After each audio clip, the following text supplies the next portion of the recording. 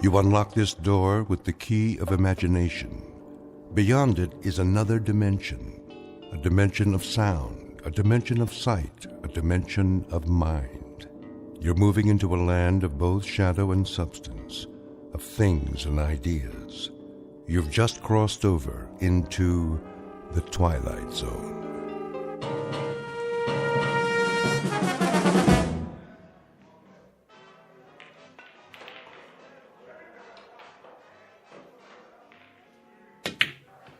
Oh, tough luck, mister. Yeah, I thought I could make that one easy. Yeah, I thought so too.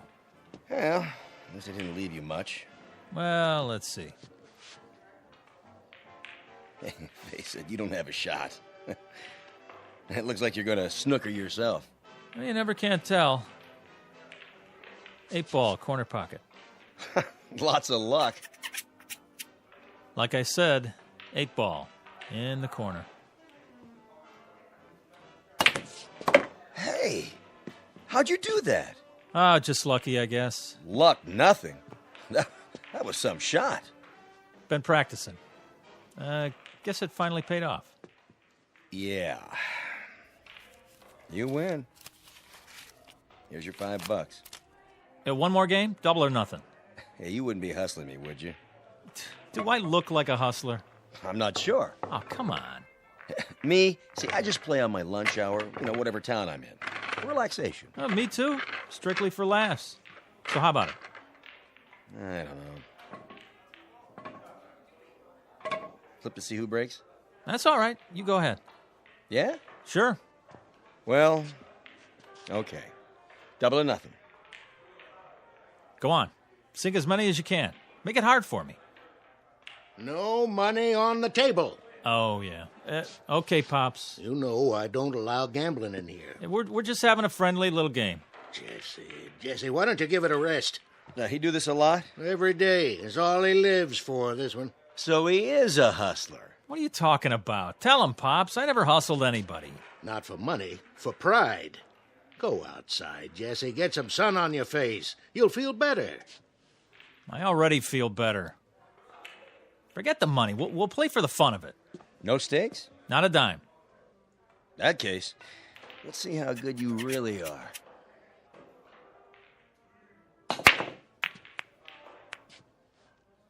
Nice break. Of course, I didn't sink any, but that's my advantage. Yeah?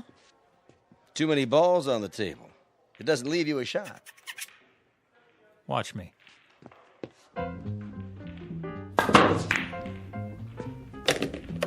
What in the... Bank shot, 3 cushion.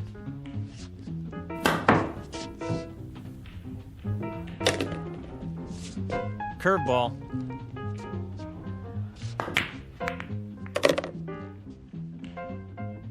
Top spin.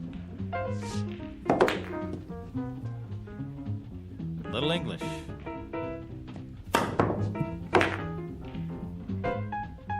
And over and under.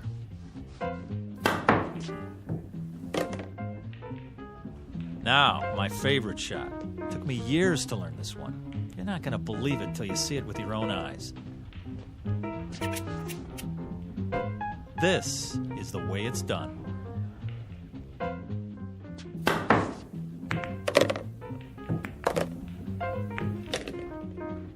Pretty good. Pretty good. You kidding?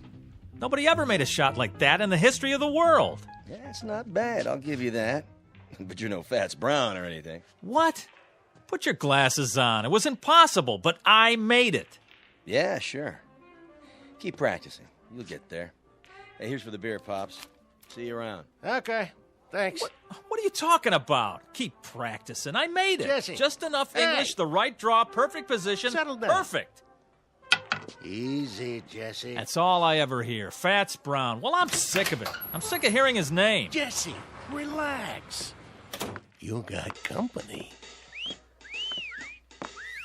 Hi, Jesse. Jesse, you are a lucky man. Rita, what are you doing here? I thought we had a date. Oh, that's tomorrow night. Thursday night. Tonight is Thursday night. What? Oh, I guess I lost track of time. I'm sorry. I was supposed to pick you up at 8 o'clock. 7. 7. It's 9. Wow. Wow. You look great. Don't change the subject. But I did get dressed up special just for you. Well, we can still go out. It's pretty late for dinner. Well, how about if we go out for a drink? Or a movie? How did you forget about our date? Yeah, how did you do that, Jesse? I was shooting pool, and I guess I just lost track of the time. Uh-huh. The guy I was playing started baiting me, saying, I'm no Fats Brown, I'm no Fats Brown. Can you believe that? How could I not be better than a guy who's been dead for 15 years? When it comes to dating, it's a draw, Jesse. Okay, I deserved that. Look, I'm sorry. I'll make it up to you. Come on, let's get out of here. Why not? There's nobody left to hustle. Right, kid? You bet, Pops. I beat them all. Fats might have been good in his day, but this is my day. I'm Jesse Carter, the best pool cue on Randolph Street, the best player ever. Maybe. Too bad Fats is dead. Now, you'll never know for sure. I know, and it's killing me.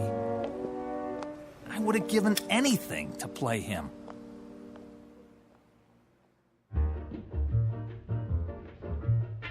Jesse Cardiff, Pool Shark.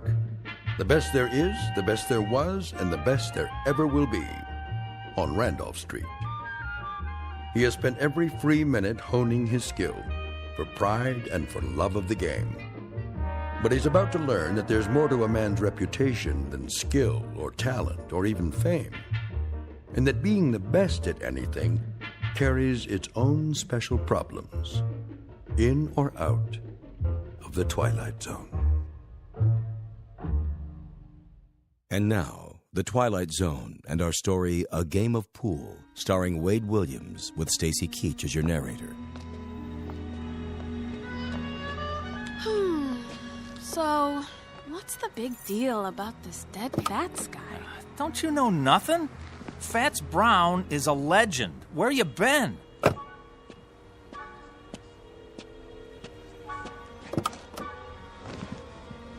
Most people say he's the best ever. Then he must be. No, not really. Because most people never saw me play. I'm better. Is pool all you think about? Well, what else is there? Look, if you want to be the best at something, it's got to be your life, right? Where do I fit into your life, champ? Oh, you are right there. I work you in whenever I can. You got to understand something, baby. Pool takes a lot of concentration.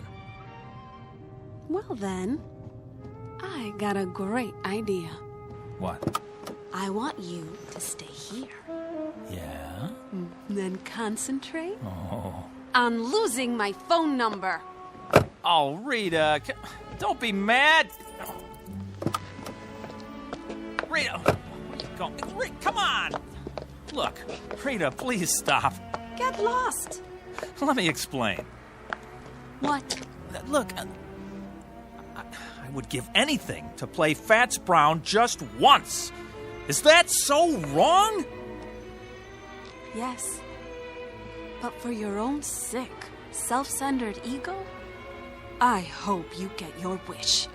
Oh, Rita, come on, give me a break. I just want to beat the best. What's wrong with that? Fats, dead and buried in the ground. I'd give anything to play him one time. I could beat him cold, I know it. I'd show him who's the best.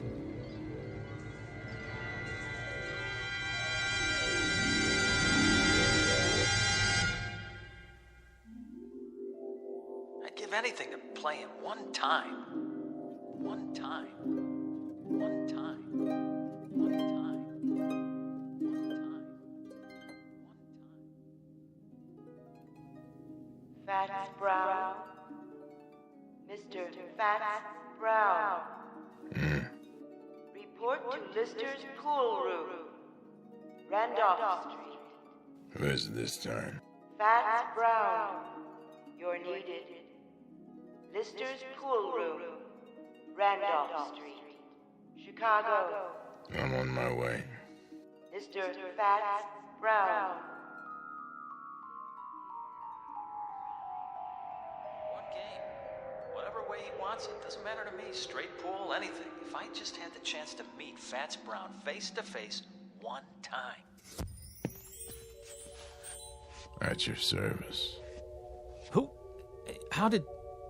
You called? Yeah, but... I must be seeing things. Why do you say that? Fats Brown? I thought you were... Dead? Not quite. As long as people talk about you, you're not really dead. As long as they speak your name, you continue. Continue? The game goes on, you might say. A legend doesn't die just because the man does. No. I know that, but... But what? This is impossible. Nothing's impossible. Some things are less likely than others, that's all. Wait a minute. There's a picture of the real Fats on the wall. You look like him, but... Not many people do. Yeah, there, standing by a table, holding his custom-made pool cue.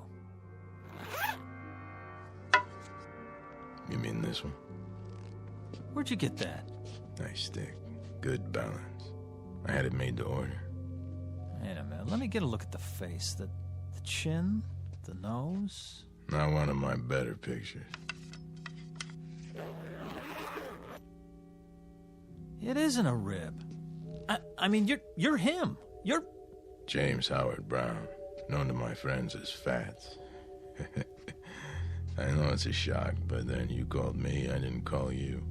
Oh, well, I didn't mean to... I mean, that is, I was just trying to... To what? I don't know. I was just saying if I could prove... It was big talk. Is that it? Well, no, not exactly. Talk is cheap. I know the type. You like to play with fire, but you don't like to cook. You're not really as good as you claim to be, and you know it. Hey. Deep down, you know you're second rate. Now, hold on. Are you afraid? Now, why would I be? Look, I've come a long way, boy. I don't like to be fooled with. I've met your kind before. A little skill, a little knack, some style. But when the heat's on, you fold. That isn't fair. You've never seen me play. Maybe not, but I've seen plenty like you. You have, huh? How do you know I can't beat you? How does anyone know anything? We learn to read the signs. Well, take another look. It's possible, isn't it? That's not the point. It's a matter of what's likely. But it is possible. Sure, it's possible. Things change. Records get higher. Once upon a time, nobody could run the 4-minute mile. But people get better. Then you admit it. Yes, it's possible you could beat me. But the only way you'll do it is with a pool cue. You'll never get the job done with your mouth. All right, fat boy. Dead or alive, I'll tell you something. Maybe you are some kind of a legend, a tin god, but you know what you are to me? A big balloon, just waiting for someone to stick a needle in you. Well, I'm the someone, and here's the needle. Where? My pool cue. Oh, it'll get the job done, don't you worry. You're like all the other legends. You get by on your reputation. One time I heard a man in this very room swear he saw you make a 9-cushion bank. And you don't believe it? Now, you hit a ball that hard, it won't stay on the table. The guy had more imagination than brains. Is that so? Well, let me tell you. That's not what counts. The question is, can I back it up? Oh, how right you are. I know how good I am, but you... Then you'll play me? Rack the balls. Are you sure? Sure, I'm sure. What about the stakes? The stakes? A little something to make the game more interesting. Well, here's what I got. I'll shoot it all, my whole bankroll. Any or all of it. Put it back in your pocket. Why? My money not good enough for you? Come on, use your wits, boy. What good is money to me? Then what? Something to make the long journey worth my while. Name it. You said you'd give anything for a game with me. Anything? What are you getting at, mister? Just what kind of stakes you talking about? Life or death. What? You beat me, you live. You lose, you die. You're pulling my leg. The proposition is simple enough. You're crazy. Interesting. What is? to see how much faith you have in your ability. Or should I say how little? Go chase yourself. You know something? For my money, you don't want it bad enough to be the best. Why, when I was your age, I would have jumped at the chance. But then I was better than second rate. Watch it. You wouldn't know about that. It takes more than skill to be a champion. It takes equal parts talent, work, luck, and nerve. A quality you sadly lack. Nerve? You mean insanity? How so? You want me to risk my life on a game? Insanity, then, if you prefer. Listen, I'm just a pool player. There's probably no less important thing on the face of the earth. Pushing balls around with a stick on a felt-top table. But mark this in your book. I'm the best. It's a proud thing to be the best at anything. But then you wouldn't know about that either. Hey, hold on. Where you going? I'm going back, of course. Back where? You wouldn't understand. You're wrong. About what? You say I don't want to be the best bad enough. That's not true. Oh boy, is it not true. Do you know how many hours, how many years, how much of my blood and sweat I put into this game? I'm listening. How many nights I slept right here on this table? Yeah, I did that. I made a deal with the owner so I could practice after the place was closed. I haven't been to the movies in years. I know what you're talking about, but it's still talk and nothing else. I'm good, mister. Real good. But am I that good? You'll never know until you're ready to risk everything. Will you stop pushing me? Sure I will. I was just thinking. Where I come from, there's a race driver. Go to the track and whisper his name. Say Tazio Nuvolari and watch their heads nod up and down. Or go to the bull ring and hear them talk of Manolete. Both men face death daily, and both are legends. They learned something important early on. You'll never make the grade by playing it safe. This is nuts. So long, kid. Wait. What for? Oh, boy, what am I doing? Something you want to tell me? Well, You accept the terms? Life or death? Rack 'em.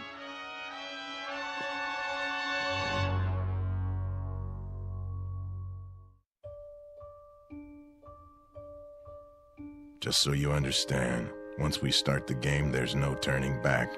Get cold feet and it'll be too late. You heard me. Rack the balls. In a hurry, are you? I've been waiting a long time for this.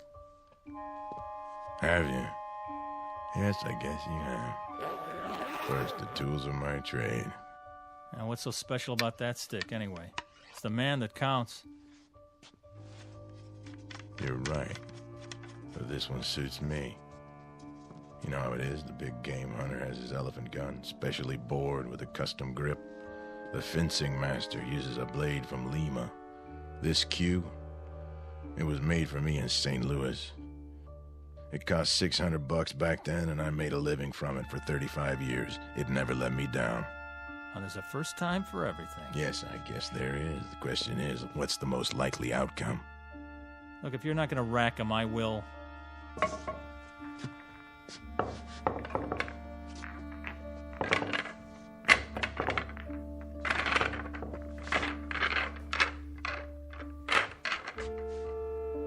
Anytime you're ready. Do I get to call the game? Name it. Rotation. Kelly. 14-1 rack. 8-ball. What's your pleasure? All right. Let's see how good you are.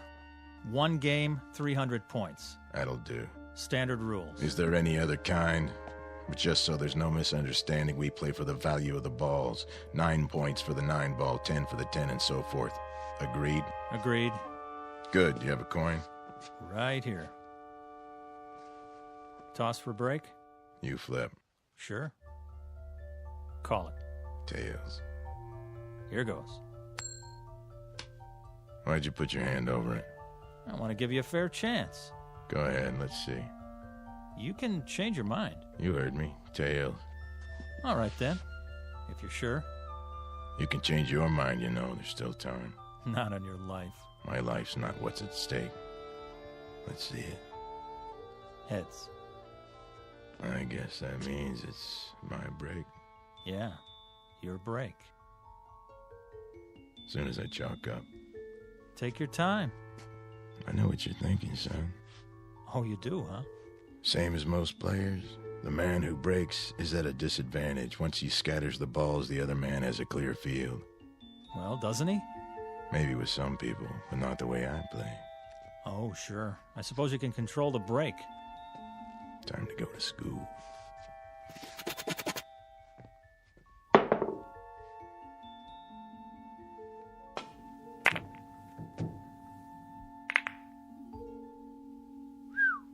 Wow.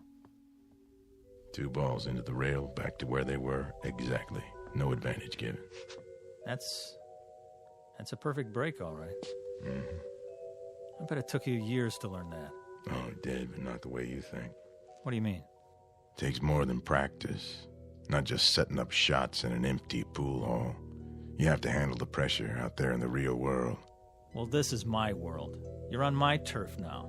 I know this table like the back of my hand. Maybe, but who have you played here? Kids, 2-bit hustlers, traveling salesmen? Step aside, fat man. Be my guest. Now it's your turn to scatter them. You'd like that, wouldn't you?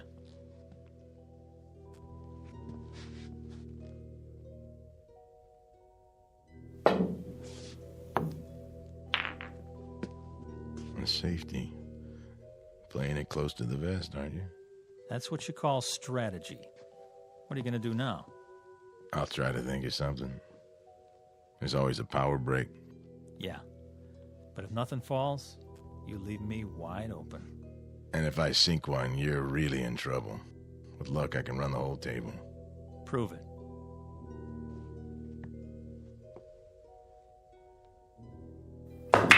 Keep your eye on the 15 ball. It's not going in. Funny thing, I was thinking it is. Corner pocket. Think again. Oh, well, quite a few balls around the 1. Looks like you're sewed up. Yeah. If you don't connect, it'll cost you. If I don't. Mind if I smoke? If it makes you feel better. Yeah, you wouldn't have a fresh pack on you. I gave 'em up. Bad for my health. No, that's okay. I got 1 left. Nervous? Not me. Why's your hand shaking? Maybe I'm itchy to get this over with. Or maybe you're just trying to rattle me. Or maybe it's because you don't have a shot. Except for the bank. That'll take a lot of English. Oh, I'm loaded with it.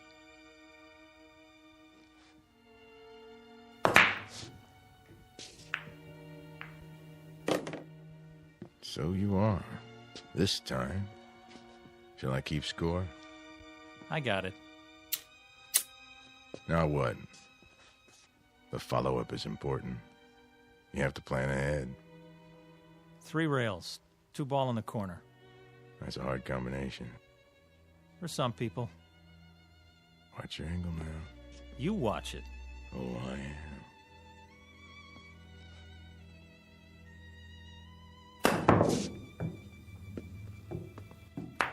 How about that, fat boy? Not too shabby. It was great. In some places. You know what? You're like all the others. Always trying to bring me down. Well, why would I do that? When I was a kid, there were plenty of guys like you. Guys who were good at things like music and basketball and arithmetic. They'd do anything they could to make me feel about an inch tall. Well, you fooled them, right? Yeah, I sure did. I knew there was something, somewhere, that I could be good at. One day, I was about 16. I wandered in here. It was cool and dark, like being underwater, you know? Yeah, I know. So I kept coming back. I used to stand around and watch them play. Got to know the place, till I felt relaxed. One day I picked up a stick and asked this old man. He was sitting right over there. I said, "Do you want to play, mister?" "Why not?" he said. And I beat him. That was when I knew I had an eye for the game. 3 ball. Go in. An eye, huh? What happened to it? Well, I almost made it. My turn. 3 ball.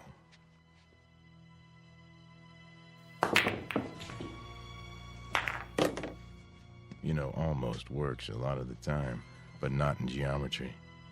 Well, what's that got to do with it? Pool is geometry in its most challenging form, a science of precise angles and forces. You have to understand that or you're lost. Yeah. 4 ball, other end.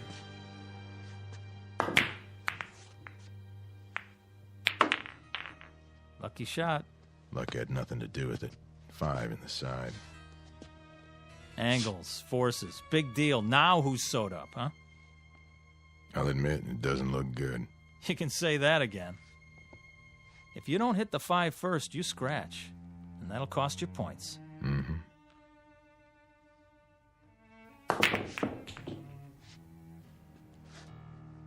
Your shot. Oh, man, is it. 5 ball.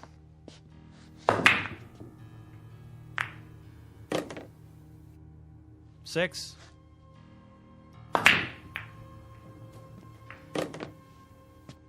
Seven.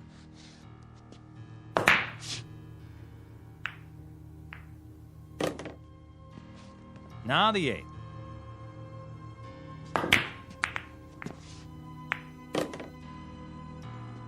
Nine in the side. 10.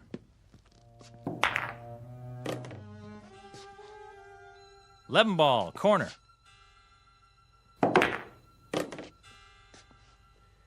I have 59 points. You have 7. The game still has braces on its teeth. Rack 'em up.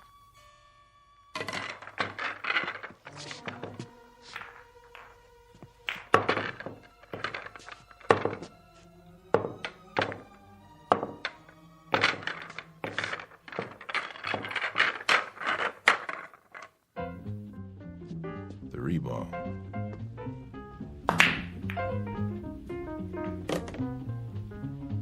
Four in the side pocket.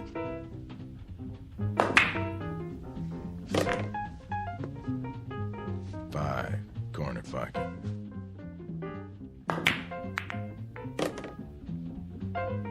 Nine in the side.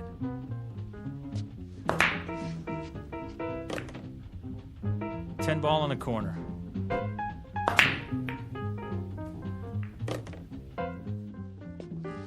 11.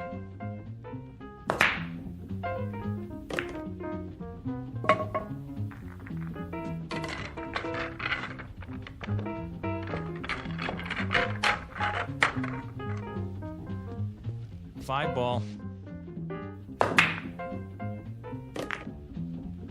6. 10. 15 ball. Ha! Your shot. No kidding. Just in case you lost track. Tell you what I'm gonna do, fat boy. Let me make it easy on you. No thanks. Hey, I'm trying to do you a favor. For what reason? 'Cause I got feelings. Come on, admit it. This must be humiliating. Oh, I wouldn't say so. Well, let me say it for you then. The game's as good as over. Is that what you think? You want to throw in the towel and walk away? I'll let you. You will, huh? Sure. That way it won't hurt so much. It's not over till it's over, son. Be serious. Look at the score. I got 299. So I see. Well, what does that tell you? I need any ball to win. That right? Time to face facts. There's no way. You might as well throw in the towel. I've been in tougher situations than this. When? There's more to winning than scoring points. Oh, yeah? Like what? Something you can't learn in here. Then why don't you teach me? Go on, I'm all ears. Takes time. So? That's something you got plenty of, right? Talk is cheap. The big things you have to learn for yourself. Quit stalling. It's my shot. In an awful big hurry, aren't you? To be the best? Oh, you better believe it. I've been waiting years for this. One more shot, and you are history, fat boy. There's a new shooter now, and his name is Jesse Cardiff. Back off and give me room. This is something I'm going to remember for the rest of my life.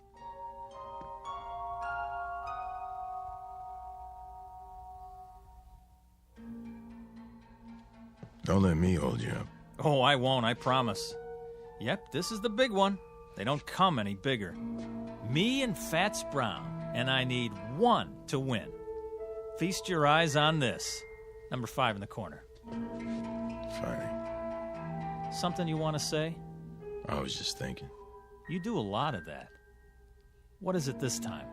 Just that there's more to life than a pool hall. No kidding. It isn't right you being cooped up in here all the time. You're all hard, Fats. You gotta get out a little, see what's going on. I've heard that before. From Pops. Now, what about you? What about me? You didn't get to be the best sitting on a park bench. You spent a lot of time with a pool cue in your hands. You must have. Of course I did, but I found time to live, too. I've been to places where they never heard of billiards. If you call that living, why would you want to? Why bother?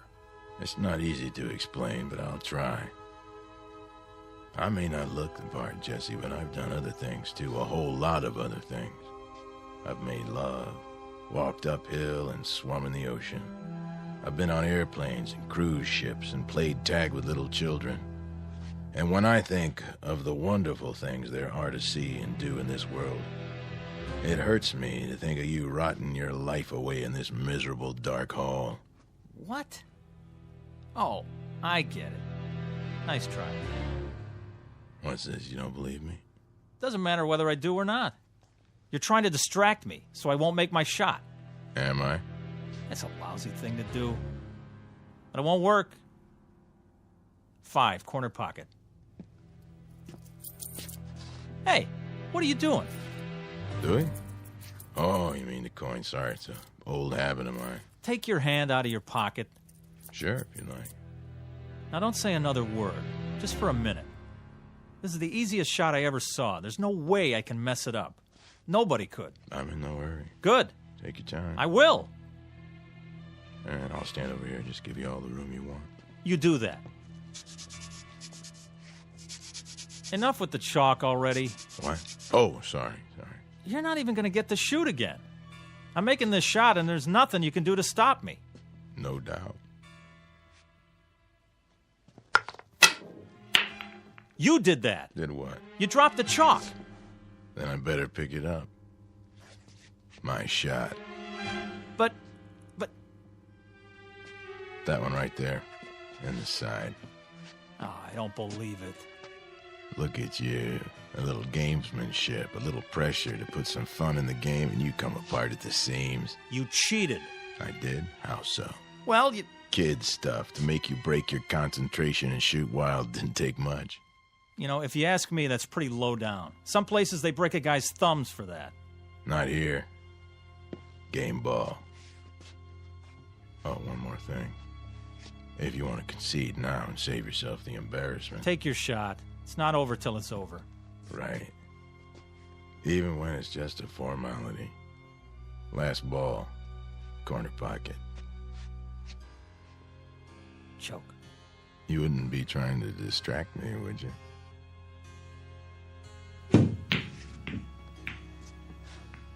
Ha! Almost. Almost doesn't make it. There it is, the game ball again, right in front of me. All my life. So you said. Okay, you had your fun. This ball has my name written all over it. Perfect angle, clear table. I was made for this. Give it some thought, Jesse. Think about this. I sink it. I become the greatest. You're not gonna make it. It's simple enough straight in, but you won't make it. You're sweating, fat man. Now, why are you so nervous? Not why you think. You wouldn't understand the reasons. No. I understand all right. It means a lot to you, doesn't it? Even as a dead man, to have your name up there as the unbeatable champ of all time? It carries certain satisfactions, yes. I'll give you a chance at my crown, Jesse, but only if you're willing to stake your life on the game, Jesse. Couldn't be just a nice, friendly little game, huh? I take it as it comes. To you, pool is not a nice, friendly game. It's a win-at-any-price affair. I saw that right off, and I acted accordingly. But it didn't do you any good. Didn't it? I've made this shot hundreds of times. Not when your life depended on it. Is this some more of your gamesmanship? I've been studying you, Jesse. I've gone up against dozens like you. Pressure is what separates the champions from the also-rans. I've seen men who could shoot brilliant pool, but they were duds when the stakes were high. That's why I insisted we play for something big. What does it matter to you if I win or not? Afraid I'll take your place? Is that it? Did people stop talking about Dempsey when Joe Louis came along? Did Beethoven replace Bach? No. He wouldn't replace me. Then why? Someone has to keep the flame. Someone has to weed out those who haven't got what it takes. The champions, the legends, they serve a purpose. To be a challenge and an incentive. I don't need a challenge. Everyone needs a challenge, Jesse. Someone great out of the past to say, match what I've done, boy, and make it better. That's true of all walks of life. Music, politics, sports, you name it. Musicians all over the world have been better because of Bach and Beethoven and Mozart. There's a man in the White House who can look out his window and see the Washington Monument and the Lincoln Memorial. Don't you think it helps him to be a better president? Yeah, but a game of pool? Anyone who tries to be good at anything finds himself in your shoes. He finds himself faced with a legend. And when he can't measure up to the legend, he fades away, he dies, and is forgotten. I'm only a pool player, Jesse, but I'm the best. No, you were the best. No man gets past me unless he has what it takes. And you don't think I have it? There's still one ball on the table, and it's taken you a mighty long time to get at it. You wouldn't believe this, Jesse, but personally, I'd like to see you win. Yeah. Yeah, I've only been doing my job. Stand back and give me some elbow room. Wait, Jesse. Oh, no. I've been waiting too long. Before you shoot, think about one thing. What? Sink that ball and you may win more than you bargained for. You're wasting your breath. Don't you get it? There's nothing you can do to stop me now. Nothing. Sorry, I was required to say that. Something along the lines of a disclaimer. Well, what are you waiting for? Not a thing.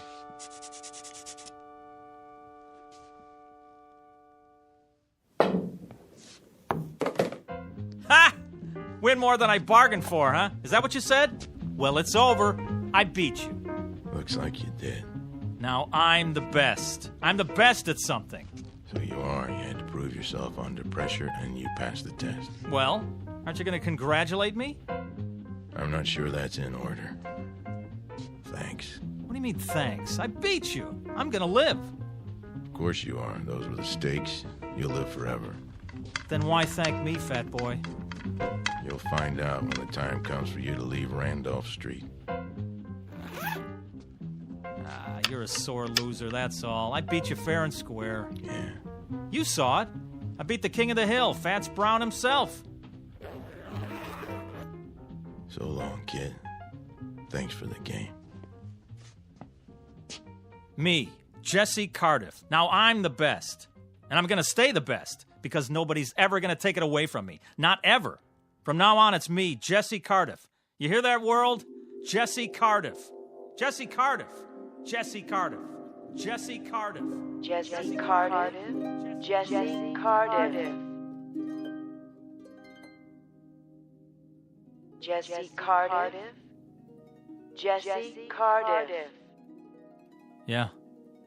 Report at once to Mason's Pool Hall, Sandusky, Ohio. Mr. Jesse Cardiff. You're needed. Yeah, I'm on my way.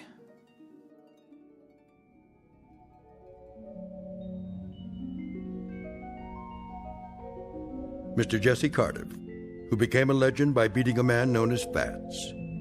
But many years later, after his funeral, he found out that being the best at anything carries with it a special obligation to keep on proving it.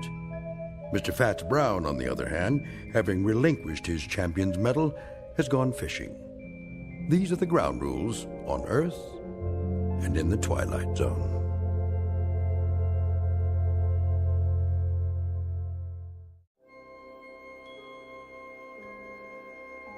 Hi, this is Carl Amari, producer of the Twilight Zone radio dramas. I'd like to take a moment to tell you about our official website at twilightzoneradio.com. where you'll get the latest news and information on these Twilight Zone radio dramas. Plus, at twilightzoneradio.com, you can digitally download 3 free episodes or any of our episodes for only $1.95 each. In this age of ever-changing technology, we've decided to make these episodes instantly available to you by making the Twilight Zone radio dramas a digital download-only series. This means that this series will no longer be offered on CD. The CD collections at our website are now being offered while supplies last at buy one, get one free. So be sure to get your favorites before they're sold out. Be sure to visit us often, and I'll see you in the zone.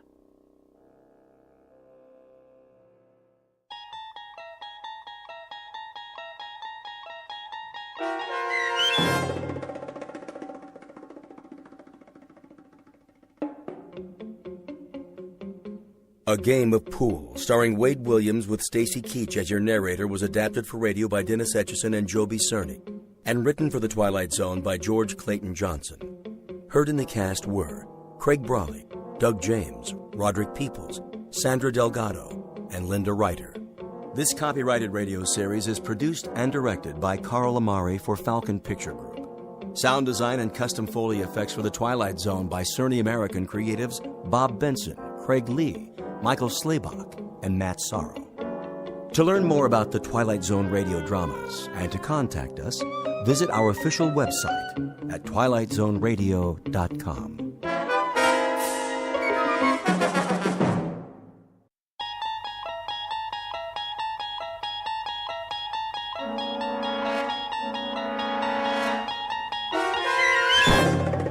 There is a fifth dimension beyond that which is known to man.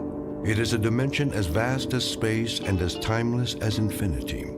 It is the middle ground between light and shadow, and it lies between the pit of man's fears and the summit of his knowledge. This is the dimension of imagination. It is an area which we call the Twilight Zone.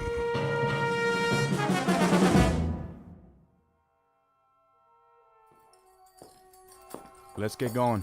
Yeah. Wasting too much time already. We turned this place into a courtroom long enough. Barman, give me a drink. Coming right up. Hey, barman, pour me one too while you're at it. Court is back in session. Put that bottle away, Earl. You heard the judge. No drinking while the circuit court's here. Everybody sit down. Let's get this thing going. Come on. In the case of Joe Caswell, will the defendant stand? He means you. Stand up. I heard him, Sheriff. You don't talk until the judge tells you to. Now then, Joe Caswell, in the shooting of George Bamber's son, Will, you carry a Colt .45, same as the hole in Will Bamber's back, and there was an empty shell in your gun.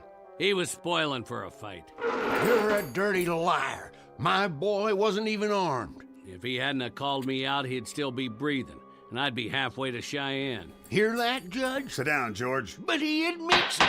Quiet. This trial is over. Now, seeing as how there were no eyewitnesses, I can't say who started it and who deserved what. But there's no way this is self-defense. And it's not the first time you've been in circuit court. I've seen you too many times, Caswell. Fighting, thieving, drunk and disorderly, running horses off somebody's spread, and most of the time, folks end up dead. Too many times, mister. You've had your chance and then some. Well, this is the end of the trail. Do you have anything to say before I pass sentence? I never back down from any man, no matter who he is. Joe Caswell, I hereby find you guilty of murder and sentence you to death by hanging. Such sentence to be carried out at sunup tomorrow. May God have mercy on your soul. Court's adjourned till next month. Yeah, guilty. This way, Caswell. Then I guess I'll just see you in hell, Judge. We'll have a drink on it, you and me. Drink? Yep, I'm mighty thirsty myself. I was here first. No, you weren't. Take your turn, boys. Everybody gets served. Now, who's next?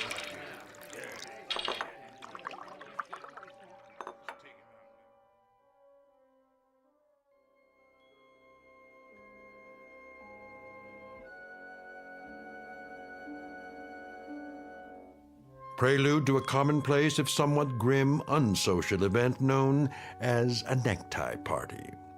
The year is 1880, the guest of dishonor, a cowboy named Joe Caswell, now just a few hours away from a date with a rope. He's headed for a short dance, to be performed several feet off the ground, before moving on to the dark eternity that awaits evil men. Mr. Joe Caswell, who, when the good Lord passed out a conscience, a heart, and a regard for others, must have gone off for a beer and missed his. Mr. Joe Caswell, whose time is about to run out in the Twilight Zone.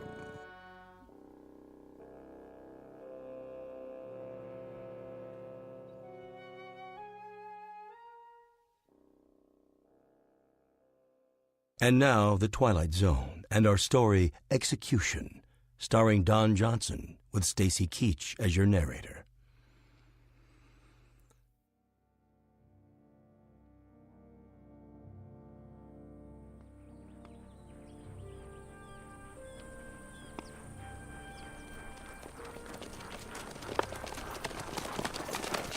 This'll do right here. That tree hold him, Sheriff? Sure it will. It ain't that much. Give me the rope, boys. Right here. Throw it over the top branch. Yeah, hold his horse steady.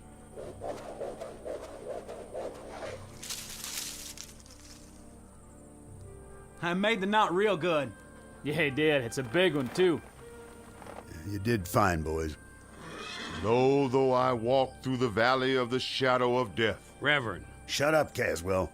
I shall fear no evil. No need, Reverend. I ain't interested in any prayers. And your immortal soul, are you interested in that? It's my immortal neck I'm concerned about now. It's your pleasure to see that it gets stretched a couple of feet. And since that book of yours ain't gonna stop it from happening, I'd as lief make this short and get it over with. Go ahead, then. I'm finished. Judge? You got any last words, Caswell? What would you like to hear? It's up to you. Then I'd like to say something about the young man I put a hole in. Yes? He had too much mouth and not enough brains. Why, you... And I'd invite him out again this morning if I had to do it all over again. You shot my son in the back, Caswell, which is a long country mile from an invitation to a showdown. If that's all you got to say, I got this to add. I'd like it to take a while. I'd like you to feel it, Caswell. The more you kick, the more justice I figure there is in the world. I'll do a jig for you, Papa. Just like a puppet. With my hands tied behind my back. How's that? Now, can we get it over with? All right, put the noose around his neck.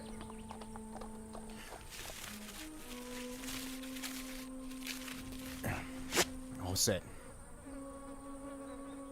Smoke, Caswell? Why bother? I wouldn't get to finish it anyway. All right, then. That's it. By the authority vested in me... Hurry up! I'll tell you this, Caswell.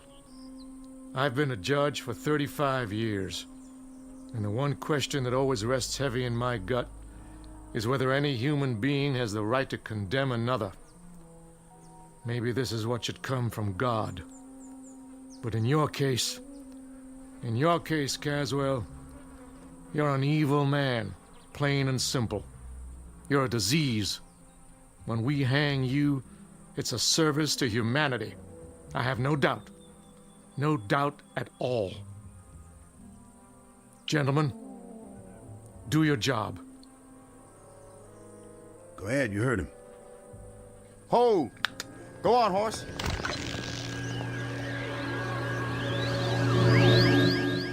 What in the...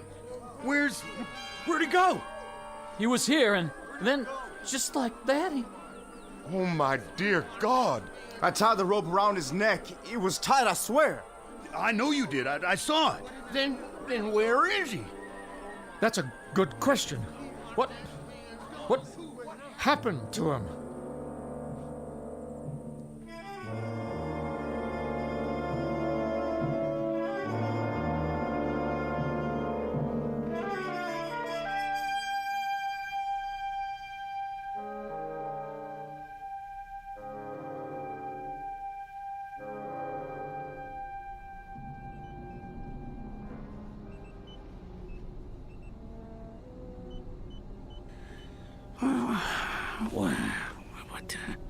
What?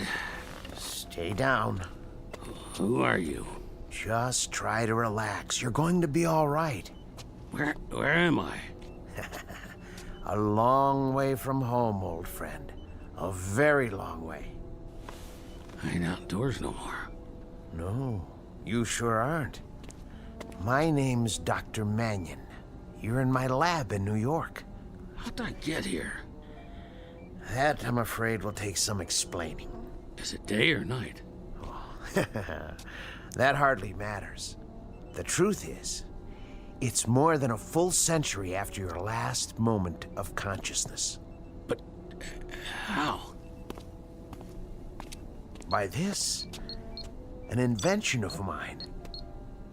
I wasn't sure it would work, but now I have the proof.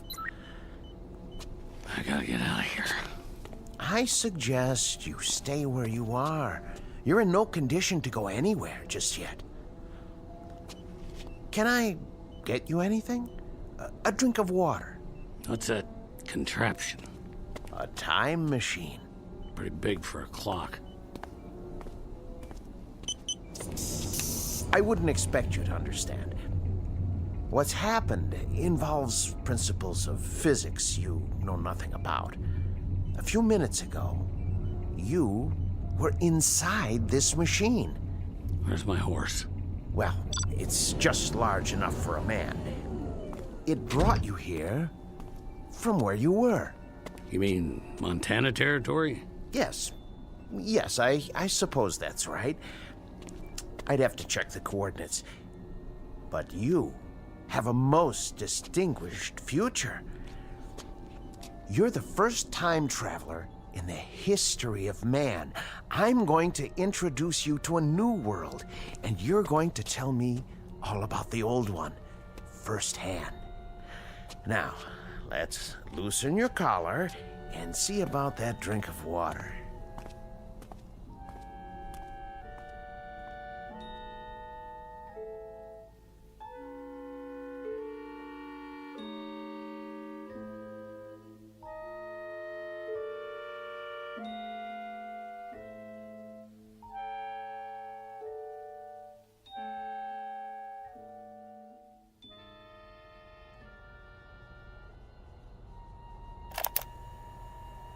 Continuation of the previous entry. I offered the subject food and water, especially the latter. He seems quite parched. His clothing appears to be authentic in every detail, including the leather chaps and cowboy boots. After several attempts at conversation, he appeared desperately tired, and I showed him to the bed in my inner office. But I managed to learn the following. His name is Joseph Caswell. He claims to be a trail boss on a cattle ranch in the territory of Montana. His last moment of consciousness was on November 14th, 1888. He says he was on his horse when he suddenly blacked out. He awoke to find himself on the cot in my laboratory after I had carried him out of the machine. He claimed to remember no other sensations, and he has no real grasp of what has occurred.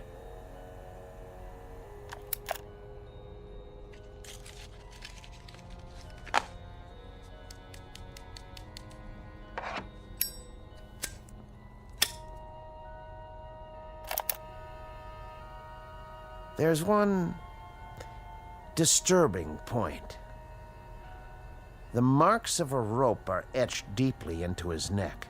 He offers no explanation for this. And I have one other observation, hardly scientific. I don't like his looks. I don't like the face, or the eyes, or the expression. The overall appearance is disquieting, even disturbing. I can't escape the feeling that I've taken a 19th century primitive and transported him to a modern-day jungle. Heaven help whoever gets in his way. That's all for now.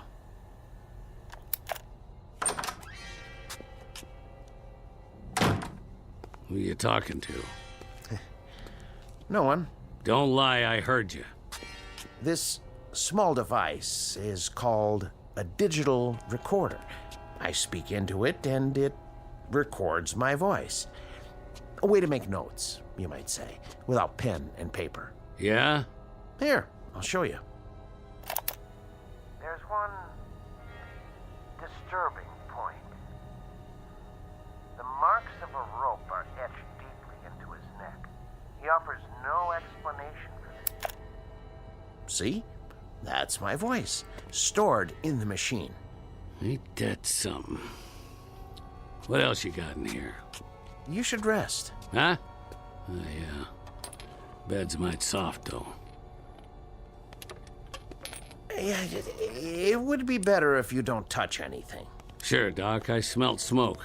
Spare some tobacco? What? Oh, of course.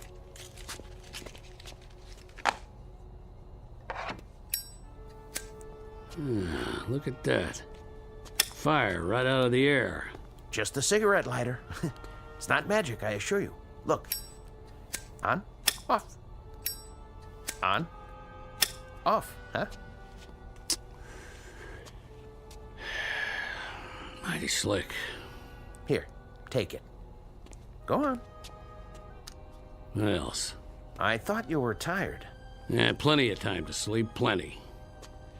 I want to take a look at the world out there, see things like you showed me in those picture books. Carriages without horses and buildings that go up in the sky. Oh, they're out there, Caswell. Things you've never seen before. Then let's get to it. No hurry. It'll all take some getting used to. Things you can't imagine. I'm ready. All right. What are you doing? Just pulling the cord on the drapes so you can get a better view. Huh? Ta-da! Now, look out the window. What is that? New York City. Just as I told you. Make the noise stop. Here, settle down. Must be quite a shock for you. Where'd all those lights come from? That is what night looks like now, in the big city. But not everything's changed. Like what? Ideas, Caswell. Concepts like right and wrong. I know about that. Do you? I had a deputy sheriff in Dodge City try to beat the difference into me with a wet rope. I know all about right and wrong. And what about justice, Caswell? What about that? I'm supposed to know about justice? More than most men, probably. Right and wrong, they could try to beat into you, but justice... Those marks came at the end of a rope, didn't they? Don't you worry about my neck. That's where you were when I reached back in time. You were at the end of a rope, weren't you? 6 or 8 feet off the ground, and I got to you in that one fraction of a second before your neck was broken. When you're dangling at the end of a rope, it don't matter whether you're 1 foot off the ground or 100. You're just hanging there. Seems like it ain't ever gonna end. You were hanged because you killed someone, weren't you? A whole territory full of them. I stopped counting after 20. 20 men? Yeah. They all had it coming. In that case, I'm going to have to send you back. Back? To where you belong. To the very same moment, if I can. And that'll be justice, huh? I died once already, mister. I've been to hell. You try it sometime. Try getting your head put in a noose. And when they run the horse out from under you and that rope pulls you up and you hang there with your feet kicking and your hands tied behind your back and the pain, then you tell me about justice. And the victims you killed, Caswell, those 20 men, they died with no pain? You're just talking words now. Victims and justice and right and wrong. Well, they sound good in a nice warm room on a full stomach. They sound nice and they go down easy. But you try 'em on an ice cold mesa, where another man's bread and another man's jacket are all that's left between you and staying alive. Or try 'em in a dirty town where you gotta walk backwards from morning till night because 10 men got a target picked out between your shoulder blades. And for every one of them, there's a whole lot more with the same idea. No, you get in that machine and go back to where I was. And then you talk about your law and your order and your justice. The words will sound plenty different. That may be. But I've made my decision. I'm sending you back. Oh, you are, huh? I know your kind. Clean-faced Johnny-come-lately dandies who'd ride around in trains, rolling nice and easy over the graves of men like me. Stand back. You think I'm scared of a little gun like that? I had me a Colt 45 with a whole lot of notches on the grip. Get in that machine now. You don't tell me what to do. I hate your kind. I'm warning you. Yeah? Well, I'll do more than that. I'll take that pop gun clean away from you, because you don't have the guts to use it. Let go!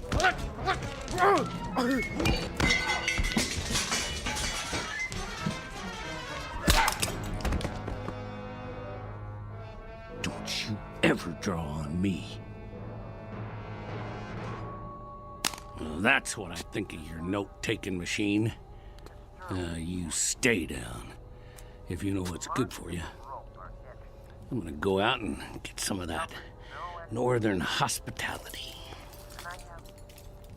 I don't like his looks. I don't like the face or the eyes or the expression. The overall appearance is disquieting, even disturbing. I can't escape the feeling that I've taken a 19th century primitive and transported him to a modern day jungle. Heaven help whoever gets in his way.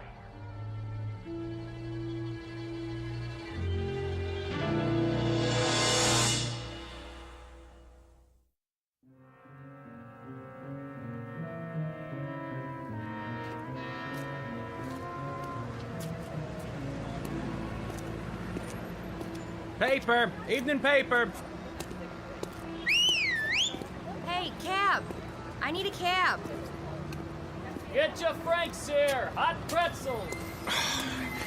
Too much noise.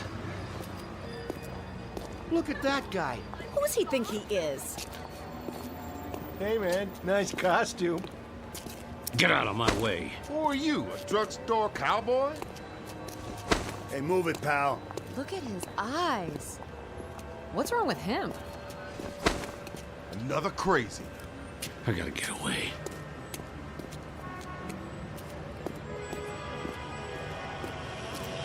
Are you still there? Honey, we can talk it over, can't we, honey? Don't you hang up on me. Don't you dare, you rat. Let me in. Let me in. I'm making a call. Do you mind?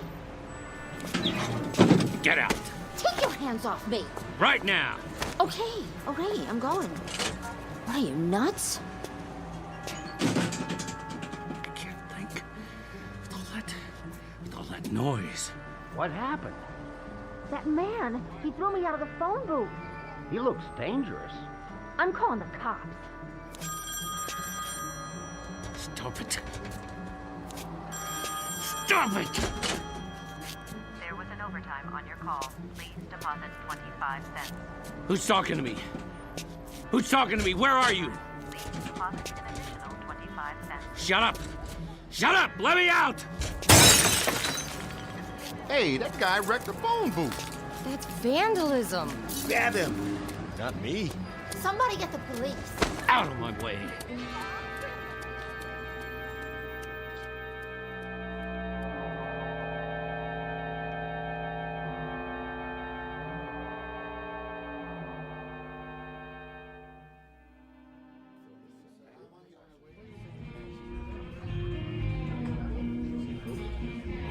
Hey, Artie, another draft over here? Coming right up.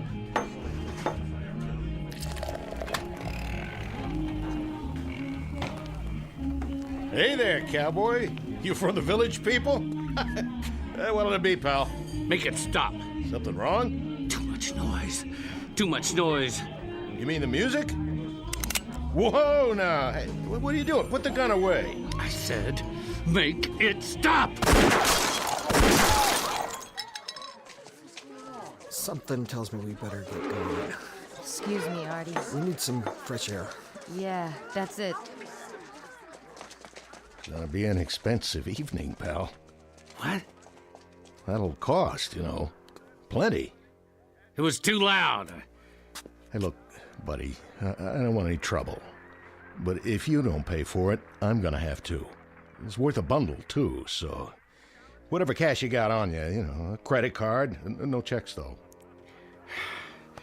Give me a drink. Hey, easy, pal. Right now.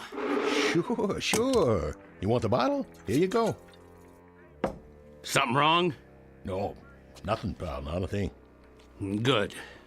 With that gun sitting there, you could tell me it was high noon on the 4th of July, and we were fishing for whales off a canoe, and I'd say you was right as rain. How's the whiskey?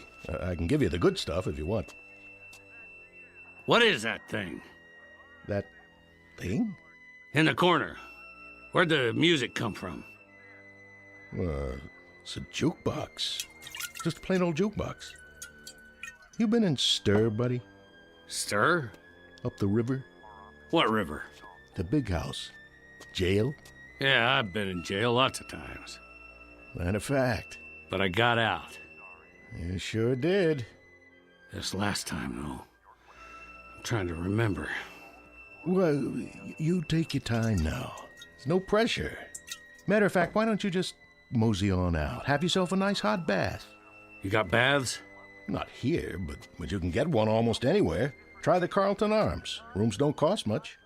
I just need sleep. That's what I need. There you go. Some quiet and some shut-eye. Sure, I understand. It's crazy out there. That it is. All those things running around. Which things is that now? With the wheels, carriages with no horses. You mean cars? They make all that noise. Worse than a herd of cattle. There's too many of them nowadays, that's for sure. It's like thunder all the time, and lights everywhere you look going on and off, and... Well, that's life in a big city. You know what you ought to do. Move out of Manhattan. Go on upstate, in the country, where you can get some peace. Yeah. Catch a train. Like to do that myself one of these days.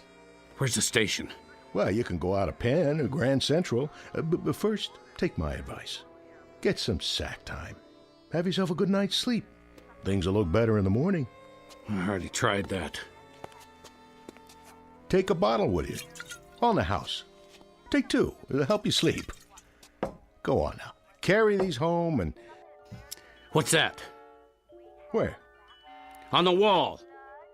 Just a flat-screen TV. You know what that is, don't you? Looks like a window.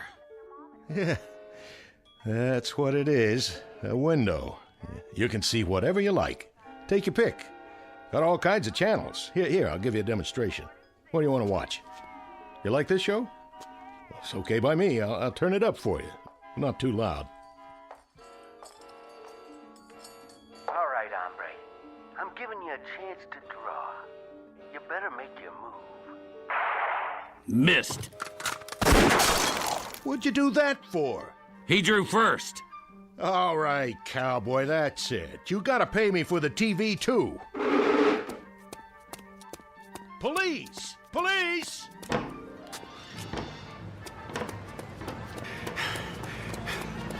Stop that man! He's got a gun! Hey, get out of the street! Are you drunk? Keep away! Did you see that? That guy shot the taxi cab. Wait, here comes the mounted police. He'll stop him. You! Hold it right there! He's going in the park, officer! I said hold! Leave me be. Hold up. Put your hands in the air. I was just trying to get him. You're not going anywhere. Hands where I can see him. This is Hendricks. I need backup. Central Park West. You the sheriff? That's right, partner. Spread them. You ain't taking me in. Your hands behind your back. Not this time. Put your hand behind your back. Put it away. Stop. Don't resist arrest. Easy, horse. This place is worse than Montana territory. Let's go. Get up.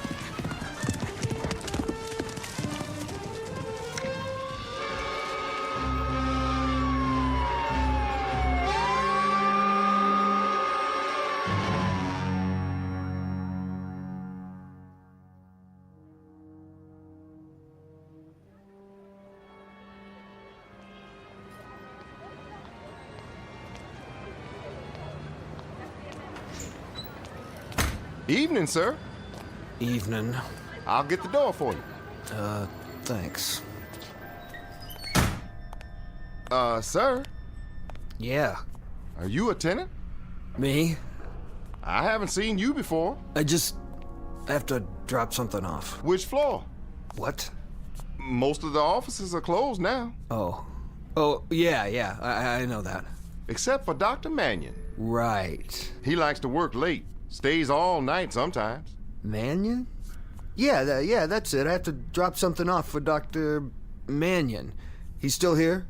Maybe. Maybe not. What does that mean? Never can tell. He could have gone down the back stairs. Worth a try. How's that? I say I'll see if he's still here. 3rd floor. You can't miss it. Thanks.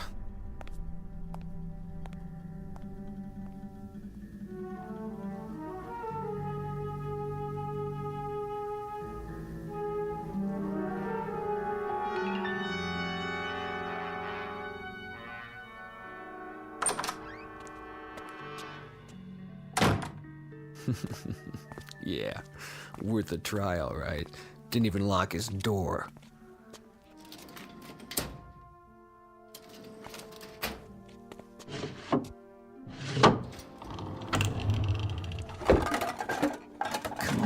Come on, where's the cash box? Maybe in the back office.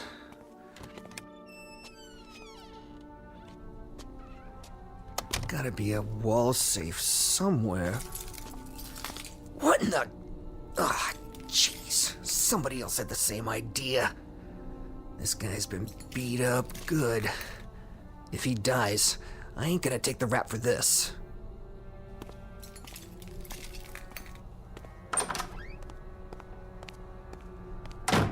Doc. Hey, Doc. Doc, wake up. You gotta help me. I can't make it here. Just move away from the body, cowboy. Who are you? Me? Who are you? Buffalo Bill? Help me lift him up so we can bring him around. Forget it. He's all right. We just had a little scuffle is all. Well, he's stone cold now. Doc, hey, Doc. I told you, forget it. What are you doing here? I thought the place was empty. What do you want? Same thing as you. I'm gonna help myself to whatever I can. But it looks like you got here before me. With the place being dark, I figured I'd be all alone. You checked the desk, did you? Get out. My, what big muscles you have. I'm shivering in my boots. Get out, I said. Not so fast. What's that? What's it look like? You'd pull on me? If I feel like it. What are you gonna do about it? Well, how about this? I'm waiting. What you got there? Cat pistol? No more shells. Now, as I was saying, I don't expect he keeps much cash in here, but he must have a safe. You know where it is? I asked you a question, cowboy. So, what's all this on the wall? Some kind of electrical stuff. He's a doctor. Oh yeah? That means he's rolling in dough. I told you to get out. All right, you asked for it. Missed. You shouldn't draw a gun unless you know how to use it.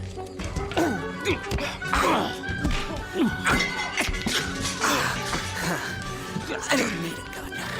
I got my bare hands. Sure, cowboy. Once I choke the life out of you. How do you like this? Window cord around your neck. Feel good? Huh? Huh? Can't fight if you can't breathe.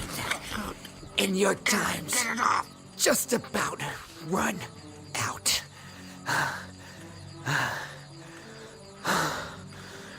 Sweet dreams, cowboy. Now, get my gun. Go down the back stairs. Wait a minute. Didn't see that. What's in there? Some kind of secret chamber. Maybe that's where he keeps his dough.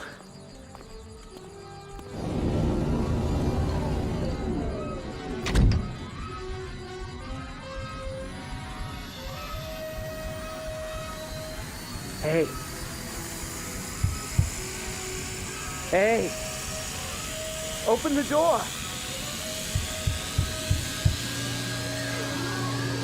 Open the door.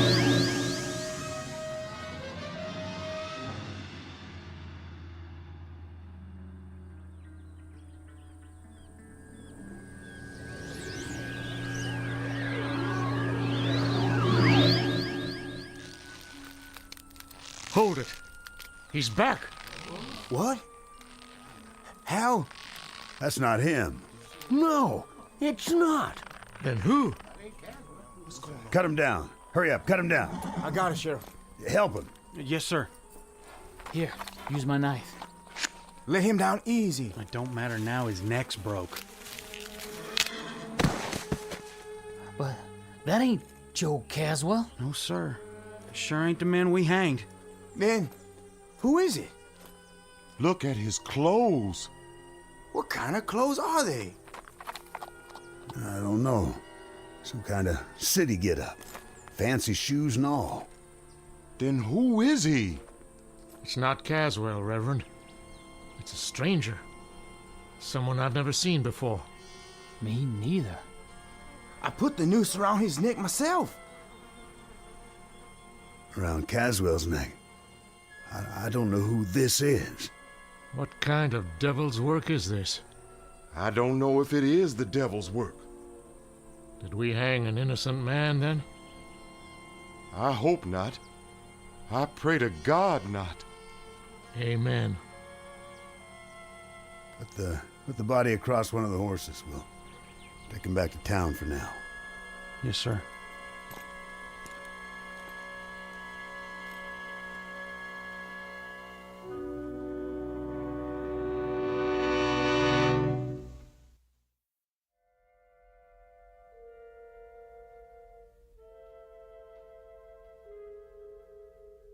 This is November 14th, in the year of our Lord, 1880, the aftermath of a Montana necktie party. The victim's name?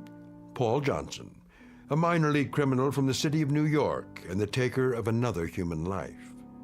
No comment on his peculiar death save this: justice can span years, and there's no statute of limitations on retribution. It can happen in an instant or across centuries, which is really the same thing in the Twilight Zone.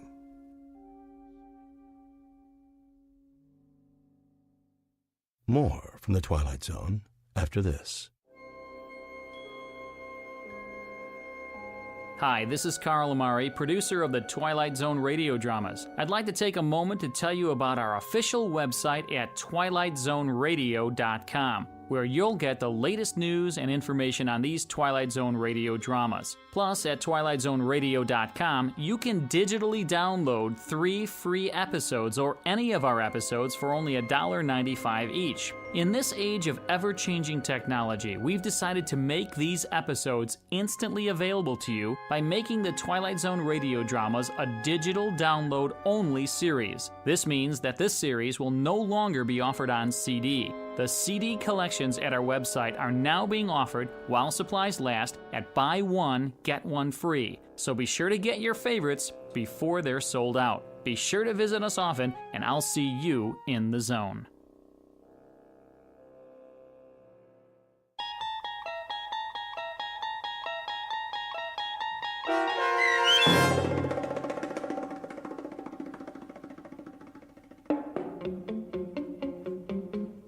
Execution, starring Don Johnson with Stacy Keach as your narrator, was adapted for radio by Dennis Etchison and written for The Twilight Zone by Rod Serling, based on a story by George Clayton Johnson.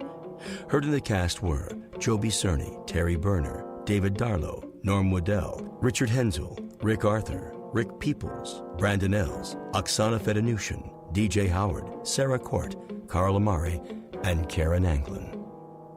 The producers of The Twilight Zone wish to thank CBS Enterprises and the Rod Serling Estate for making this series possible.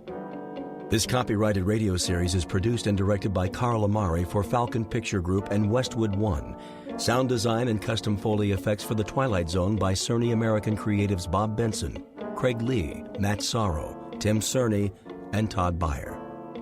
To learn more about the Twilight Zone radio dramas and to contact us, visit our official website at twilightzoneradio.com. Doug James speaking.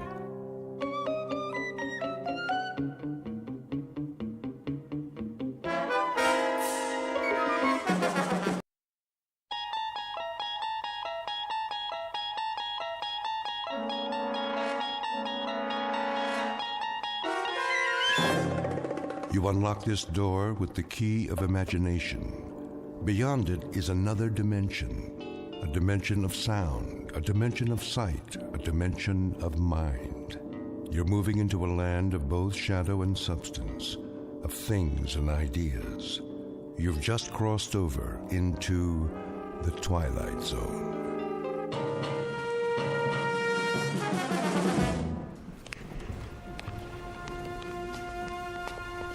Here we have the famous temptress from ancient Egypt, Cleopatra. Her beauty almost brought about the destruction of Caesar, Mark Antony, and the Roman Empire. And now, if you will follow me, the last group of figures in our little wax museum. The piece de resistance, if I may say so. The most infamous black-hearted killers of all time. This is not for the faint of heart, so if there are any who would prefer to stay behind... I don't like this place. Come on, honey. They're made out of wax. But... No? Very well, then. Feast your eyes upon... Jack the Ripper, Henri Landru, and the dreaded Burke and Hare. It's Burke who's smothering the poor lady with a pillow, while Mr. Hare assists by holding her feet to the bed. And last but not least, in the sailor's garb, Albert Hicks, about to sink his gleaming axe into the skull of his hapless victim, one Martin Senescu. Move in, please. They look so real. Closer. Closer. But not too close. Allow me to introduce Mr. Senescu, the curator of Murderer's Row. Thank you. Thank you. I'm sorry if I startled you. I thought he was one of the dummies. Oh, nothing to be afraid of. Perhaps not, young man.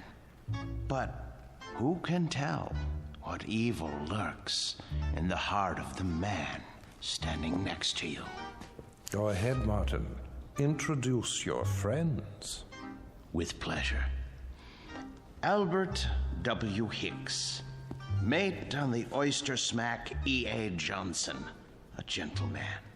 Yet one day, in 1860, off the Atlantic coast, he murdered everyone in his crew with an axe, exactly like this one. Why did he go mad? I'm afraid we'll never know. Not to mention, Burke and hair, two more monsters of their time. But do they look like monsters? What torment drove them so late in life to behave like ghouls? You see here how they suffocated their victims. A technique called burking. Think of the agonies they endured. Which one's he talking about? Search me. Both of them, sir. All of them. Surely it's dreadful to be murdered, as our victim here would tell you, if she could talk.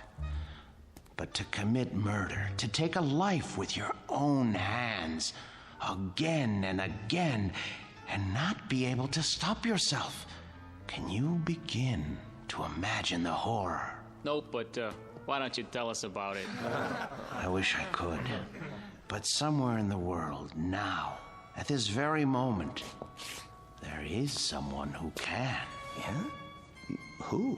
Well, no one knows yet. But if his torment is great enough, and he kills as these poor creatures did, then future generations will know, for he will end up here, immortalized in wax, remembered as you and I will never be, like Henri Landru, so filled with love and hate. He loved nearly 300 women in his lifetime, spinsters and lonely widows. He too must have felt agony as he strangled the life out of them. A master of the garret, identical to the one you see in his hands. That looks like some kind of cord. Just a piece of string. Let me see that. Get away from there. Get away from there. I was only... Mr. Sinescu is right. The figures are not to be touched. They are too rare and valuable. Besides, the museum can't be held responsible for what might happen to you. And here, another soul in torment. The Ripper himself. Of all the faces in London's Whitechapel district, which was his? And why did he feel driven to kill those pathetic drabs with one sweep of his knife? Identical to the blade you see before you. Step closer, young lady. What? Go on. It's only a prop. Lean forward. There. It's quite all right. Look deep into his eyes and remember them so you'll never fall prey to such a man yourself.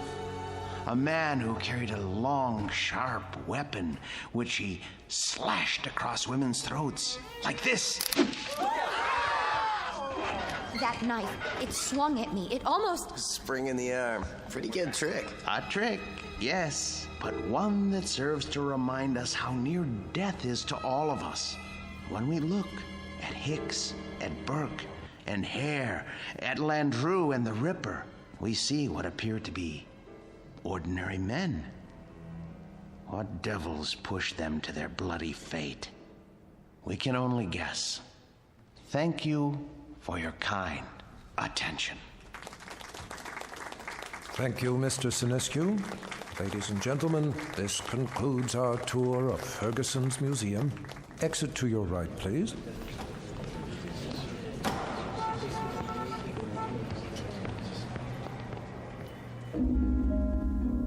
Mr. Martin Sinescu, a gentleman and the curator of Murderer's Row in Ferguson's Wax Museum.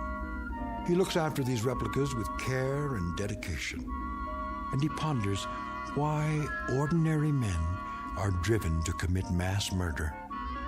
What Mr. Sinescu does not know is that the groundwork has already been laid for a special kind of madness, a torment found only in the Twilight Zone.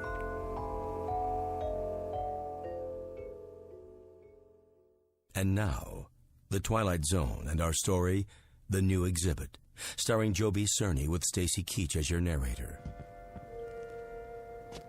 There now, Mr. Landru. Collar turned up just so. Easy to see why you're a real lady killer. We have to do something about that suit. Martin? Yes, Mr. Ferguson? I'd like to talk to you. All right. I'll be through here in a moment. That can wait. What I have to say to you is rather important. You know, sir, I think Landru needs a new suit. This one is 10 years old and shows it. Something wrong, Mr. Ferguson? Well, yes and no. I think we'd better discuss it in my office. All right, if you like, sir. Is it something I've done or haven't done? No, nothing like that. Sit down. Very well. Martin, I'm abandoning the museum. Abandoning? I'm afraid so. Is this a joke, sir? No. But you can't. You mustn't, sir. I know how you feel, Martin, but there isn't any choice. I don't understand. I've been offered a large sum of money for this property. Some people want to build a supermarket here. A supermarket? When I first opened the museum 30 years ago, I'd never dreamed I'd see this day. But the day is here, Martin, and we will just have to face it. 30 years, sir. No, for heaven's sake, don't make it more difficult than it is. I'm sorry. I hate this, Martin. You're the best employee a man could have. The way you've run the Murderer's Row exhibit, why, I don't think you ever missed a day's work. No, never. How many more days? None. This was the last. They start wrecking the building next week. What about the wax figures? I haven't decided yet. Sir, we can open another museum. We'll move everything somewhere else. I'm not as young as I once was. I could use a rest. But, sir, I'll do all the work. You won't have to lift a finger. I appreciate that, Martin, but it would be foolish. Foolish? Foolish? Why? We have become passé. People aren't interested in wax museums anymore. Look at the numbers. It's all here. Our attendance figures, our profits, but mostly our losses. This year has been the poorest of all. There's even a news story about the closing of the Grand Guignol. Surely not. The handwriting's on the wall. Seriously, what do we offer? The great lovers of history? The discovery room? Scientists? That isn't why people came here. That isn't why at all. What they really came to see was your Murderer's Row. We've always known that. But they've been coming in decreasing numbers. And you know why? Because the evening news offers them fears we could never match. The wars, the atrocities, the perversions, they've all ruined our Chamber of Horrors. People are blasé. They think they've outgrown the need to be frightened. They already live in fear day in, day out. It's the world, Martin, and the world has changed. No, it would be foolish to open another museum. Maybe it's the location or the exhibits.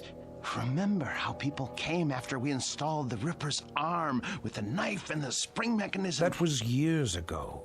They're simply not interested anymore. But what's going to happen to them? Landru and Hicks and the others? If I could sell them, I would. But there is no market for wax figures. Mr. Ferguson, you're not thinking of destroying them, are you? I mean, they were meant to live forever. Martin, I tell you, I don't know what I'm going to do. You're forgetting something. Come with me. Martin... Look at Landru. His eyes. Don't you see the shy, frightened little choir boy he once was? The bookkeeper who so longed for freedom. Of course, but... Even the cheek feels real, like flesh, with pores, and the mouth. Isn't it about to say something? Oh, Landru was an elegant man, full of tenderness. It's right here, in the lips. The way... What are you trying to say? Mr. Ferguson, you seem to have forgotten that these figures are the work of the great Henry Guillemond, the only ones he created outside of Europe. I haven't forgotten. There was genius in everything he did. They're not just so much candle wax. It's as though they were alive. I'm afraid it doesn't make any difference now. I don't think I could stand it if these figures were destroyed. It would be It would be like losing 5 close friends. I won't destroy them, Martin. I give you my word. But where would I store them? You know how vulnerable they are to changes in temperature. I could take them. You? Yes. What would you do with them? I wouldn't put them in an ugly warehouse, I'll tell you that. They need constant care. I'll put them in my basement. That's ridiculous. Think about it. What would Emma say to having the figures of 5 famous murderers in her basement? Oh, she wouldn't mind. She rarely goes in the basement. It's my space. She'll understand. I'll put air conditioning down there and a heater for colder days. Oh, you'll see. I'll take care of them, just as I always have.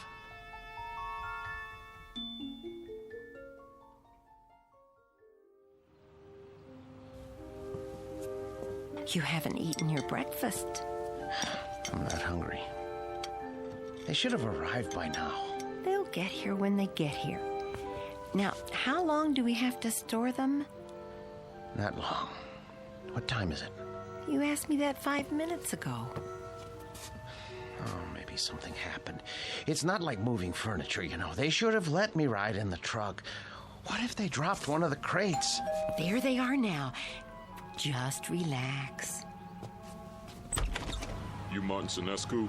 Yes, are they all right? The boxes? They okay? They didn't break, right? Nope. No bumps? No bumps. What do you want? Look, carry them to the rear of the house and down to the basement. Carefully. Take your time. Well, wait a minute, how much time will it take?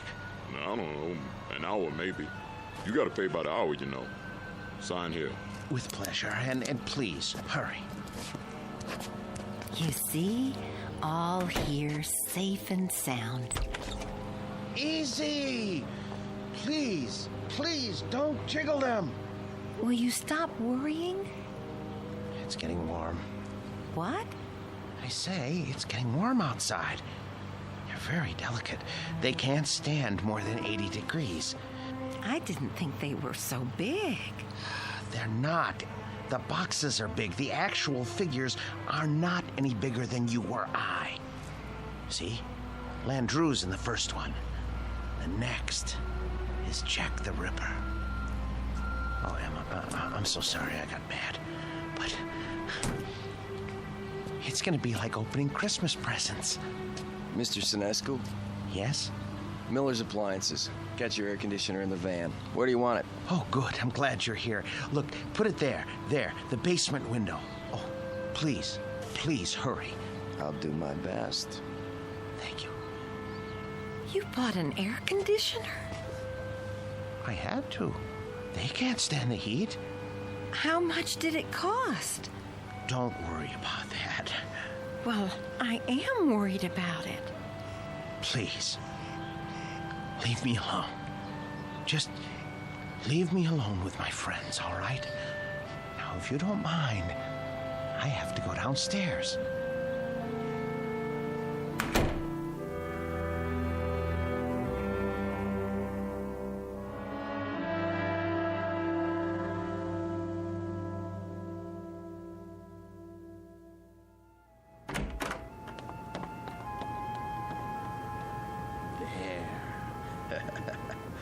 Ooh, feels cool enough.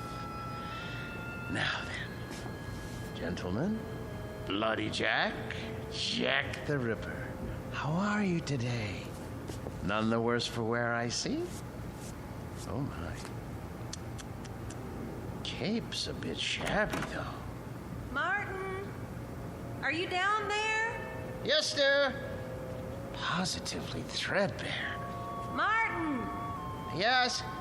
Are you fussing with the Ripper's cape again? No. Yes. No. It's his hat. His hat is going to need cleaning and blocking before long. In fact, all their clothes could stand it. It's been almost a year since Mr. Ferguson let me do that. Martin! Emma, listen to me. The truth is, these men need clothes. But the Ripper here, his are the worst. Part of his coat back's come undone, and... Martin! What is it, dear? We're not buying them any clothes. Oh, Emma, Emma, listen. It's not just buying. It's tailoring to fit their bodies. I don't care, Martin. Oh, you don't mean that. Yes, I do. No, you don't. Honestly, Martin, you pay more attention to those murderers than you ever did to me. Oh, Emma, listen, that's not true. You practically live down there. Emma, they're a trust, a sacred trust. These figures were made by Guillemont. They're masterpieces. All right, so they're masterpieces. But you told me it would only be for a few days. Now, they've been here for weeks. I've been nice about it, Martin. You can't say I haven't. How long is this going to go on? I'm sorry, dear. I didn't lie. I thought they'd be here only a little while. I really did.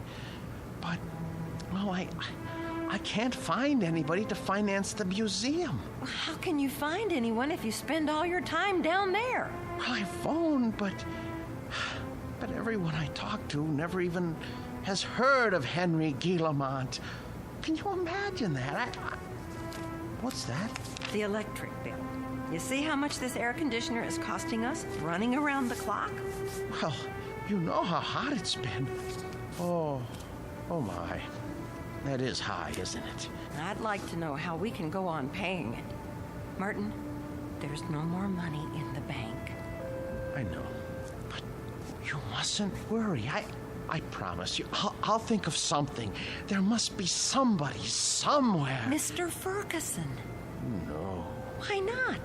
You've told me he loves these things as much as you do. Besides, isn't it up to him to take care of them? Emma, I don't know anyone in the world I respect as much as Mr. Ferguson. And I would never trust these figures to him. I couldn't be sure they were cared for properly. I don't even think I could sleep if I... So we're stuck with them. Stuck? Emma, it's an honor, a privilege. For you, maybe. But how do you think I feel? I am afraid to go into the basement because of these monstrosities. I mean, I just about get a heart attack, Martin. The way they stand there and stare at me, they're frightening. They're supposed to be frightening. Live with them as long as I have, and you'll come to love them. Love them? One day, they cease to be strangers to you, and you want to say good morning to them and ask them how they passed the night. And when that happens, Emma, I tell you, Emma, where are you going, Emma?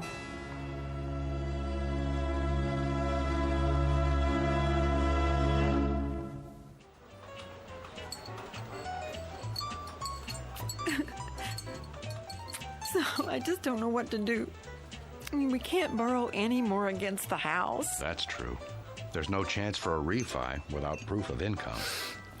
And then today, when the electric bill came, I realized we've been spending a fortune just to keep the basement cool. You should have told me about this. I know, but I didn't want to bother you. I'm also your brother, remember? Oh, Dave. If only one of those people would loan him the money to open the museum, everything would be all right. Now, Emma, listen to me. Nobody's going to put money into a crazy scheme like that. Old Ferguson knew what he was doing when he sold out, and he was smart getting Martin to take care of those dummies. I shouldn't complain. It's just that you know how much he loved his job, and it was such a shock losing it. Do you want me to help? I didn't come here to ask you for a handout. Don't be silly. We're family. And believe it or not, I've always kind of liked the guy. But what's happening now? It sounds like he could use a few hours with a shrink. I can give you the name of a good one. Oh, Dave, he'd never go.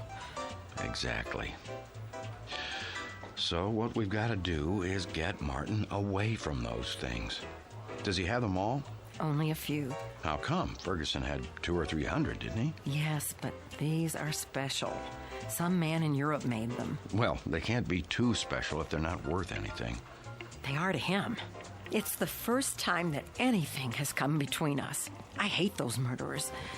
I'll stop by and talk to him. It won't do any good. Then you talk to him, Emma. But not the way you have before. Lay it on him. Tell him it's those stupid dummies or you. And if that doesn't work, well, there is another way. What?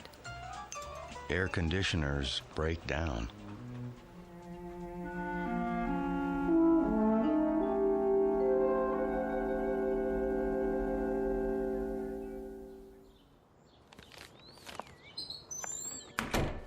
Emma?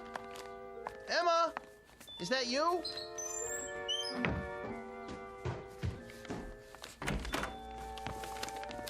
Where have you been?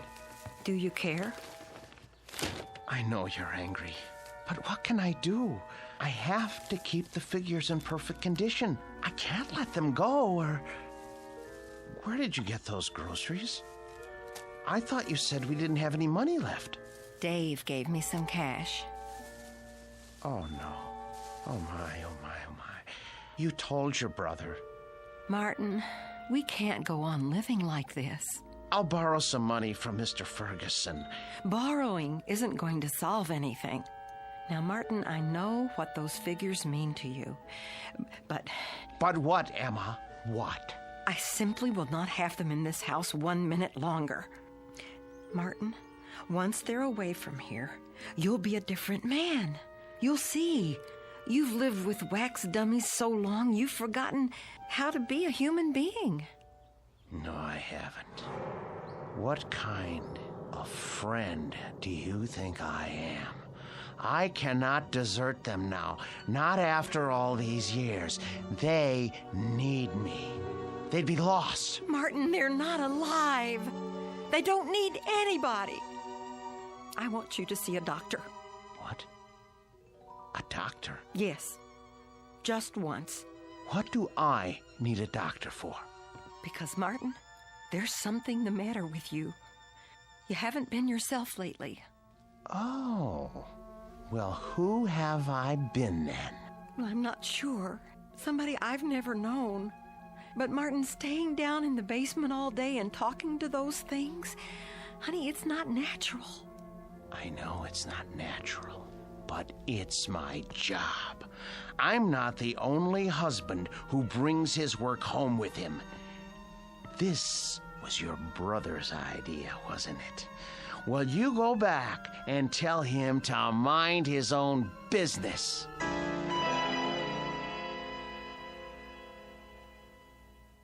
So it's hard to know where it's heading. Chances are we're in for another ride tomorrow. And that concludes our broadcast day. This channel will return to the air at 6 a.m. with the early report. Until then, we bid Are you asleep? Good night.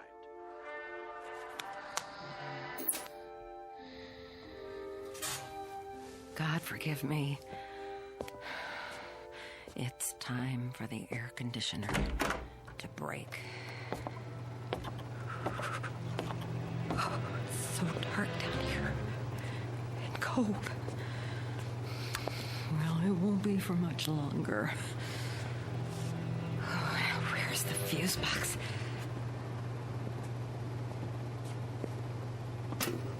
Let's see now. Which one is for the air conditioner? I should have brought a flashlight. I can't see a thing. Here it is. Good.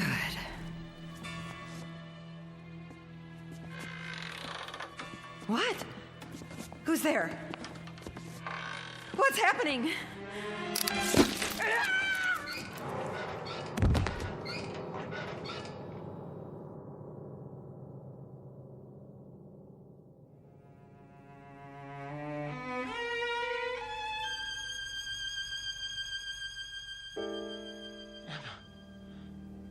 Where are you? Emma? Emma? Are you down in the basement? Oh, what are you doing? Emma? I asked you not to go down in the basement alone, Emma. I don't want you touching the figures. You leave them to me. Emma. Oh, where's the light switch? Ah, that's better. Emma! Emma! Emma! Oh, good Lord, what happened? Your throat. For the love of Emma. Who could have... Oh, you. The Ripper's knife? The blood? Oh, so much blood. No. No.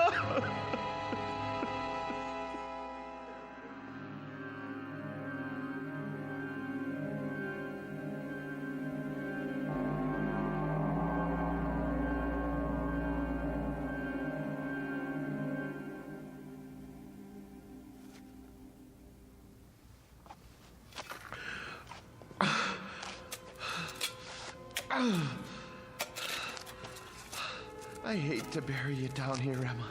I know how much you hate the basement, but I don't have any money. I know I should report it to the police. Who would believe me if I told them you had your throat cut by Jack the Ripper? You just bumped into the Ripper in the dark and his spring arm went off. It was an accident. Besides, if I go to prison, who will take care of the figures? It's better this way.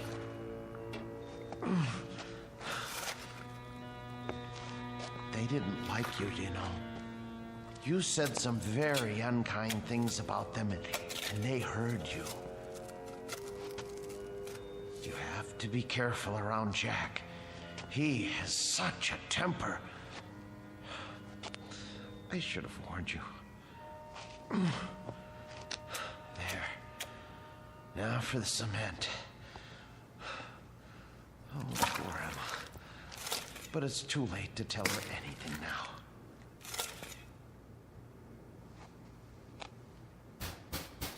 Yes, man. Come back later.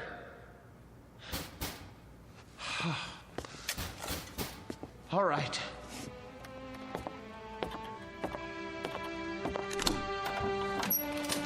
Hi, Mr. Snesku.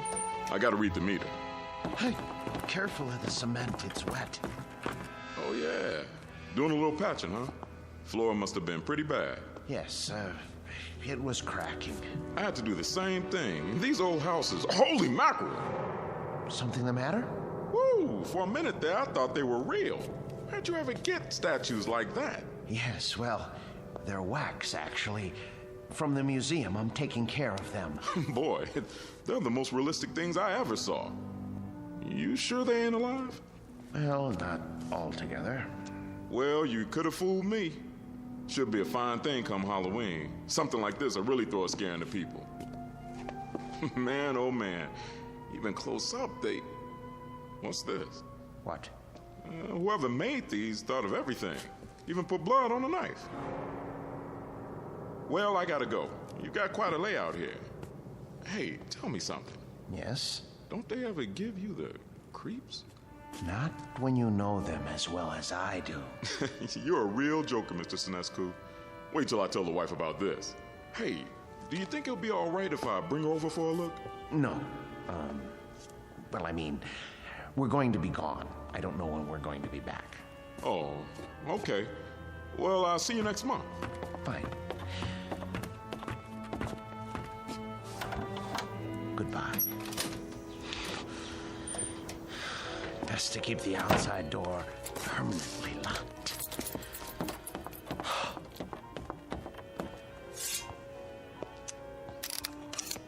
Jack, I'm surprised at you. I really am. How did you manage all those murders without being caught by Scotland Yard? Any killer knows you can't leave blood on the murder weapon. And I don't mean to make a joke, Mr. Ripper. It's a dead giveaway. There. Knife's good as new. Now Now behave yourself. Emma? Oh no. It's her brother. Martin, you in there?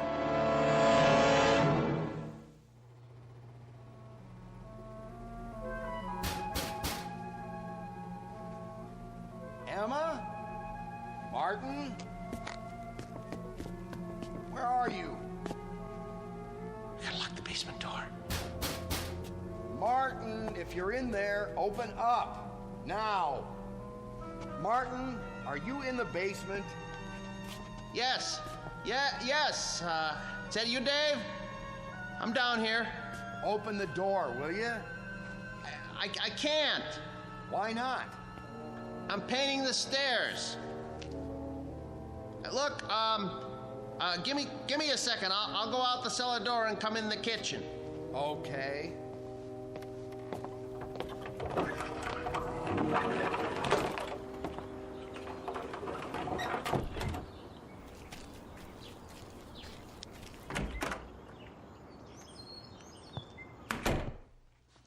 Where's Emma?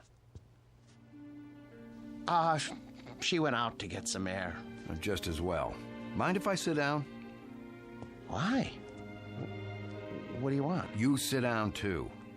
Dave, look, I don't have time. I'm in the middle of something. Now, just tell me what you want. Emma came to see me yesterday. I'm very embarrassed. She told me about it. She did, huh? Well, that'll make it easier. Perhaps. Oh, you two have an argument? Yes. But look, everything is settled now. Glad to hear it. She was pretty upset when she talked to me. I know. You didn't treat her square when you brought those dummies home. That's been changed. Well, now, I guess I had you pegged wrong. You got rid of them. Yes. Must have been pretty hot in here last night, huh? What? For a bunch of wax dummies. Hey, what's that humming noise? I don't hear anything. It sounds like it's coming from the basement. No, is that the air conditioner?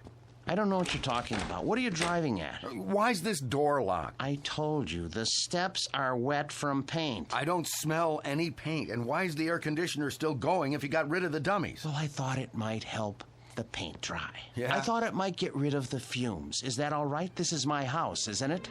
I think you locked it because you don't want me going down there. You better open up. Are you threatening me in my own house?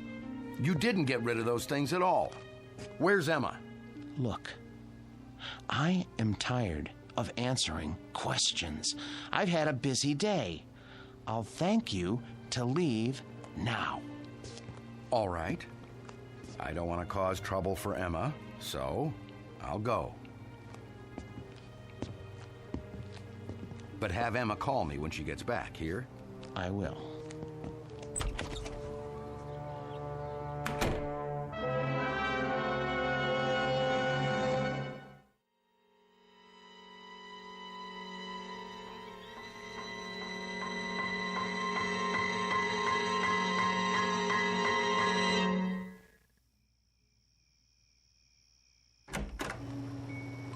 Emma?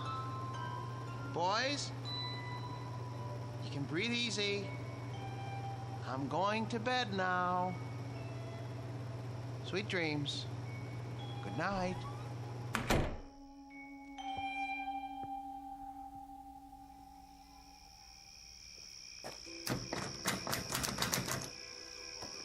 Huh. Locked up tight as a drum, huh? Now, what's so important down there he didn't want me to see? Ugh, window's too dirty to see in. So, I guess I'll just have to force it open. Whoa, air conditioner's on all right. Cold as a tomb down here. It's so dark. Now, let me light a match. Oh, a dummy in a sailor suit with an axe. Oh, Martin, old boy, you need help. You really do. Ugh, when you look at these two, plug ugly. And two more big ones. Oh, Some knife. Looks real. What the heck? A shovel? Fresh cement? What is he trying to cover up? Blasted match. Who's there? Who's there? Wait. What the? Where's the axe?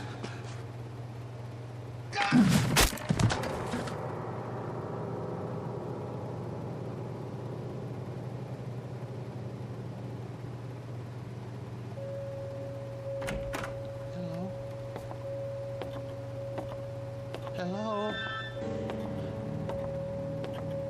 What's going on? Who's here? Hicks. Where's your axe? Dave. Dave. Oh no. Mr. Hicks. When I took your axe away from you and put it up in the rafters where you couldn't reach it, I tried to make sure that nothing like this could happen. How did you get it down from there? Why did you take it off the rafter?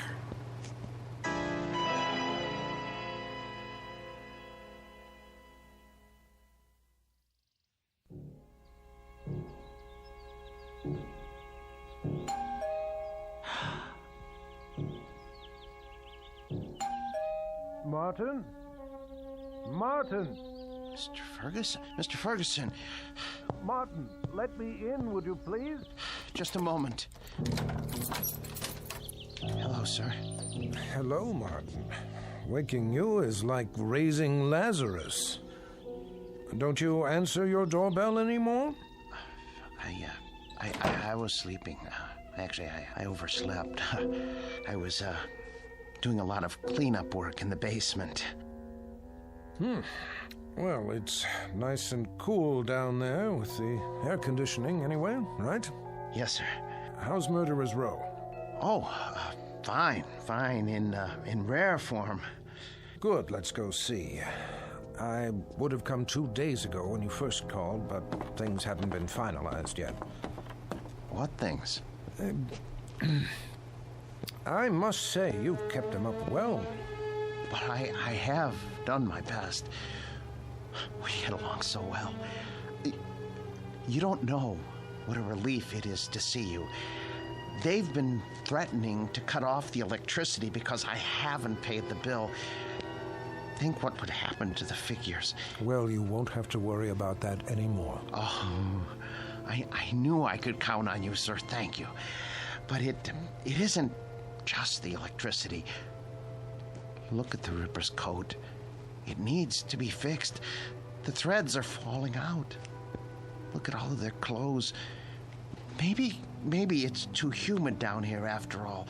You won't have to worry about that either. Oh, I was going to have Emma repair this little rip in the sleeve, but... You have a remarkable wife. Thank you. There aren't many women who would have put up with an exhibit like this in their basement. She got used to it. You're looking a bit grubby. Have you been sleeping down here? Yes. I wanted to show you. I came across an item in this book last night. Martin? I forgot I even had this. It's got a letter in it written by Landru himself. Martin, listen to me. I'll read it. But for you, whose very walk is beautiful, whose sweet eyes and smile make a just claim to happiness, whither am I bound, my dear little friend, under your tender leadership? Oh, isn't that touching? It's the one Landru wrote to Fernand Segre. Ha! You know it then. He also strangled her as he did all the others. Martin, are you all right? Yes. Well, that isn't so. I'm not all right.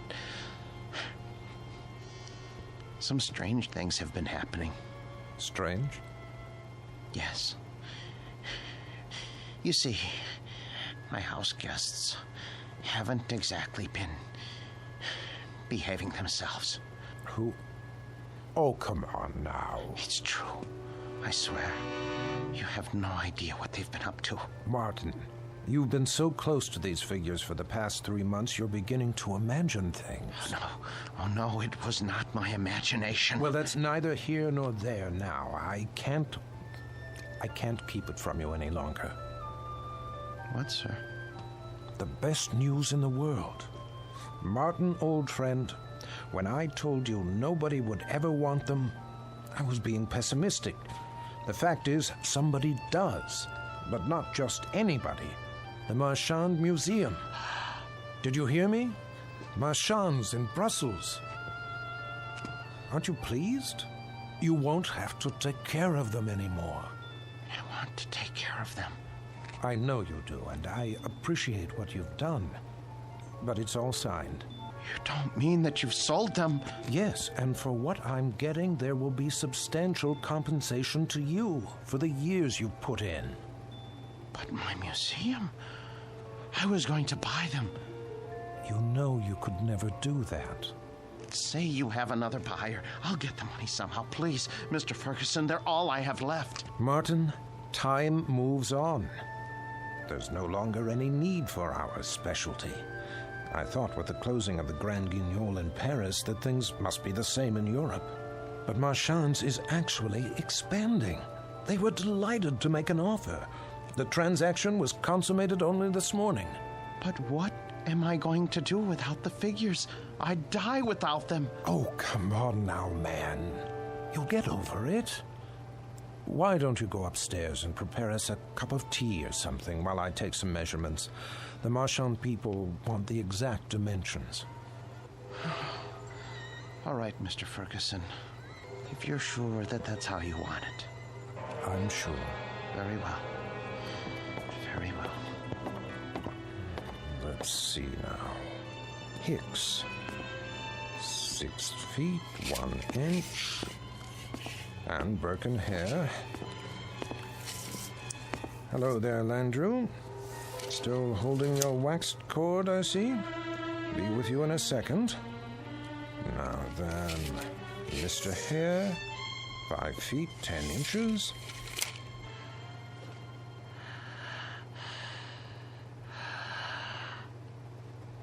What? What?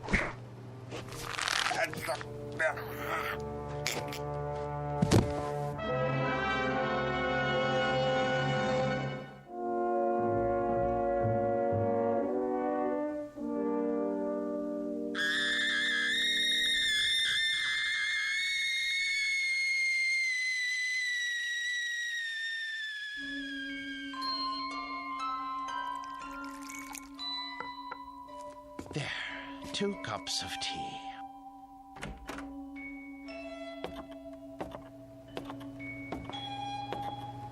Mr. Ferguson, I don't remember whether you take cream and...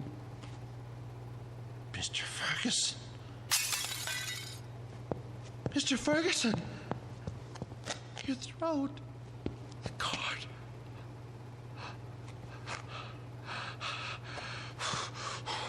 Why did you strangle Mr. Ferguson? And the rest of you?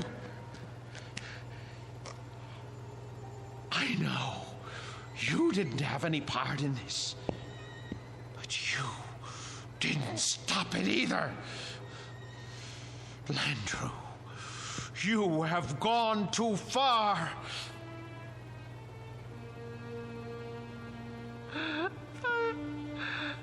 I gave all of you my best years. You wanted for nothing. I washed you. I cleaned your clothes. I waxed your shoes.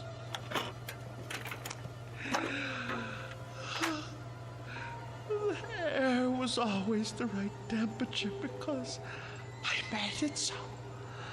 I defended your deeds against the thousands who came to see you. And when Mr. Ferguson sold the museum. Who spoke up for you? Who wanted you? And now what have you done to repay me? Murdered Mr. Ferguson? He was a good man. The books were right. You are monsters through and through, and for that, I am going to punish you. Do you know what I'm going to do? Do you know what I'm going to do? I'm going to take my saw, and I am going to cut you into little pieces. Then I'm going to turn up the heat and let you melt into pools of wax. It's no more than you deserve. Who's going to be first? You, Landrew? Because it was you who murdered Mr. Ferguson. It was not I, Martin Senescu, who strangled your friend. It was you. No, it was you. You killed him while I was upstairs making tea. No, maid, it was always you. With my blade, you murdered your wife. You killed her while I was asleep. You used my axe to kill your wife's brother. Get away from me, Hicks. Get away from me. You are the murderer. Perk, stay back. You are the murderer. You killed them all. You lie. You're monsters. Not so, Martin Senescu. No.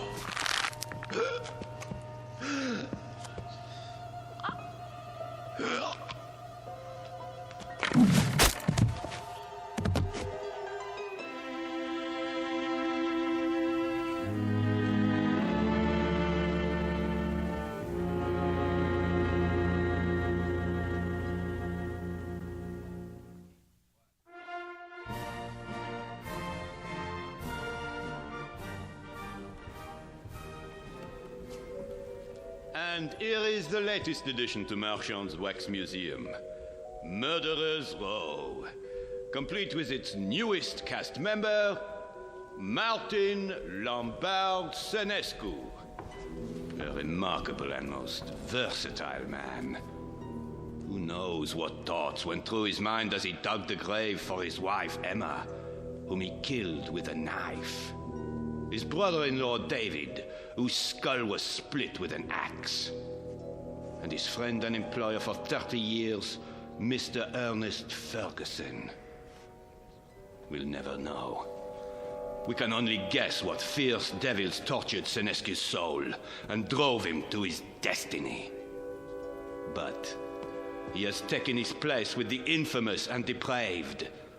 Next to Albert X, Burkander, Landrew, and Jack the Ripper himself.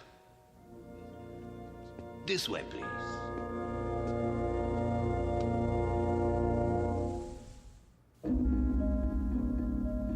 The new exhibit became very popular at Marchand's, an instant hit. But of all the figures modeled so lovingly in wax, none was ever regarded with more dread than an American named Martin Lombard Senescu.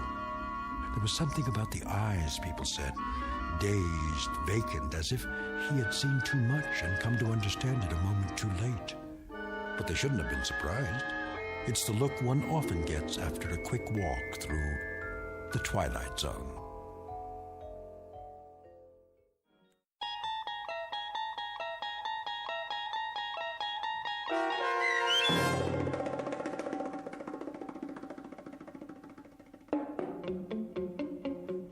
The new exhibit, starring Joby Cerny with Stacy Keach as your narrator, was adapted for radio by Dennis Etchison and Joby Cerny, and written for The Twilight Zone by Jerry Soule and Charles Beaumont. Heard in the cast were Jim McCants, Nancy Baird, Richard Hensel, Nick Sandys, Tom McElroy, Christian Stolte, Damian Arnold, Roderick Peoples, Craig Harris, Martin Aestri. This copyrighted radio series is produced and directed by Carl Amari for Falcon Picture Group. Sound design and custom Foley effects for The Twilight Zone by Cerny American creatives Bob Benson, Craig Lee, Michael Slaybach, and Matt Sorrow. To learn more about the Twilight Zone radio dramas and to contact us, visit our official website at twilightzoneradio.com.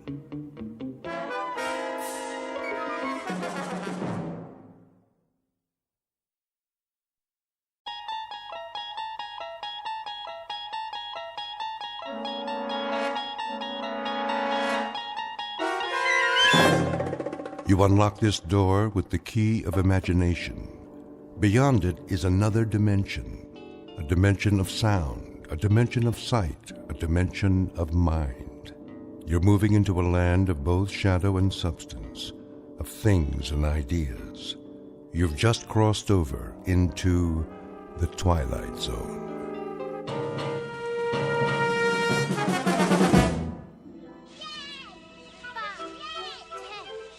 Come on, let's hide. Hurry. 25, 30. O-U-T spells out. Here I come, ready or not.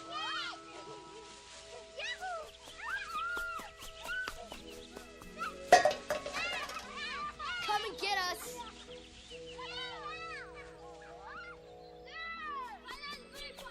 Over here. Look out, look out.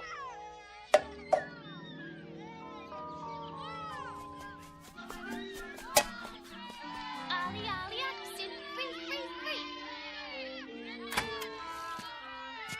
Get away, you kids! I've told you not to play here. Go on now.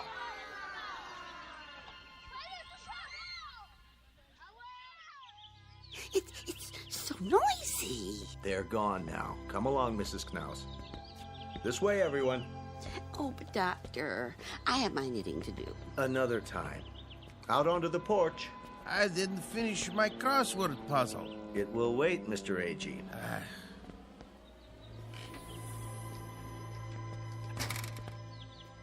Now then, isn't this a beautiful day? I don't know why we have to go. It isn't good to spend all your time inside. Everybody needs the sun once in a while. Even you, Mrs. Summers.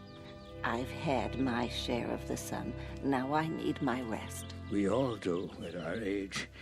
Where's Mr. Conroy? He's not feeling so well this morning. Well, I'm not either. What about Mr. Whitley? Why does he get to stay in? He's waiting for an important call. Watch your step. Nurse will bring the picnic baskets. Well, some of us may not want a picnic. A picnic, is it? On the grass? All those ants. We have blankets and chairs. You'll see.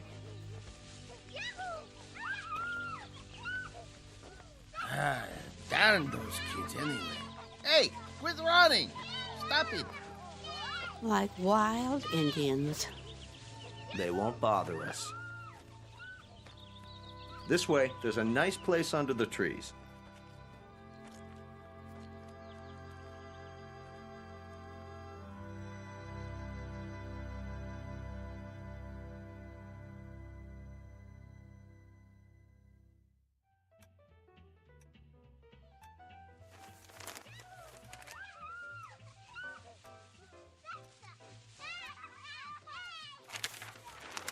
Listen to them, would you? Ah, they're only children. They know they aren't supposed to play on the grounds. How can a body think? Now, Ben, just read your paper. They're not hurting anyone. Well, let them play someplace else. They've got homes, don't they? It's the grass. The what? We have such a big lawn at Sunnyvale. Kids can't resist it. Oh, what are you doing downstairs, Charlie? I thought you had to get ready. Not today. You haven't heard from your son? I thought it was all set. Maybe you didn't get my letter. Oh, he got it all right. They just don't care. Nobody cares anymore. The boy has enough problems. It's a small house and the second baby's on the way. It was a foolish idea moving in with him. They don't need an old duffer like me around. Would you listen to that? It's enough to wake the dead, I tell you. Don't be so hard on them, Ben. They're only kids. A fine state of affairs when your own son turns against you. Mr. Whitley? There you are. Yes, nurse? You have a phone call. I do? I believe it's your son. Well, what do you know? Be right there. I'll tell him. Isn't that something? Guess he got my letter after all. Huh, I never get any letters. Or phone calls. Nope. You will, Ben, you will. Excuse me, I'd better get it before he hangs up.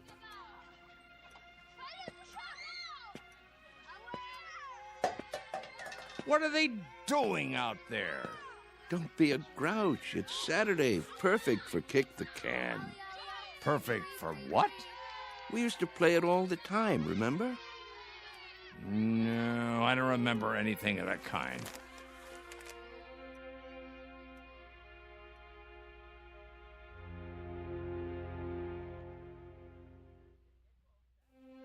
Sunnyvale Rest Home, a place for the aged. The address is 1275 Tranquility Lane on the outskirts of town. It offers room and board, nursing care, and a kind of refuge from the world. Outside, a common game called Kick the Can. Very shortly, a man will have a choice to make. He can either die in this world or escape to another kind of refuge in the Twilight Zone. And now, The Twilight Zone, and our story, Kick the Can, starring Shelley Berman and Stan Freeberg, with Stacy Keach as your narrator. Some picnic. Plastic spoons and forks. Well, the potato salad was good. What do you mean? It was spoiled. No, it wasn't, Emma. They made it in the kitchen just for us. You must admit, it's better when it's fresh. I think I hurt my back sitting down. Oh. The ground was damp. It was. Bad for my arthritis. Will you people please hold it down? I'm trying to read. Oh, you shush, Ben Conroy. No one's bothering you. Easy for you to say. Where is Mr. Whitley? Still in his room, probably, taking a nap. Oh, that's what I'd like to do. And why, may I ask, on such a lovely day? There he is. Going somewhere, Charles? Yes. Why are you all dressed up? It's my son. He's coming to get me. You don't say. He called a little while ago. He did. He's on his way. At least someone gets calls. What's he carrying? Is that your suitcase, Mr. Whitley? Indeed it is. You're going to stay overnight, then? A bit longer than that, I should say. That is, if they have the room fixed up. Room? At my son's house. You mean you're moving in with them? That's the plan. If they'll have me. Well, what about the rest of your things, Charlie? You can't just leave your things behind. No hurry. It all can be packed up and sent over later. Well, we'll certainly miss you. Will you come back to visit us? Of course I will. Meanwhile, I'll call and see how everyone's doing. May we write you? Please, I'd appreciate it. Mr. Cox has the address. Nobody writes. They say they will, but they never do. There he is now. Hey, aren't you going to say goodbye? I hate goodbyes, Mr. A.G., don't you? Take care, all. Here, let me carry that for you. I've got it.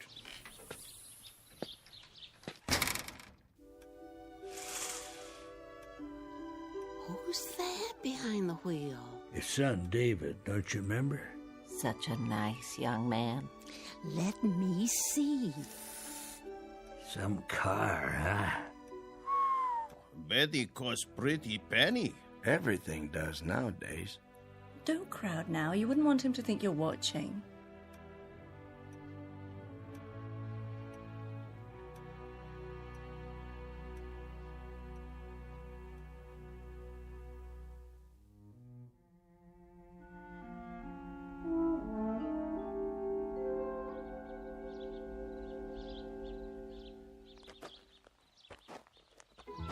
Hi, Dad.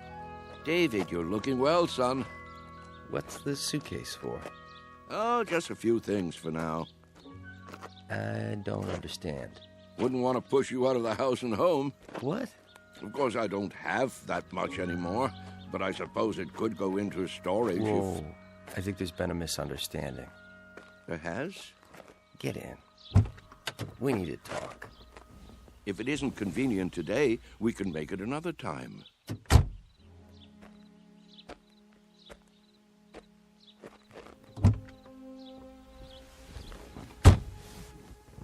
Listen, Dad.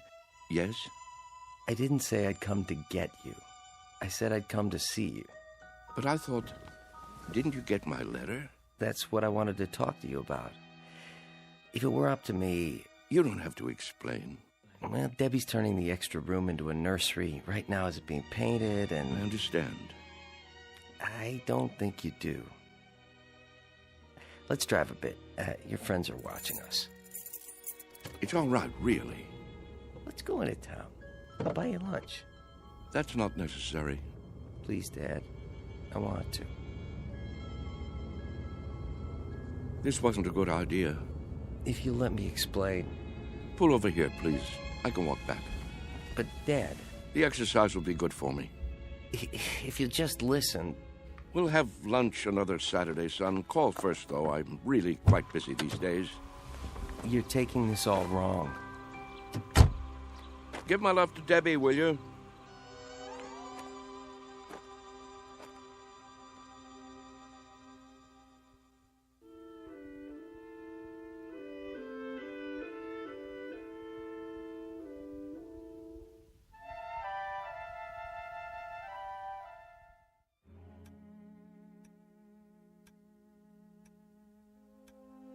What's he doing?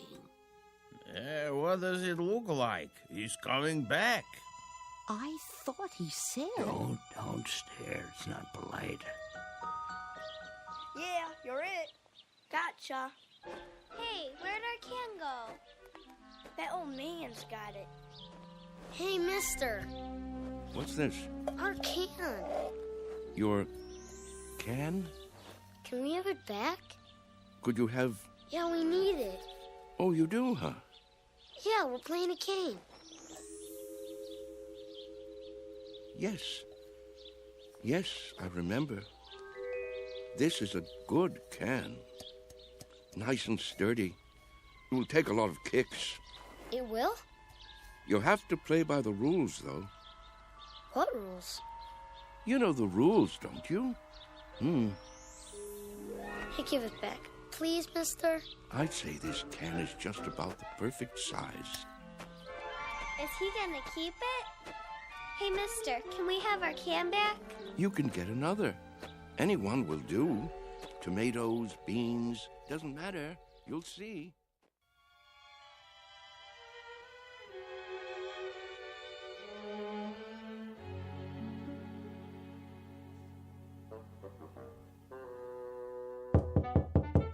Charlie? You in there? Going to be a beautiful sunny day today. And Yes? expect much more of the same over the next couple of Just wondered might what wanna do happened some to of you. those outdoor activities. Not a thing, Ben, not a thing. Las Vegas, 68. Los Angeles. Thought I'd lie down for a minute. Come on in if you'd like. Sorry about that son of yours. Are you? I'm not. This is a good enough place for me. I don't know what I was thinking. Here, I'll close the window for you. Why? It's a beautiful day, don't you think? Oh, so much noise. Yes, what a great running and shouting. That's what you call it? Such a grouch. You can't stop kids from playing kick the can. It's in their blood, like statues or hide and seek, a ritual this time of year. You surprise me sometimes, Charles. And why do you say that? You actually brought that tin can up to your room? Must be filthy. No, it's not. It's been emptied out and washed clean and baked by the sun till it's shiny as the day it was made, tempered by the wind and the grass and the warm summer air. Sure you're feeling all right? Admit it, Ben. Admit what? Don't you ever think about it? You must. I don't know what you're talking about. All kids play those games the same as we did, and the moment they stop, they begin to grow old. Oh, come on. It's almost as though playing kick the can keeps them young. So that's what this is for. Magic. I'm not sure. Charlie, I'm worried about you. You're not yourself. Aren't I? You don't believe in magic anymore, do you, Ben? What are you talking about?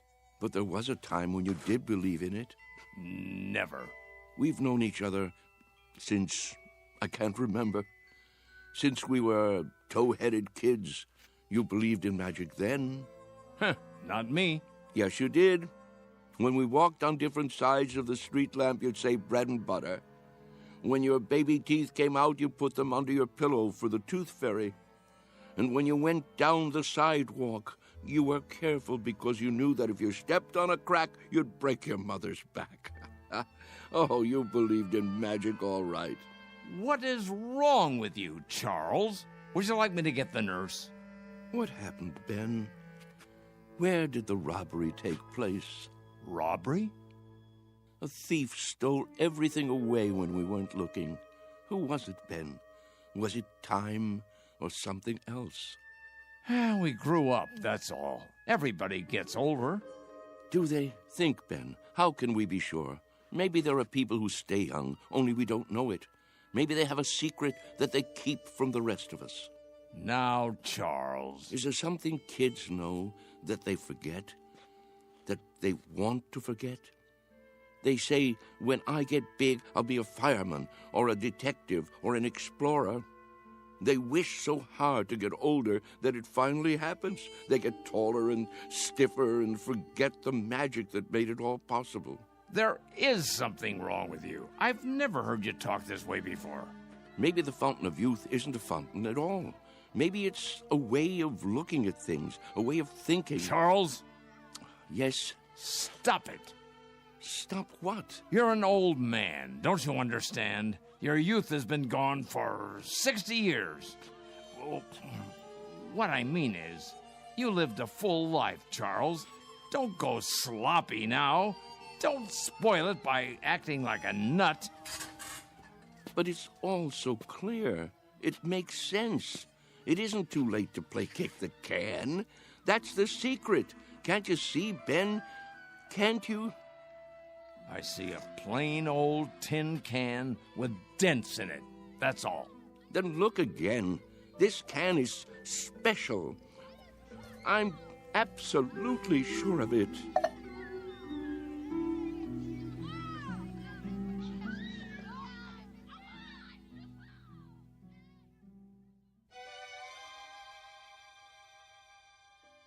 And so, that's why I thought I should tell you.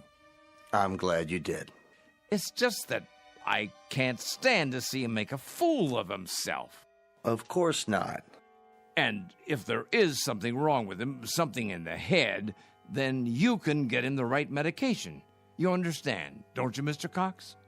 I do, Mr. Conroy. You were right to come to me. When he acts that way, I feel I don't know him at all. It's foolish talk, I agree. So what are you going to do? Nothing. Beg pardon? At least not for the time being. If I got excited every time someone indulged in foolish talk around here, I'd be upset every minute of the day. Let him go on about kick the can if he wants. He isn't doing any harm. But I'm worried, I tell you. It isn't like him. He's getting on in years. It's common for folks of a certain age to behave like children once in a while. Oh, nonsense. He's no older than I am. In some ways, maybe, but in other ways, when some people get old, truly old in their minds, they may act strangely, out of character. Take Mr. Agee, for instance. He's as sane as they come, but do you remember that ruckus out on the porch the other day? Somehow he got hold of some firecrackers. The nurse found him trying to set one off. It must have been those kids. Well, wherever he got them, he could have hurt himself, and that's something that concerns me. Charles hasn't done anything like that. I just don't want to hear him talking crazy. Oh, it isn't necessarily crazy. Huh? You haven't heard him. Look at it this way. As far as he's concerned, all his best years are behind him. He can't even look forward to spending time with his son and daughter-in-law. A fine thing. So, that being the case, he'd rather return to an earlier time, one he recalls with pleasure. It only makes sense from his point of view, so he uses a time machine to accomplish it. A what? It's called memory. Is that so crazy, Mr. Conroy? Everybody does it, even you. But he actually believes he can be young again by playing kids' games. Not really. He's exploring, that's all. He'd like to believe that kick the can is a magic button he can push to make himself young. But deep down inside, he knows it won't work. Instead of the disappointment of failure, he'll never risk pushing that button to find out.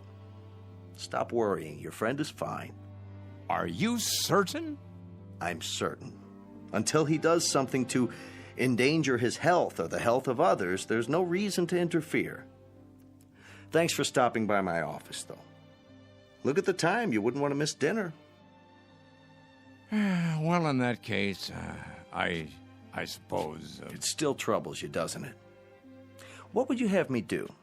Maybe if you talk to him. It would be a waste of time. But you have a point. Perhaps I'm reluctant to face the facts myself. Every time one of our people goes senile, I get a little cold inside. When I took this assignment, I was 32. Now I'm 43. Everyone grows old, Mr. Conroy. Everyone.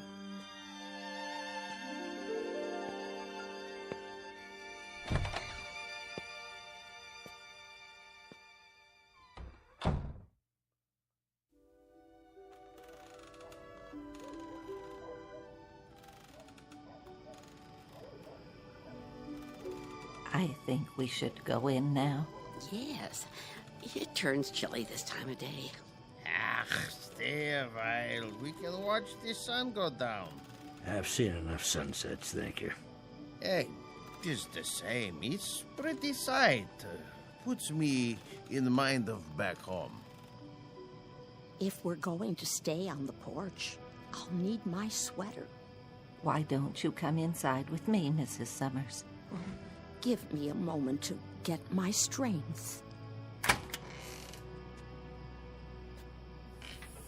There you all are. I wondered where you'd gone. Hello there, Whitley. Hello. We were just going in. Why? Before it gets dark. I have my programs to watch. What's wrong with you people? Wrong. Nothing in particular. Then show a little life. Aren't you the same ones who used to skip rope and hunt pollywogs and night crawlers when the sun went down? Why, I don't think so. Don't ring a bell. Well, I was. If you can't remember it, I'll remember it for you. The weather was just like this, back in Wheattown of a summer evening. Right after dinner, you'd hear a banging of screen doors all down the block, and there we'd be, Stanley Maple and his kid brother, Wes, and Ben Conroy, and the Arvis girls, and some others whose names I can't think of. The air would be soft like this, children weather, and we'd come out with no coats, and we'd start shouting and play kick the can. Yeah, you're right. Everybody played that game. Absolutely everybody. Or catch, or hide and seek.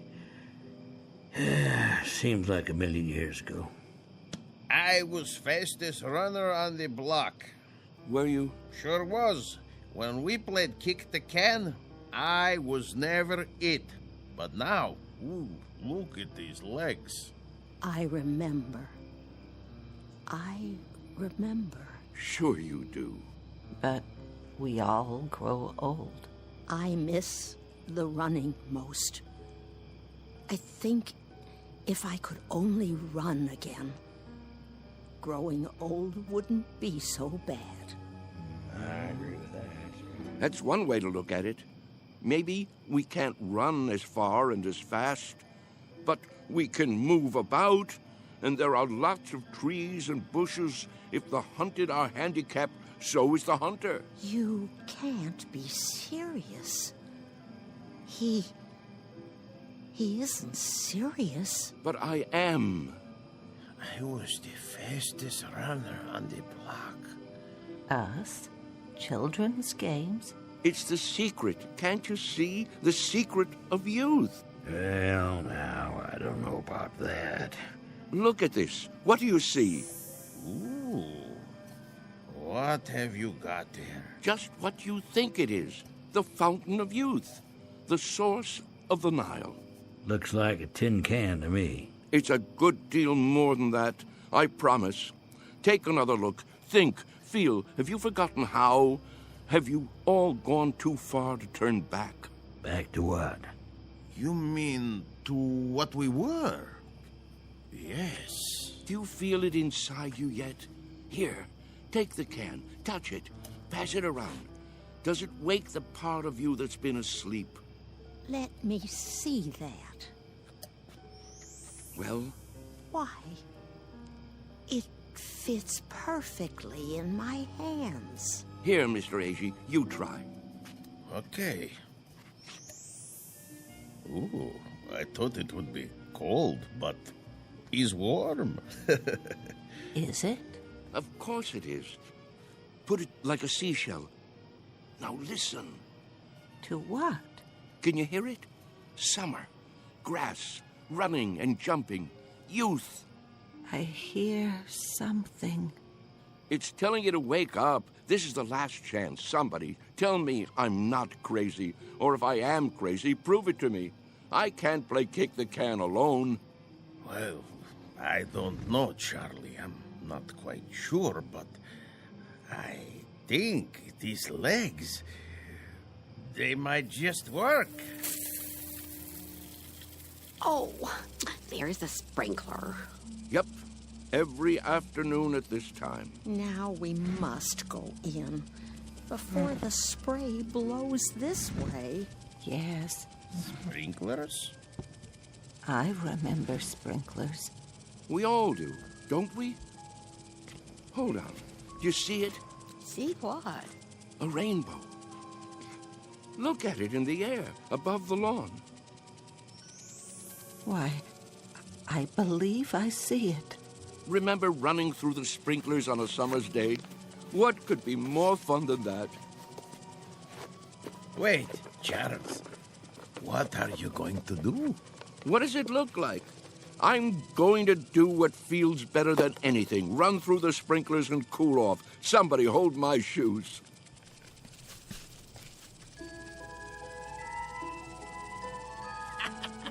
Well, look at him, will you? This way, everybody. It feels great. Mr. Whitley. Charlie, what are you doing? Come on in. The water's fine. Nurse! Nurse! Yes? Help me get him inside. Yes, Doctor. Don't worry about me. I'm having a great time. That's enough. He's soaked. Get him some dry clothing and put him to bed before he comes down with pneumonia. Right away.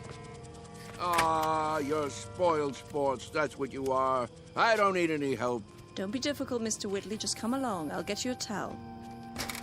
What are you doing, Ben? Did you call them? It's for your own good, Charlie. You'll only hurt yourself. I thought we were friends. We are. That's why. This way, I'll bring your shoes later. All right, everybody, the party's over. But he wasn't hurting anyone, was he? You see, he's been talking to them. Pretty soon he'll have them believing it.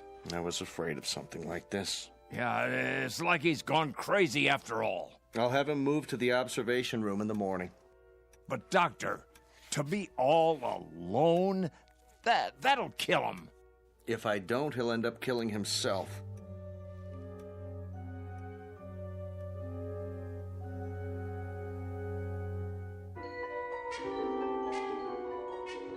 Senile? Me? Mr. Whitley, please try to understand. You want to put me in a special room? Alone? You don't leave me much choice. Why? What rules have I broken? There have been complaints. Oh, there have. Who from, may I ask? That's not the point. Go on, tell me. I want to know. Who thinks I'm breaking the rules? It's not so much a matter of rules as attitude. Look out the window. Grass, trees, a park across the street, all very peaceful. The kind of place people come to for rest and relaxation. It's what Sunnyvale is known for. But if things happen that rile them up, disturb their peace, well, then we can't stay in business. You see that, don't you? So the charge is disturbing the peace. And for that, you want to isolate me from my friends. I hope that won't be necessary now. You've got to go out there and show them you're all right. Cut the crazy talk. Learn to fit in. That's not hard, is it? What a choice. To keep that nurse from pawing at my pulse all day, I have to sit like a vegetable, stare into space. Listen, I'm trying to help you. Keep on like that, and they'll put you away. I won't have a choice. Use your head. Maybe you're right. There.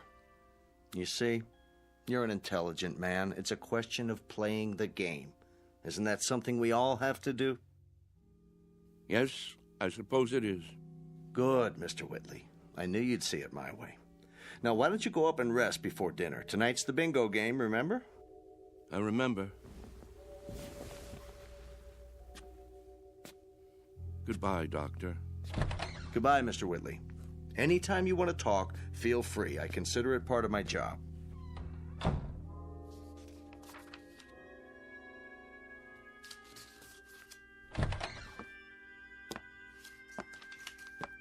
I made him change into fresh clothes. So I see. Thank you. Is he going to be all right? I think so. It must be quite a transition. Remind me of that when it's time, will you, nurse? Time for what? To pack it all in. Personally, I think I'd rather go back to the town where I grew up, instead of rooming with a house full of strangers.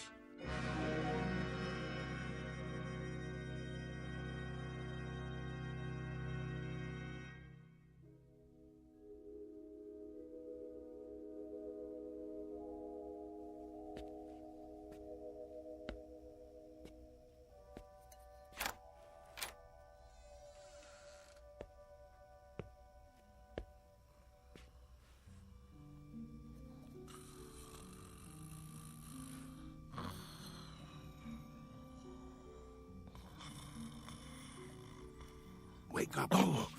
Who? What? Come. Charles, what is it? Shh. Quietly. Come where? We're going to play a game. What do you have there? What does it look like? An empty tin can. We're going to play kick the can now? It's dark outside. It usually is in the middle of the night. Now get your robe and come with me.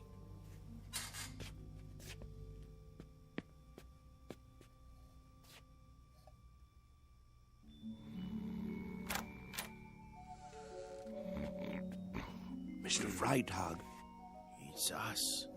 What? What? It's time. We're all gathering downstairs. Why? Something important. It's a secret. What would Mr. Cox say? He'd say it was dangerous and foolish. He'd say it was crazy, and maybe it is. Maybe it's necessary to be a little crazy for magic to work. He'd say we'd be acting like children, but isn't that the idea? Only children can play kick the can. Now get the others. Freitag, wake Mrs. Summers. Ag, you get Mrs. Wister and Mrs. Knaus. Let me see, who else? There's Mr. Carlson. Everyone? Everyone. Well, what if they won't come? They've got to. Don't take no for an answer. Hurry.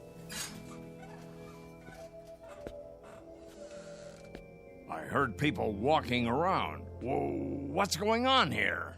Mr. Whitley has an idea. Would you like to come too? Hello, Ben. Charles? What are you doing? Go on. Do as I said. Yeah. Right away. I'll see you downstairs.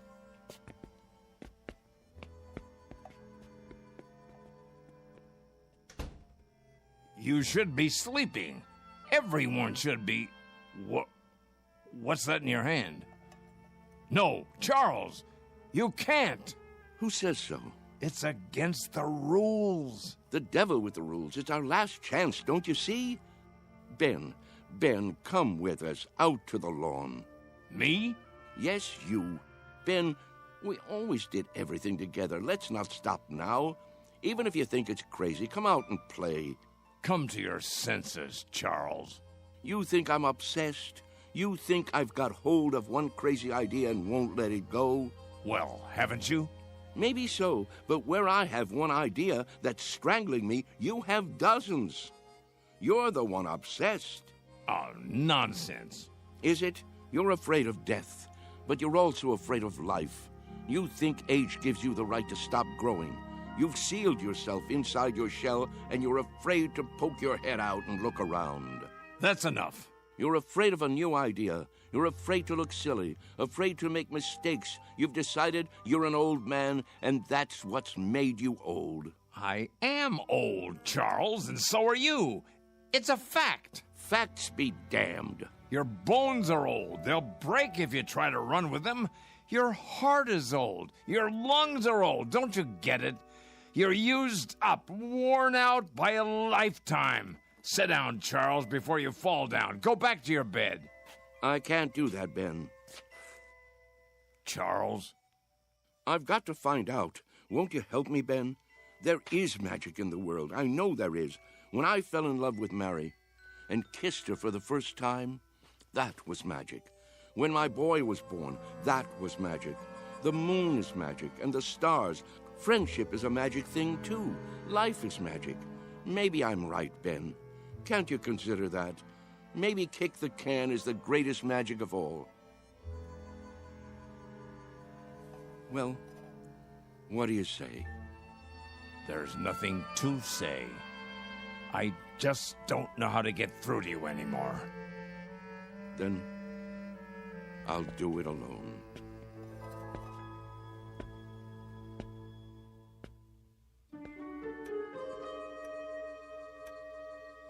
What are we doing here? I'll catch my death. Now, you just wait. Mr. Whitley has something in mind. Yeah, something important. But what could it be?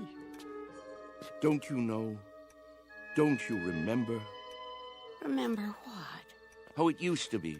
How we used to sneak out of the house after dark when the grown-ups weren't looking and the weather was like this. Don't you remember how we used to play kick the can? Everybody played in my neighborhood. A long time ago. A long, long time. Funny. It doesn't seem that long ago to me. I remember. Yes, I think I do too. But we've all grown so old. Are you sure?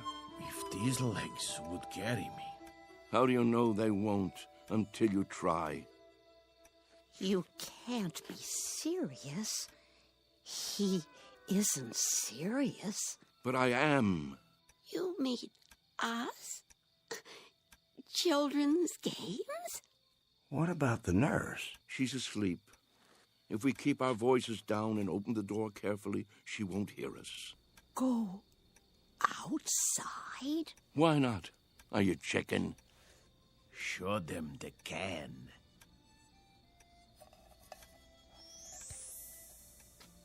Where did you get that? From some kids. They've already broken it in. Well, are you with me? Or do I have to placate the can all by myself? Who remembers the rules?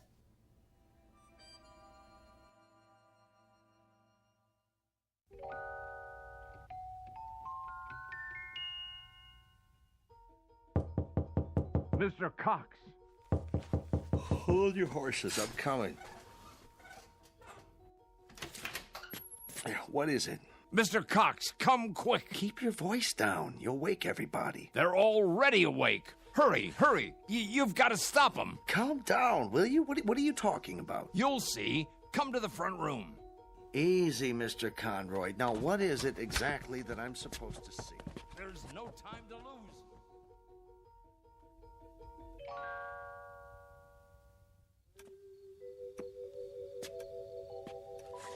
But there's no one here. Why is the door open? Because they've gone outside. Why would they do that? It's like I said, to play kick the can.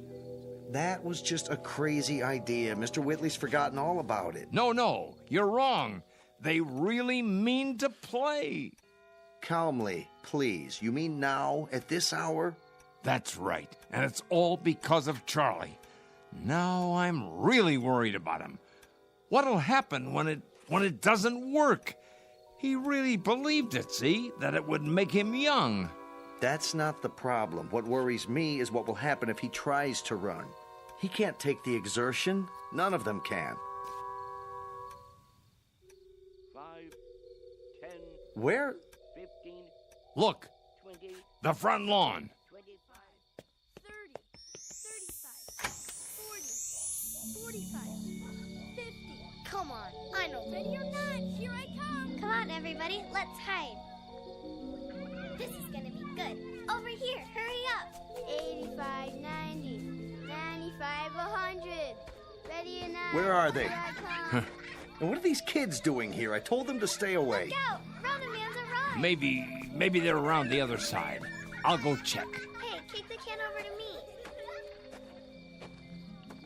Hey, Ben, look at me. I told you it would work. Charles? Come on, you want to play? No, it can't be. Ben, you better hurry up, or it'll be too late for you. Charles! Yeah, hurry up, or it'll be too late. What is it? Do you see them yet? Is that... Here, you kids, how many times do I have to tell you, go home? No, wait. What are you doing here this time of night? 1, 2, Charles? 3, you're out. Charlie? Sorry, Ben. I wish you could have believed. I gotta go. Charlie! Hey, kick it over here, over here. Charlie! Take me with you. My turn to kick the Get can. away and stay away. Mr. Cox, please. Last one over fences, rotten egg. Come on, let's go. I can't climb that Charlie, high. wait. Wait! Charlie! Hey, you guys, wait up. We gotta find the others. They can't have gone far. I bet Whitley's taken them down to the orchard. No. Why? Look all you want, Mr. Cox. You won't find them. Wait here.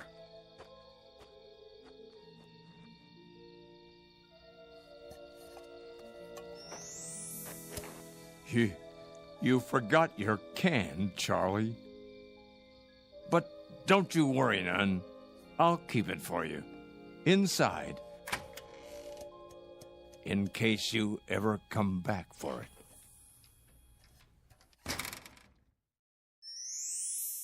Come on, let's play kick the can.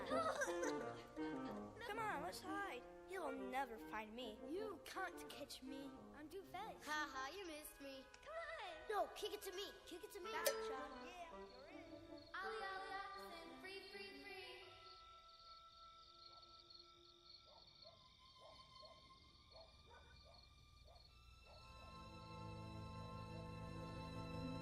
Sunnyvale Rest Home. A place for people too ancient to remember the fragile magic of youth. A place for those who have forgotten that childhood, maturity, and old age are magically intertwined. A dying place for those who have grown too stiff in their thinking to revisit the Twilight Zone.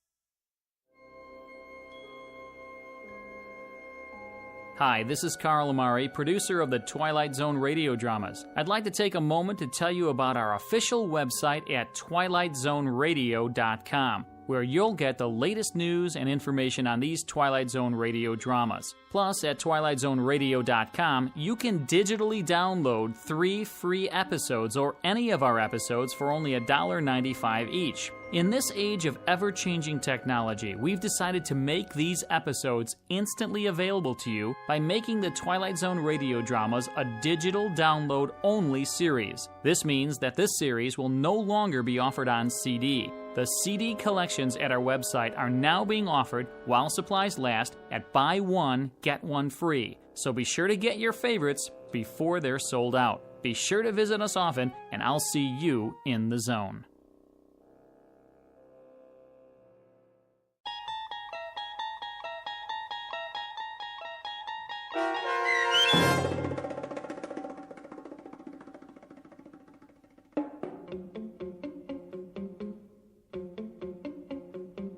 Kick the Can, starring Stan Freberg and Shelley Berman with Stacy Keach as your narrator, was adapted for radio by Dennis Etchison and written for The Twilight Zone by George Clayton Johnson.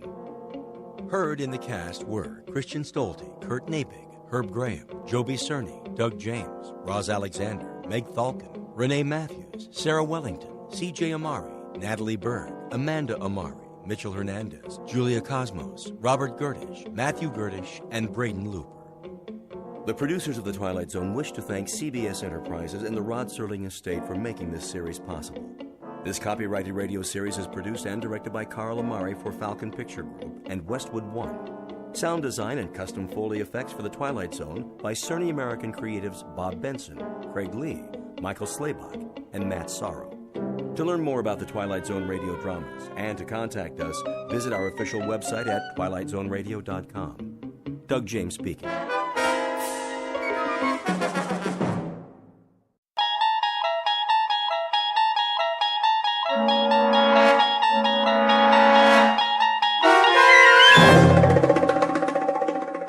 He's Alive, starring Peter Mark Richmond and Marshall Allman, with Stacy Keach as your narrator, was adapted for radio by Dennis Etchison and written for The Twilight Zone by Rod Serling.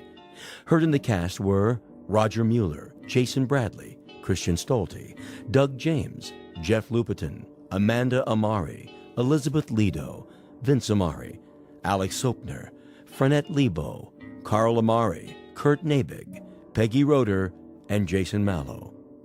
This copyrighted radio series is produced and directed by Carl Amari and Jason Mallow for Falcon Picture Group. Doug James speaking.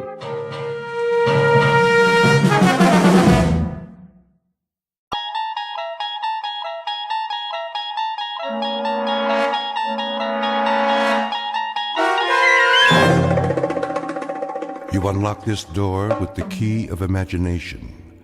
Beyond it is another dimension, a dimension of sound, a dimension of sight, a dimension of mind. You're moving into a land of both shadow and substance, of things and ideas. You've just crossed over into the Twilight Zone.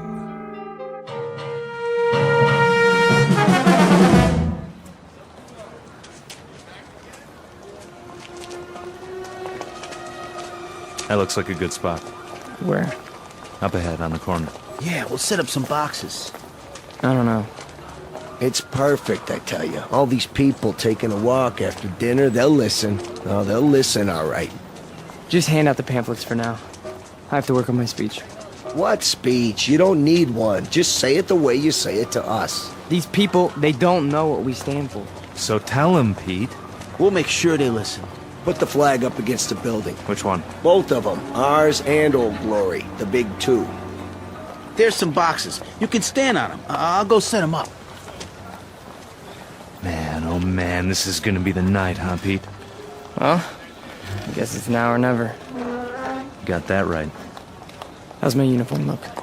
Here, straighten your tie. The cap, the boots, perfect. You look like a leader. Big time. Go, Pete. Give him a dose of the truth. Hey, mister. Excuse me, little girl. Are you in the army? No army you ever heard of, sweetheart, but you will. My daddy's a lieutenant. Are you a lieutenant? Better than that, kid. A lot better. Now stand back. You're in the way.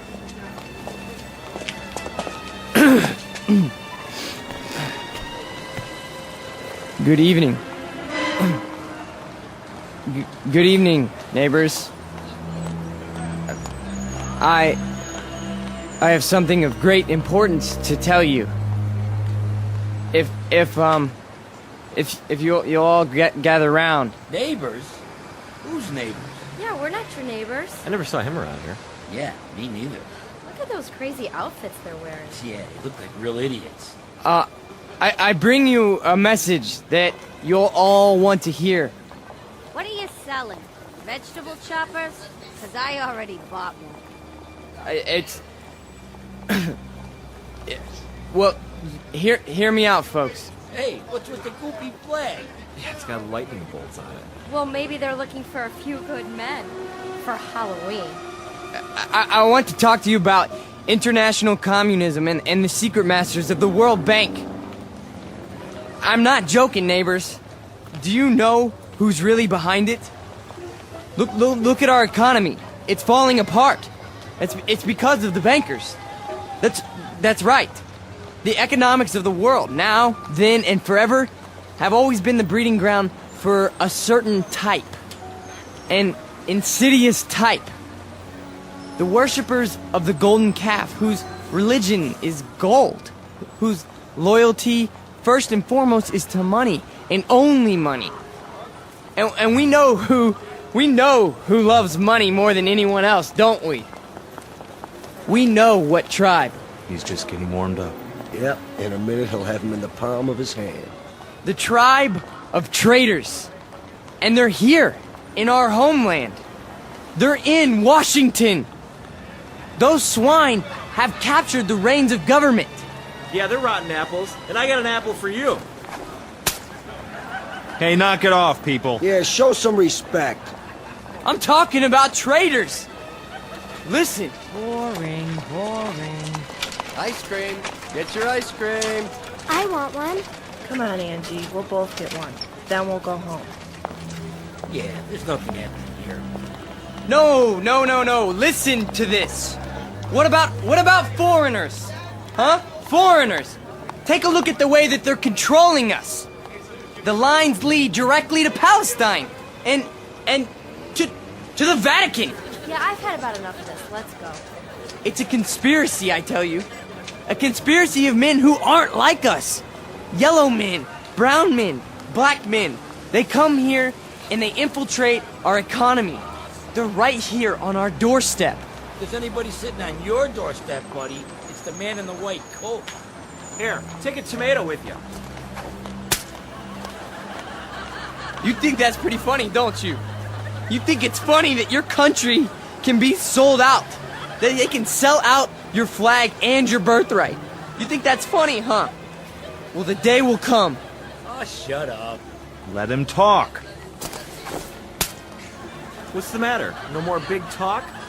He's just a scrawny kid with a big mouth. Real big. As long as you got a couple of punks to protect you. We gotta do something. Where's Nick? Go on, get out of here. Back off. This here's a real American. Yeah, a real jerk. Why, you? Get out! Cut it off! Kick you right now! Portrait of a Bush League Führer named Peter Vollmer, a young man who feeds off his self-delusions and is left perpetually hungry. Like his goose-stepping predecessors, he searches for something to explain this hunger, to rationalize why the world passes him by without saluting. In his own twisted and distorted lexicon, he calls it faith, strength, truth. But the particular brand of truth he seeks can be found in any sewer.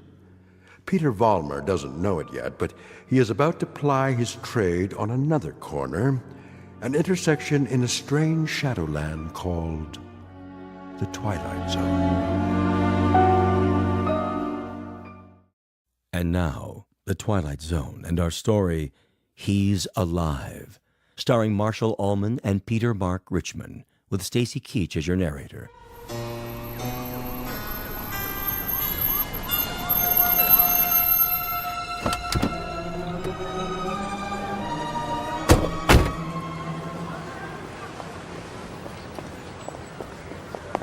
All right, folks, break it up. Party's over. Yeah, what's happening here? Looks like the boys in the brown shirts took a licking. No, we got him. We got him good. Said, what are you lying on the ground for? Problem, fellas? It was the communists. The communists did this. What? Which ones are those, Jack? All of them. They ran away like cowards. We want to press charges. What about names? We need names if we're going to charge anybody. Look, forget about it. We can take care of ourselves. Sure you can. You need some medical attention? No, we don't need your help. Come on, Peter, I'll help you out. Let's get out of here. Hey, Jack, you forgot your flag. Yeah, your mama made it for you. Give it to me. Sure. There'll come a day when guys like you will crawl on your belly to salute this. There'll come a day. Yeah, well, let me know the date, Jack, so I can stay home sick.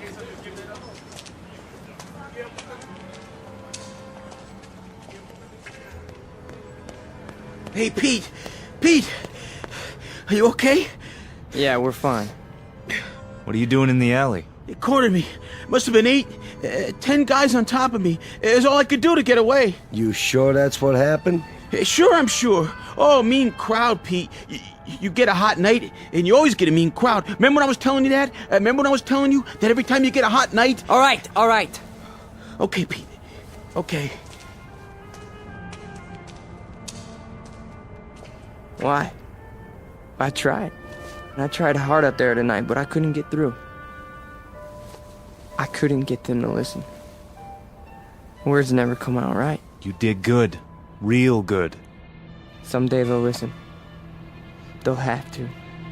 They'll listen and they'll cheer. Someday they will, Pete. You'll see. Someday.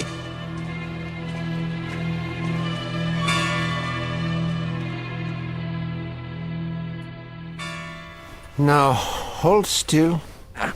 It's only a cut, not a mortal wound. Wash your face when you get home and put some iodine on it. I think you will survive. Now, do you want a cup of coffee? I'd rather have a drink. A drink, is it? May I have a drink, Ernst? I have some wine. Will that do? Yes, please. Very well. You are a man now.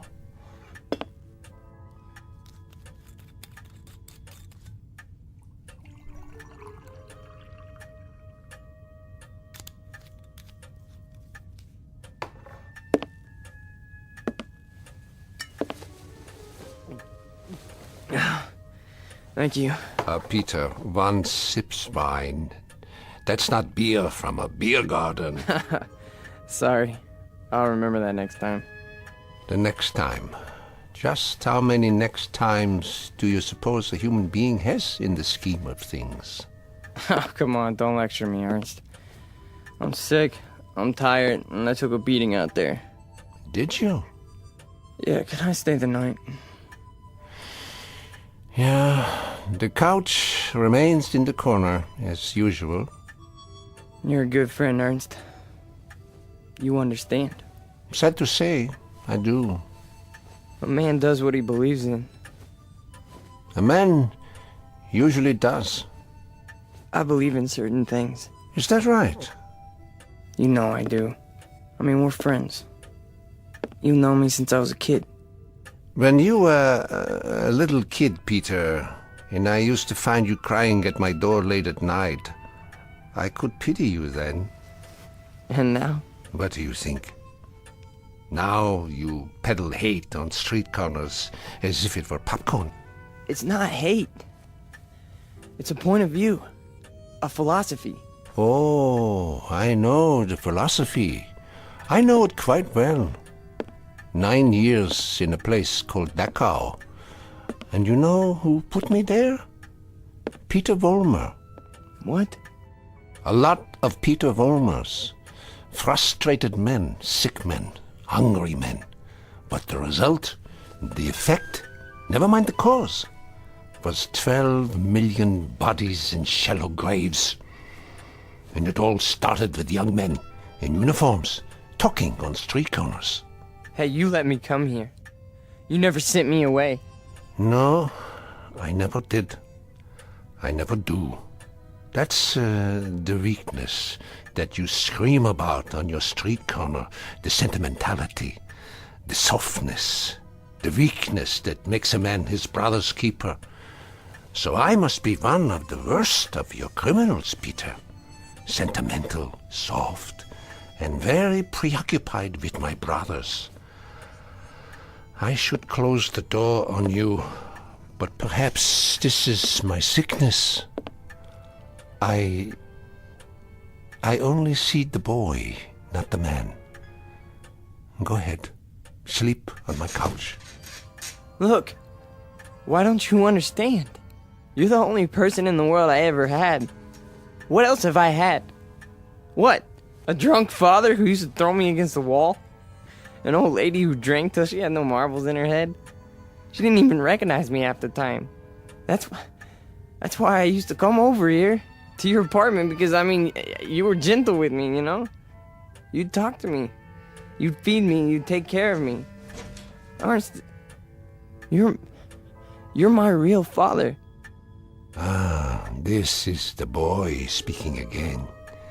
The little boy with so much fear in him. Yeah, you rest now, Peter. You rest well.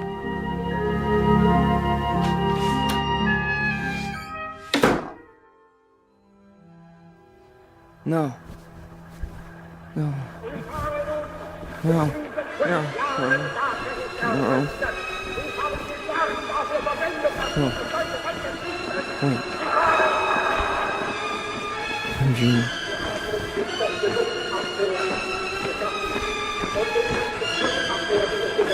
What? What? Peter! Who's that? Peter? Who's out there? Who is it? A friend, Mr. Vollmer. A friend? You have need of friends, yeah. Allies. Yeah, come downstairs, Mr. Vollmer. Come down and we'll talk, you and I.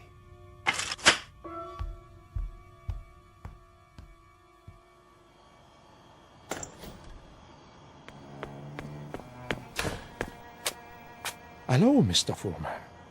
I heard people out here. Oh, did you? And your voice. Well, a dream, perhaps, of better days to come. Who are you? Take a good look. Do you not recognize me? Surely you have seen my picture. Wait. That hair. With the mustache. No. It can't be. You died a long time ago. Did I? Or perhaps I only wanted people to think so. But you're a great man. I am aware of your opinion. How did you know where to find me? I simply followed your tears, Mr. Vollmer. You said you have something to talk about? I do. I do indeed. I have you to talk about, and the things you believe in, which are the things I believe in as well. See, your success, Mr. Vollmer, will be my success. Are you interested? I am. I am. Please go on. Good. Then let us start by discussing a most important point. What are the dynamics of a crowd? How do you move them, Mr. Vollmer? How do you excite them? How do you make them feel as one with you? I don't know. I don't know, sir. How? Join them first, Mr. Vollmer. Yeah? When you address them, speak as if you were a part of the mob. Speak to them in their language, on their level. Make them hate the things you hate. How do I do that? If they are poor, talk to them about poverty. If they are afraid, talk to them about their fears. And if they're angry, Mr. Vollmer, if they're angry, give them objects for their anger. But most of all, what is most of the essence is that you make the mob an extension of yourself. Say to them things like, things like this. They call us hate mongers. They say we're prejudiced. They say we're biased. They say we hate the minorities. The minorities. Understand the term, neighbors. Minorities. Shall I tell you who the minorities are? Shall I? We are. We are the minorities. That way, Mr. Vollmer. See, you started that way. I think I understand. That's right.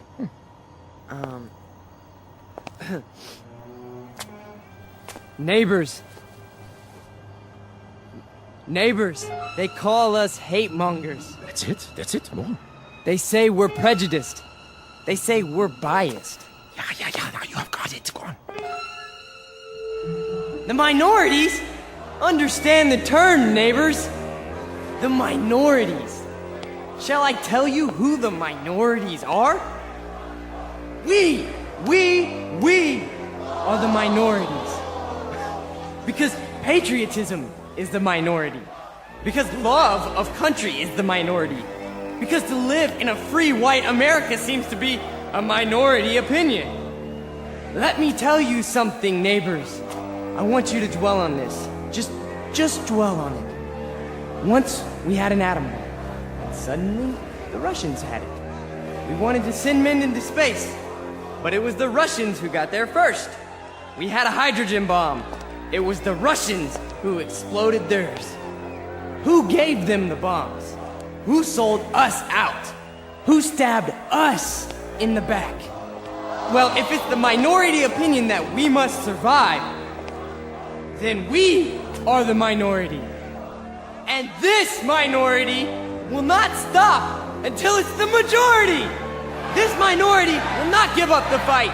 No, this is the promise, and this is the legacy.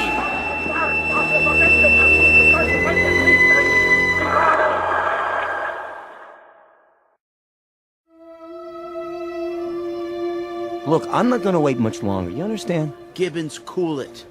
Pretty good crowd tonight, huh? Great crowd, and you were great, Pete. I mean it. Thanks, Stanley. They're finally responding. Responding? You had them right where you want them. Yeah. This here is my hall. You've been renting it all this time, but I ain't got the money yet. Hey, can't you see we're busy? Okay, boys. I'll put it to you this way. If I don't get paid right now, you don't have the hall tomorrow night. You got that? I'll go count the donations. What's the problem? Oh, this is a hungry man here, Pete. He's got to have his shekels. You know the type. I told you guys you're 3 weeks behind on the rent. You said you'd give it to me a week ago, and all I got was a cigarette butts on the floor. After tonight, that's it. Excuse me. Am I to understand that you're going to lock us out of this meeting hall because of a couple weeks' lousy rent? Oh, you understand right. $600 due. $600 that ain't been received. We happen to be a young movement. We're still struggling. We need time to grow. I don't rent time. I just rent the hall. It's the money. Or you put up a soapbox in the street. A soapbox in the street? What do we do, Pete? We gotta do something. I don't see why we have to tiptoe around this guy. Why don't I just educate him? Look, Frank, I don't know. Why don't you just hold on a second? I can do it, guaranteed. Well, I know you can, Frank. Somebody left this for you, Pete. Who? Nobody saw him. Just left this envelope at the back door. Your name's on it.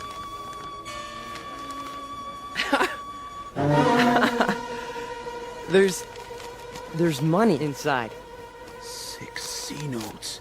Hey, how about that? We need $600, and here it is. Oh, man, how about that? Hey, Gibbons, come and get it. Yeah, it's about time. You satisfied? Then don't bother us. All right, all right. You're paid up through this week. Where'd the dough come from, Pete? You have any idea? We must have a secret supporter. I can see why. You were really something tonight. I can't even tell you how it sounded. You had him. You really had him. Hey, we're gonna make it. And now something tells me we're really gonna make it. You bet your life. You guys go on. I'll see you outside. Sure, Pete. Anything you say.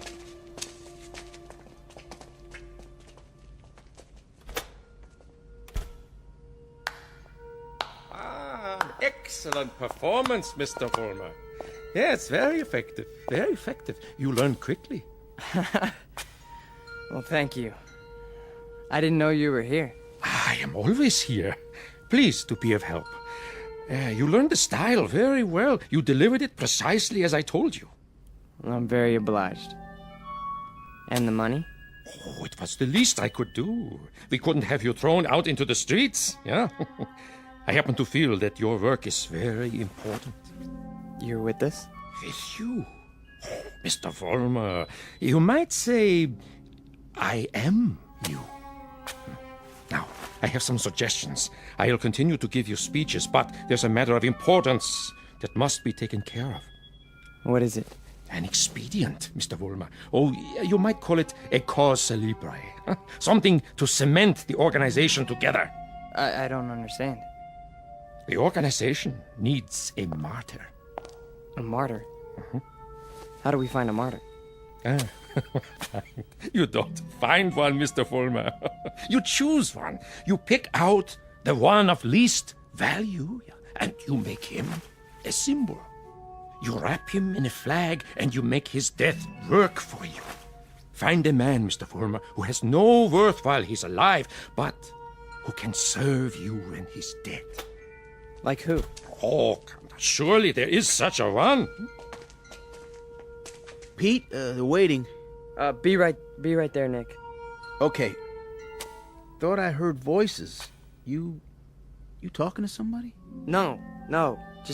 I'm just practicing my next speech. Look, hey, tell Frank to come in here, would you? Right away. Alone. Sure thing, Pete.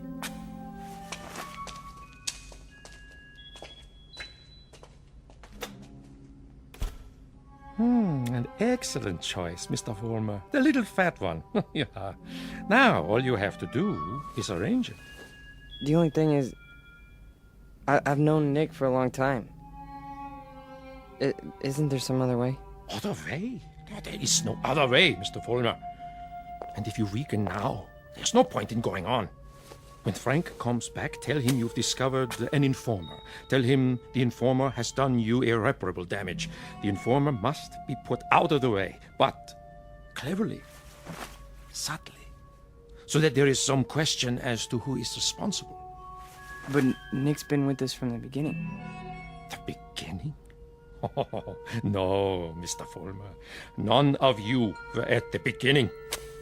None of you. Nick's my friend. And this is an act of friendship. We are allowing him to serve the cause. How glorious for him. Nick says you wanted to see me. We got a stoolie in the group, Frank. A stoolie? Yeah. Nick's been talking. And I think he's working for the police. No. I know it to be a fact. Everything we've done, everything we've said, Nick snitched on us. Are you sure? Beyond a shadow of a doubt. Well, what do you want to do, Pete? Get rid of him.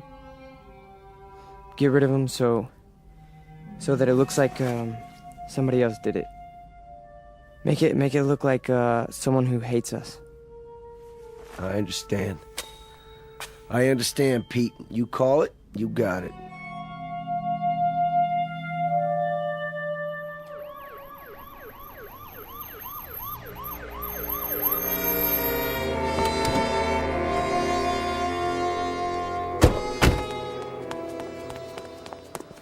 There you are, officers. Thank God. Stay calm, ma'am. Now just tell us, where's the spotty? Over here, in the alley. Shine your flashlight on it. Look at all that blood. Somebody did quite a number on him, huh? I've seen him before. It's one of those young hooligans. You can tell by the uniform.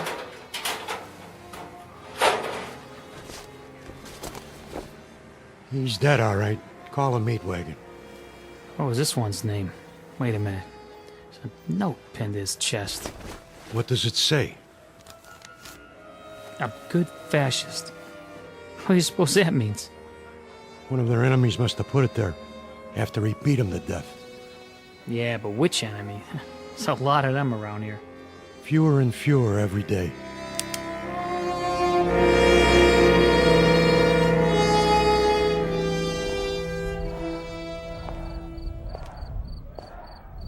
Hurry up, Frank. We've been waiting for you. Is it done? Cross off the little creep. Anything else? Then, we finally have our martyr. Pete, you better go on. They're going nuts in there. It's a good crowd tonight? Right to the ceiling. What's the matter, Stanley? Oh, nothing. Then why the look?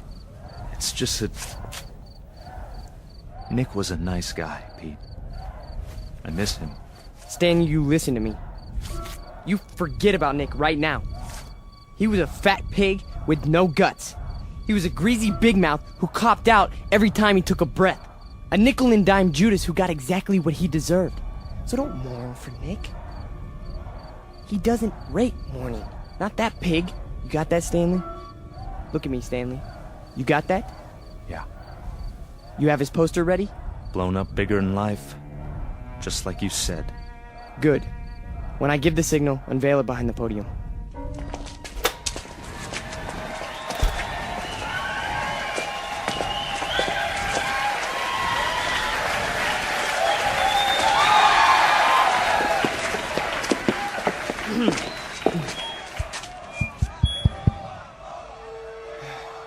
All right, everyone. I have something very important to say. A man of honor has died tonight. A decent, courageous fighter for the cause of freedom. He gave his life. He gave his life for us. Some skulking assassin murdered him.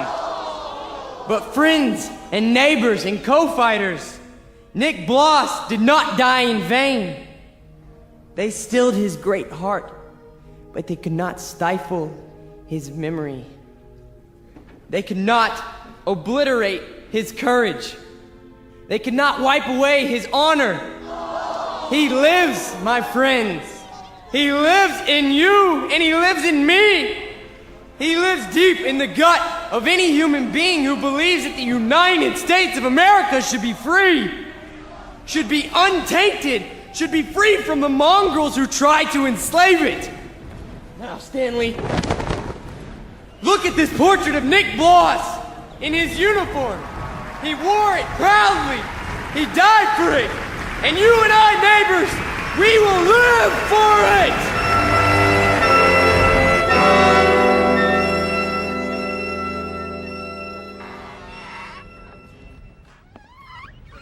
Oh, hiya, Mr. Gans. How do you do? How are you tonight? Oh, I'm very sober, unfortunately. Beer? Yeah, if you please. Boy, listen to him across the street. Guy's got a voice on him. And I knew it when it was only a whimper. That's a wild kid, that one. Used to be people would laugh at him, but lately he gets the crowd. Not many people laugh now. Say, you know him, don't you? Yeah, since he was a child.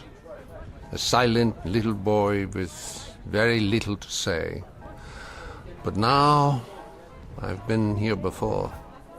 Oh yes, I've seen and heard it all before. That was another time, Mr. Gans. Another place. Another kind of people. That stuff doesn't go here. That's what we said, too. They were brown shirt scum. Temporary insanity. Part of the passing scene. too monstrous to be real. So we ignored them, or laughed at them, because we couldn't believe that there were enough insane people to march for their cause. And then, one morning, the country woke up from an uneasy sleep, and there was no more laughter. The Peter Volmers had taken over. The wild animals had changed places with the zookeepers. Another one, Mr. Gans? No, thank you. I have had my fill. You take it easy now. You're not going to do anything foolish, are you? Me? Not this time. It mustn't happen again. We can't let it. We simply can't let it happen again. All the anguish, all the horror, all the nightmare. No. Not this time. Mr. Gans? Mr. Gans!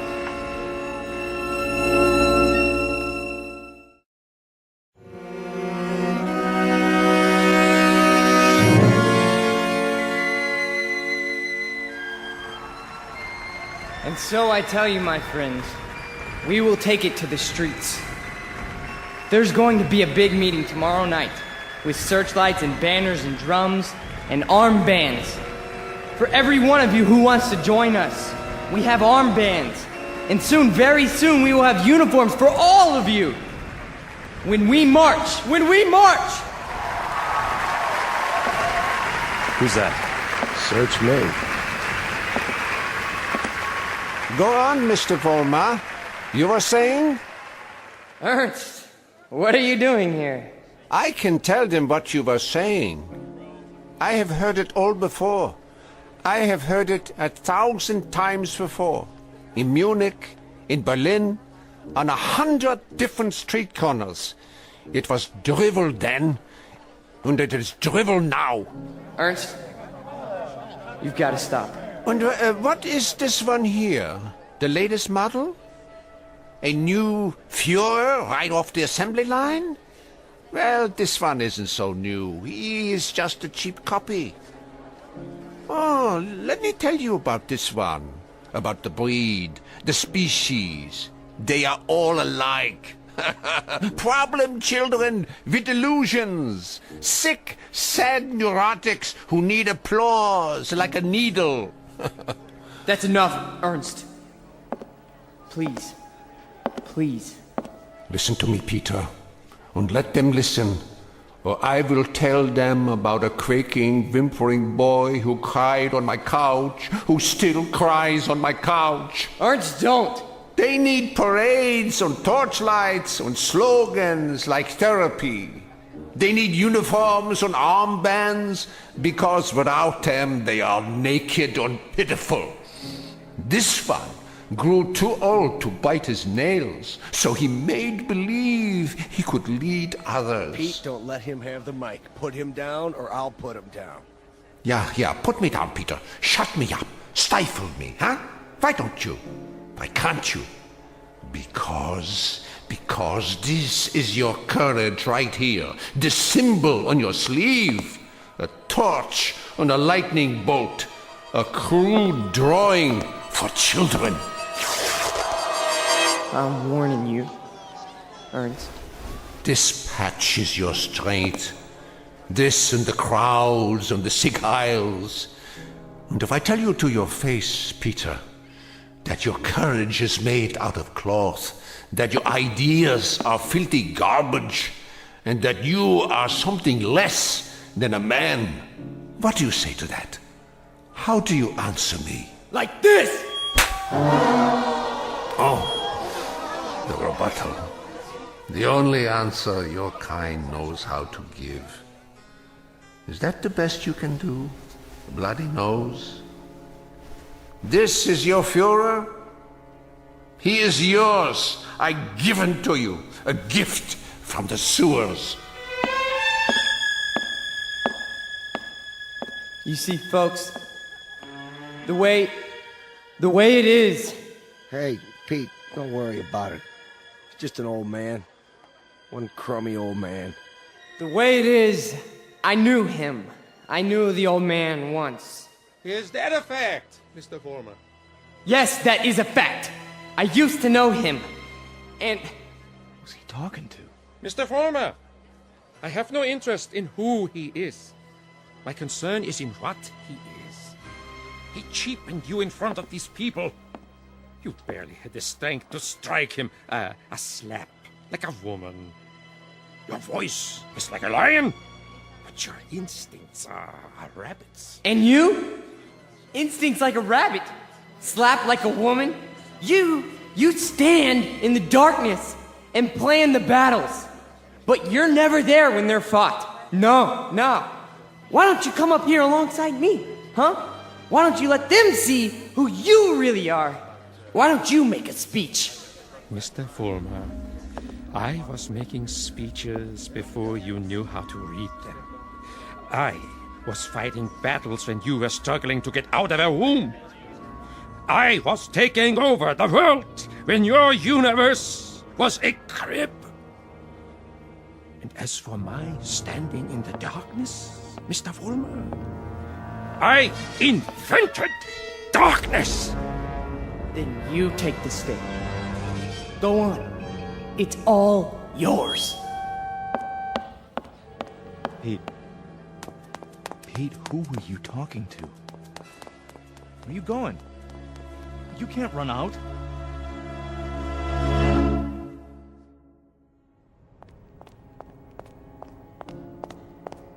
Ernst!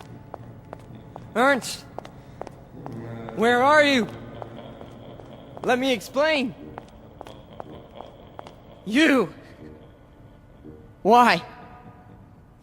Why did you pick me? I didn't pick you, Mr. Former. You picked me. You chose my ideas. You invoked my name. So now, you must take whatever comes with it.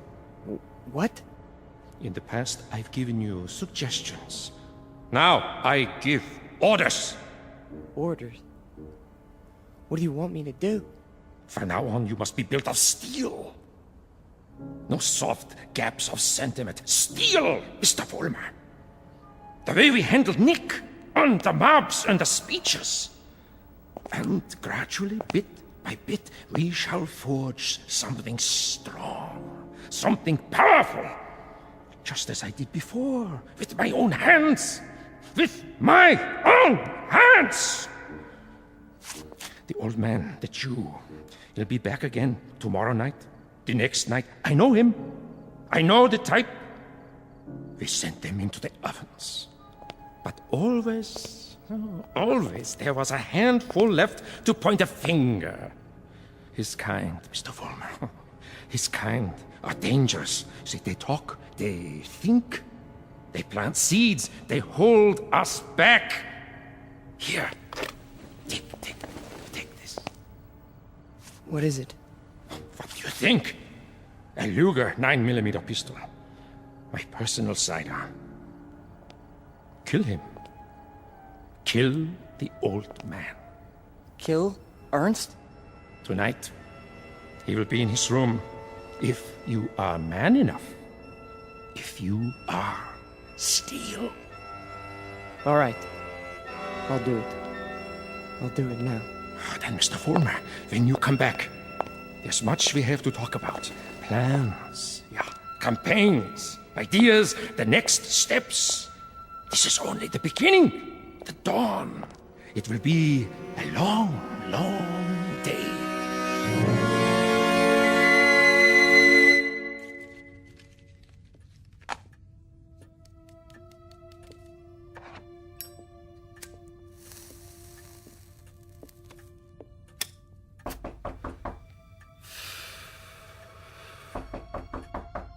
Yeah? Oh, come in. Ah, I thought it was you. You wouldn't listen to me, Ernst. On the contrary, I listened to all that I was able to stand. You should pay attention now. I can't even begin to tell you what's happened. It's too incredible. It's too unbelievable. I can tell you this much. we're on the march. From now on, we only go forward. There's no stopping us. No stopping you, Peter? An old man stopped you tonight with a few words. He stopped you with the truth. You're wrong, Ernst. It's not just me anymore. There's someone else. Someone behind us. Someone even you tremble at. He'd have to be a very imposing figure, Peter. Much more imposing than you. Oh, he is. He gave me this. See? More imposing even than a gun. That's only because you don't think I'll use it. Which only goes to show that you don't know me. I know you, Peter, I know you. From a ravaged little boy wanting love to a torn man looking for respect, identity. I don't fear you. So you may do what you have in mind at any time you wish. With this one last reminder. You can never kill an idea with a bullet. Never. No. I'm all steel now. Ernst, I'm made out of steel. No more sentiment. No more softness. Just purpose. Just will. Then shoot. Kill. Destroy me, if you can. Am I close enough to you? You're frightened. Admit it. Not at all.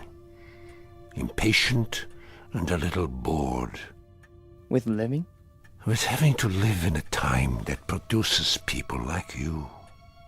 Once, years ago, you made death inviting. You still do.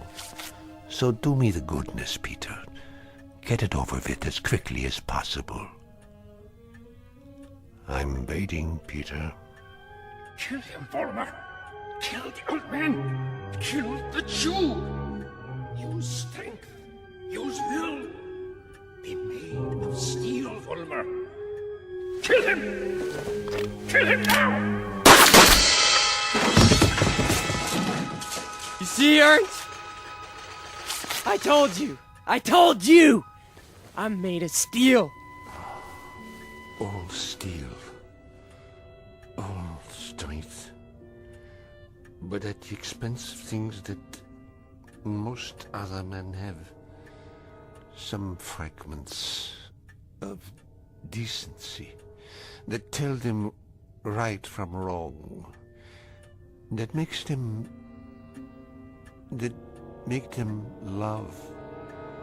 Yes, Peter, you have steel, but now you have no heart.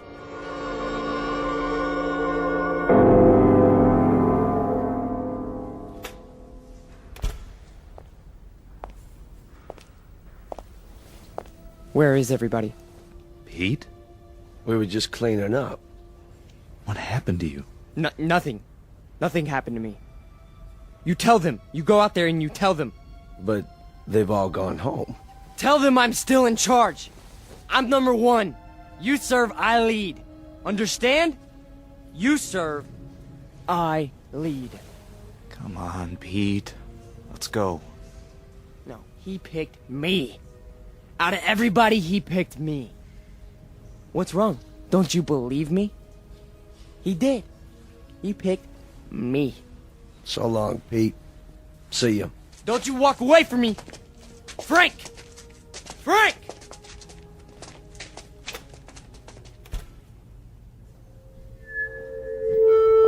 Who's there? Who is that? Vollmer? You.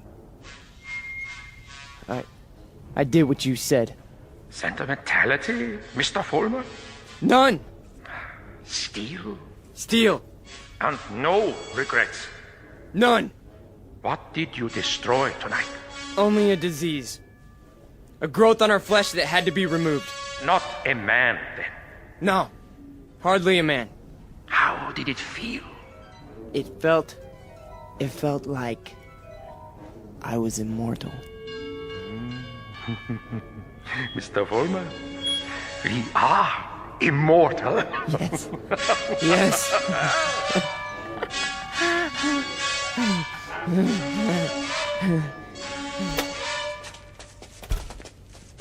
There he is. Don't move. What do you want? Peter Vollmer? Yes. We have a warrant for your arrest. That's impossible. The charge is conspiracy to commit murder. Your two friends are outside in cuffs. The victim's name was Nicholas Bloss. Get away from me. He's got a gun. Drop the gun! Now! Walk toward us with your hands up! Hey, look, he's going to the other door. Tell them to cover the alley. Halt! Halt, or I'll shoot!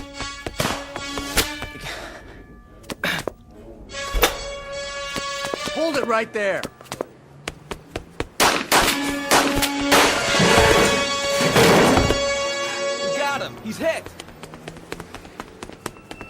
Call for an ambulance. You have the right to remain silent. Anything you say can and will be used against you. There's something very wrong. There's something very wrong. Easy, kid. Don't try to talk. You made a terrible mistake. I'm made of steel. It's true. Don't you understand? I'm made of steel. I'm made of steel. I'm made of steel. I'm made of steel.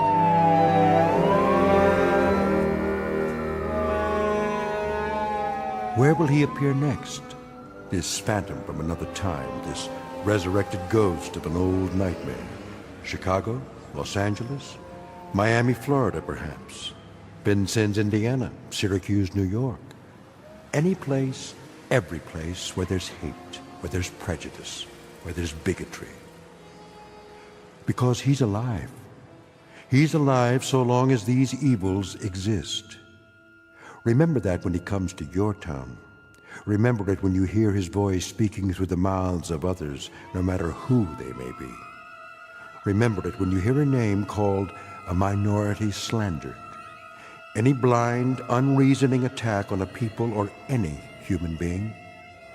He's alive. Because through these things, we keep him alive.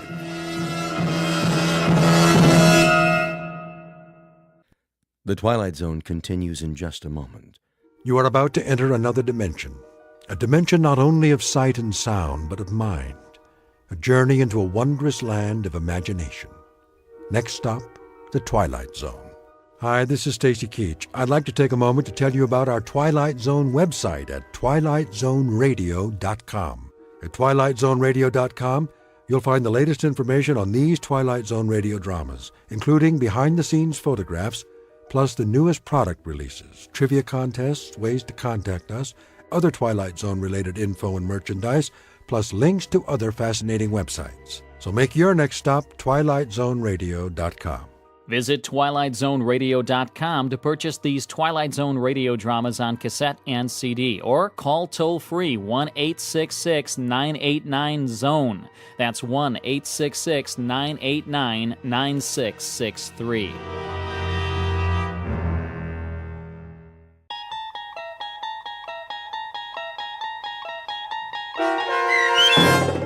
The Howling Man, starring Fred Willard, with Stacy Keach as your narrator, was adapted for radio by Dennis Etchison and written for The Twilight Zone by Charles Beaumont. Heard in the cast were Christian Stolte, David Darlow, Doug James, and Anna Sverutza. To learn more about the Twilight Zone radio dramas and to obtain audio cassettes and CDs of these programs, visit our website at twilightzoneradio.com. The producers of The Twilight Zone wish to thank CBS Enterprises, Carol Serling, Dennis Etchison, Dick Brescia Associates, Claire Simon Casting, Terry Jennings, XM Satellite Radio, Sirius Satellite Radio, our sponsors, and our radio affiliates for helping make this series possible. This copyrighted radio series is produced and directed by Carl Amari and Roger Wolski for Falcon Picture Group. Doug James speaking.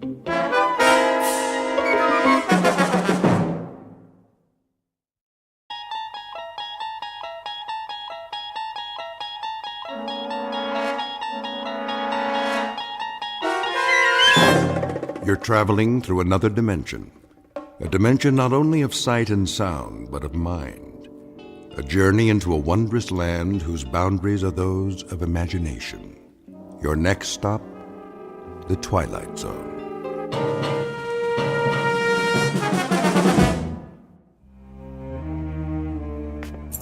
Thank you, Mrs. Dunphy. I'll be back shortly.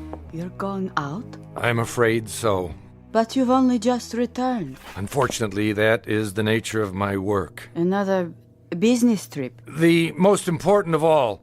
But first, there are arrangements to be made. I've prepared your afternoon meal. I'm sure it will keep. Can you not make these arrangements by telephone? No. Some things can't be left to chance. In the meanwhile, follow my instructions precisely, to the letter. Mrs. Dunphy, do I make myself clear? I believe so. You believe so? Then let me make it absolutely clear. Sit down for a moment. But if you're on your way... It's necessary that you understand. And the only way to be sure is to tell you how it began. Please.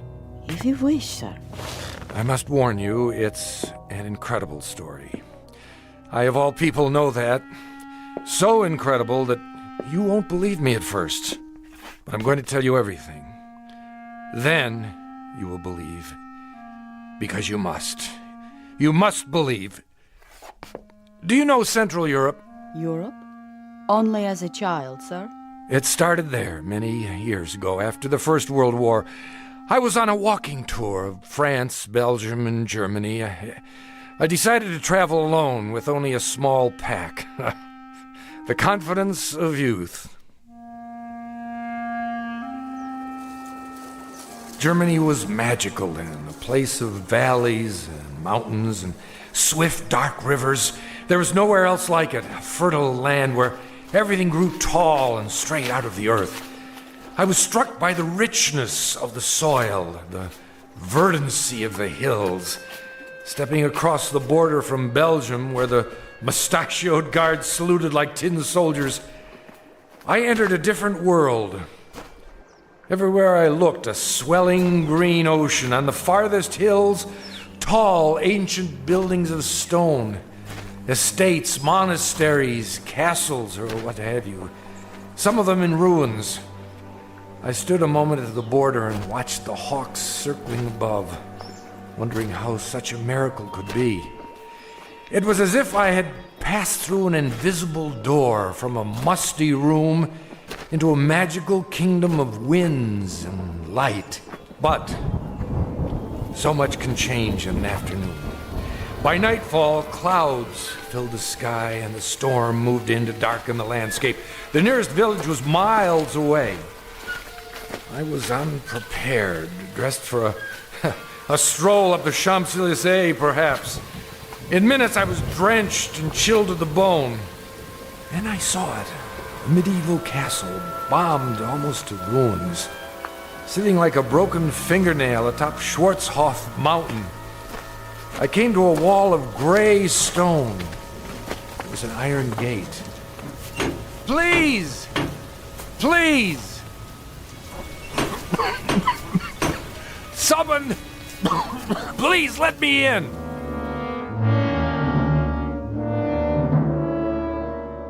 A story told years ago by a man who recalled it from his youth. Fortunately, or perhaps unfortunately, he was never able to put it out of his mind. It begins with a wayfaring traveler. His name is David Ellington, a scholar, seeker of truth, and to his dismay, a finder of truth. A man approaching exhaustion, who will confront a problem that has haunted the world since the beginning of time. A man who knocks on a gate seeking sanctuary, and instead finds that he has just crossed an unmarked border into the far edges of the Twilight Zone.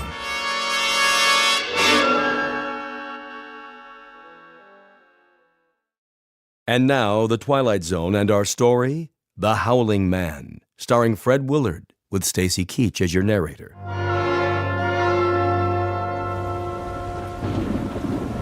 I found a rope by the gate and pulled it. Please! Someone! Yes? What is it? Let me in. I'm sorry. You don't understand. I'm traveling on foot. We don't allow visitors. I'm not a visitor. What is this place? It's called the Hermitage. And I'm a stranger caught in the storm. Your robe, the cross around your neck. You're a man of God. I'm lost. Don't you understand? Lost. Very well. Follow me. Thank you, brother. You're ill. I'll be all right. Once I dry out. This way. What are these rooms?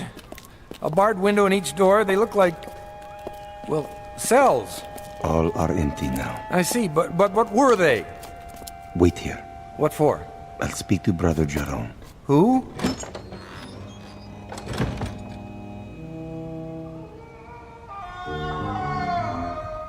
What in the... Brother Jerome will see you now. Oh, what was that? The wind. Are you sure? Come. The room had almost no furnishings. A straw pallet, a rude desk and chair, some books and religious oddments, very stark. The abbot himself was a fierce El Greco painting of a man, stooped and withered, but strong in every part of him. Like the monk who came to the gate, he wore a shepherd's cloak and carried a crooked staff. Why have you come here? My name is David Ellington. I got lost in the storm. Then I saw a lantern in the window. And what is it you want of us? Want? Only a little shelter, some food. We cannot help you here. You will have to leave. You call that a Christian attitude? Now, Mr. Ellington. Oh, for the love of... All right, if that's the way you want it. Sorry to have troubled you. Give me a minute. I'll be out of here in... Brother Christophorus. Yes? Carry him out of here. At once. Right away.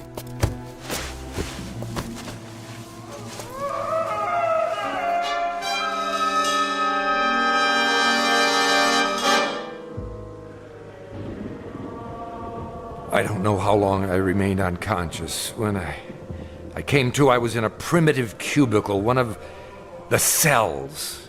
Walls and ceiling of gray stone, a single small window in the shape of an arch, the floor hard-packed dirt. The monk sat nearby in a chair. I lay under a blanket. Beneath me was a bed of straw. Water! He lives. God's infinite mercy. How long have I been here? 9 days, my son. 9 days? You were very ill. The fever was on you. Brother Jerome said you would die, and he sent me to watch over you. I have never seen a man die.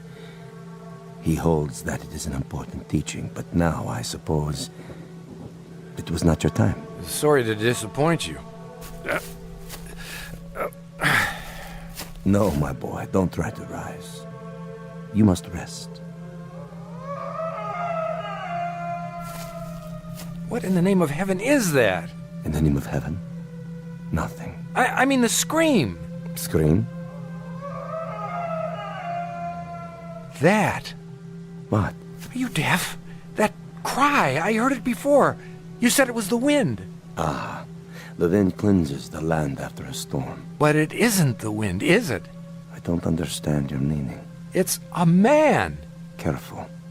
You must regain your strength. There! Don't tell me you didn't hear it! Perhaps you would like some soup. It's cold, but nourishing.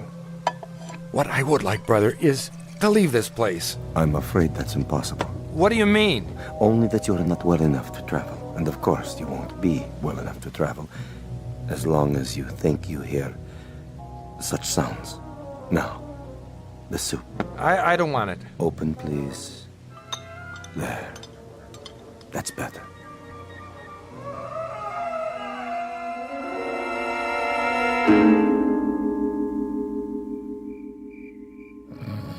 Over the next few hours, my strength did return, or at least some of it. I waited until the monk had fallen asleep. Then at last I made my move.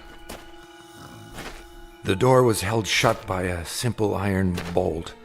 I had only to slide it a few inches without waking him. I was almost free, but I could not remember which way we had come. When I turned into another corridor, I realized I was lost. It was a maze of dark passages and doors. Here, a part of the ruined ceiling was broken away, and I saw that the moon had risen.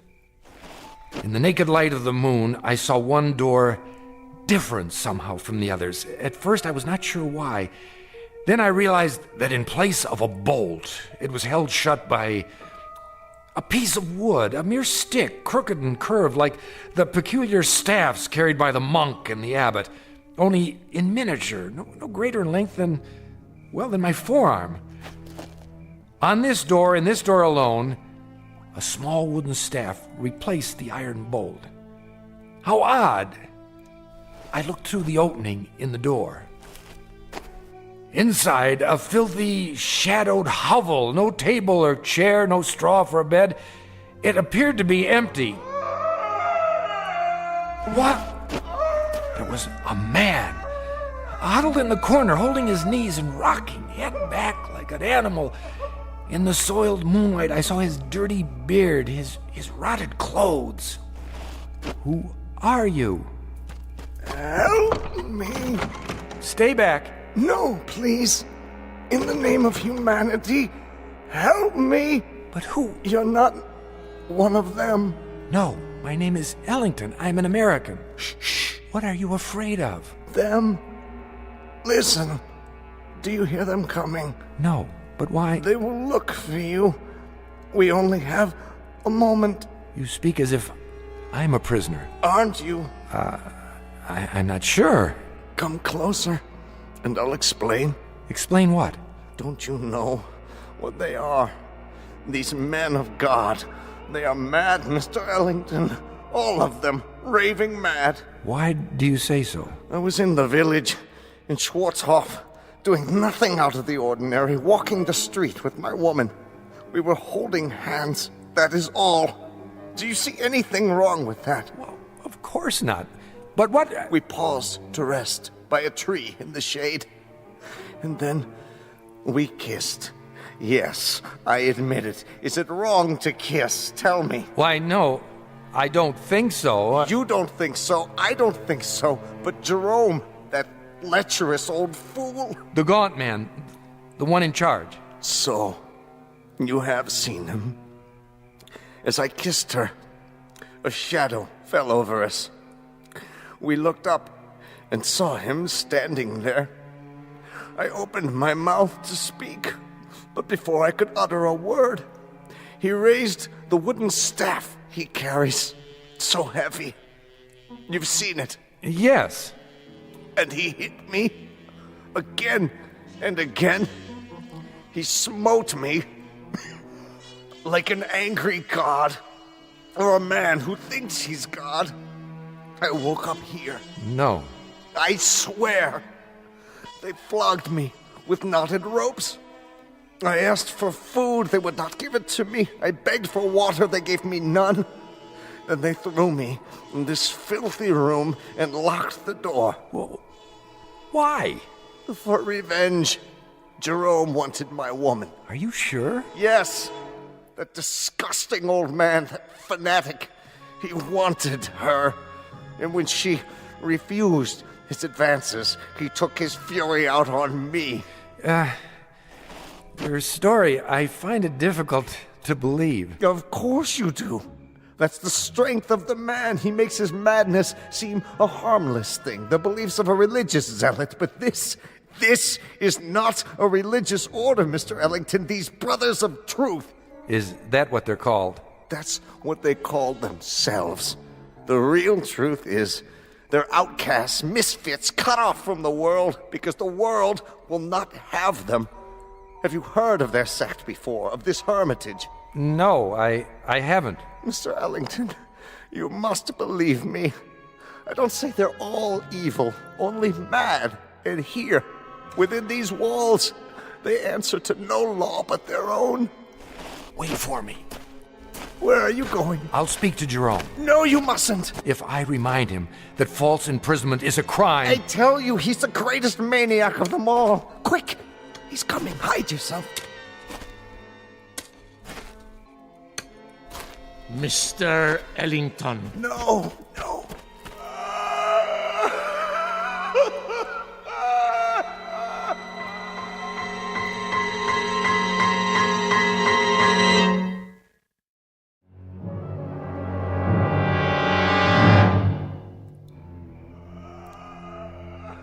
Brother Jerome? I did not know you were well enough to walk. I still feel weak. Brother Jerome. Come with me, please. Look here, This way.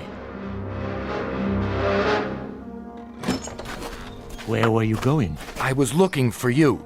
It was unwise for you to wander on your own. The corridors can be treacherous. Oh, can they? In what way? The building is very old.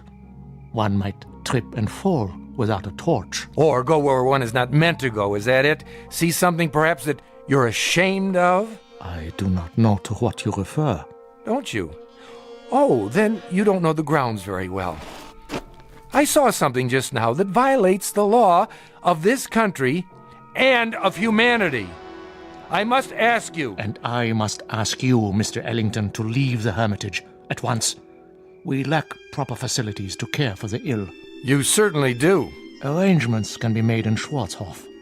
Just a minute. No, not a minute. Not an extra second, Mr. Ellington. Now. I thought you were concerned about my health. I am. But now you want me gone regardless. Why? I have explained that. You've explained nothing. Based on what I've seen, I question your motives. I question your entire operation here. You are making assumptions. I certainly am. Now, look, no one invited me to come here. I realize that. I arrived unexpectedly, and you're not prepared for visitors. But I had no choice. And there is no excuse for your behavior. I suppose it was only a matter of time before you brought out the knotted ropes so that you could flail me or whatever it is you do for amusement. My son. I'm not your son! There are many things you don't understand. That's right, I don't. So begin with this one. Tell me, why are you in such a hurry for me to leave? What more are you afraid I'll find out? More?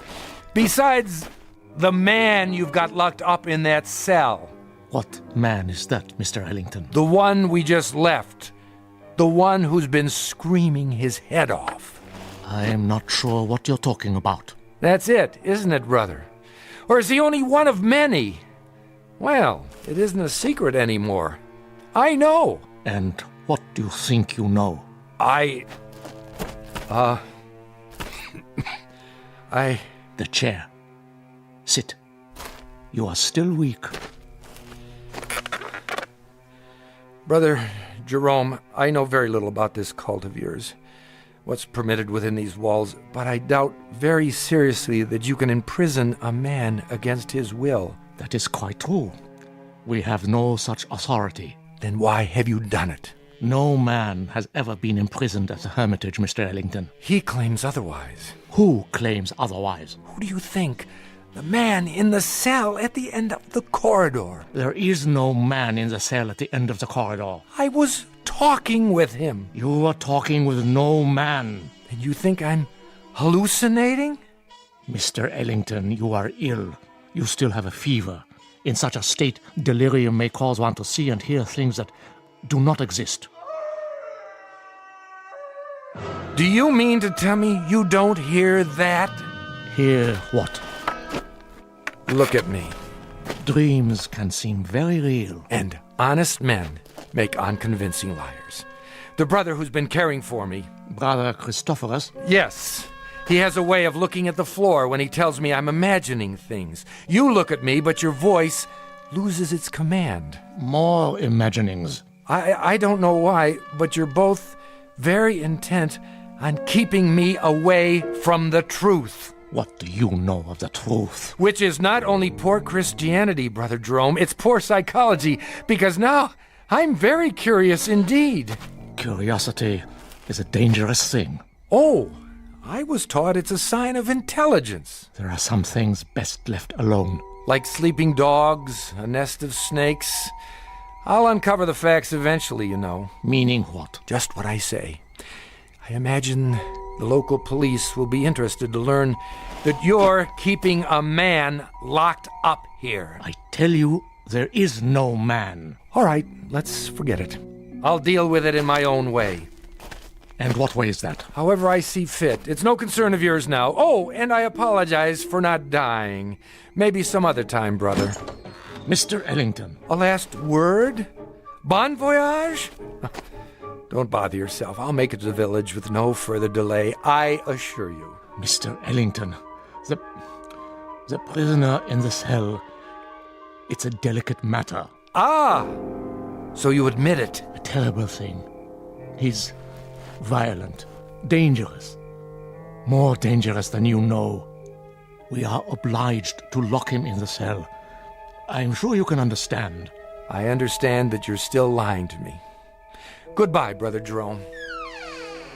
Would you really go to the police? If you were in my place, wouldn't you? Very well. Close the door, Mr. Ellington. I have told you the truth, but only a part. Now I see that I must tell you the whole of it. May God forgive me. Then you do hear it. As I have heard it every hour of every day, for 5 long years. Why did you lie? I didn't. Oh, but I think you did. And now the skies darken. The storm returns. I should have known. When I told you that no man screamed in the abbey, I spoke the truth. It is not a man, you see, Mr. Ellington. It is the devil himself. You're joking with me, aren't you? No, Mr. Ellington, I am not. Would that I were. It would be so much easier. But the prisoner in the cell, our only prisoner, is in fact Satan. Oh, come now. Otherwise known as the fallen angel, Ahriman, Asmodeus, Belial, Diabolus, the devil made manifest. You asked for the truth. Now you have it. Do you believe? What? Oh, sure. Now it is you who are lying, Mr. Ellington. You don't believe me at all. To the contrary, you're even more certain of what you've suspected all along, that I am mad. Well, sit down. I will tell you a story. And then we'll see how certain you are of my madness or of anything else. Drink. What did you say? Some brandy. For thy stomach and thy infirmities. No, thank you. Don't worry. It's not poison. A very old vintage. I'll drink with you. What is it you wanted to tell me? I presume, Mr. Ellington, that you consider yourself sophisticated, a worldly man. Why do you say that? You're young, rich by your clothes, and reasonably well educated. Harvard? Yale. Exactly. Having a last fling before settling into the family business. How did you... You are an open book, printed in very large type, with pictures. Of course, you consider us primitive, because we're living in seclusion away from the real world. To you, we're misfits. Please, I know all the theories. I assure you, brother... No, Mr. Ellington, it is I who am assuring you that I am not the ignorant fanatic I might seem. I coped with your world for 40 years before I left it, and rather successfully by your standards. The best schools, a degree in philosophy, a job that took me to all the corners of the earth. This beard and this staff and this face represent nothing but a different point of view. If you understand that, then perhaps you will listen to what I have to say with an open mind.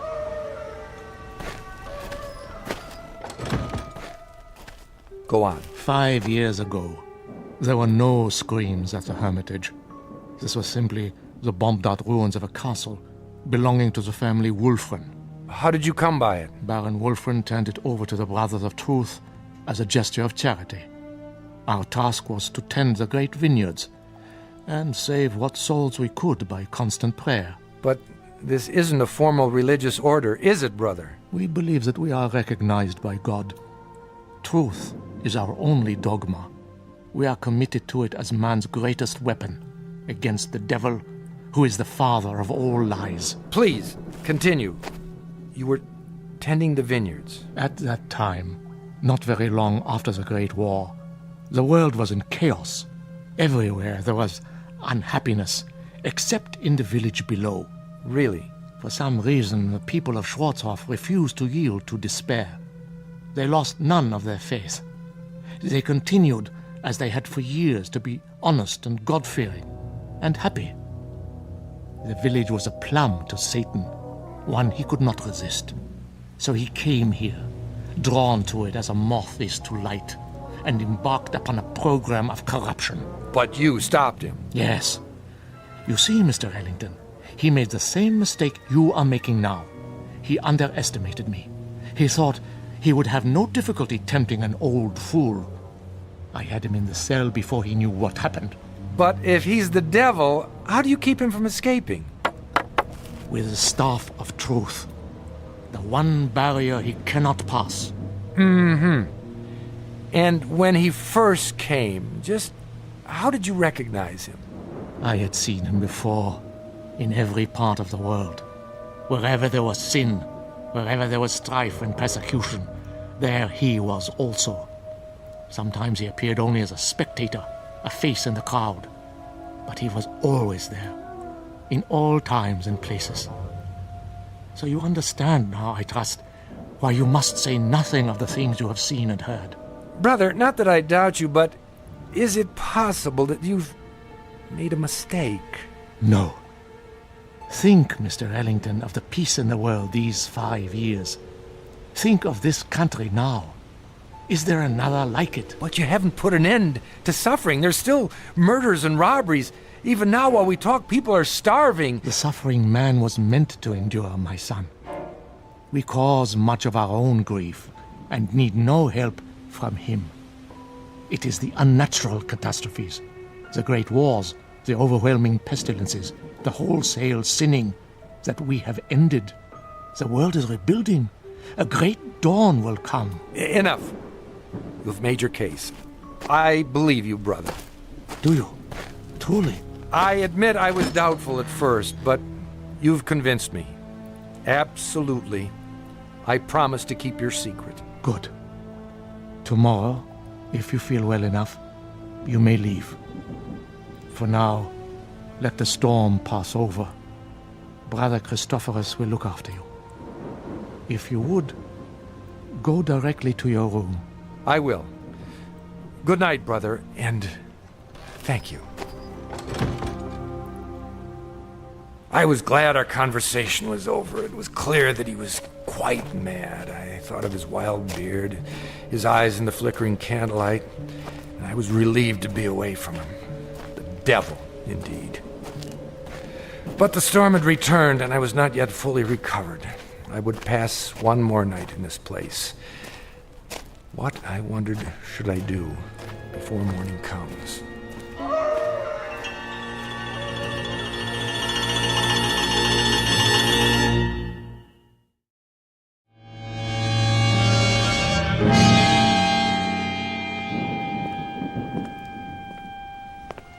The corridor was dank and empty. I felt as though I were the last sane man in an insane world.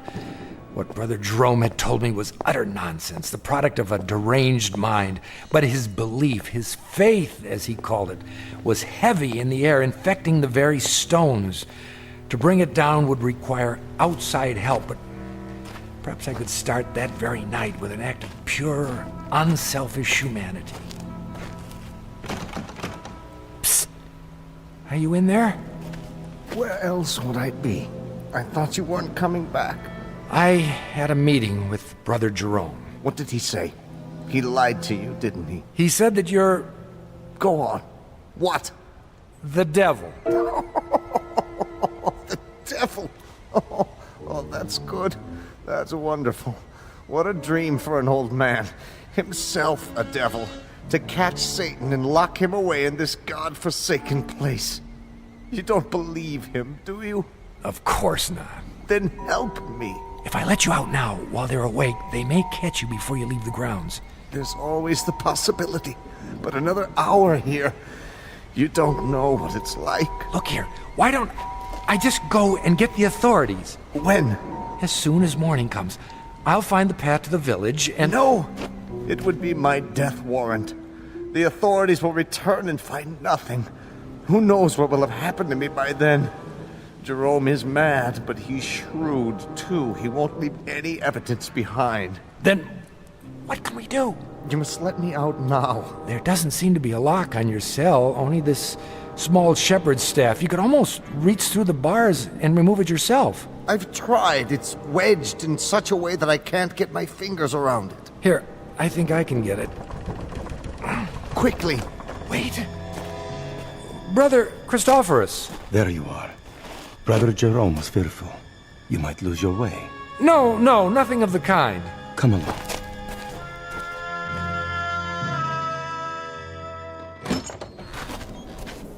I'll light the candle.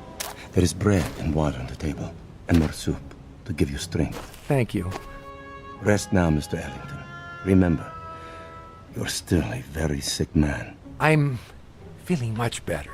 Nonetheless, Brother Jerome has asked me to watch over you. Really, that isn't necessary. It is my duty. The chair is sturdy, and the candle is fresh. Wait a minute. Why are you locking the door? To protect you. But you're locking us both in. Never fear. I have the key. It is not long till morning. But... Sleep, Mr. Ellington. You are a weary traveler. Soon you'll be back with your own kind. With a comfort, eh? You will forget all you have seen here. I watched the monk as he sat heavily in the chair. I was a prisoner, no doubt about it. How much longer, I wondered, for both prisoners? What if the morning came and Brother Jerome chose not to release me as he promised? I might remain here for... How long had the Howling Man been in prison? 5 years? Lord, I imagined my beard growing, my hair wild, until I too was starved, crying to be let out. No one would come. Who knew I was here? I'd drop off the face of the earth, forgotten, presumed dead. Brother Christophorus had the keys around his neck, but until he fell asleep, I was at his mercy. It was almost dawn when I dared to move. I had to be careful not to wake him.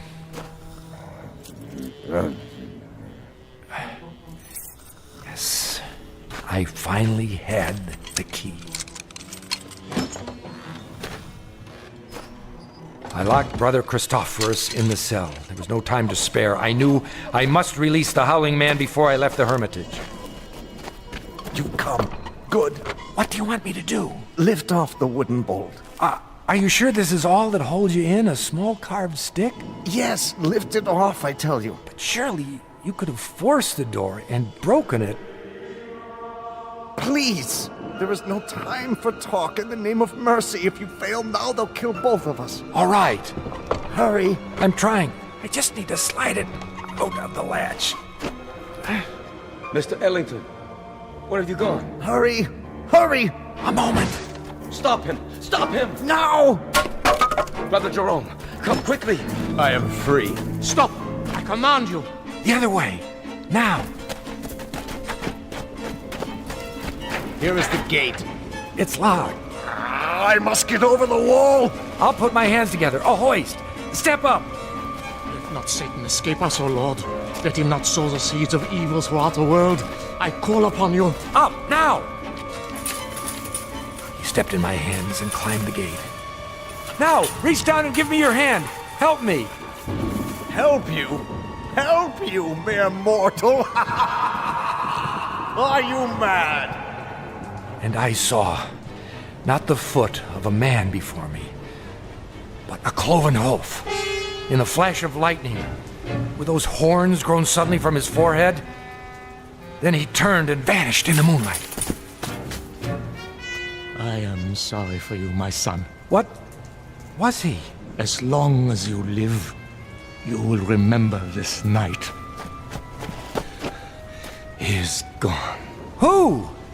Tell me. Even now, you're not sure. But you will be. And then you'll know, Mr. Ellington. You'll know who it was you loosed upon the world.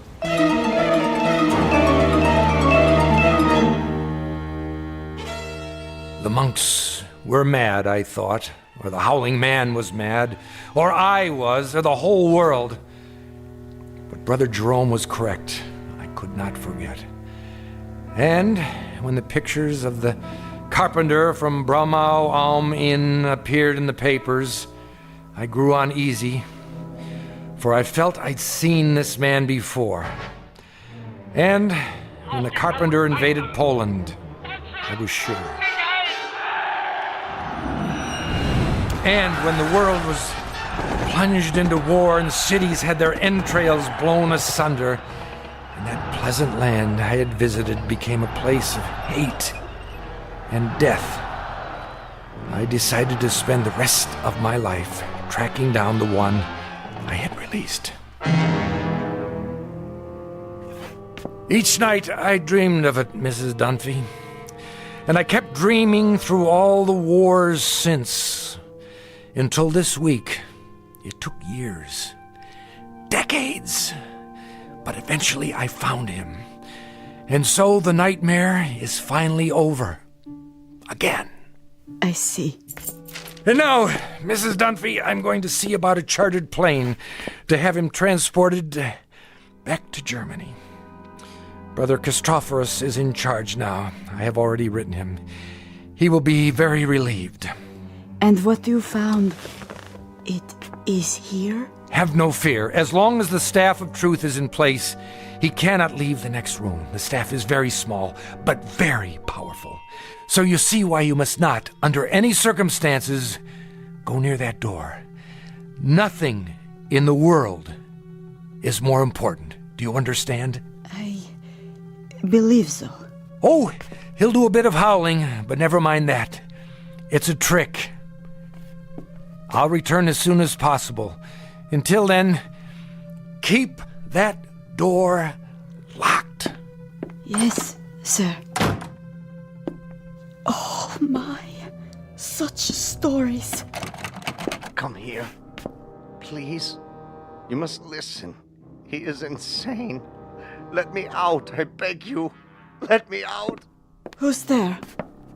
Behind that door. Are you all right? Sir, can you hear me? The little piece of wood, the staff. Remove it, please. I don't know if I should. Please, take it off the door. I implore you, please. Please.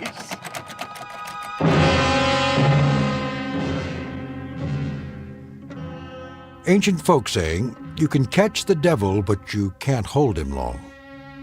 Ask Brother Jerome, or Brother Christophorus, or David Ellington.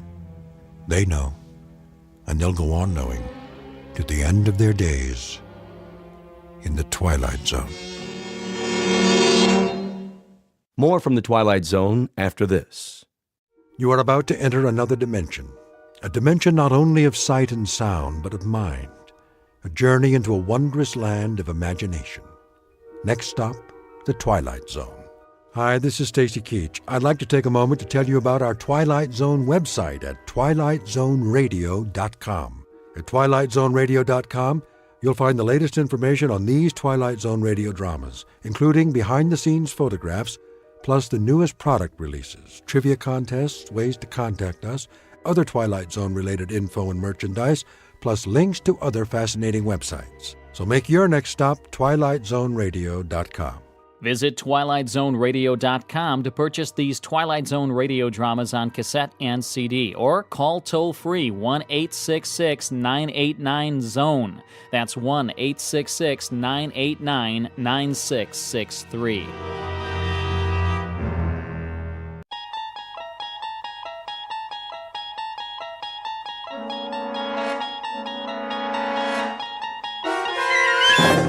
You're traveling through another dimension. A dimension not only of sight and sound, but of mind. A journey into a wondrous land whose boundaries are those of imagination. Your next stop, the Twilight Zone.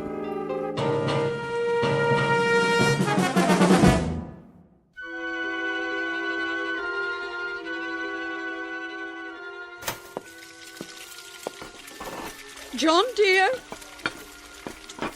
John, your breakfast is ready. John? Didn't you hear me? I said... John? I heard you, Martha. You've worked hard, seen the good times and the hard times. What are you doing? Tying my shoes. Are you all right? Oh, yes, of course. Perhaps we should stay home. Give me a moment. And now, with the kids grown up, you're ready to retire and enjoy the good life. Shouldn't you make the most of your golden years? If you'd rather go another day. No. I'm sure they'll let us change the appointment. After waiting so long, I won't hear of it, Martha. A whole world out there, yours for the taking. A world of travel, adventure, all the things you've wanted to do. And now you have the time to do them together. Very well, then. I've made your breakfast. I'll be right there. So don't waste another minute. Call the New Life Corporation today for your illustrated brochure. The cost is surprisingly affordable for so much. Remember, this is your time in the sun. Shouldn't you make the most of it? The New Life Corporation, where we make all your dreams come true. Oh! Darling, be careful. I said, give me a moment. Lie down. I'll bring you a tray. Martha, if you don't mind, I think I'll skip breakfast this morning. Is it the pain again? It's only angina. Nothing to worry about. But I do worry. Let me call the doctor, please. Nonsense. He's done all he can. There's no point. Oh, John. John, what are we going to do? You know as well as I, we must go. There's simply no more time. If you're sure. Of course I'm sure. Oh, John. There. It'll be all right. You'll see. And now, back to our program on the Vacation Channel, Adventure for Two in Paradise.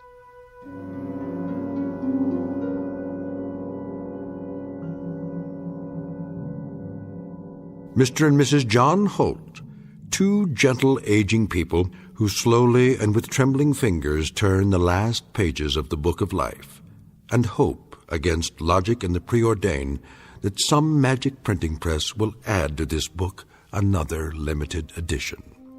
But these two senior citizens happen to live in the future, only a few years from now, but a time when almost nothing is impossible. Mr. and Mrs. Holt in their twilight years, who are about to discover that they've entered a zone of the very same name.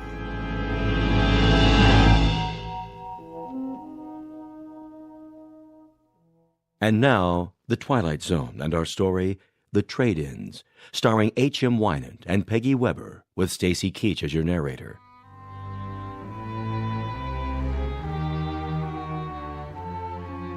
Which floor is it? Be patient, Martha.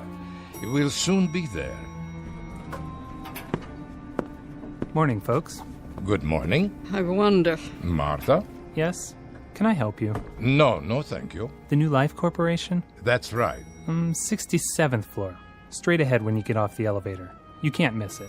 Thank you, young man. That's very kind. No problem. Well, this is my stop. Take care, folks. Do you think he was one of them? One of their clients? Oh, I doubt it. Just a businessman on his way to work. But he was so young. Everyone is young, Martha. The world is for the young. Here's our floor. You look nice, dear. So handsome in your suit. Very old suit. But I'm sure it doesn't matter as long as we have the money. You brought it? In my coat pocket. All of it? Don't worry, it's safe and sound. New Life Corporation, please hold. Hello. You must be... Mr. and Mrs. Holt. Of course. Won't you take a seat? We have an appointment. With Mr. Vance. Certainly. I'll tell him you're here. Thank you kindly. I have a Mr. and Mrs. Holt to see you. Yes, sir. He'll be right out. Can I get you anything? Coffee? A soft drink? No. It won't be long.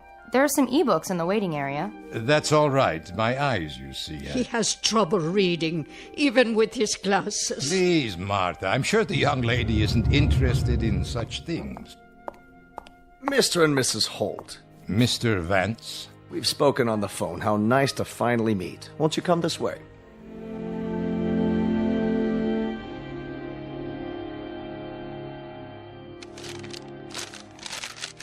Now then, let me see. You're 79 years old, Mr. Holt? That's correct.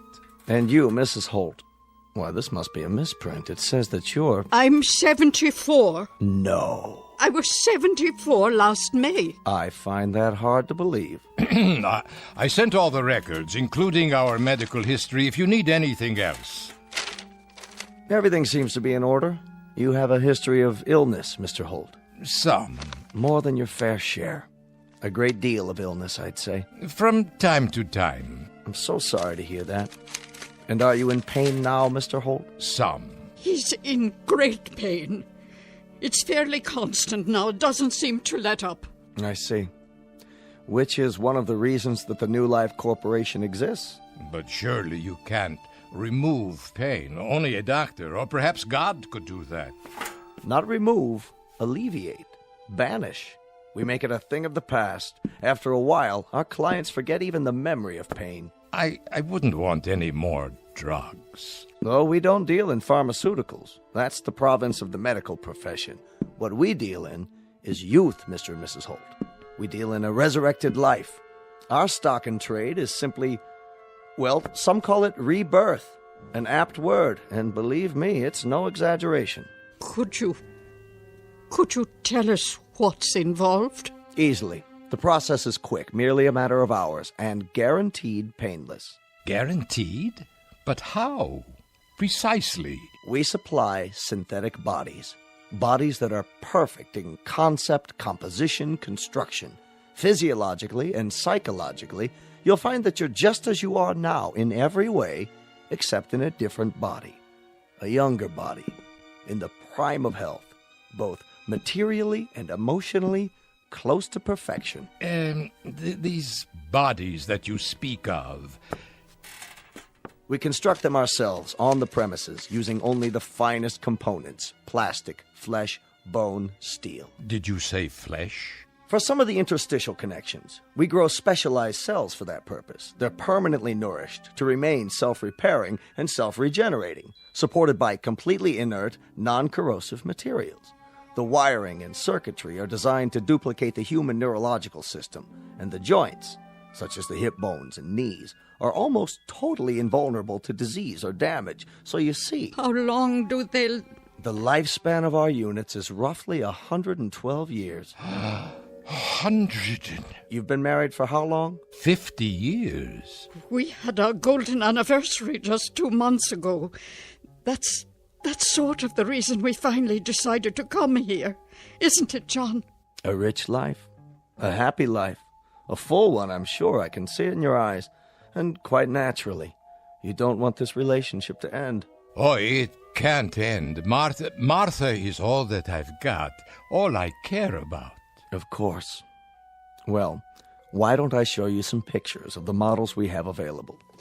No pictures. Oh, they're very lifelike, all three-dimensional photography. My eyes, they aren't very good. In that case, why don't we go directly to the display cases, so you can view the finished product? May we? As long as you don't mind a brief walk. Not at all. If you'll please follow me then. The showroom is just here in the hall behind my office. Oh, it's so beautiful. Would you like to take my arm, Mrs. Holt?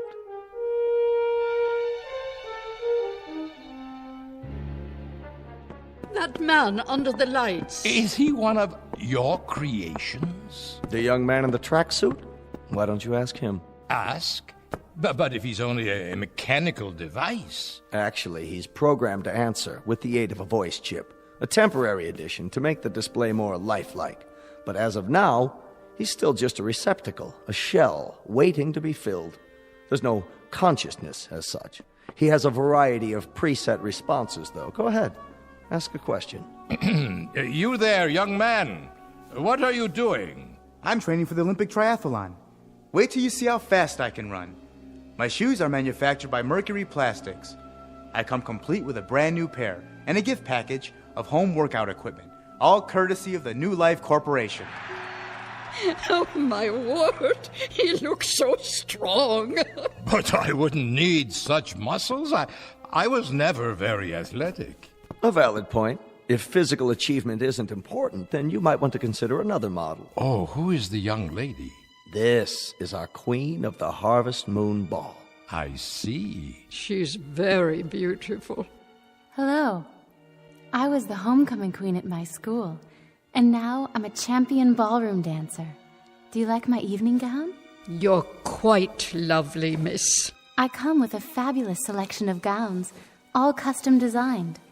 My shoes are part of the package, too, thanks to the New Life Corporation. Well, you are the prettiest girl I've ever seen. I could never wear such a dress. Of course you could. You did.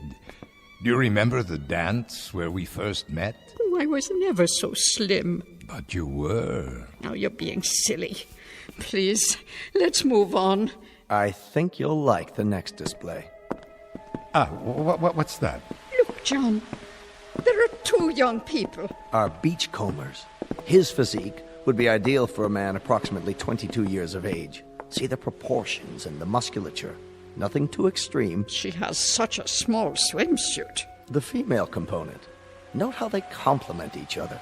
This particular model would be roughly 21 years old, 3 inches shorter than the male, of equivalent health and potential, capable of walking for miles along a beach. We've given them both a foot structure with the perfect arch and legs that are polymer reinforced. Look at the ankles. And the hands. My hands were never like that. Yes, they were, Martha. Don't you remember? We like to see these two go as a package, and you needn't worry that there'd be others like them. Each model is designed with distinctive features. None are exactly alike. How would... Yes? I'm not clear on the procedure. What would happen? I mean exactly. Very simple. We put you to sleep, and then we transfer all your memories, personality, and so forth into these replicas.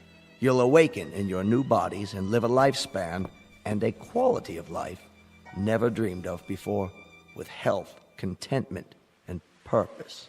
And there's no pain? None. Are you sure? Are you sure there would be no pain? No pain, Mr. Holt.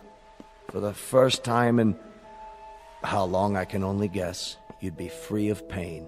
You'd be a young man again, in the prime of life. It's too much to believe. And you, Mrs. Holt, would be at his side. Instead of the end, it would be the beginning.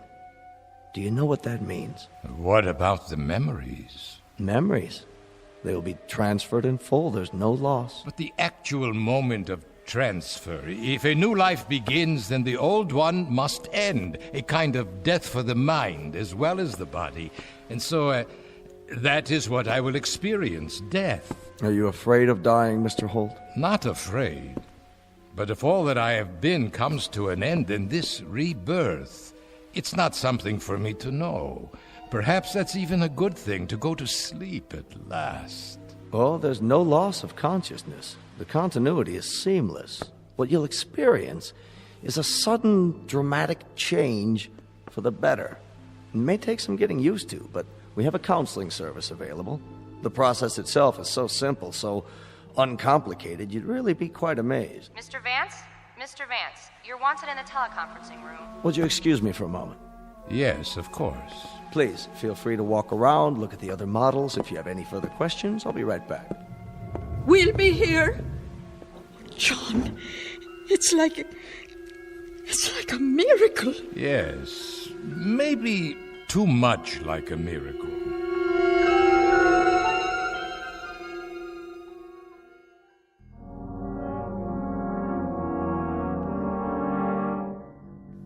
What do you mean, John? Too much like a miracle. It just doesn't seem real somehow. But look, you can see what they've built. Not the technology, the thought of it. To live without pain, just the thought of that and nothing else. To be young again, to have it the way it was, Martha. Oh, yes, think of it. The second chance, the two of us. Yes. We'd have it to do all over again. You think you can stand me for another entire century? For a century or 10 centuries. Till death do us part, John. Till death do us part. I do apologize, folks. That was a call I had to take. We understand. Well, now, have you chosen? These two here. The young ones at the beach. An excellent choice. Two of the finest we have. Now, we could begin any time. How about tomorrow morning? Tomorrow, you say? What about... Yes? She means what about, our present selves. I should have mentioned that. Your remains will, of course, be taken care of in any way you see fit. Whatever you've provided for in your wills. Burial, cremation. We don't encroach on the business of funeral homes. So you are saying that if we make the arrangements today, then tomorrow morning... I'm an incredibly bad salesman. I forgot one of the most important points. The guarantee. Guarantee? But how? You can have the transformation on approval for 1 week.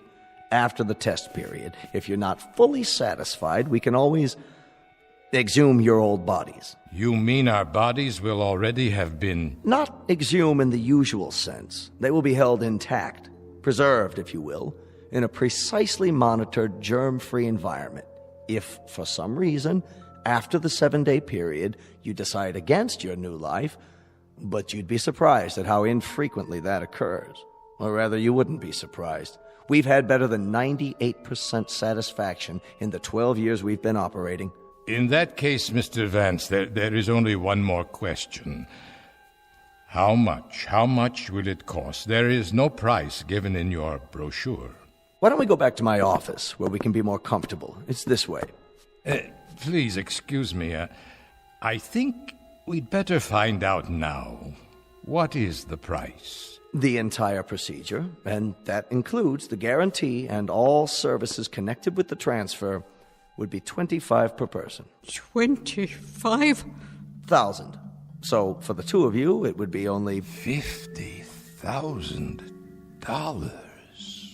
That's correct. Quite reasonable, considering that there's nothing else like this on the market. By prorating it, Mr. Holt, in other words, figuring it on a basis of cost per year, I might say it's ridiculously low. I mean, $25,000 per 100 years of lifespan. Well, you can see how very economical it is.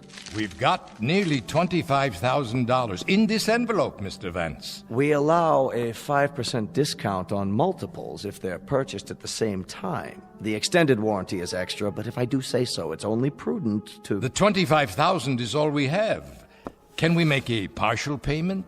Partial. Well, we could pay this much in cash and then charge the rest. I'll be able to work again. You can take it out of my salary as much as you want until the balance is paid. I'm sorry, Mr. Holt, but my hands are tied. Government regulations prohibit any extension of credit in these matters. The transaction must be in cash. But that's all we have.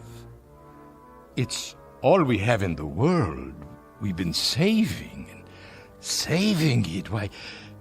We've done without practically everything. The doctor bills ate up almost all of our retirement account, but this money, this is pennies, nickels and dimes.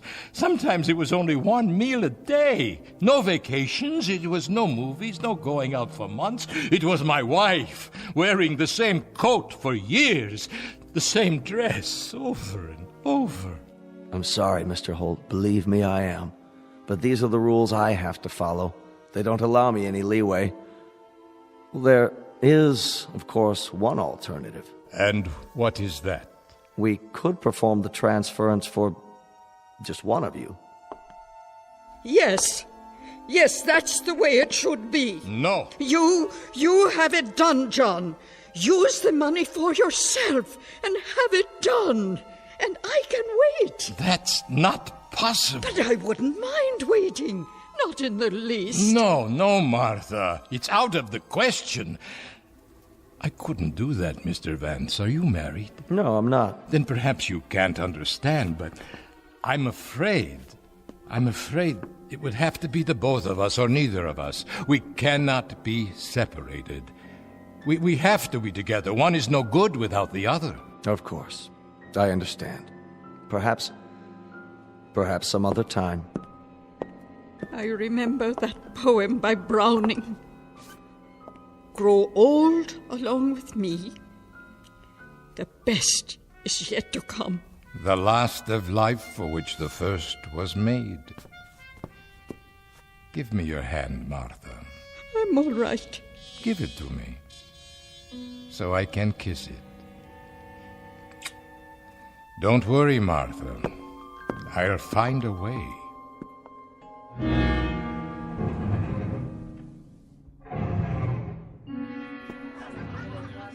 Hi there, mister. Hello. What'll it be? A drink, yes. I'll have a drink. Sure, sit down. What? Oh, of course. What's the matter, Grandpa? Feet hurting you? No, not my feet. Well, take a load off. What kind of drink? What kind? You name it. Beer, scotch? Scotch, yes. That will be fine. House brand, okay? Pardon? Regular or special label? Which is less expensive? Don't worry, Grandpa. I got what you need. Make a new man out of you. Excuse me, well, I've heard. Yeah? What have you heard? That there is gambling in some of these establishments. Is that what you heard? Well, you heard wrong. Gambling's against the law. Yes, I know, but I understand that if a man wishes to participate in a game of chance, there are private rooms. Not in here. This place is strictly legit. That'll be $6. $6? For the drink. Just a moment. Say, Grandpa, what happened? You sell the farm? No, I sold nothing. Better be careful. There's some types around here who'd like to relieve you of that wad. Oh, I'll be careful. Very careful. Thank you. Where are you going? Oh. Yeah, I think I'll go home now. I don't feel well. Hold on a minute. I gotta get your change. Okay. Yeah. All right, here you go. 7, 8, 9, 10, 20, 30, and 50. Thank you. Say, Gramps, you know that question you asked me about the private game? You know of such a place? Well, as a matter of fact, I just heard something. Might be of interest to a man like you. Is that right? See that door back there, by the phones? Yes. If you was to knock on that door, there's a man named Faraday. Has a few friends over sometimes for a private party. And when are these parties held? Well, it just so happens there's one right now. Maybe he could help you out. As a special favor, tell him Rich said it was okay. Now you say, I suppose that would be all right. If you let him know ahead of time, give him the word and all. Oh, I see. You would like a tip. Will this suffice? $5? Here, I can't see. Please, keep the rest of the change. Well, that's real generous of you, Grandpa. Faraday, big guy, bald-headed, wears a cashmere coat. I understand. If you want any more drinks, just let me know. I'll keep them coming. Thank you, young man. Hey, Grandpa, you didn't touch your scotch.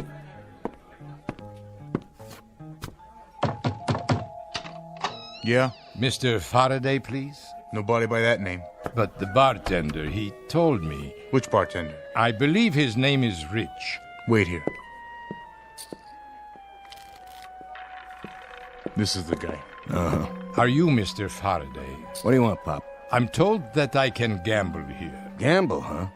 Well, that might be arranged. If you have something to back it up. You got a bankroll? Yes, it's all here. Yeah, it looks like you do. Horse come in? No, sir, I'm not much for gambling. Is it enough? Why don't you step inside? If it's all right. Place your bets. Insurance. Here we go, down the derby. What's your pleasure? Dice, poker, red dog? I don't know very many games. I used to play a little poker. Did you now? When I was younger. Well, what do you know? There just happens to be a game open. There does? We got a chair for you right over here. Are you sure you don't mind? Oh, don't worry about it. Come on, Pop. Have a seat. There you go. We have a new player, gentlemen. Let the games begin.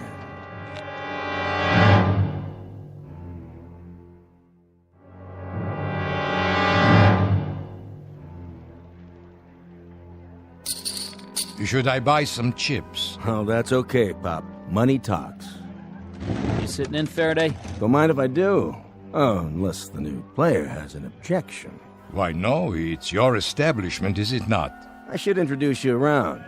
This is Mickey. Hi there. And Steve-O. Hi there.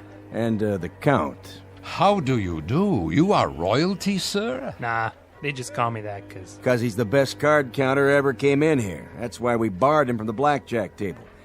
But I let him stick around. He just loves cards. Yeah. Whose deal? All yours, Count. Shuffle them up real good now so Pop here has a square chance. You got it. Shouldn't we ante first? Listen to the man. Hey, we got a real poker player here. Yeah, sure looks like it. You comfortable, old man? Why, yes, perfectly. Because if you aren't, I can get you a pillow. For your back or whatever. Lay off, Stevie. He said he's okay. I just thought... Hey, cut the chatter and play cards, all right? The game is 5-card draw. Jacks are better. Progressive. Jacks or better. So that means I have to have at least 2 jacks or... Ah, you've played this game before, haven't you, Pop? It's been many years. Oh, wait. If you got any doubts, I mean, maybe you shouldn't do this. Perhaps you're right, Mr. Faraday.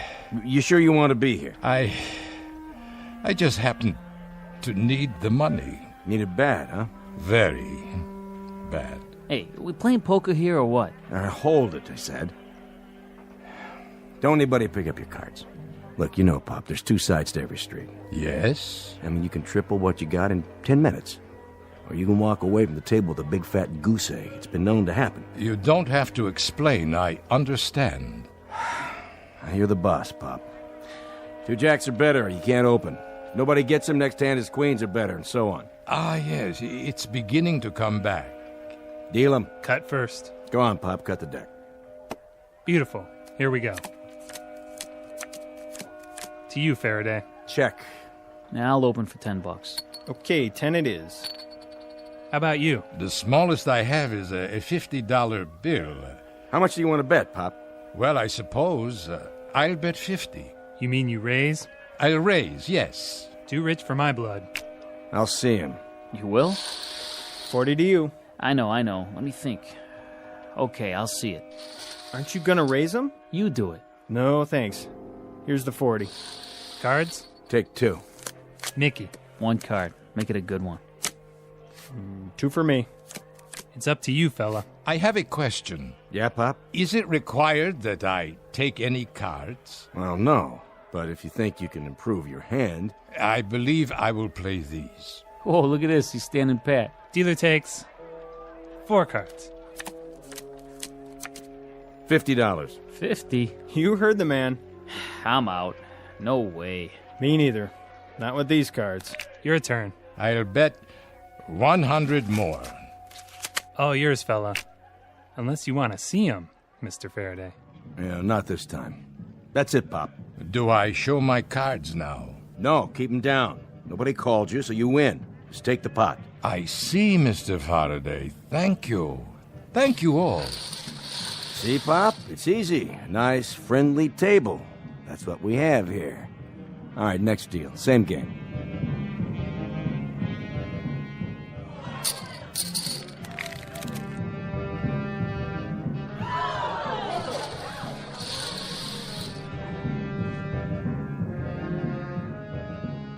To you, old man. You in or out? How much? 1 to call. 1. Yeah, 1,000 more.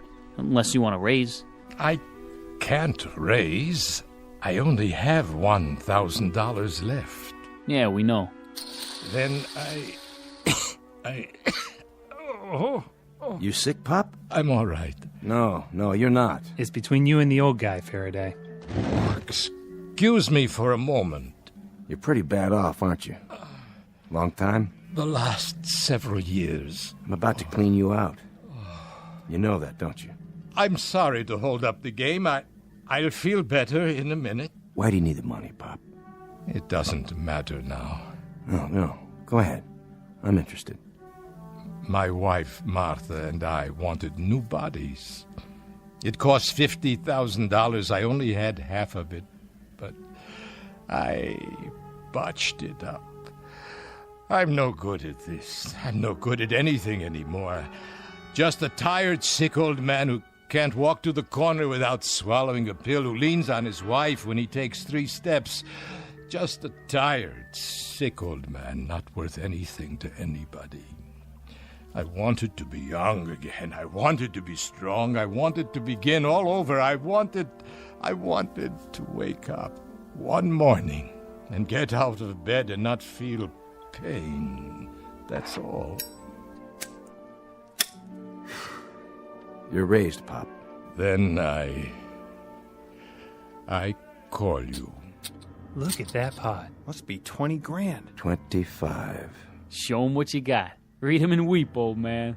Pop first. I have these. 3 big ones. Kings. At least he had something this time. Are you able to beat that, Mr. Faraday? Nope. You don't mean it. Be my guest. Game's over, Pop. You walk away. You came with 25, you leave with 25. Then I still have enough for one. Martha will understand. I can't help it. I can't live like this now with the pain. She'll understand. I don't have any choice. I don't have any choice at all. Go on, Pop. Get out of here. Yes, thank you. Thank you all, gentlemen, very much.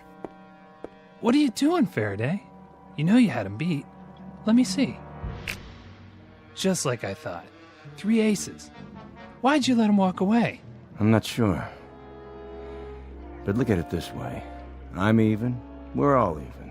There'll be other games. Plenty of other games. Only... not for him.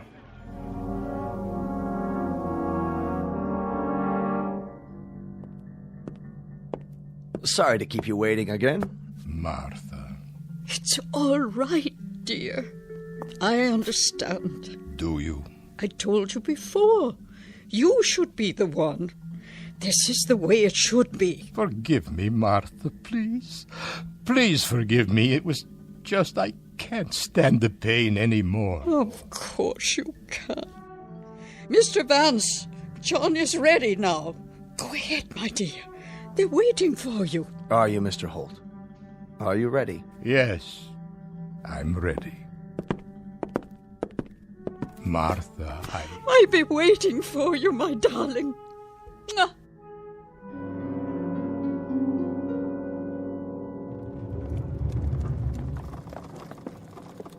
Mr. Vance? Just a few more moments, Mrs. Holt. What is under the sheet?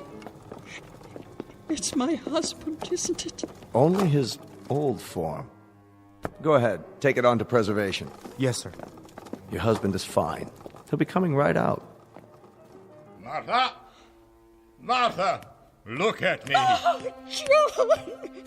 Oh, you look wonderful! Look at me, Martha! I could run a mile, I could do push-ups, handstands, anything, Martha! Look at how young I am! And no pain! No pain at all! No, thank you, Mr. Vance. Thank you and bless you! Don't thank me. Thank the surgeons. I promise you I'll never forget it. Martha, my darling, do you know what happens now, do you? You and I, Martha. Now we'll really begin to live. We're going to do everything on God's earth we haven't been able to do. The big things, little things, the wild things, the crazy, illogical things. The things we were too old or too sick or too tired to do. Oh, that'd be wonderful. Do you understand, Martha? Every day is going to be a wedding day for us. Every afternoon a reception, every evening a honeymoon, and every 7th day an anniversary. Yes, darling.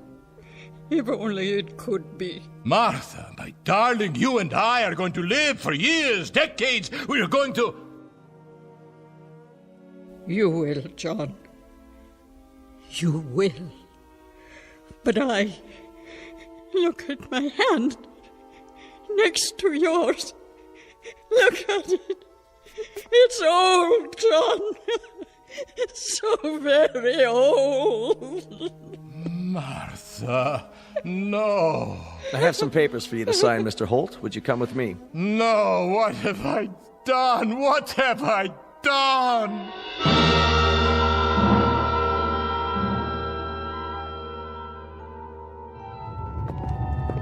You can carry it back to the display now. Right, sir. The beach scene? That's correct, just as it was with the other. My husband. He's waiting for you, Mrs. Holt. Where? Through there, in my office. John. Martha. There you are. There is my husband again. My wonderful, wonderful husband. Martha, my dear, I must apologize. Hush. You are my dearest one. Martha, if it must come with occasional pain, then so be it. I wouldn't have it any other way. My love. Remember Browning. Grow old along with me, the best is yet to be, the last of life for which the first was made. Yes. Our times are in his hand, who saith, a whole I plan. Youth shows but half. Trust God. See all. Be not afraid. I'm not afraid. You know, John. Nor am I.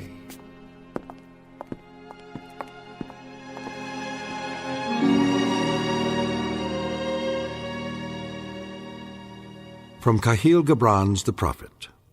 Love gives naught but itself, and takes naught from itself. Love possesses not, nor would it be possessed. For love is sufficient unto love. Not a lesson, just a reminder from all the sentimentalists in the Twilight Zone.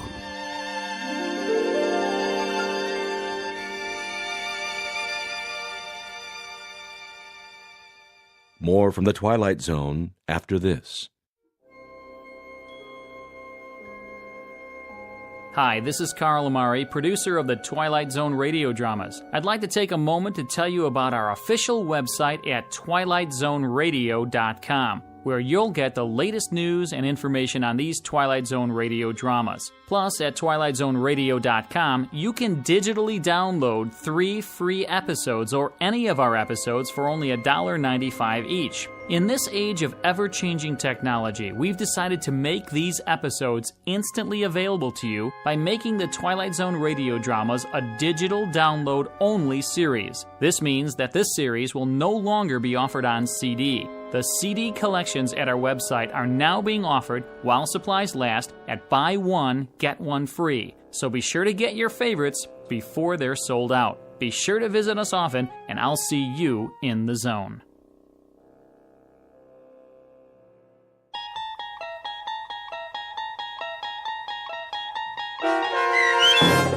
The Trade-In, starring H.M. Wynant and Peggy Weber, with Stacy Keach as your narrator, was adapted for radio by Dennis Etchison and based on a script by Rod Serling.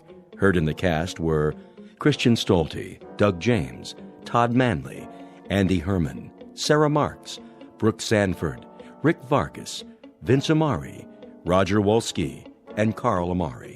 To learn more about the Twilight Zone radio dramas and to obtain audio cassettes and CDs of these programs, visit our website at twilightzoneradio.com.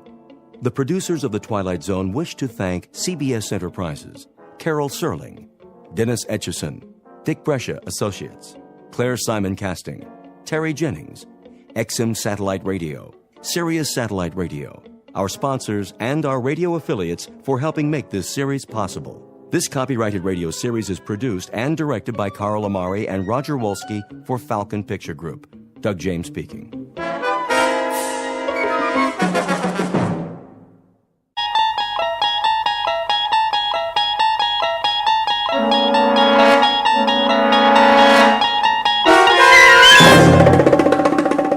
There is a fifth dimension beyond that which is known to man. It is a dimension as vast as space and as timeless as infinity. It is the middle ground between light and shadow, and it lies between the pit of man's fears and the summit of his knowledge. This is the dimension of imagination. It is an area which we call the Twilight Zone.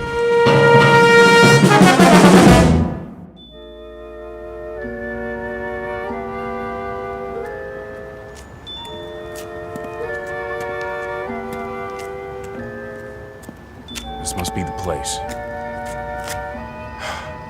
Okay, Rocky, quit stalling and do it. Yes. Hiya. Sorry, we're closed.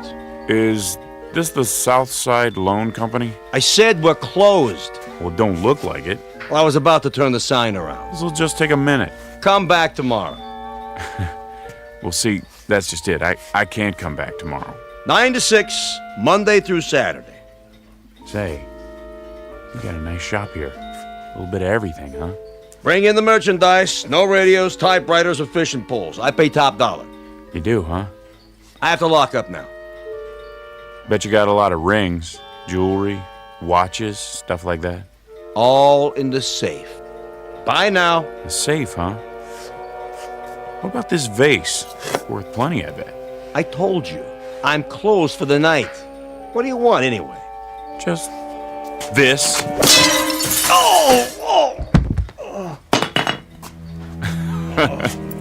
Don't worry about it.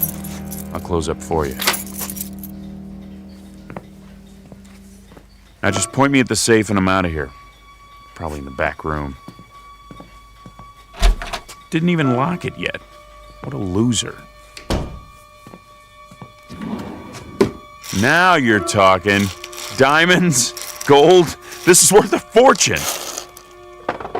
911. Police, I'm being robbed. What? What are you doing? Calling the cops? That ain't very nice now, is it? Should have finished you off when I had the chance. Now I gotta use the back door.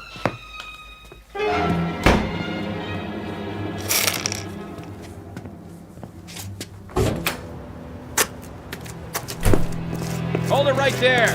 Put your gun down and throw your hands over your head. Not this time, screw. I ain't going back in the joint. Stop! Stop or I'll shoot! Miss me! Eat lead, copper! The alley's a dead end. You ain't going anywhere. We'll see about that. Oh!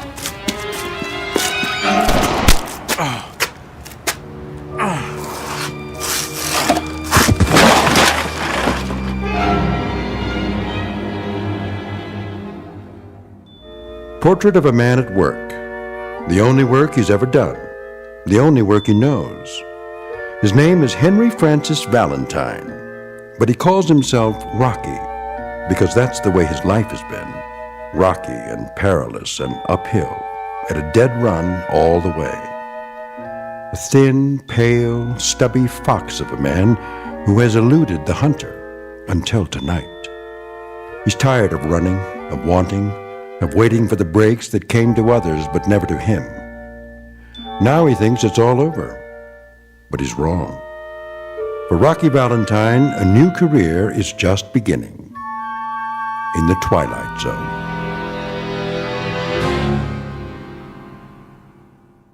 And now, The Twilight Zone and our story, A Nice Place to Visit, starring Hal Sparks with Stacy Keach as your narrator.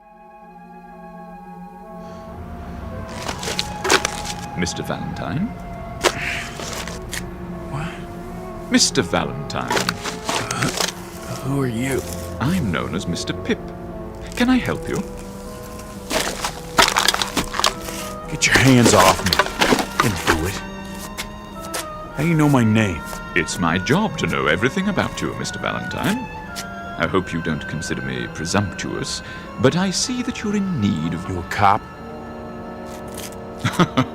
Oh, no, no, no. I guess not. White shoes, white suit, white hair, some outfit. Never saw a cop dressed like that. I'm your guide, as it were. Guide? For what? Whatever you may desire. I'm at your service. That I need like a hole in my head. I'm dizzy. What happened? You had an accident. Lost your step, so to speak. Some accident? Must have fell flat on my face. Don't worry. Soon you'll be as fit as a fiddle. Come along now. I'm sure you'll want to get out of those rumpled clothes. Clean up a bit. I told you, keep your hands off the merchandise. If I've said anything to offend you... Answer the question. Question? I want to know how come you know my name. I believe I already told you. You told me nothing. We clue, you fatso. I don't like games. Oh, but that isn't true. You calling me a liar? Not at all, sir. But according to my notes, you like games very much. Roulette, blackjack, poker, craps. Let me see that. Between the ages of 7 and 10, you were quite fond of mumbledy-peg. Say, what do you want anyway? One thing and one thing only, Mr. Valentine. Your comfort. My job is to see to it that you get what you want, whatever it may be. Ha! Your heart's desire, as it were. It's a pretty big assignment, pal. I know, and I must say I'm rather looking forward to it. I'm sure it will entail a good deal of activity. Now, shall we go? What if I don't want to? What if I got other plans? Then of course you don't have to. It's entirely your decision. From now on, what you ask, you shall receive. Yeah? In exchange for what? How do you mean? What do you get out of it? Oh, nothing at all, Mr. Valentine. I assure you, the service is free. Don't put me on, fat boy. Nothing's free. Nothing. Anything I ever got in this lousy world I had to take. You know why? Because there wasn't nobody going around passing out favors.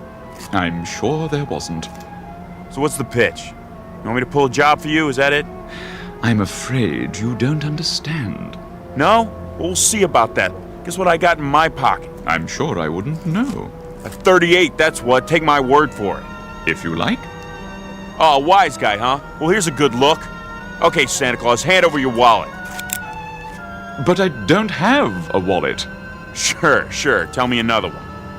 Honestly. Wait, Mr. Valentine. It isn't really a wallet you want, is it? I do carry petty cash. Take it out. Real slow. Certainly. Here you are. Give me that. 3, 4, 5, $700. Will that be enough for now? You got more where that came from? Oh dear, yes. As much as you want. I don't believe this. Now, shall we go? Yeah. Oh, and Fats. Yes? Don't try nothing funny. I wouldn't think of it.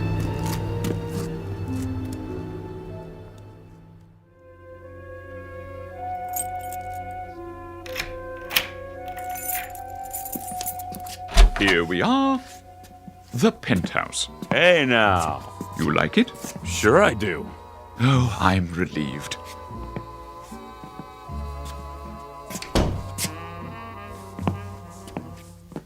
Some pad, all right. Lots of mirrors, a bar. Look at that stereo. This is class, man. Real class. Chinese modern, I believe they call it.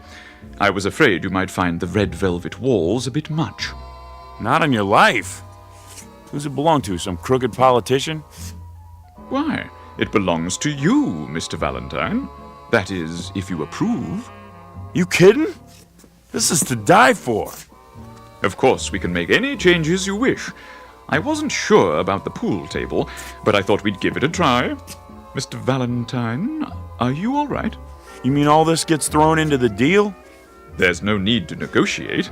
It's already in the deal. Look here. What? Didn't you notice what it says outside the door? Read the nameplate. Henry Francis Valentine. You see? This is now your residence. No kidding. Now, if you'll please follow me. And this is the master bedroom. Wow! That's a real king-size bed, huh? Emperor size. I dig the mirrors in the ceiling. Bathroom in there. Now then, I'm sure you'd like a change of clothes, freshen up a bit. Yeah, sure, but first you gotta give me the pitch. I thought I explained. Come on! The gimmick, the angle, the catch! What do I gotta do for all this? Nothing. I can't tell you any more than I already have, honestly. All right, I get it. You're just a goon. I am? A messenger boy, servant. You work for somebody, right? Well, yes, in a way. When do I get to see him? See? Mr. Big, your boss. Oh, I really couldn't say. Okay, goon. That's fine by me. I can wait. So what's next? As I was saying, this is your wardrobe. I hope you'll find something that suits you. That's pretty funny. Suits. Regular comedian. How many you got in here? Oh, dozens, hundreds perhaps. I haven't counted them. Something for every occasion. Any particular color or style? Nah. I don't care. You pick it. Oh, I could hardly presume to do that, sir.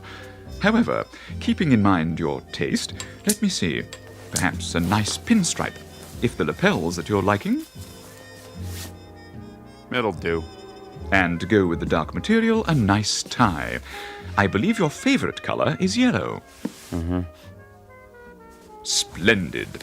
It should go well with, let me see, a new pair of brown shoes, like the ones you have on. Well, sir? Make up your mind. What's the matter? You got no taste? My taste doesn't matter. Perhaps these, a smart black and white pair with tassels and pointed toes. Fine. I'll just lay your selections on the bed.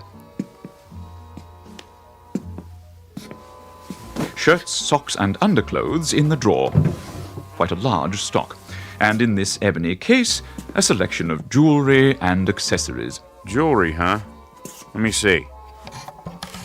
Cufflinks, tie-tacks, rings, watches, a little bit of everything. I'll draw your bath. Yeah, you do that. You do that.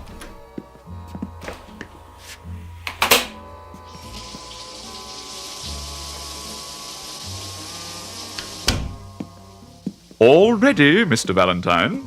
I've adjusted the water to medium hot. Hey, between you and me, Fats, who do they want me to bump off, huh? Must be somebody important, you know? A real VIP. Oh, no, sir. As I've already explained. I know it's free because I'm such a good guy. I'll leave the room while you bathe. Sit right there and wait. Yes, sir. I'll be out in a couple of minutes. Take your time. Please.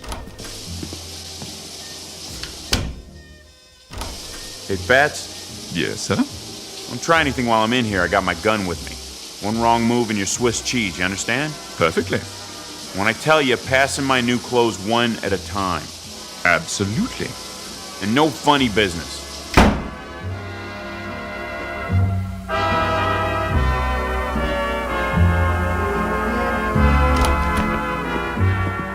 Hey, check out the new duds. Very impressive, sir. Everything fits. Of course.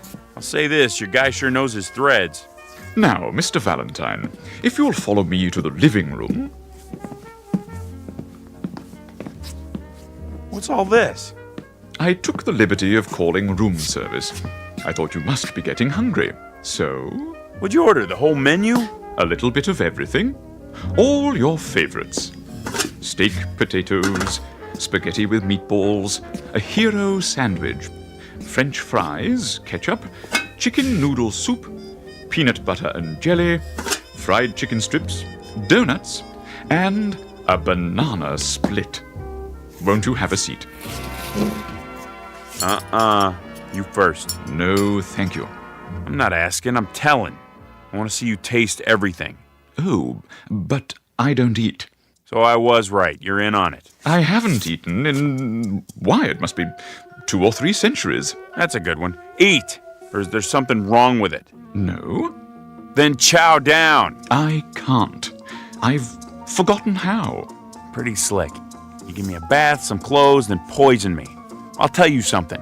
You gotta get up pretty early to put one over on Rocky Valentine. You think you're smart, don't you, Fats? Yeah, you're smart, all right, but you're not smart enough. What are you doing? Just this. If you won't eat the food, you're gonna eat lead, big boy, because this here is the final course. Oh!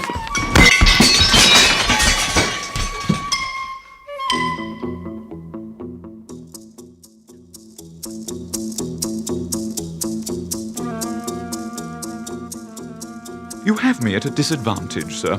I didn't expect the bullets to have such impact. I'll clean up the broken dishes. You got a bulletproof vest under that white suit, huh? Pretty slick. Okay, let's see how your head holds up right between the eyes. Mr. Valentine, please. Huh? I couldn't have missed, not at this range. That's just it. You didn't miss. Maybe there's something wrong with the bullets. Try that mirror over there.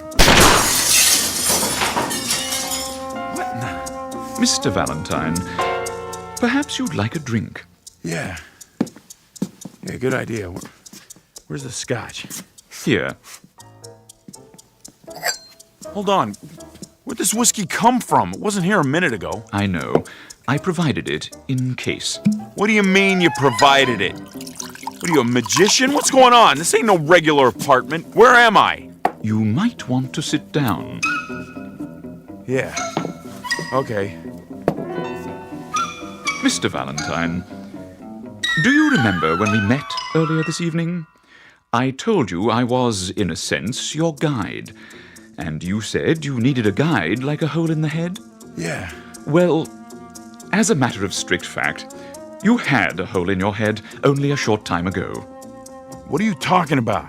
A bullet hole. The policeman, remember? In the alley. They yelled for me to stop. And I didn't, but they... You mean I'm dead? Why, yes! By Jove, you've got it! Then if I'm dead, all this stuff, the penthouse, the booze, the free clothes... I must be in heaven. You're my guardian angel, right? Something like that? Yes, Mr. Valentine, something like that. But And I can have anything I want. Anything. Big talk, Fatso. Let's see some proof. Proof? Real proof. Right now. I want money, moolah, simoleons, cold hard cash. I gave you what I had in my pocket. Chump change. I'm talking about real money. Make it $1 million. $1 million? And 5G bills. As you wish. Okay, where is it? Look in that drawer, under the desk.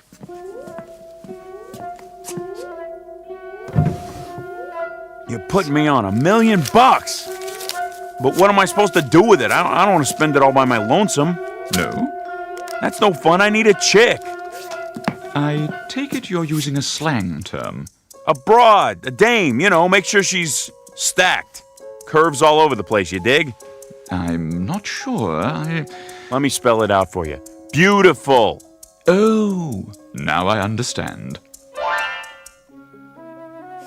So, when does she get here? Hi. Hi. Who are you? I mean... My name's Lita. What's yours? You did good, Fats. Real good. Thank you, sir. Do you mind if I dance? Go right ahead. When I hear music like this, I don't know. I get this feeling and I have to move my body. Me too. May I have this dance? I thought you'd never ask. Hiya, doll. Hi, yourself. Call me Rocky. Now I know I'm in heaven. Will there be anything else? Not right now, Jeeves. Very good, sir. But hang around. I might need you later in case I want more. Of course, Mr. Valentine.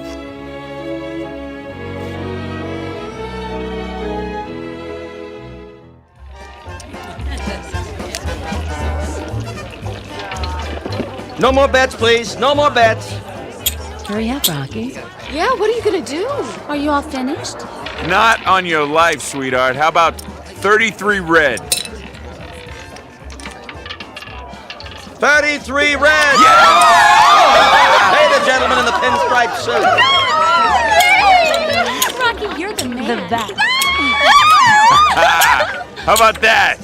I win again. Hey, Fats! Something I can do for you? No, something I can do for you. Put your money on the table right there. 14 black. Rocky's hot tonight. Am I right, dolls? You sure are. He is. He's a winner. I'm afraid I don't have any money. You don't? Well, what do they pay you in? Halos or something? Place your bets, ladies and gentlemen. Combinations, odd and even. Okay, let's go. No more bets. Come on.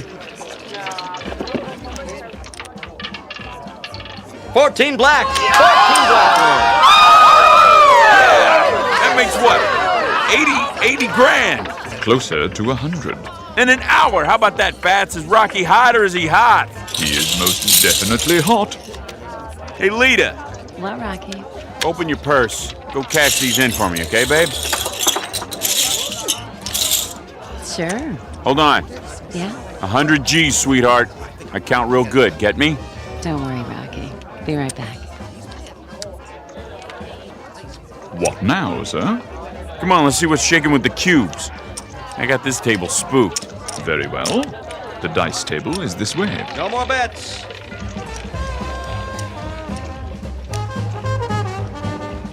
Oh, there's a slot machine. You want to play, doll?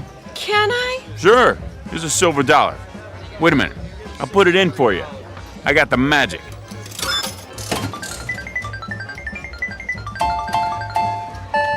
Jackpot!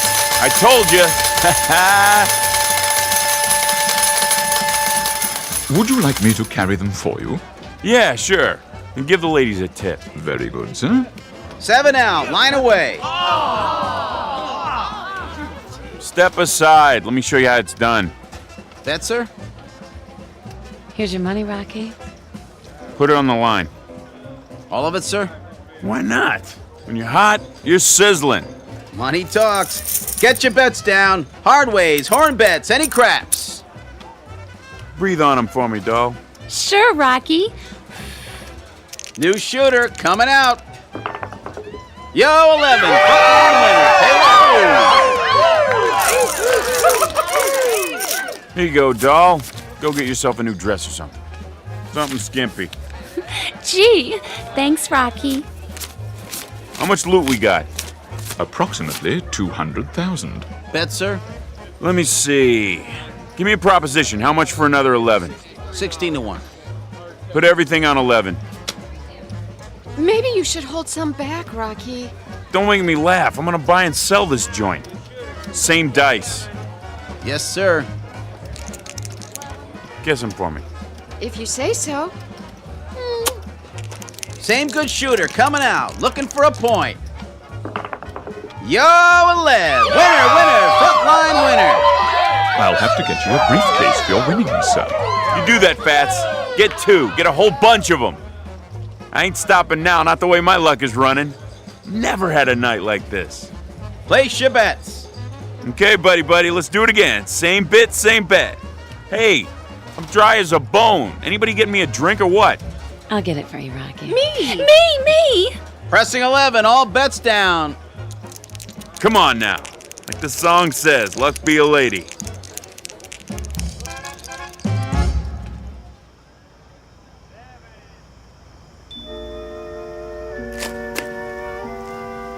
Move your car, please. This is a no parking zone. Whew!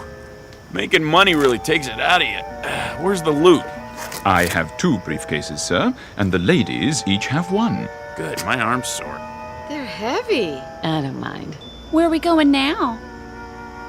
Get your car, sir? Yeah, big convertible, pink and white. And be careful with it, you hear me?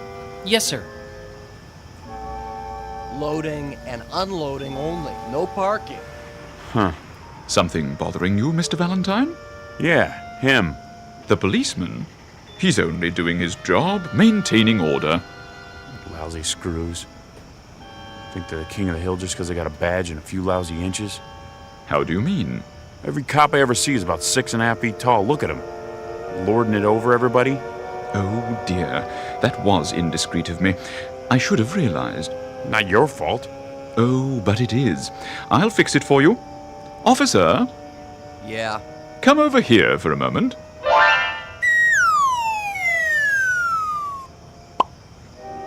Yeah, what do you want, mister? Better? Sure is. Hey, Screw! May I help you?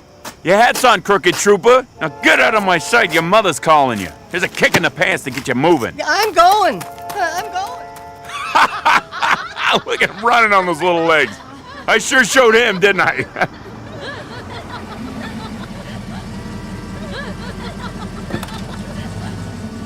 Your car, sir. Okay, kid. Here, you keep the change. Oh, that's $100 bill. Knock yourself out. Come on, let's blow this joint. I'll drive if you like, sir. I like. Okay, Fats, put the pedal to the metal. Whatever you wish, Mr. Valentine. You broads in the back seat, hang on. Should we fasten our seatbelts? Maybe we better. It wrinkles my dress. Hey, what do you say we open her up and see what this baby will really do? Very well. We're gonna crash. Not on your life. I got all the luck tonight. Punch it, Pip. Man, this is really living, huh? In a manner of speaking, Mr. Valentine. In a manner of speaking.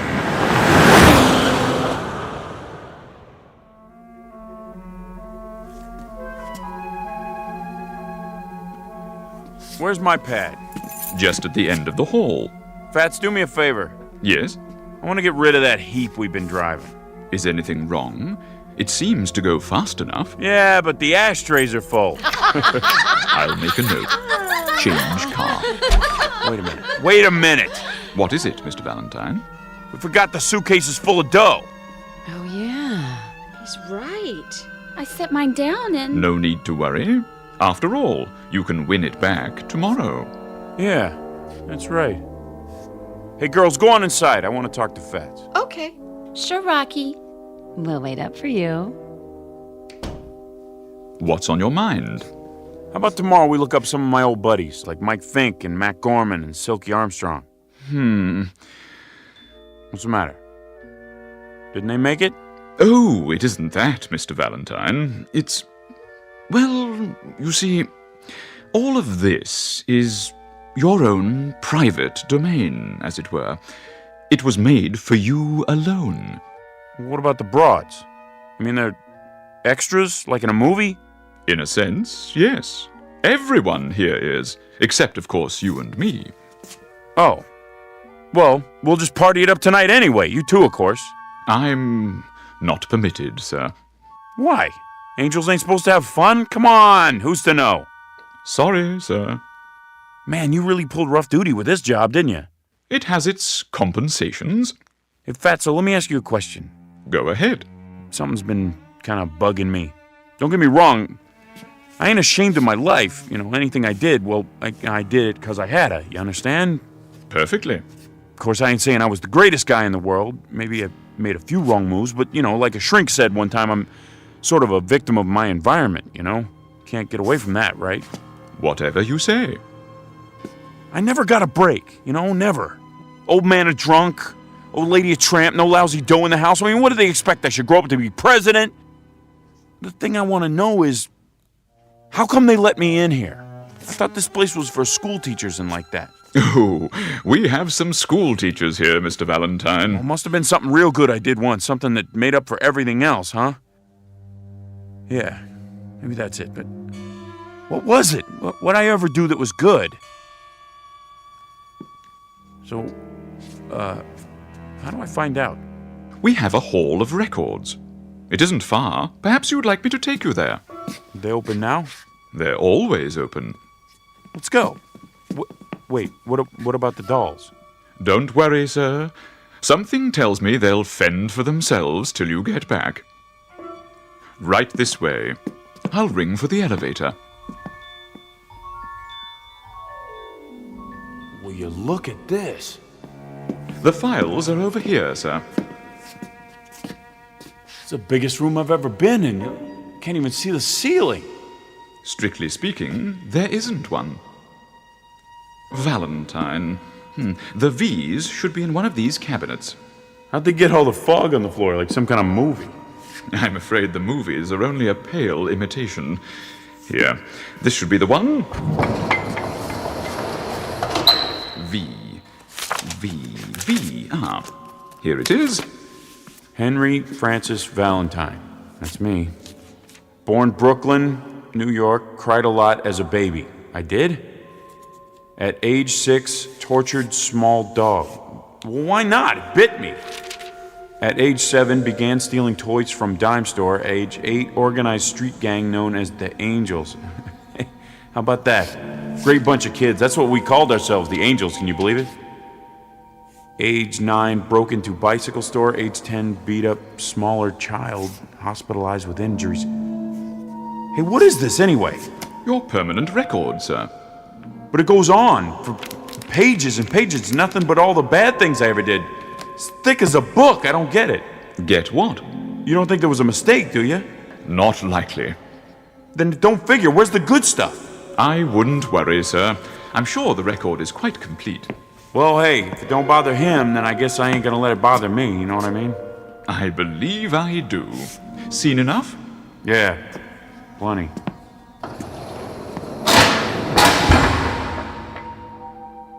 What now, Mr. Valentine? I don't know. Maybe fool around with the dolls, maybe go and shoot some craps first. I'll bring the car around. Nah, I can catch a cab. I got some thinking to do anyway. Very good. If you need me, just pick up any phone. Dial 1-800-PIP. Sure thing. I'll see you, Fats.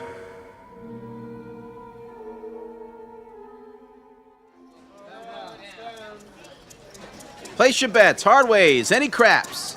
Put it all on double sixes. All of it? You heard me. Yes, sir. All bets down. Same good shooter coming out.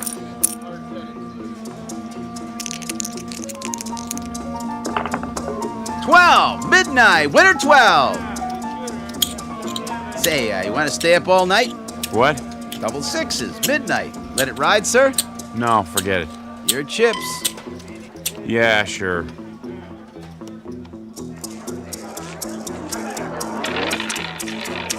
Lucky 13. 13 it is. No more bets. 13 red. Pay the gentleman with the yellow tie. Don't you want your chips, sir? Mail them to me.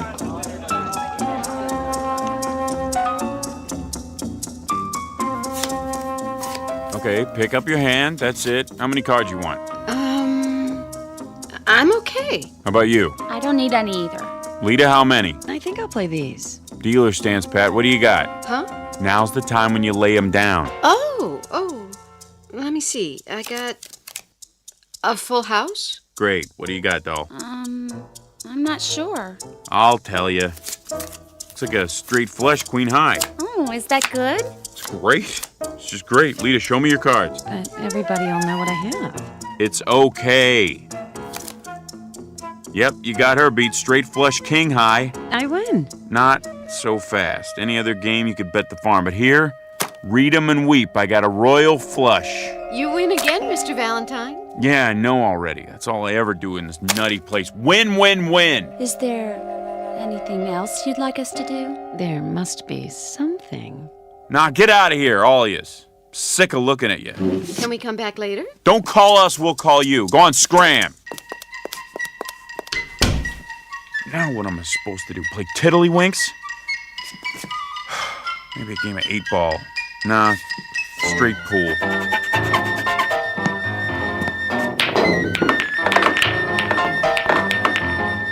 What's the good of that? One shot and I run the whole table. Where's the phone? 1-800-PIP. Yes, Mr. Valentine. What can I do for you? You can get yourself over here right away. I got a bone to pick with you. Really? Stop all that creeping around. Why don't you use the front door like regular people? Anything you say, Mr. Valentine. Anything I say. Will you knock it off? Is something wrong, sir? No! Nothing's wrong. Everything's peachy. Look, I've been here for a month and I can't take it anymore. I don't understand. I'll spell it out. I'm bored, Fatso. I'm bored. There's no excitement around here, you dig? No kicks. But the gambling. I thought you enjoyed it. I do, but when you win every time, that ain't gambling. That's charity. I could arrange for you to lose occasionally. Would that help? Yeah, maybe. No good. I'd know. Perhaps you miss your old vocation. Now you're getting warm. There's a nice bank you could rob. It's on the corner. Or would you prefer a jewelry store? Bank's okay, I guess. Fine. Now, as to the getaway car, we have quite a wide selection. Something inconspicuous, I imagine. Any chance I'll get caught? Certainly, if that's what you'd like. Let me make a note of it.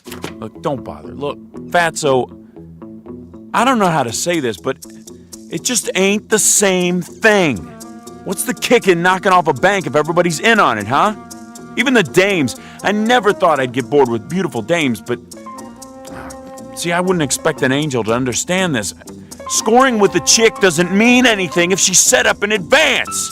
I mean, everything's great, really great. It's just the way I always imagined it. But, see, I tell you, Fats, I don't think I fit in here. Oh, nonsense. Of course you do. No, I'm serious. Somebody must have goofed. Look, I'm gonna go nuts if I have to stay here another day. I just don't belong in heaven. I want to go to the other place. Heaven? Whatever gave you the idea you were in heaven? Mr. Valentine, this is the other place.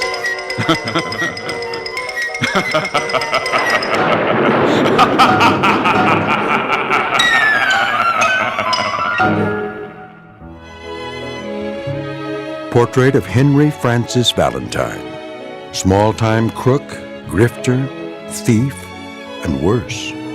A scared, angry little man who never got the breaks he thought he deserved. Now he has everything he ever wanted, and he's going to have to live with it for all eternity in a place called the Twilight Zone.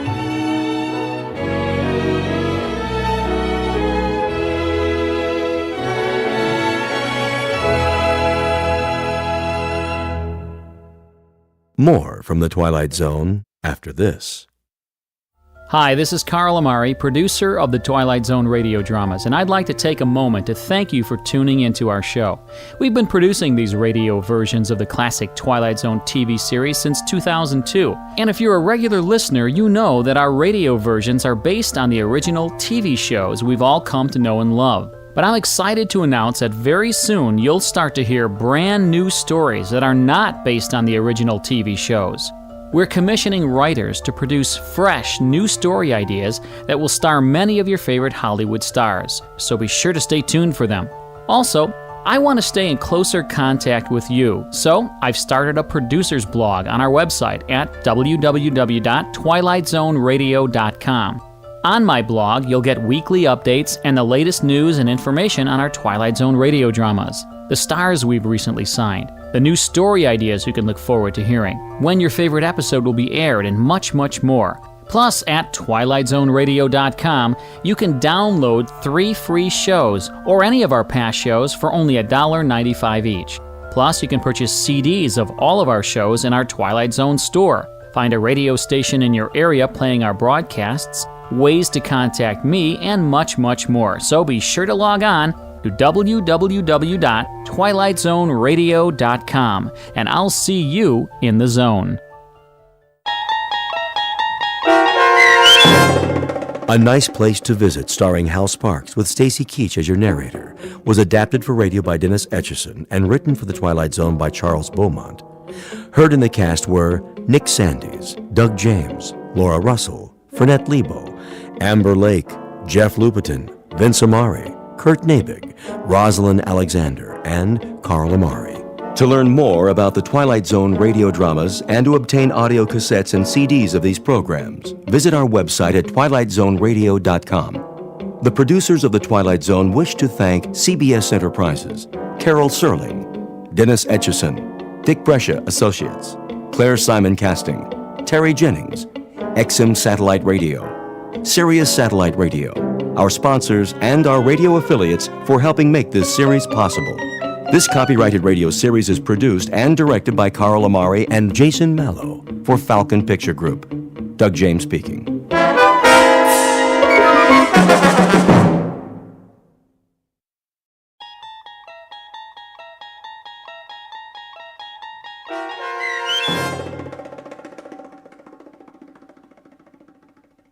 Black Leather Jackets, starring Marshall Ullman with Stacy Keach as your narrator, was adapted for radio by Dennis Etchison and written for the Twilight Zone by Earl Hamner Jr.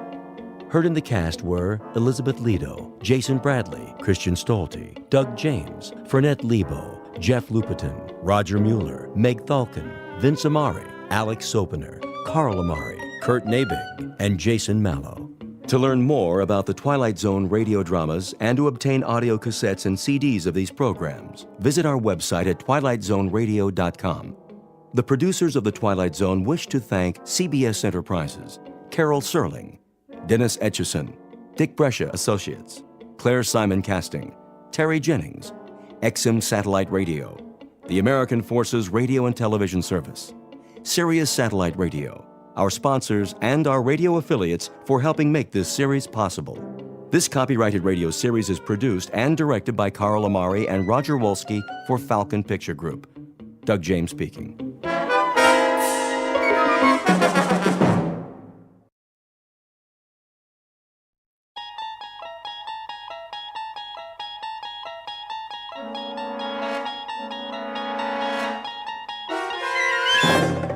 You unlock this door with the key of imagination. Beyond it is another dimension, a dimension of sound, a dimension of sight, a dimension of mind.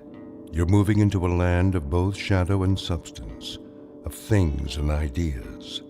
You've just crossed over into the Twilight Zone.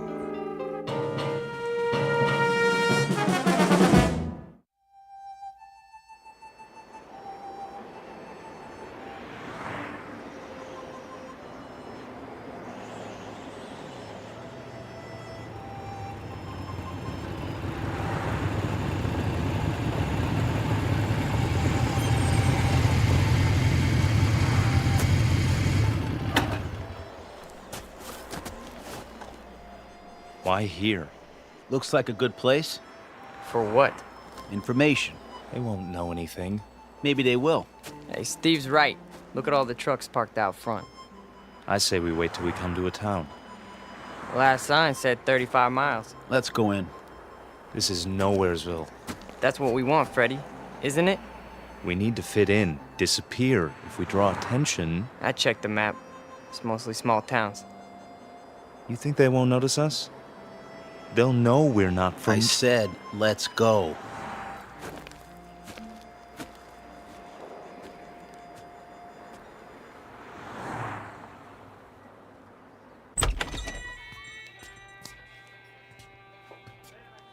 Hiya, boys. Sit anywhere you like.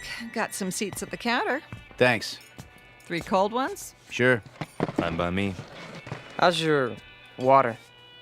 That all you want, Blue Eyes? I just wondered how your water supply is. Pure as can be. Down the mountain and over the dam. 1 double shot of H2O coming up. And, 2 long necks. Make it 3. That's more like it, honey. Any, towns around here? You bet. Stay on the highway and you'll hit Fairview. Lots of bikers stop at the motel just inside the city limits. Fairview. Nice place, is it?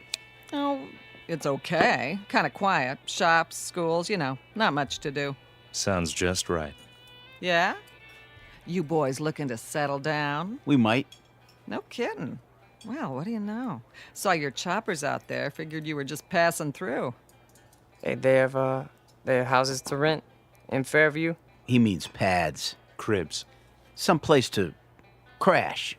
Well, I couldn't say, but you could ask. Where?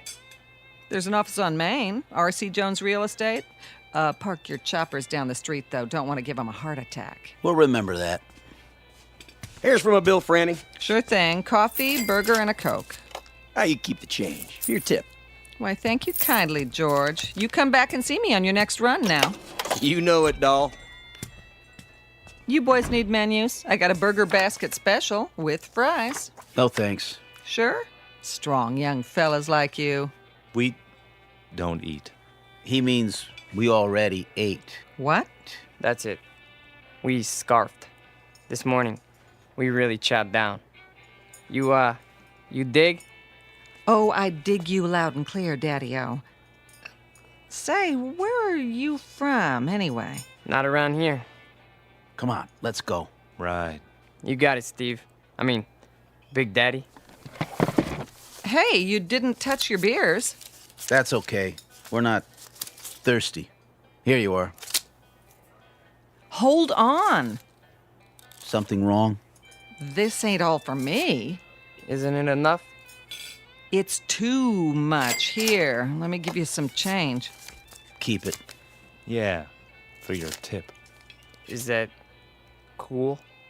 Well, now that's mighty generous. You boys come back and see me now, anytime. 2 specials, friend. Table 4. Sure. Those boys stiff you? No, Harry, that's just it. They gave me $23.17 for 3 beers. Maybe they're from another country. Maybe so, Harry. But wherever it is, must be a long, long way from here.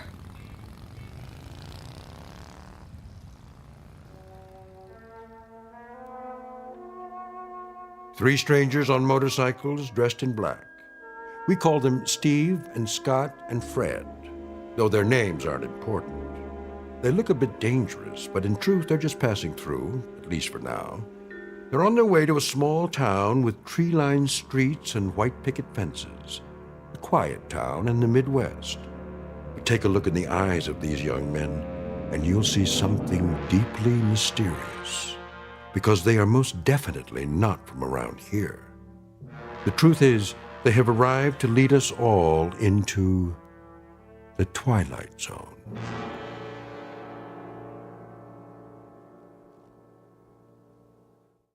And now, The Twilight Zone and our story, Black Leather Jackets, starring Marshall Allman, with Stacy Keach as your narrator.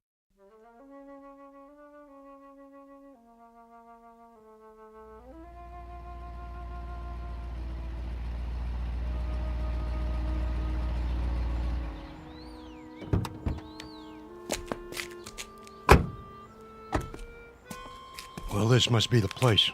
Amanda Drive. That's what Jones said. The old Anderson's house. Knock on the door and tell them we're here. I'll open the truck. Don't look like anyone lives here. The for rent sign's still up. That's because they're just moving in. Probably gonna meet us. What if they don't show? Well, we wait an hour, put it in storage, cost them extra. Go on, knock. Okay.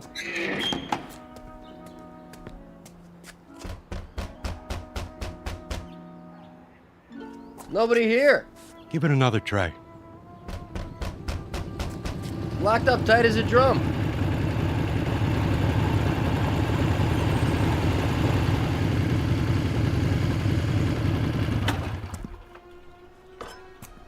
Well, looky here. A couple of creeps messing around our property. You the guys that live here? We ain't the fuzz, that's for sure. Got your stuff in the back. Open the door and we'll move it in. Hey, careful with the big cases. They're fragile. Whatever you say, pal. Somebody got the key to the house. Watch your feet, bozo. You're walking all over my grass. I might want to smoke it later. Get it? Grass? Smoke? I still need the key. Well, we don't. Yeah, we don't need no stinking keys. Scotty? Yeah, I'll take care of it. Done. Hey, how'd you do that? He didn't even touch the doorknob. He just stared at it. Quit, John, and start humping boxes. But it was locked. I tried it myself. Ain't you got any furniture? Chairs, rugs, stuff like that? I said move. Now. Yeah, move it. Okay, Mac. Yeah, creep. Make like a leaf and shake it. Come on, boys. We got work to do.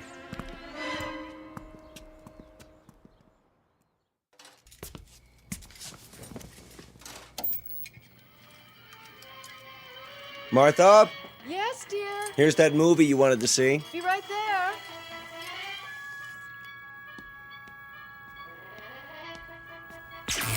What in the... Something wrong with the TV? I don't know. Do you have it on the right channel? It's not the set. All the lights went dim for a second. Did they? I thought it was just the kitchen. It was the whole house. Anything still running in there, the dishwasher? No, the dishes are all put away. There it goes again. Maybe it's the antenna wire. I doubt it. It slipped loose once before. That's easy enough to check. What do you see? It looks all right to me. Then what do you suppose? Martha, come over here. See something? The roof next door. There, against the moon. What is that? Looks like some kind of electrical device. Now, that wasn't there this morning, was it? No, the Andersons didn't leave anything. Must be something those men put up. Right, the 3 who moved in. Wouldn't that be just our luck? What? Not only are they motorcycle-riding hoods, they're ham radio operators. Is that bad? You don't know what it does to TV reception. I have a good mind to go over there. Honey, please. Daddy, What is it, Ellen? I'm not sure. I had my radio on while I was studying, and all of a sudden it began picking up these weird voices. What did I tell you? Ham operators. What's that? We can go without television for one night. Tomorrow we'll find out what's to be done about it. First thing I'm going to do is see if they have a license. For what? Do you think you ought to? Those young men look so unfriendly. You mean the ones who moved in next door? Does anybody know their names? No, but I'll find out. I think 2 of them are brothers. Odd types to have in this neighborhood. They don't really fit in somehow. The other one has blue eyes. How do you know? They were unloading the truck when I came home from school. Lots of boxes. Electrical equipment, probably. And these long silver metal things like giant tanks or capsules or something. You stay away from them, young lady. You make it sound like an order. It is. But you don't even know them. Your father's just concerned for your safety, dear. Go upstairs and finish your homework. I'm not going to wait till morning. I'm going over there right now. Stu.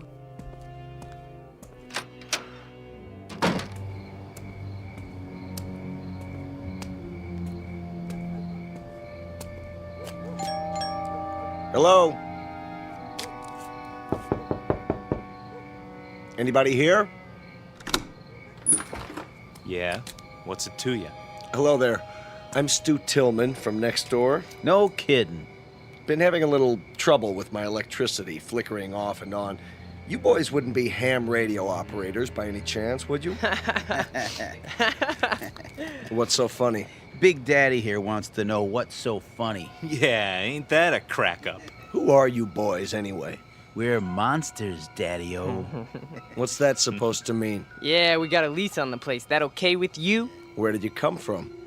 From outer space. Woo! Take us to your leader. All right. Now listen. I don't have to stand here and listen. Hey, watch your step, Daddy-o. It's pretty dark in here. Hey. Yeah, you might trip and fall. Yeah, you might trip and fall What and are you hit your doing? head. What are you doing? Hey, you better keep it cool, mister. Or he'll disintegrate you with this ray gun.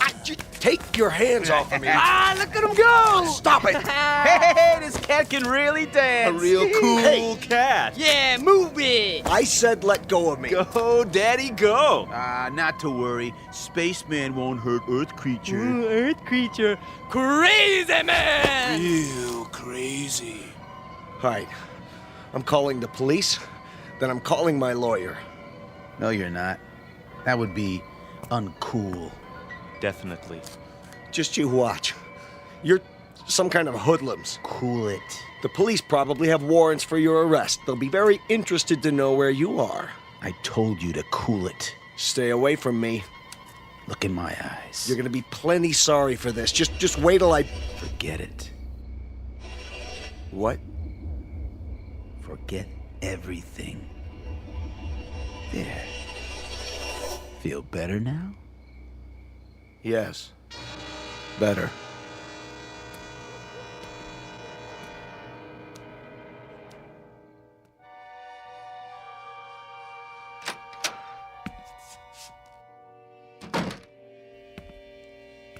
Stu?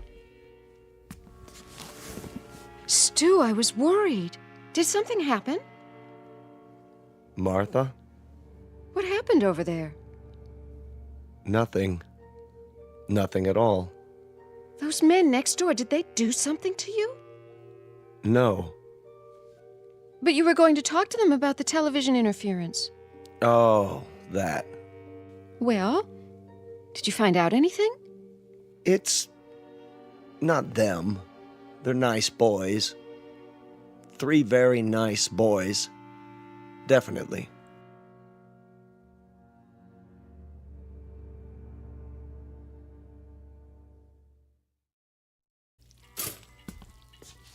Morning, Mom. Gotta go. Oh, no, not till you have your breakfast. But I'll miss the bus. Then you'll just have to walk. The exercise will do you good. I can't walk in these shoes. Here, I'm eating my toast, see? And your juice. Where's Dad? He decided to sleep in. I think he's coming down with something. Well, kiss him for me. Bye. Not so fast, young lady. I've got some scrambled eggs here. That girl.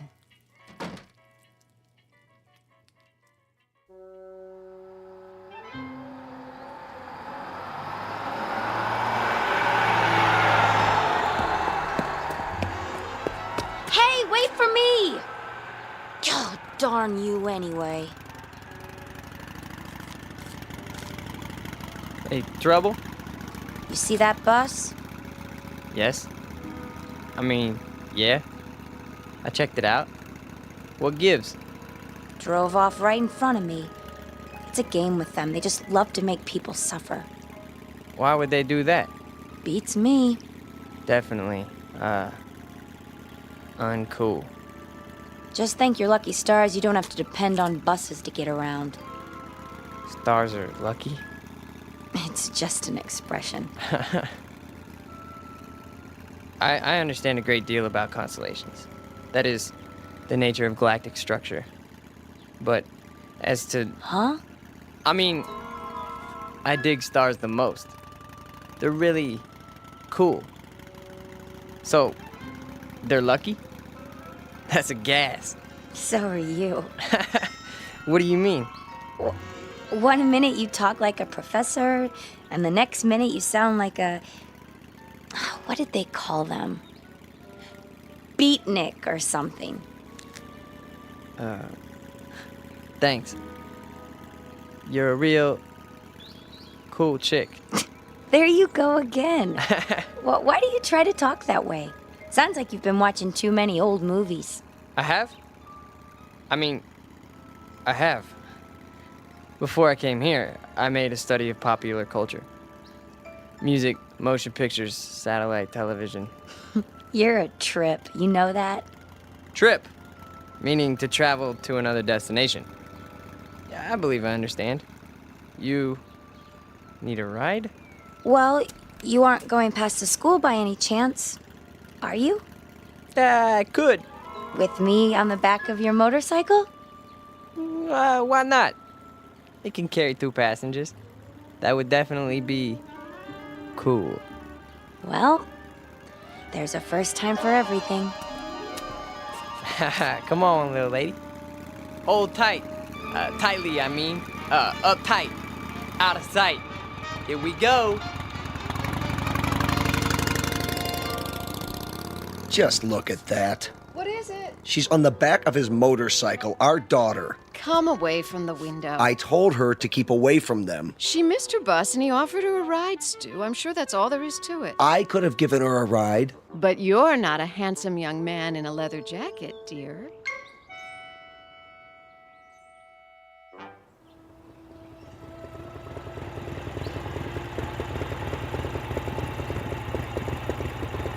Here! What? You can stop here. I don't see any school. It's on the other side of the park. Then why are we You stopping? got me here so early I thought I'd walk. The park's so pretty in the morning. How much time do you have? My watch says 8:30. Class isn't until 9. Oh. Would you like to take a walk? Sure. That bench over there is my special place. We could sit for a while if you want. Okay. It's nice here, isn't it? I guess. I sit here sometimes and think. Try to figure things out. Like what? Oh, I don't know. For one thing, did you know you've lived next door to me for over a month and you've never even said hello? Hello. My name's Ellen, by the way. I'm Scott. Hi, Scott. So, where are you from? Why do you ask? I just mean, where did you live before? It's hard to describe. A long way from here. What city? I doubt that you've ever heard of it.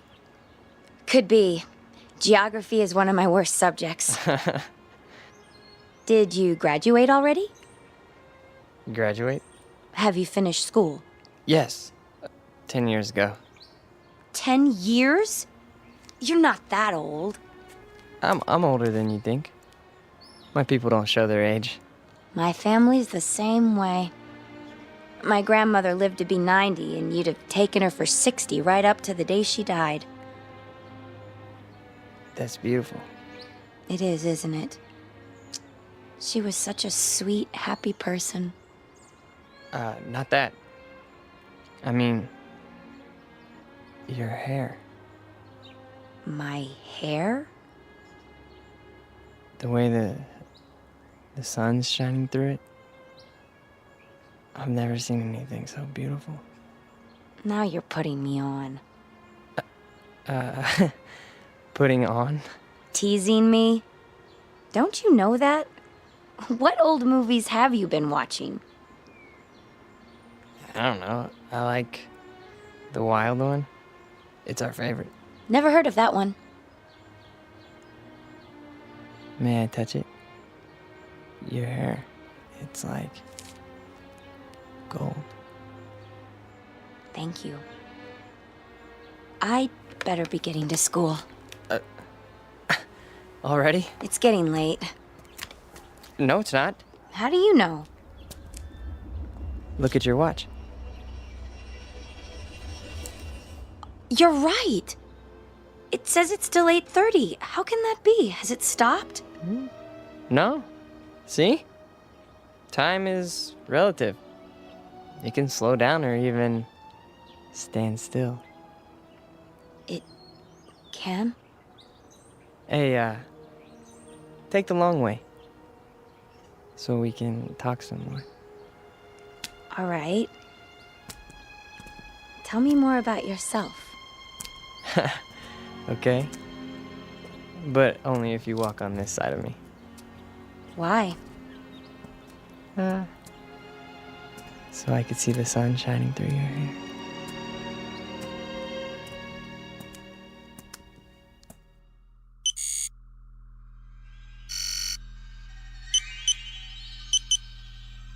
It's time. I know that. Where is he? He got delayed. He'll be here. I'm not interested in excuses. Neither is the controller. We could try to pick up his image with the eye. Don't try. Do it. There he is, on the screen. Looks like he's walking in a park with a human female. Has he no sense of time? What do we do? Proceed without him. We can't. The controller told us. It's my responsibility. I'll make the decision. Sir. Reporting in, sir.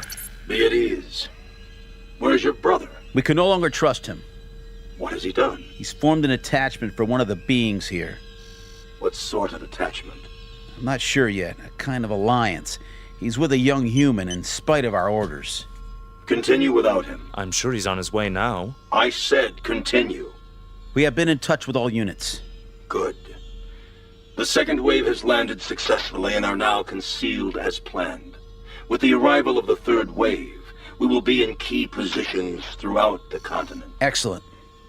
The locals, are they suspicious? Not a bit, sir. They're a stupid race, exactly as our research told us. An inferior breed given to hatred, cruelty, making war, and killing one another because of greed. The universe can well do without them. You will receive your instructions for the final move in a few Earth days. Very well, sir. I'll tell brother as soon as he gets here. No time for that. We have to bring him in, now.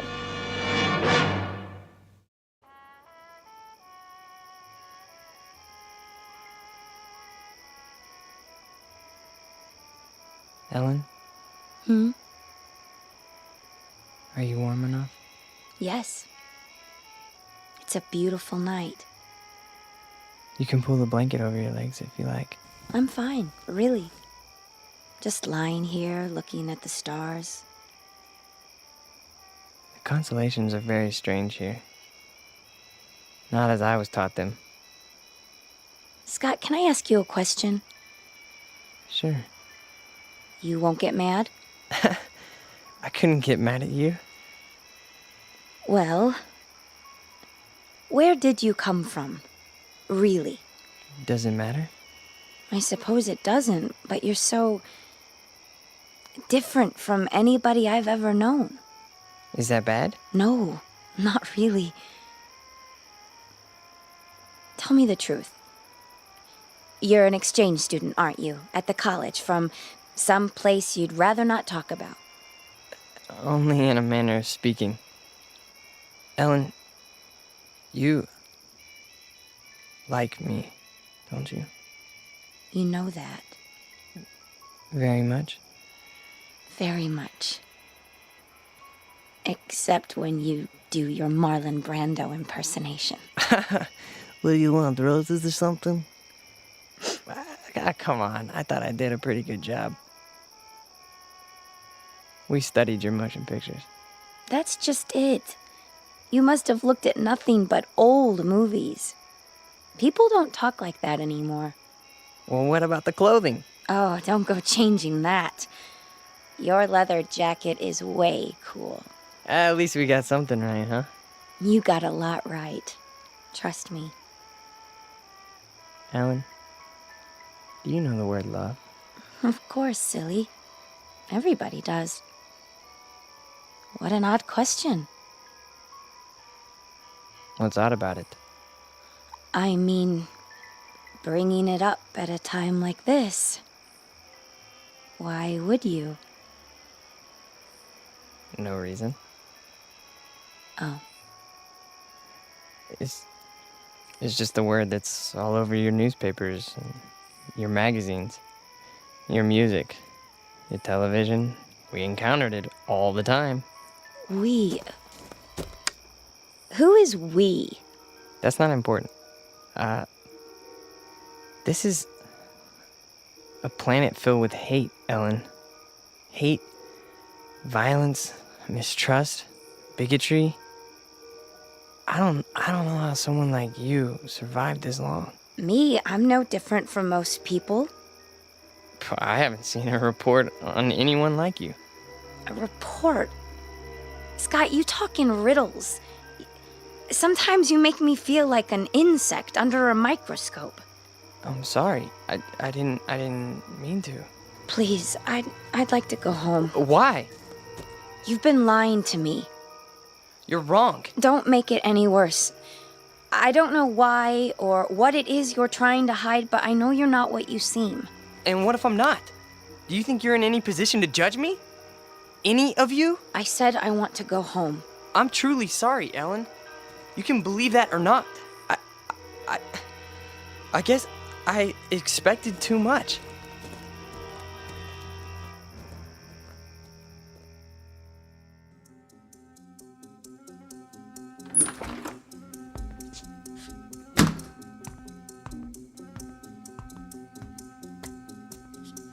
Where have you been? I told you, I was riding around. Every day for the last 5 or 6 days? Yesterday when I sent you to the ship for food? Or last night when you were supposed to be on guard? You think I don't know? I've had the eye on you every minute. If you know, then why are you asking me? I told them before we came you were too young. You'd lose your head, run into situations you couldn't handle. There's too much at stake. I've done no harm. Haven't told her a thing yet, huh? No. Well, now you won't have the chance. We're too close to finishing this mission. Yeah, well, you better go to the control room. Your master's calling. You're a master, too, and don't forget it. From here on out, you're just along for the ride. You're not a good enough risk.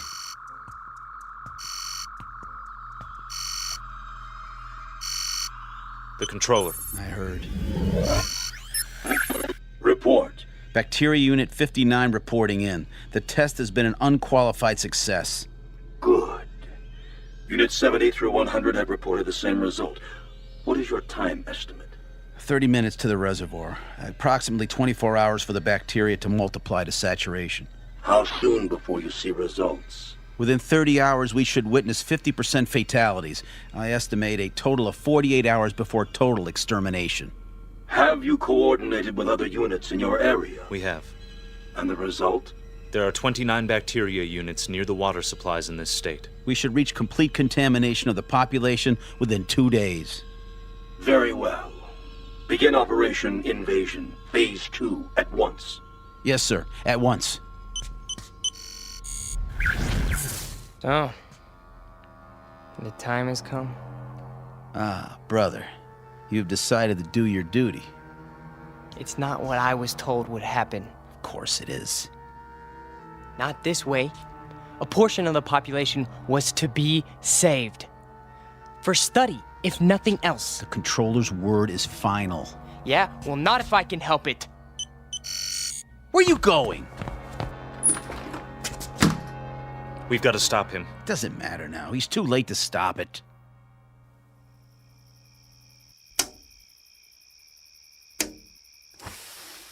Who's down there? Come down. Now? I've got to talk to you. It's late. This is important. All right.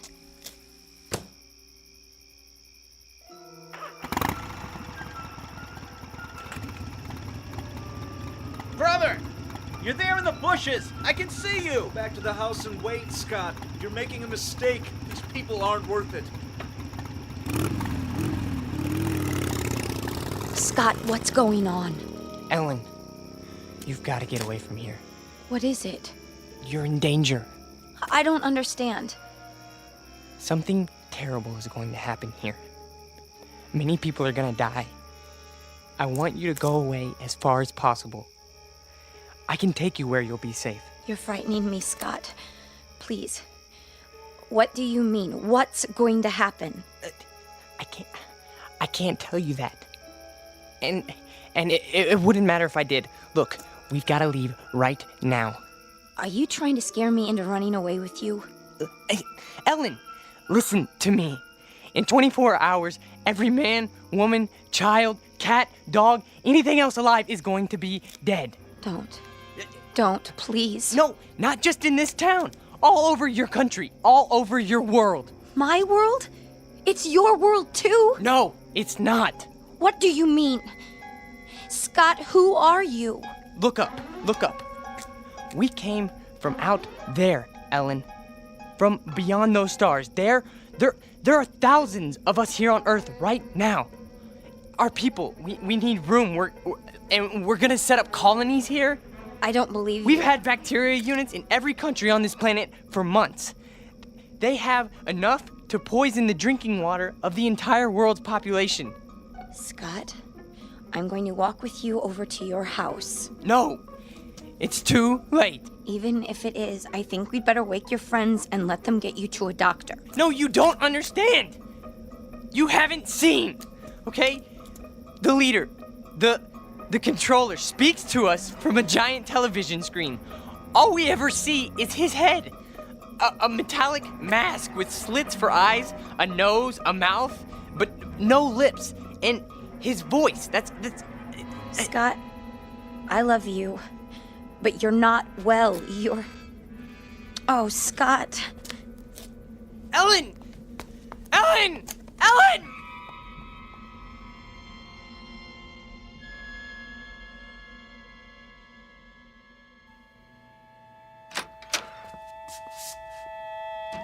All right, Ellen, what's this all about? Oh, Daddy, I don't know what to do. You can start by telling me what went on out there. He woke me, throwing stones at my window. He said he had to see me. Daddy, I think he's lost his mind. He's never been this way before. Tonight, he was almost raving. Exactly what did he say? Crazy things.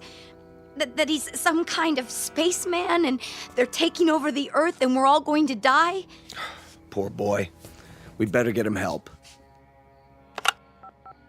Ellen? Why aren't you in bed? Stu? Hold it.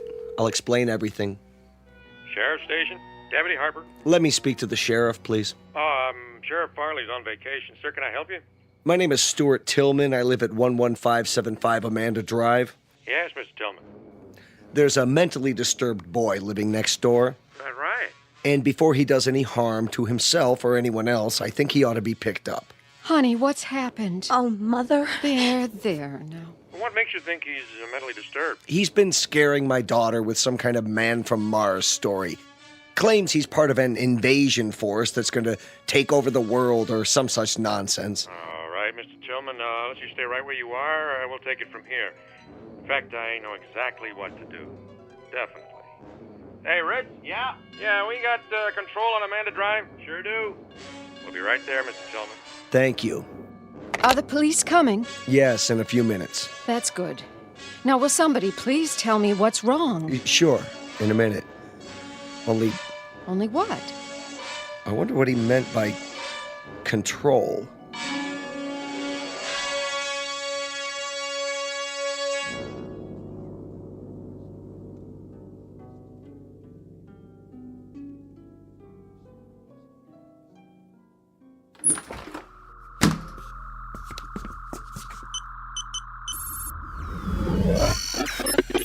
Yes. Please, sir. This is an unauthorized transmission. No, sir, I beg you to listen to me. You may speak. What we're doing is wrong. You question my judgment? No, we should save these creatures, not exterminate them. It's true. They murder and hurt one another and are subject to unreasonable hate and prejudice, but the murderers, the cruel ones, are the brutes found in any race. These people have capacity for love. I know it. Our research disproves that. They are a world of angry, frightened people. No, I tell you. I have lived among them. They learn love from their God, and they teach it to their children. There is more of love than hate here. There's no need to kill them. It's too late. Not if you order the plan to stop. For you, a defector, a traitor to your own kind. No, I'm not. You are a traitor. This transmission is ended.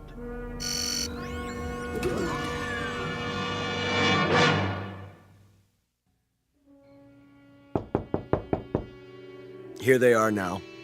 Are you sure this is necessary? Yes. Please, Daddy, tell them not to hurt him. Mr. Tillman? No, I'm Deputy Sheriff Harper. This is Deputy Miller. Evening, sir. Come in, please. Now, what about this neighbor boy? Tell him, Ellen. I don't know where to start. All right, your father said he was mentally ill. What made you think that? Ellen, please listen to me. There's no more time. Scott, I'm sorry. I didn't know what else to do. No. Come on in, son. Just tell me all about it. Don't listen to him. He's one of us. He's part of the advanced units. No, come on, calm down. What kind of unit was that? No, get out, Ellen. Run as fast as you can. It's too late for me. It's coming. It's almost here. Oh, Scott, you're only making it worse. Who are they? What have you done? Now, they told me you were ill, son, so I took the necessary precautions. These men are from the hospital. Now, just stand right there. Stay away from me! We're gonna put this around you so you don't hurt yourself. Don't touch me! No, not a straitjacket. It's for his own good. Got him! Get us leather jacket off first. Get it Easy off. now, boy. No! Oh, don't fight it, son. That'll only make it more difficult. No! You don't understand. I'm begging you. Listen to me, please. No. Please, no. You'll see that he gets help. Don't worry, folks. We'll take good care of him. And someday, I'm sure he'll thank you. You have a good evening now. They left his leather jacket. Can I keep it for him until he gets out? I don't see why not, honey. It might be a while, though. Oh, Mom. What am I going to do? There's nothing you can do, sweetheart, except pray. It's for the best, you'll see. Now, come and sit down. I'll get you a glass of water.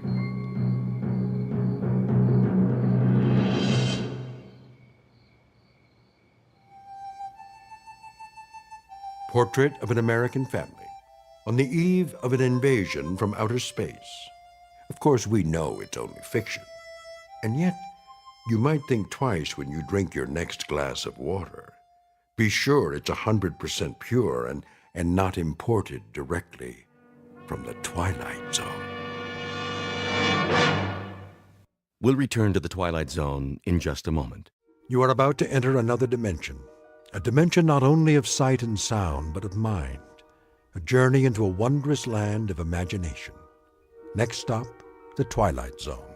Hi, this is Stacy Keach. I'd like to take a moment to tell you about our Twilight Zone website at twilightzoneradio.com. At twilightzoneradio.com, you'll find the latest information on these Twilight Zone radio dramas, including behind-the-scenes photographs, plus the newest product releases, trivia contests, ways to contact us, other Twilight Zone-related info and merchandise, plus links to other fascinating websites. So make your next stop twilightzoneradio.com. Visit twilightzoneradio.com to purchase these Twilight Zone radio dramas on cassette and CD, or call toll-free 1-866-989-ZONE. That's 1-866-989-9663.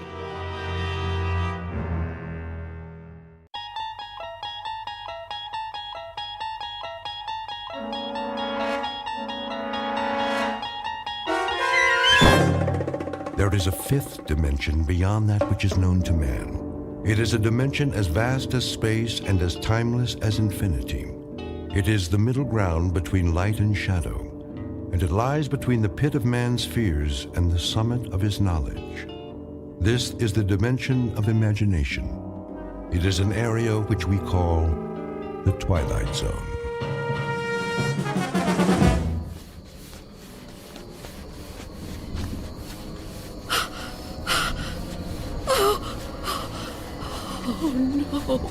No, where am I? What am I doing outdoors? I don't remember leaving my... Oh, it's so dark. I don't live here. Or here. Oh, it is my house. Oh, I must get home.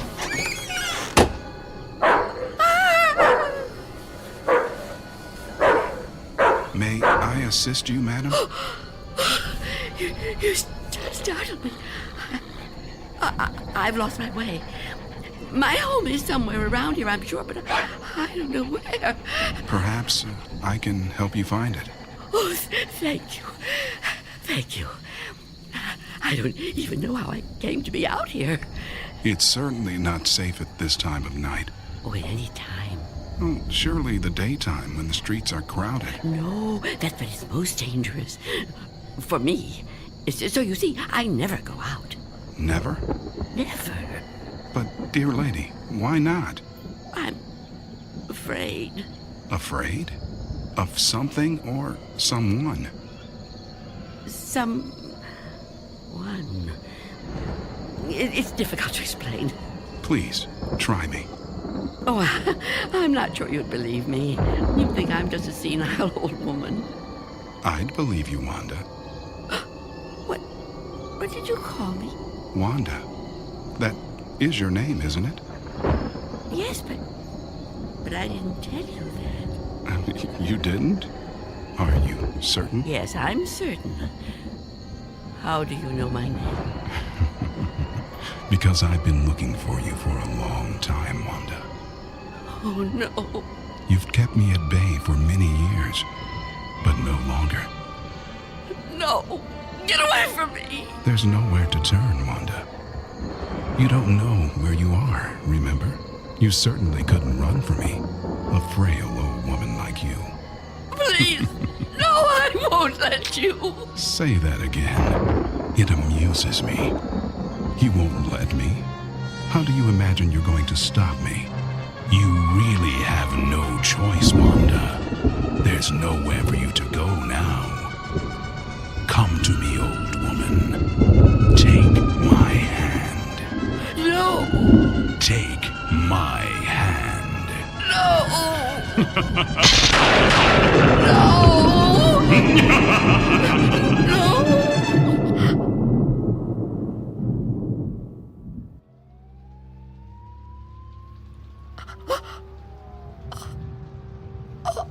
Oh, it was the dream.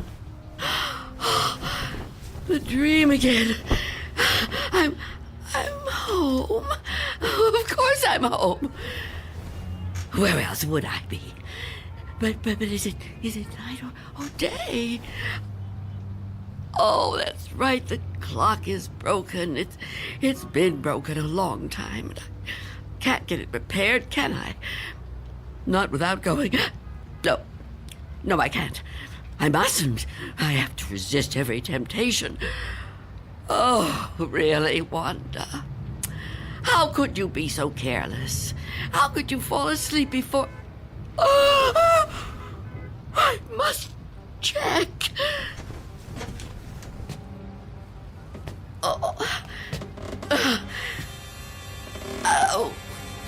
Yes. The boards and the windows are still secure. Is that... Can I feel a breeze? Is there a gap? Oh, not enough. Not enough. He still can't get in. Oh, what about the door?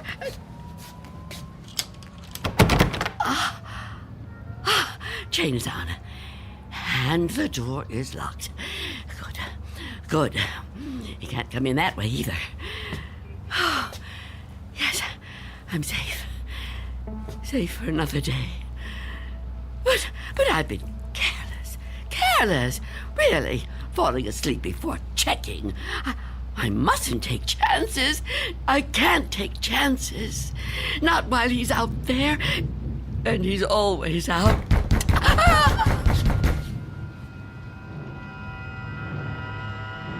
Miss Dunn? Miss Dunn, are you all right in there? Who are you? It's Barry. Mr. Fabian, you know, from the grocery store. I know we've actually never met, but, well, we've spoken on the phone, Miss Dunn. At least we used to. Do you even have a phone anymore? Anyway, you know me, right? What do you want? I'm delivering your groceries, Miss Dunn. You remember? Charlie, the kid who works for me, was supposed to bring them, I know, but he called in sick. Yeah, kids these days, huh? No sense of responsibility. Anyway, I thought I'd better get them to you now instead of waiting till tomorrow. I figured, you know, you'd be waiting for them. Is that all right? Put the food through the letterbox. The letterbox, right. Okay. Oh. Thank you, Mr. Fabian. Your money is coming under the door now. Under the door? Here it is. Miss Dunn, wouldn't it be easier to just... $6 and... Okay. 32 cents.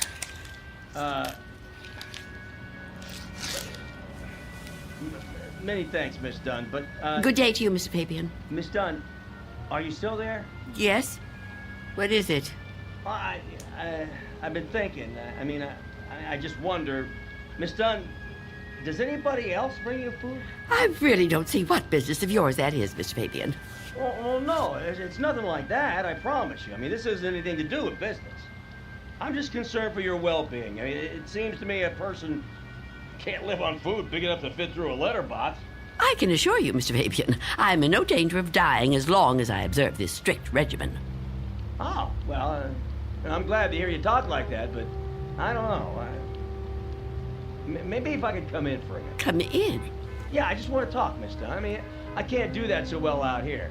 I really think you need to see a doctor. Out of the question. No one is coming in here, Mr. Fabian. Not a doctor and not you. Miss Dunn, could you open the door, please? Go away! Miss Dunn, I just want to help you. I know what you want. Leave me alone. Miss Dunn, all I know who you are. You do? Well, that's good. That's very good. Myself, I have a very bad memory. Every morning, you know, my wife gives me a pen. Every day I lose it somewhere. So, will you let me in? Stop trying to get in here. You won't get me. Just go away and leave me alone. Come on, Miss Dunn. Look, I've got other deliveries to make. I just want to help you if I can. I think you could use a little help. Ah, the heck with it. Good luck living here in this neighborhood. What's left of it.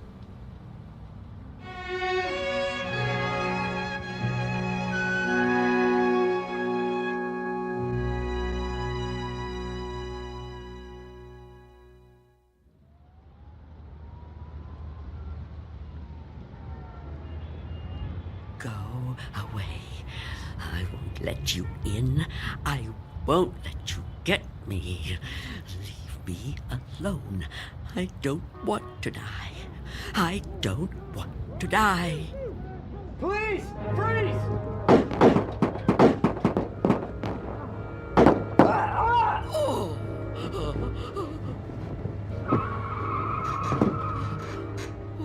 What's going on out there?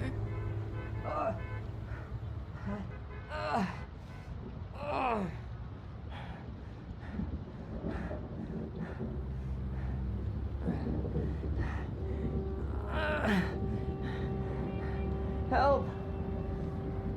Is anyone in there? You gotta help me. What is it? Go away! I've been shot. I need help. Please. Please do something to help. Who are you? Officer. I'm a police officer. Please, you have to open the door. I need help. I've been shot. You're lying to me. I know you. You can't fool me. No, I'm not trying to fool you. Please. I think I'm dying. You can't trick me so easily. You're no policeman. Why can't you just leave me alone? I know who you are. I know what you are.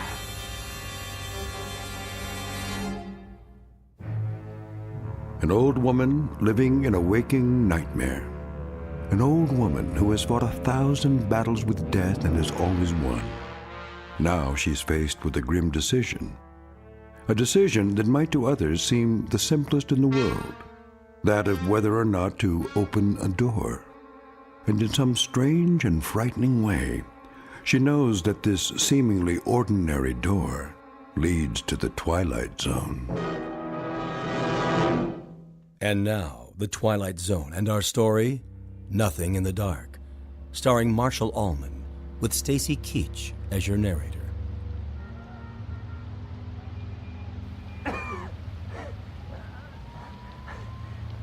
Please. Why won't you help me? Stop this! Why must you do this to me? I'm losing a lot of blood. It's so cold out here. Listen to me. I'm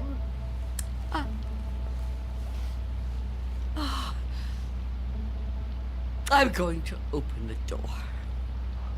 Oh, thank you. Thank you. But I'm leaving the chain on. Don't even try to touch me. I won't let you. Don't worry. I'm not gonna hurt you. I couldn't hurt anybody. Oh. You're so young. Almost a child. Unless you help me, I'm gonna die. I don't think I can even move very far. Oh, don't say that. Oh, it isn't fair. No, it just isn't fair. You keep trying to trick me. I don't know what you're talking about. Don't move. Don't do that again. Or I'll close the door. What? Listen, lady. I've been shot. I'm bleeding to death. Do you understand? Do you understand? Please. My name is Harold Belden. I need a doctor. I need a doctor right away. Please, call the hospital. I can't get there myself. I can't call the hospital. I haven't got a telephone. Not anymore. Then let me come inside. You can't just leave me.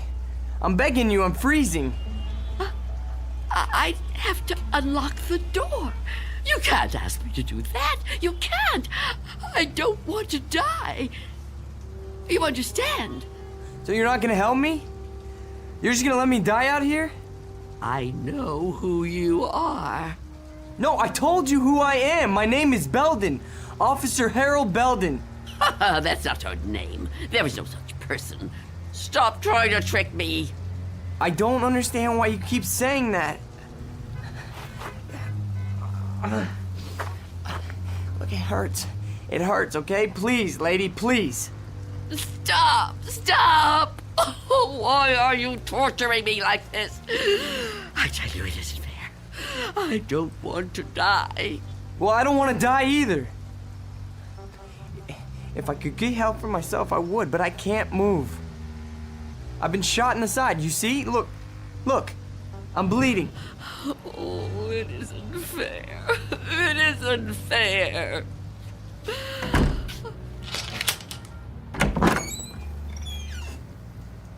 Will you help me? Yes. Yes, I'll help you. Thank you.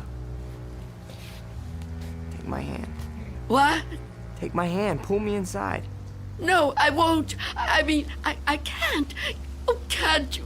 Can't you crawl in? Well, I don't think so. Please try. Quickly. I don't want to leave the door open.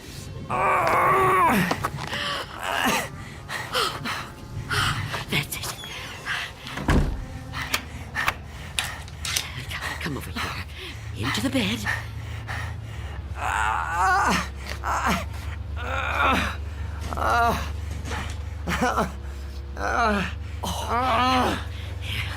You just rest. Rest.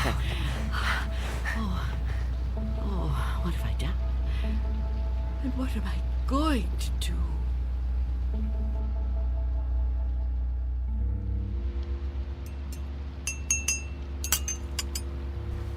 Officer? Officer? Officer? Oh, I'm so sorry. What a... Oh.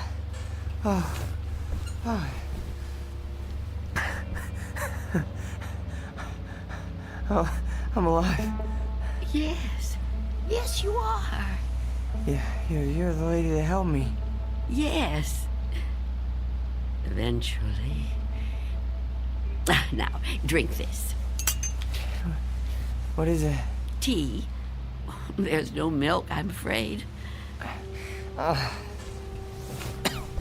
No, don't get up, officer. Conserve your strength. Yeah, thank you. Thank you. Please, call me Harold. You saved my life. I owe you at least that much. Is it good? It's fine. Thank you. How long have I been out? Hours. What time is it? I'm not sure. Morning, I think. What do you think? I don't have a clock. I guess it is morning. It's hard to tell. What happened to your windows? Who boarded them up? Well, I did. A long time ago now. But they're still as strong as ever. What? Why would you do that? Oh, I have my reasons. Well, we all have our own reasons for doing things. Why would you want to be a policeman? To be in a job where people try to kill you? Well, why would you want to court death like that? Court death? I don't know that I'd put it that strongly. I do what I do because there's just some jobs that have to be done. You mean it's a sort of vocation? I guess you could say that. Listen, Mrs. It's Miss Dunn. Listen, Miss Dunn. You should try to get some rest yourself. You need it more than I do. No, really, I feel much better. When the doctor gets here, he'll take me off your hands for good. The doctor? Yeah, sure. He'll check my wound, take me to the hospital. You didn't call the doctor? No, I didn't. Why not? I told you last night. I haven't got a telephone. Don't you remember? No, I don't. I was kind of out of it last night, I guess. Oh, of course. Perhaps you could use your radio to ask someone to come get you. Oh, you could wait outside for them. No, I busted my radio when I fell on it. You see? Hello. And I don't think I got the shrink left to get up on my own. Look, couldn't you go to one of the neighbors? Oh, there aren't any. What are you talking about? There aren't any neighbors. There must be. Everyone has neighbors. Well, I don't. Not anymore. Why? What happened? They've all moved away. Not all of them. That's impossible. All of them. Trucks came and took away their furniture. First one, and then another.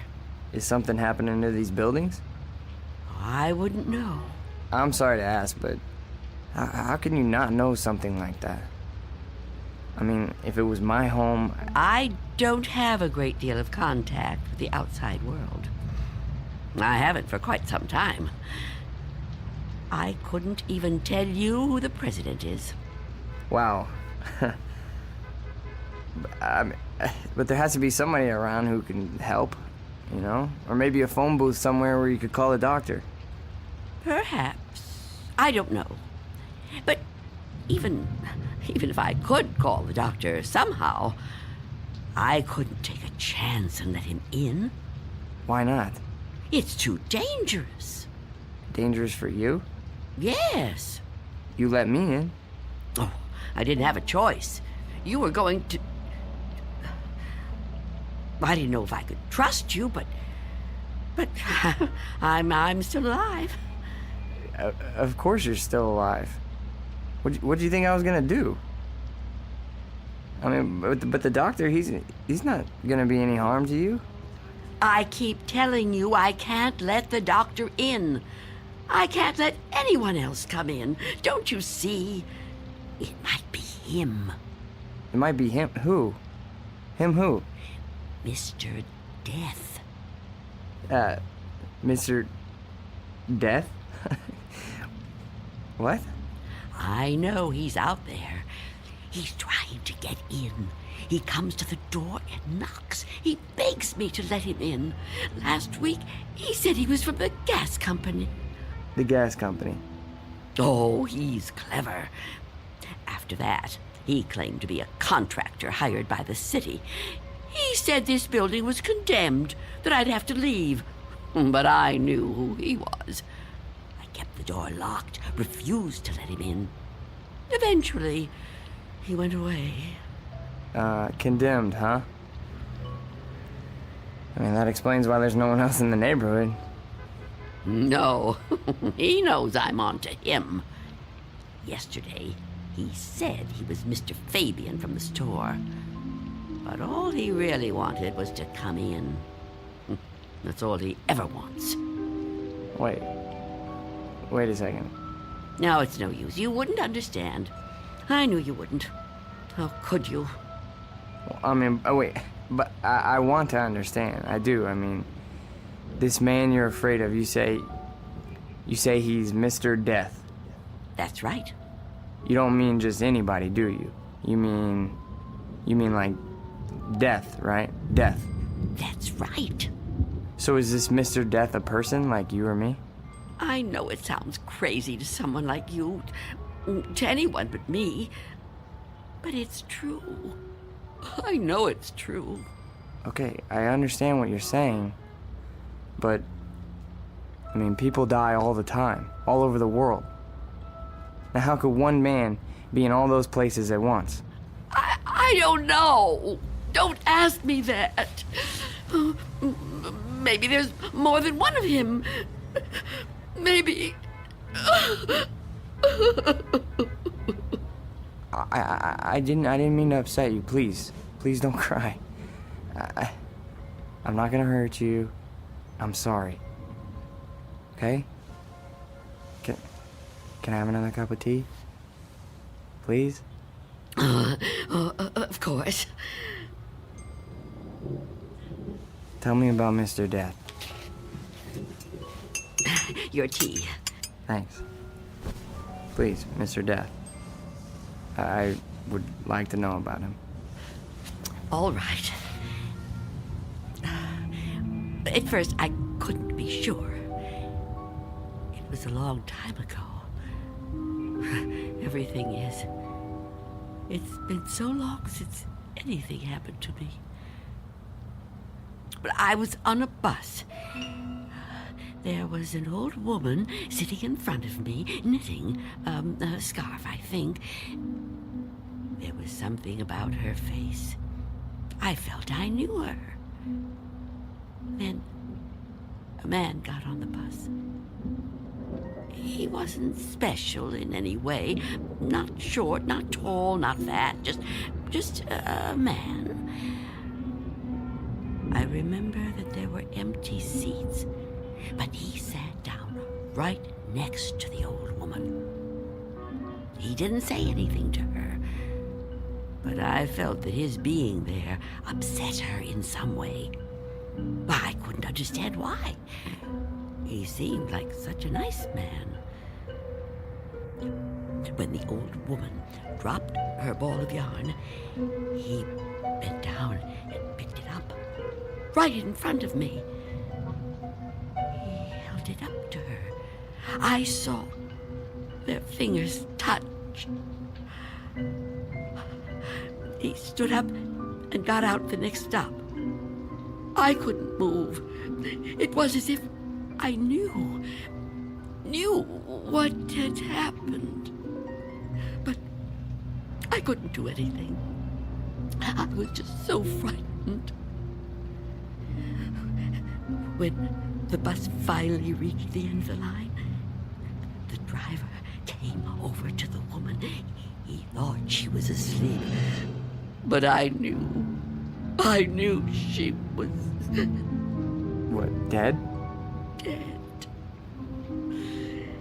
And right then and there, I knew it was his touch that killed her.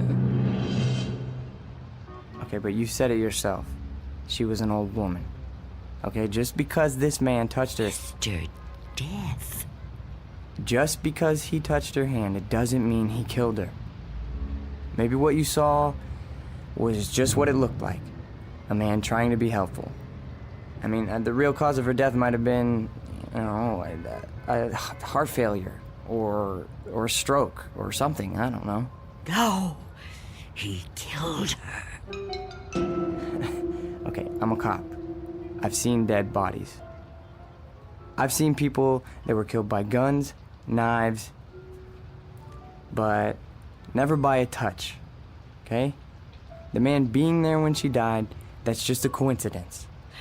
But I've seen him since then, several times. I've seen him in crowds. I've watched for him. Every time someone I knew died, he was there. He, the same man, the one on the bus. No. Once he was a young soldier, then a salesman, a taxi driver. Someone you wouldn't notice unless you were watching closely. But you could see him. Oh, yes. And I wondered why that should be. Why I could see him when no one else could. And then I knew. Why? It was because I was getting older. And my time was coming. I could see clearer than younger people like yourself. Now, do you understand? Oh, I know you don't believe me. That would be too much to ask of anyone. But do you at least understand? Please, I have to know. All right. Maybe, okay? But if there is some Mr. Death who's able to visit all the people in the world like Santa Claus... Don't mock me. I'm not meaning to mock you, okay? I would never do that. I swear. But if he's real... He is. If he's real, then I don't see what the problem is. You don't see what the problem is? Oh, you must be joking. No, I mean, if you know what he looks like, what have you got to be afraid of? If you're right, and you can see death, I'd say you're kind of fortunate. Fortunate? Sure, yeah. I mean, you'd be able to see him coming. You could just avoid him. Oh, didn't I tell you his face is always different? He's different sizes, different ages, different races. I couldn't be sure. Well, how about when you go out? Out? Sure. Well, I know you said you don't have much contact with the outside world, but you have to go out sometime. I mean, to the shops or something, you know? Now, couldn't he touch you then, if he wanted to? No. Why not? I never go out. Never. Never. Oh, I haven't been out for years. I don't know how many. I don't keep count. That would be too depressing. But I suppose you can guess from the smell. You're too polite to mention it. But it must bother you as much as it bothers me. So what do you do about food? The boy at Mr. Fabian's store delivers it. But I never open the door to him. How can you live like this? Oh, don't think I enjoy it. So why do you do it? Because if I don't live like this, I won't live at all. If I don't watch out, if I let down my guard even for a moment, he'll get in. I know he will. I haven't always lived like this, you know. I was young once. People said I was pretty. I lived out in the sunlight. I hated to be inside, even for a minute. My mother always said I'd spoil my fine complexion, but I didn't care. I loved outdoor things. I lived out in the sunlight, so warm, so beautiful. Beautiful, like I once was. You're still beautiful. Oh, no, I'm not. I'm old and cold. I miss the warmth of the sun so much. See that patch of sunlight on the floor? Where's it coming from? I think it's coming in from between the cracks in the boards of the window over there. Oh, yes. It's so warm to the touch. You know, I've always hated the dark and the cold. And now I'm old. I've lived a long time, but I don't want to die. I've heard people say it was his time when an old person dies. But it's not your time if you're not ready to die. I'd rather live in the dark than not live at all. Miss Dunn, I promise you, there's nothing to be afraid of. We're all alone here. Okay, there's nobody outside the door. I know you're upset, okay? And you're clearly under a lot of pressure. But I think all you need is some rest. Officer. Yeah, and I need help. Oh, I don't know what to do. Just give me some medical attention. Look, I don't know how badly I've been hurt, okay? But I've lost a lot of blood. And I need help soon. Or I don't know how much longer I can... I've told you I can't go out there. You can't ask me to do that. Look, this whole Mr. Death thing, I promise you, you don't have anything to worry about. Shh. Someone's coming. Well, get them to help me. No! There's nothing to be afraid of. Please, answer it. Go on. That's right. Go ahead. You're doing fine. Answer it. Go on. I'm keeping the chain on. That's fine. Do whatever you want. Just see who it is and get them to call for help. I'm sorry, lady, but I got my orders. No! Get away! Officer Belden! I can't fool around any longer. Step aside, I'm coming in.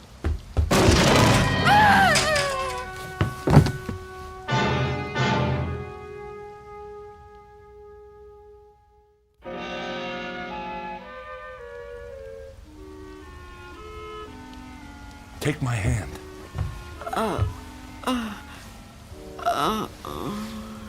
Easy, lady.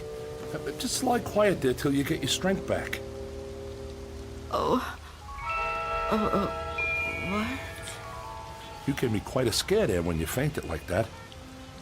Sorry I pushed you when I put my shoulder to the door. You started to faint and I offered you my hand, but you passed right out. For a second I thought that... Well, I don't even want to talk about that. But I'm glad you're okay. And still I live. Huh? I told you I didn't mean to hurt you. It was an accident. You're not gonna sue, are you? What do you want with me?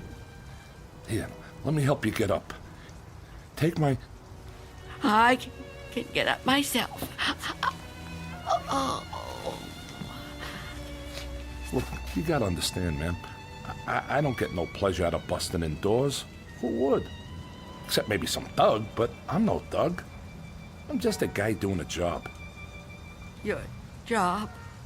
Look, you don't seem to realize how important this is. I've got a crew and equipment coming in an hour to pull this tenement down. Begging your pardon, man, but looking at this place, I say it's long overdue. Frankly, I'm kind of surprised it's still standing. And you're really not Mr. Death? Mr. Who? I don't know what you're talking about, ma'am. My name's Armstrong. Bud Armstrong. I don't know about any Mr. whatever you said. All I know is I got a contract to demolish this row of buildings. That's what I got to do. Everybody else moved out a long time ago. Until the other day, I thought this whole building was deserted. I seen them windows boarded up, and I figured you moved out when the rest of them did. Thank goodness I met that guy from the grocery store, that Mr. Fabian. Oh, Mr. Fabian. Then he was real, after all. Real? What are you talking about? I told him about my job down here, then he told me all about you, that he was worried about you. Told me he had a kid bring you your stuff. That was the first I knew about you, and it's you're darn lucky I found out. Well, you'd still be in here when the wrecking ball hits. Now, come on, we gotta get out of here. You want me to go outside? Sure. Didn't you just hear me? This place is coming down. You can't stay in here. You want me to leave here? You have to. I can't. It's Miss Dunn, right? Well, Miss Dunn, you were notified about the demolition job months ago. Look, I'm not out to bully you. I'm just trying to do my job here. These buildings were condemned by the city. Can't say I blame them. And I'm the one who's got to tear them down. Tear them down? Wow, can you? Look around you, ma'am. This building has had it. You can see that. I can see that. Anyone could see that. It's all worn out, dilapidated. All these buildings have got to come down. You seem like a nice person. A nice person shouldn't have to live in a place like this. Now let's the two of us just... Get away from me! Don't touch me! Please don't act like this. I ain't a monster, lady. I've got a heart just like anybody else, and I can see how you could get attached to a place, but, not want to see it wrecked. But when a building's this old, it's not fit to live in no more. It's dangerous. It's got to come down to make room for a new one, a stronger one. That's life, lady. Old make room for the new, you know? No. People get the idea that I'm some kind of destroyer. They think I get kicks out of tearing stuff down. But that ain't the way it is. No, that ain't the way it is at all. I just clear the ground so other people can build on it. In a way, I guess I kind of help them do it. Can't have one without the other, am I right? Look around you. It's just the way things are, like when a big tree falls in the forest and a new one grows right out of the same ground. Old animals die and young ones take their places. It's just nature. That's how it is. Even people step aside when it's time. I won't.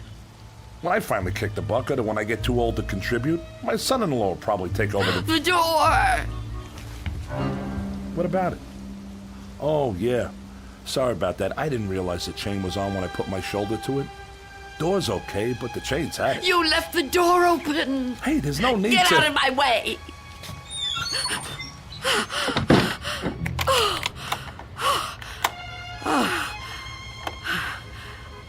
You don't have to do that. What's the sense of locking a door that won't even be here in an hour? I'm on the clock here, and we've waited long enough. If you've got any possessions you want to keep, Miss Dunn, I'd move them out while there's still time. I'll help you. You think you're helping me? I'm not going to leave here. Not with you. Not with anyone. Don't try to touch me. I don't want you anywhere near me. Now look, ma'am, I've been nice to you. I've been trying to go easy. I know this must be tough for you. Any kind of move is a big upset, especially to an older person like you. But if you insist on staying here, I'll have to call a cop. A cop? A police officer? It's just for your own good. Please, cooperate, lady. Hey, where you going? Of course. Mr. Belden! Explain it to him. Tell him the reason I can't go out there. I know you understand. I've told you everything. You'll help me, won't you? You'll help me stay? Well, say something. What are you doing? Who are you talking to? Oh, Mr. Belden is a policeman. Mr. Belden? Who the heck is Mr. Belden? Is he your pet? You got a cat in here? Please tell him. Lady, I think maybe you're sick. You should come with me. I'll get you to a doctor. I don't need a doctor. Mr. Belden, won't you tell him? Okay, I get it. I see how it is. Hey, I'm sorry, but if you're still here when the crew arrives, I'll have to call a cop. I'm sorry. I wanted to make you understand, but... Okay.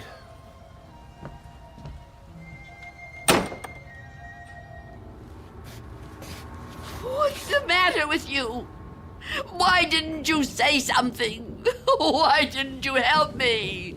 I thought you understood. I thought you'd help me.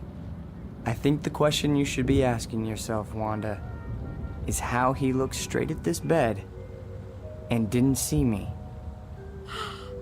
You called me Wanda, but I never told you my first name. Oh no. No. It's not true. It's not true. Yes, it is. The mirror, Wanda. Look in the mirror. What do you see? I can't. I won't. Look in the mirror, Wanda. What do you see? I see nothing. Nothing but an empty bed. Turn around. Now what do you see? I see you, Mr. Death.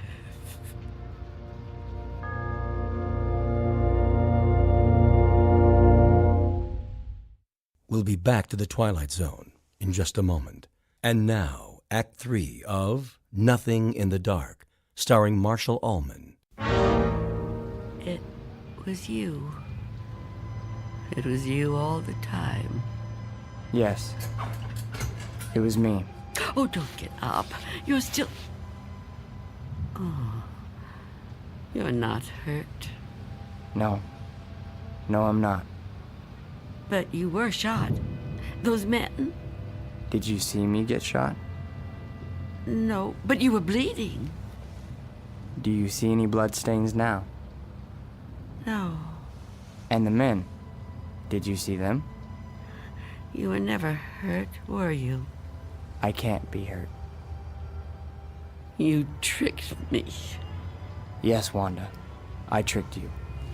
It was all an illusion, one I created just for you. If it helps, I'm sorry. I would have preferred to avoid it if I could. But why? Why did you do it? The moment I let you inside, you could have taken me any time. Yes, I could have. You were nice. You made me trust you. But I had to make you understand, Wanda. You see me now, and you've seen me before. Many times before. Starting with that day on the bus. Oh, I was right. It was you. The old lady's name was Iris. I knew then that you were upset. Upset? I thought it was important that you got to know me. What I said to you before, it was true. What you said? When you thought I was a policeman. You asked me why I did what I did. And you said there were some jobs that had to be done. That's right. That it was a kind of vocation. Actually, Wanda, you said that. But I suppose you're right in a way. Now ask yourself, am I really so bad? Am I really so frightening? You've talked to me. You've confided in me. Have I tried to hurt you? Well, no, but... Do you really believe I would ever hurt you? You don't look like someone who would want to hurt me. You see? It isn't me you're afraid of, is it? You know me now. You understand me. What you're afraid of, what you've really been afraid of all these years, is the unknown. That's right, isn't it? Yes. Don't be afraid. But I am afraid. You must be very tired, Wanda. I am. But the running's over now. It's time to rest. I'd like that, but... Give me your hand. I don't want to die. Trust me. No. Mother, give me your hand. I will.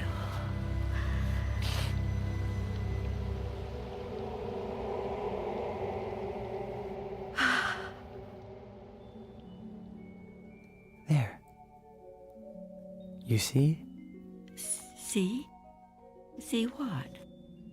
No shock, no engulfment, no loud thunder. What you feared would come like an explosion is like a whisper. What you thought was the end is the beginning. When will it happen? When will we go? Go? Yes. I'm ready now. Look over there, on the floor. What is there to... Oh. Now do you understand? It's me. It's you. My body. I look so calm. You see? We have already begun. Come with me. Yes. Please. I'd like to.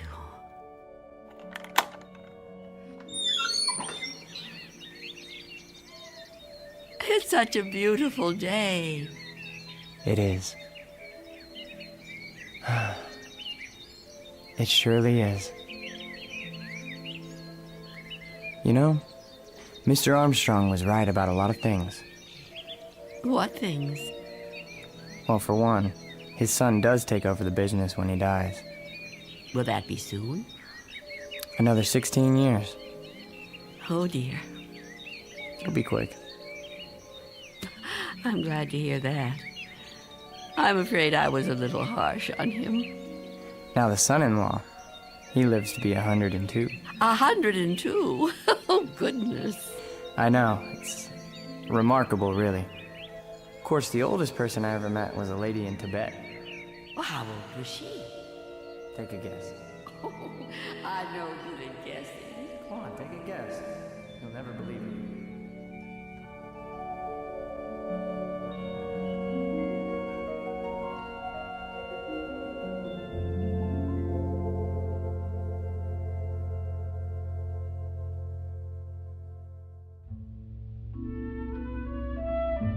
There was an old woman who lived in a room, and like all of us, was frightened of the dark, but who discovered in the minute last fragment of her life that there was nothing in the dark that wasn't there when the lights were on.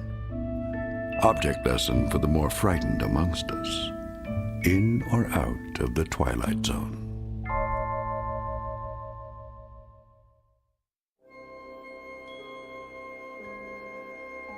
Hi, this is Carl Amari, producer of the Twilight Zone radio dramas. I'd like to take a moment to tell you about our official website at twilightzoneradio.com, where you'll get the latest news and information on these Twilight Zone radio dramas. Plus, at twilightzoneradio.com, you can digitally download 3 free episodes or any of our episodes for only $1.95 each. In this age of ever-changing technology, we've decided to make these episodes instantly available to you by making the Twilight Zone radio dramas a digital download-only series. This means that this series will no longer be offered on CD. The CD collections at our website are now being offered, while supplies last, at buy one, get one free. So be sure to get your favorites before they're sold out. Be sure to visit us often, and I'll see you in the zone.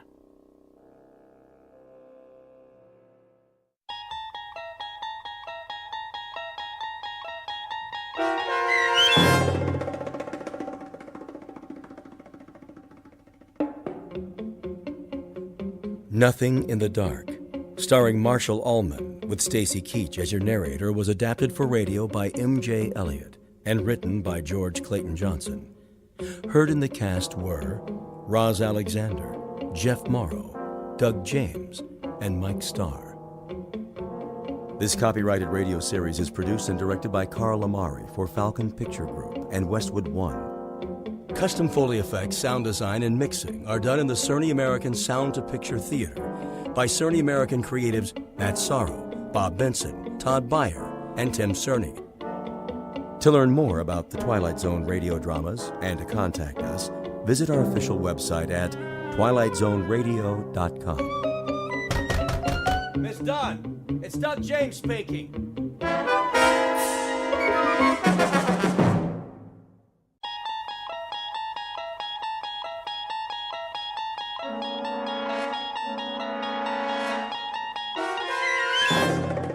You unlock this door with the key of imagination. Beyond it is another dimension, a dimension of sound, a dimension of sight, a dimension of mind. You're moving into a land of both shadow and substance, of things and ideas. You've just crossed over into the Twilight Zone.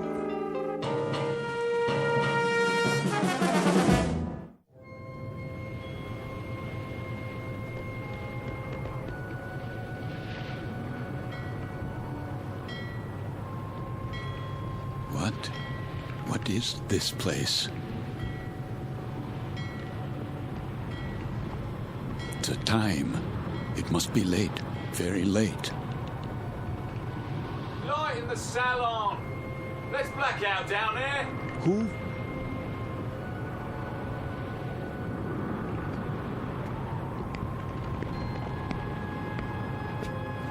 Forgive me, sir.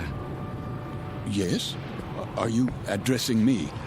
Begging your pardon, but they'll be finished serving dinner soon. They?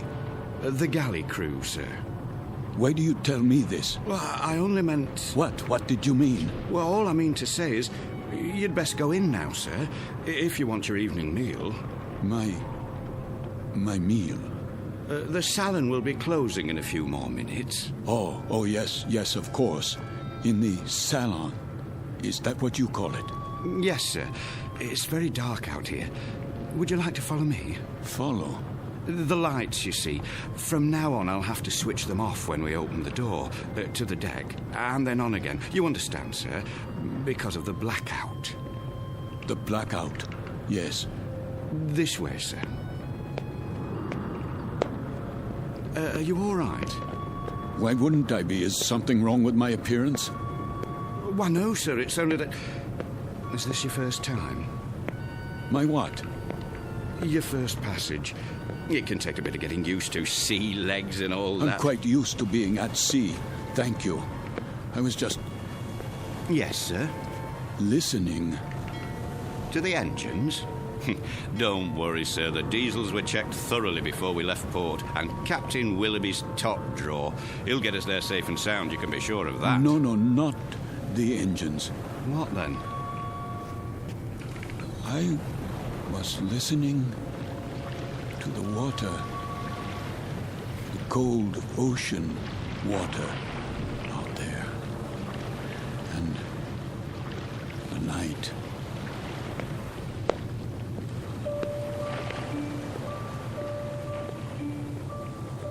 This is the deck of a small freighter, the SS Queen of Glasgow, located somewhere in the North Atlantic. Her registry, British. Gross tonnage, 5,000. Age, indeterminate. At this moment, she is one day out of Liverpool, her destination, New York. Duly recorded in this ship's log is the sailing time, course to destination, weather conditions, temperature, longitude, and latitude. But what is never recorded in such a log is the fear that washes over a deck like fog and ocean spray. Fear like the throbbing strokes of pistons from the engine's diesels, each one a heartbeat, parceling out every hour into breathless minutes of watching, waiting, and dreading. For the year is 1942, and this particular ship has lost her convoy. Now she must travel alone like an aged, blind thing groping through the unfriendly dark, stalked by the unseen periscopes of steel killers, enemy U-boats that also watch and wait. The Queen of Glasgow is therefore a frightened ship, and she carries with her a premonition of death. In a moment, her crew and passengers will find out just how real that premonition may be, when a course is set that leads them all into an area known as the Twilight Zone.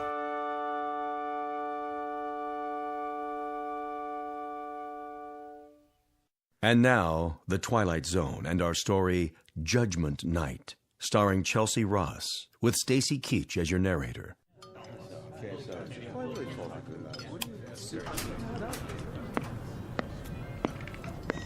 Why does he keep playing with the lights? Thought I'd gone blind for a second. My apologies for the momentary darkness. Wartime regulations, you know. Think nothing of it. Perfectly understandable. Wasn't it a lovely meal? Yes, indeed. Glad you enjoyed it, ladies and gentlemen. Something more, perhaps? Not for us, thank you, steward. We were just leaving. Come along, dear. Wait, Mommy, where's my doll? Why, here you are, little girl. You dropped it by your chair. Can you thank the nice man? Thank you. You wouldn't want to leave your dolly behind now, would you? Come along, Joanna. It's well past your bedtime. Yes, Daddy.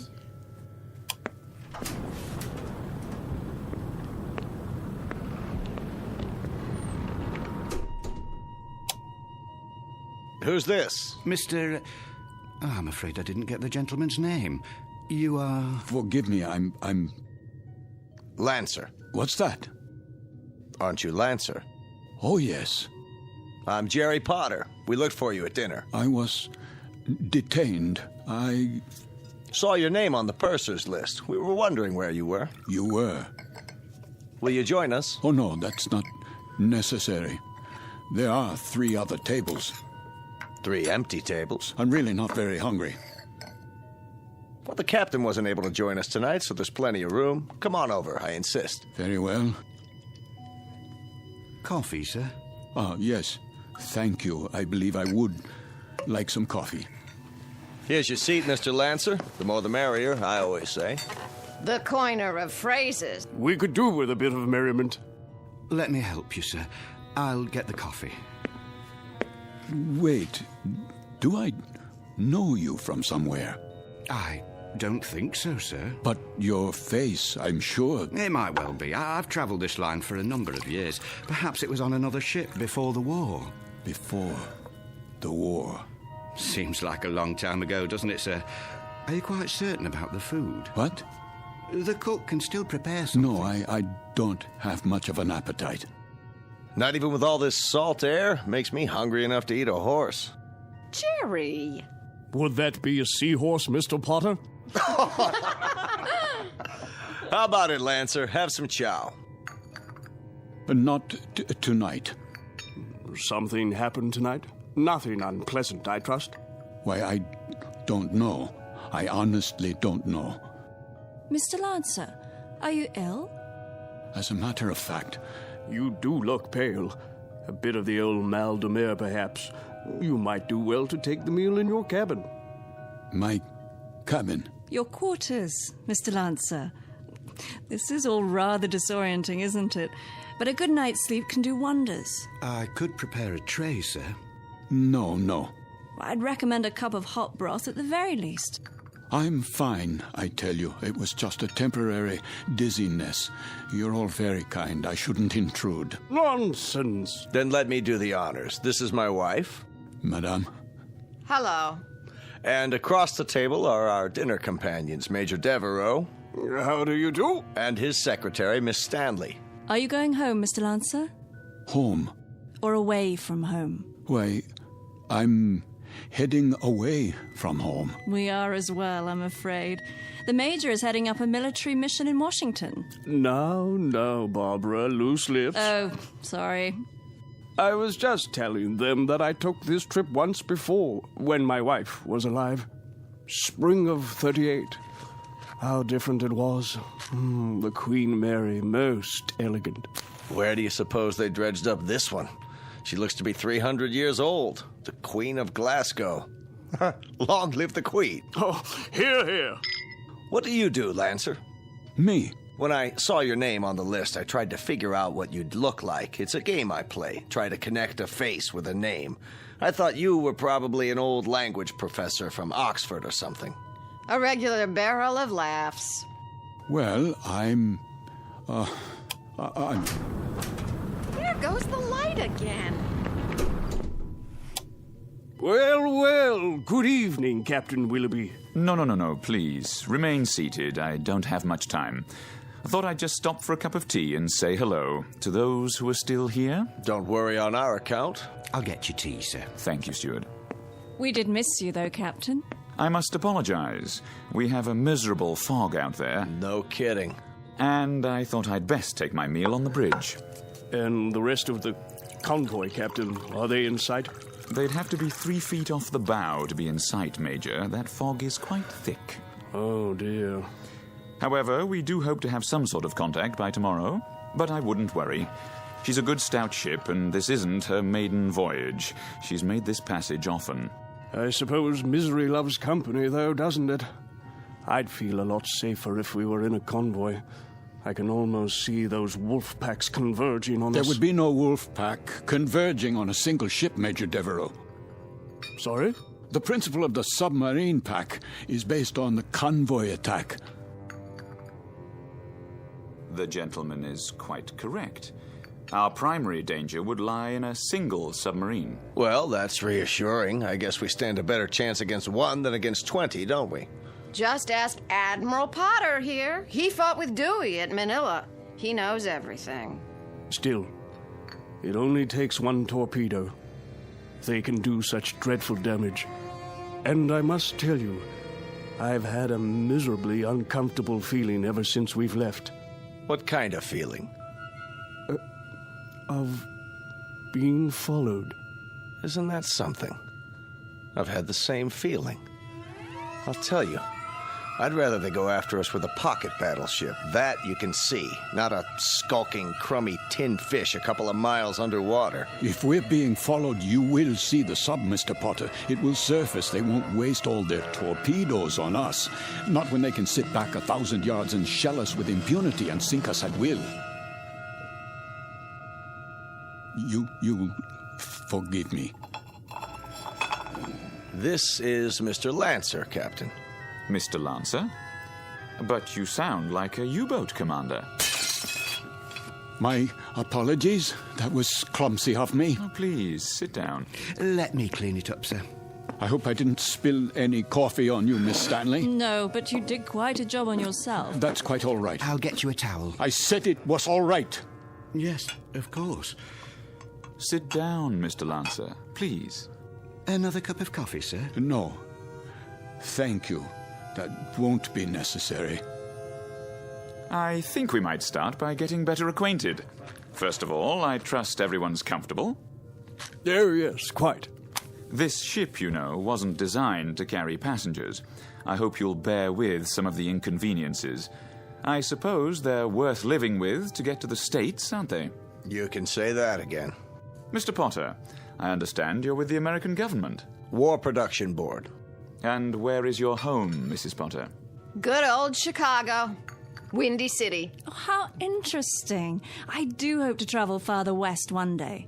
I tell you, I'll be mighty glad to see it again, wind or no wind. And you, Mr. Lancer? Yes? Where's home for you? Home? I was born in Frankfurt. Frankfurt? Like in Germany? Yes, Germany. Well, how long had you been in England, Mr. Lancer? How long? Not very long, not long at all. Please accept my apologies. I think I'll go to my quarters now. Too bad. I was hoping we'd get a poker game going. Whoop-de-doo. Perhaps another time. Good night. Now, there goes an odd one, huh? I had him pegged as a German the minute he came in. And what do you suppose he's traveling on this ship for? You don't think he's a spy, do you? I rather doubt it, Mr. Potter. All the passengers are well screened. I am a bit concerned about him, however. He doesn't look at all well. Actually, I'm feeling a bit tired myself. I think I'll be off to bed. Good night, everyone. Sleep well. Watch your step, Barbara. I will. It's very dark out there. Would you like a torch? Oh, don't worry about me. I can have the steward escort you. I wouldn't think of it. See you all at breakfast. I'll get the light switch. Thank you, Captain. Good night.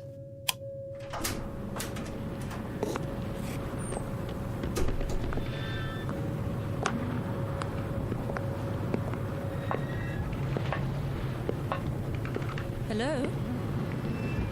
Is someone there?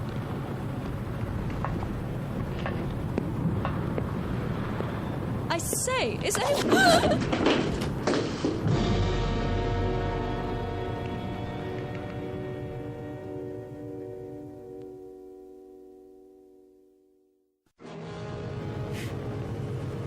Who's there? Watch your step, Miss Stanley. Oh, Mr. Lancer. The stairs are quite slippery from the fog. So I see. I was afraid you'd lose your footing. Thank you for your help. The fog can be treacherous at sea. And it carries quite a chill, doesn't it? Yes. Yes, it does. It's best to stay off the deck at night. Why are you here, Mr. Lancer? What? I thought you'd be in your cabin. I'm still a bit unsettled. Not quite ready to sleep yet. Miss Stanley. Yes. May I ask a question? Please. Have we met before? I don't think so. Why? You'll forgive me, but you look so familiar. They all did, for that matter. Are you sure you're well, Mr. Lancer? Yes, I seem to be. It's just this feeling. What sort of feeling? Oh, it will sound crazy to you. Go on, please. Just that I'm doing things, saying things. That you've done before. How do you know that? I know the feeling. I've had it occasionally. Have you? Walking into a room and being able to swear that you've been there before. Even the conversations. They seem identical to ones you've had at some other time. Yes, but what other time and where? That's always the question, isn't it? And the people? Yes, and the people, too. Yes. That's extraordinary. What is? I don't recall. I don't seem to recall boarding this ship. Don't you? Or anything else, for that matter. How I got here, or why I'm here. There was a film about that. Pardon? In the cinema, a few years ago. With Leslie Howard. Or was it that American? What's his name? Garfield. John Garfield. I believe the title was Outward Bound, something like that. I don't have time to see many films. I don't either. But in this one, the people all found themselves on an ocean liner. Of course, it was a cruise ship, not a freighter. But none of them could remember anything. There was a man and a woman, and they met and began talking, much as we are right now, I suppose. And it turned out they were... Go on.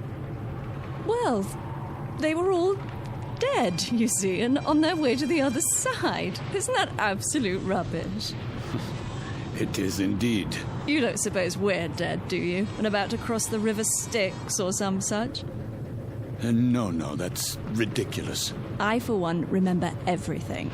The cab to the docks, and carrying my bags, my passport, the security clearance. My passport? Of course. It must be in my cabin. If we were dead, I'm sure the meal would have been followed by a lovely dessert. Mr. Lancer, may I make a suggestion? Why don't you see the ship's doctor? I'm sure they must have one, even on a freighter. For what purpose? It has to be some form of temporary disorientation. I was standing on deck, and it was as if I suddenly woke from a deep sleep. I heard your voices from the salon. Amnesia? Not really. I know who I am. I'm Karl Lancer. I was born in Frankfurt, Germany. I'm in the... In the what? In the... You were going to tell me. You were in the something or other. Was I? I don't remember now. Mr. Lancer, perhaps if you got some sleep, that might be all it takes. It wouldn't help. I don't think I could get to sleep. I feel as if this were a nightmare. I feel strange. I feel as if there were a disaster waiting out there, some doom that's about to happen. As if we were being stalked. I know we are. It's stalking us. Yes, there's a sub out there, a U-boat. I know it. I know it's out there. I know. Who's there? Mr. Lancer? Yes, I'm Lancer. Would you come with me, please? Where? The captain's compliments, sir. He wonders if you could join him in his quarters. For what purpose? He'd like a few words with you. Go on, Mr. Lancer. I'll see myself to my cabin. Sir, this way.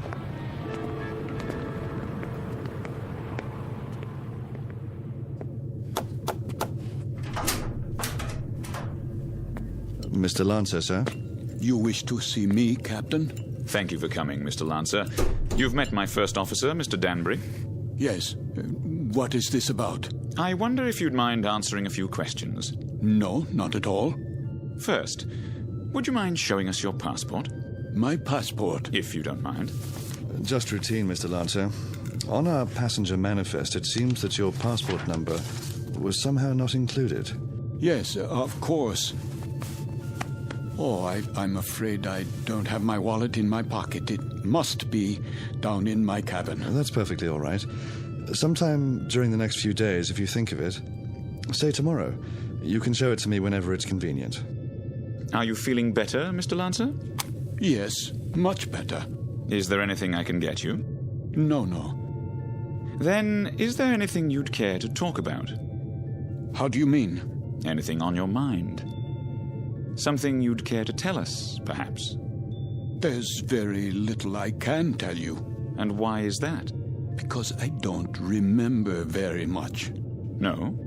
Actually, to tell the truth, I don't know how I got here. I don't recall anything about it. Is that right? I seem to remember only a few odd, disjointed things. I know, for example, that my name is Karl Lancer. I know I was born in Frankfurt. So you said.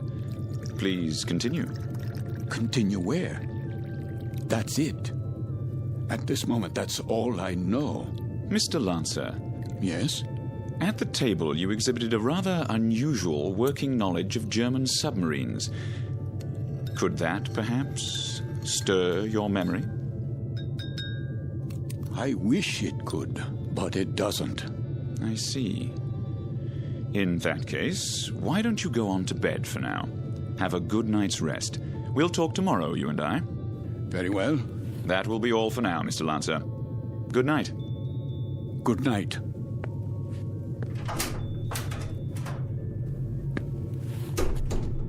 Most peculiar. I'd agree, sir. I'd say he bears watching. Then watching is what he'll get. I told you what he said at the table. What do you make of it? That's hard to say. But as I was going to get him on deck, he was talking to one of the passengers, Miss Stanley. And? He was speaking quite excitedly, in a very loud voice. I couldn't help but overhear. He was saying something about how he knew there was a U-boat out there. It's stalking us. That's what he said. You heard him say that? Those were his exact words.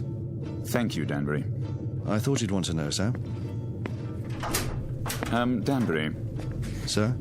Let's keep this between ourselves for the time being, shall we? Yes, sir. And see that a steward is sent down to his room. I want to have a look at that passport as soon as possible. Right away, sir.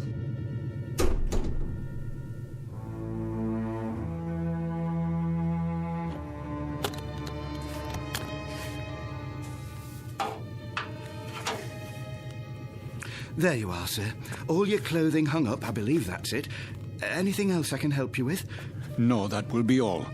Ah, your shoes. I'll just put them in the closet. Hold on, what's this? Where? In your bag. Looks like an officer's cap, but not one of ours. War souvenir. What are you talking about? This, sir. I was wondering if it was a war souvenir. Let me see that. Yes, sir. It's a naval officer's cap. Foreign by the style of it. Don't touch things that don't concern you. I only thought I'd put it away for you. That won't be necessary. I'll put it away myself. Yes, sir. That will be all.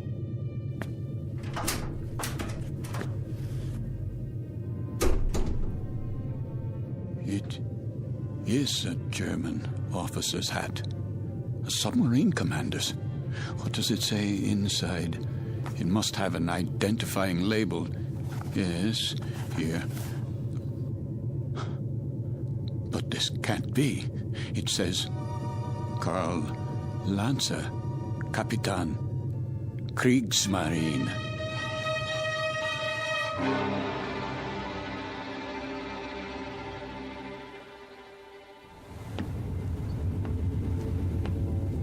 Mr. Danbury? Yes, sir? We've slowed down again. See if you can impress upon that very temperamental engineer the rather dire necessity for speed. Engine room. Engine room. McLeod, can we get any more revs? We're losing speed badly. Begging your pardon, sir, but I've got these blooming engines trained to the limit now. Kindly tell the captain that if I keep them going at this rate, there'll be a breakdown before morning. In that case, we'll be going a precious lot slower in a drift than under power. McLeod, we simply have no more revs. If you can give me maximum speed for another 12 hours... Captain! These engines needed to be overhauled a month ago, and instead of an overhaul, they're getting worked to death. Well, do what you can, man. Aye, aye, sir.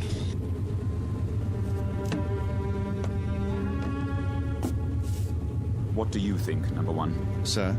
Cheery predicament we have here. If we reduce speed and give those engines a break, we don't stand a chance. And if we keep them going at maximum, they'll break down inside of 2 hours. I don't know what to say, Captain. It's a dangerous call either way. If we could only see through this bloody fog. If they're out there, it won't make any difference.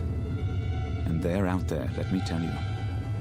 God knows they're out there, waiting like vultures.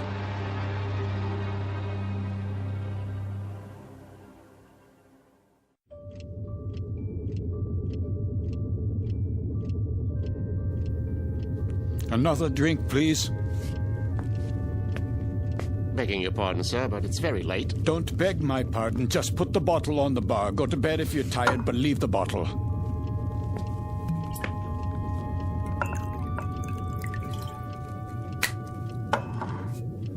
That doesn't sound right. Sir? The bearings. Bearings, sir? Yes, on the engines. They always sound like that, sir. You get used to it. You should hear McLeod on the subject. He's the engineer. Says the engines on this tab were originally designed for Lord Nelson. Is that clock accurate? Why, yes, sir. She's a real antique, that one. Captain Willoughby had her on the old Harcourt Bay. Keeps perfect time, she does. It says 5 minutes past 12 at 1:15. Not for a while yet. No, but at 1:15, something will happen at 1:15. Something, sir? What might that be? I don't know. I really don't know, except the hour and the minute, 1:15. It sticks in my mind. The tray for the bridge, please. Just being made up, sir. The cook will be done in a minute. Have a seat at the end of the bar. Been here long, has he? Sitting like that for 3 hours. One drink after another. Just sitting there, drinking. Wiping the sweat off his face and asking for more. And not getting drunk, mind you. That's 3/4 of a bottle gone. I'd swear it was lemonade. I've never seen the like.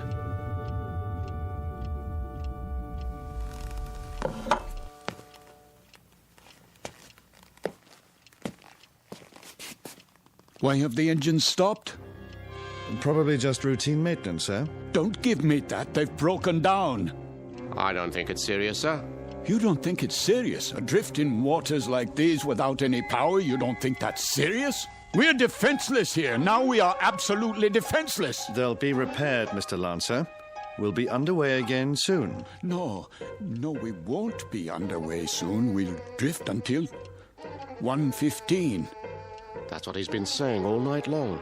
You know, of course, how easy it would be for a submarine to... You're a nervous man, Mr. Lancer.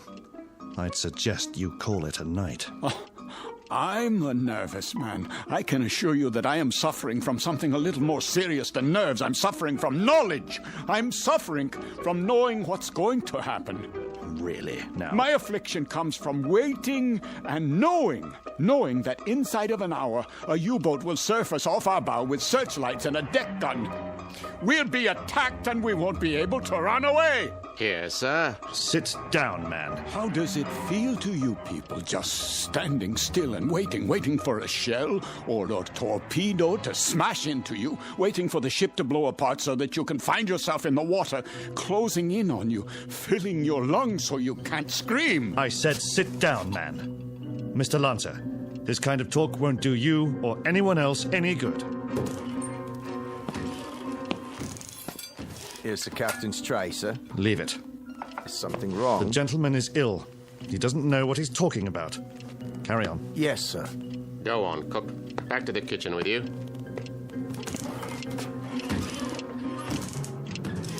The U-boat's coming. We must get the engine started or abandon ship. That's what we must do. Yes, we must abandon ship. Do you hear me? Why has the clock stopped? Where did you go? Where have you all gone? Why have you left me alone like this?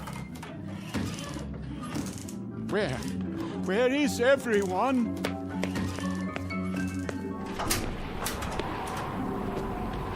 What is that? The searchlight. It's here. That's the U-boat. The U-boat is here.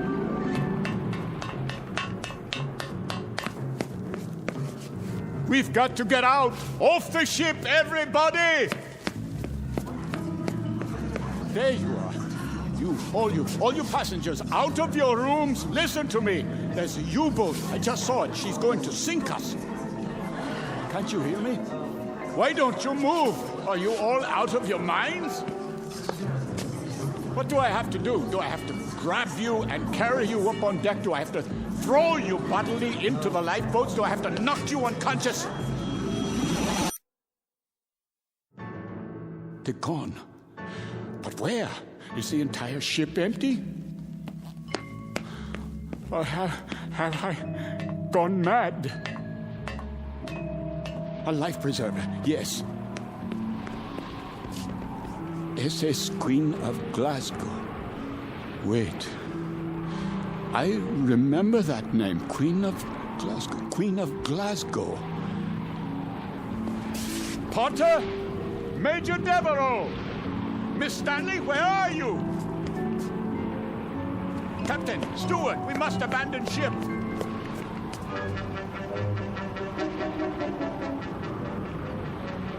Feuer frei! Ja, Kapitän. Feuer!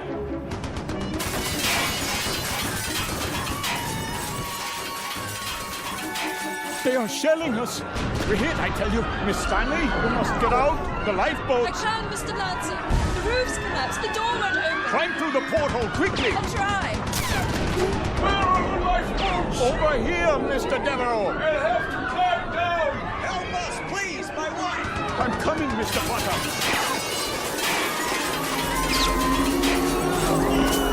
Watch out! The rail is collapsing!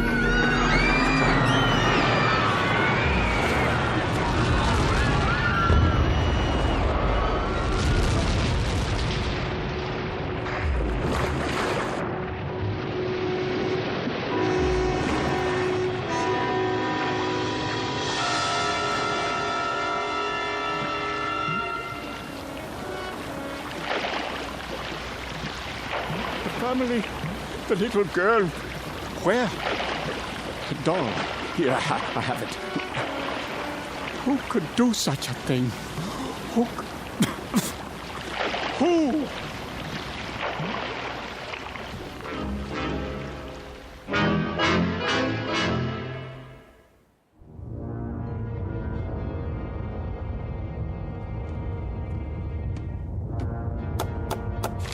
Yeah? Not much to show, Captain Lancer. That's all. Very little wreckage floated to the surface. Only this life preserver. There were no survivors. Then I'd say that's a good catch tonight, wouldn't you? Very good catch. It says SS Queen of Glasgow. Ah, a 5,000-tonner. Isn't that what the registry reads? Yes, sir. Cheer up, Lieutenant. Hand me the coffee. Well, pour it. If you wish, sir.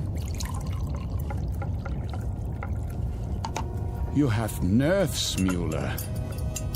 Not really, sir. A little shaky, perhaps. Oh? Why? Nothing, sir. I asked you a question. Why? There were women and children on that ship. So? We gave them no warning. You'd have us give them warning, eh? So their radio man can send out their position, which quite incidentally is our position. You have sentiment, but no brains. You're an old woman, Mueller. You know that? I just find it difficult.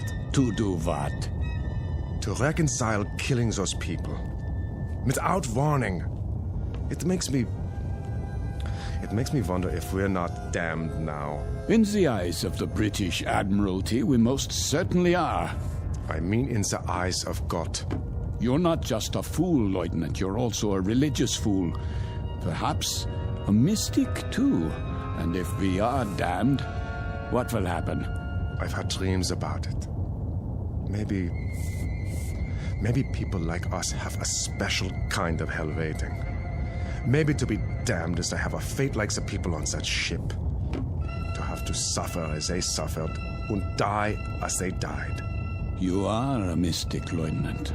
We'd ride the ghost of that ship every night for eternity. Every night, Herr Capitan. For eternity. What are you talking about? They could die only once. Just once. But we can die 100 million times. Every night. Ride the ghost of that ship. Every night. Every night.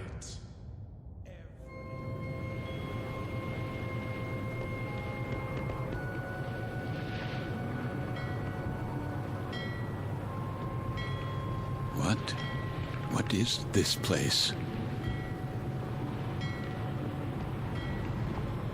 The time. It must be late. Very late. Light in the salon. Let's black out down there. Who?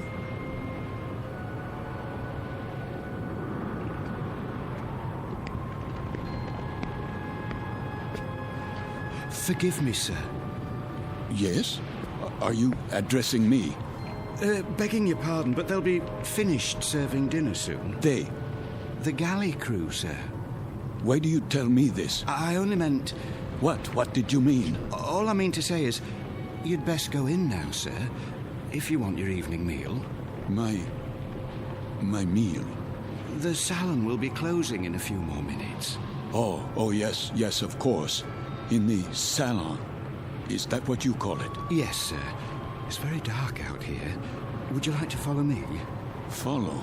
The lights, you see. From now on, I'll have to switch them off when we open the door, to the deck, and then on again. You understand, sir? Because of the blackout. The blackout? Yes. This way, sir. Are you all right? Why wouldn't I be? Is something wrong with my appearance? Why, no, sir. It's only that... Is this your first time? My what? Your first passage.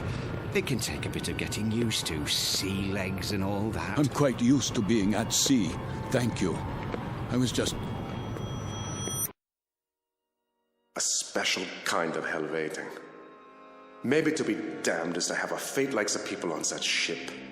To have to suffer as they suffered and die as they died. We'd ride the ghost of that ship every night for eternity. For eternity. For eternity. For eternity. Yes, sir? Just listening. To the engines? No, not the engines. I was listening to the water. The cold ocean water out there. And the night.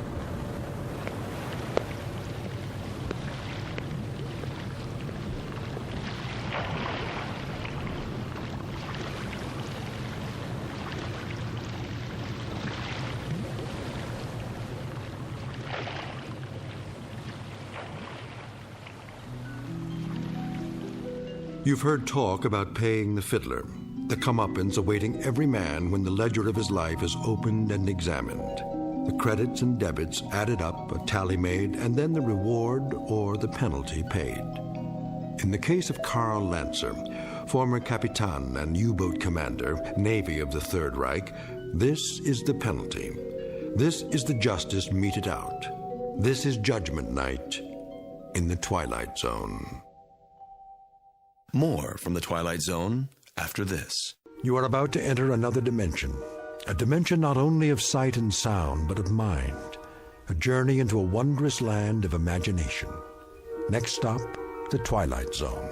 Hi, this is Stacy Keach. I'd like to take a moment to tell you about our Twilight Zone website at twilightzoneradio.com. At twilightzoneradio.com, you'll find the latest information on these Twilight Zone radio dramas, including behind-the-scenes photographs, plus the newest product releases, trivia contests, ways to contact us, other Twilight Zone-related info and merchandise, plus links to other fascinating websites. So make your next stop twilightzoneradio.com.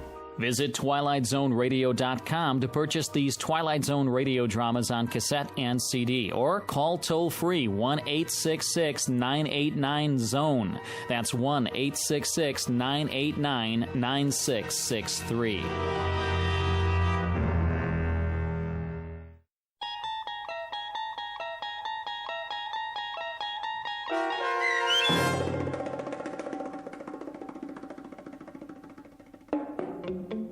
Judgment Night, starring Chelsea Ross with Stacy Keach as your narrator, was adapted for radio by Dennis Etchison and written for The Twilight Zone by Rod Serling.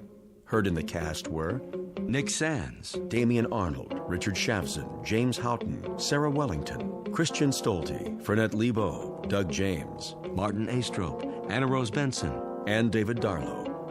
To learn more about the Twilight Zone radio dramas and to obtain audio cassettes and CDs of these programs, visit our website at twilightzoneradio.com. The producers of The Twilight Zone wish to thank CBS Enterprises, Carol Serling, Dennis Etchison, Dick Brescia Associates, Claire Simon Casting, Terry Jennings, XM Satellite Radio, Sirius Satellite Radio, our sponsors, and our radio affiliates for helping make this series possible. This copyrighted radio series is produced and directed by Carl Amari for Falcon Picture Group. Audio editing, sound design, Foley effects, and mix for the Twilight Zone radio dramas are by Cerny American creatives Craig Lee, Michael Slaybach, Bob Benson, and Jason Rizzo. To learn more about the Twilight Zone radio dramas and to contact us, visit our official website at twilightzoneradio.com. Doug James speaking.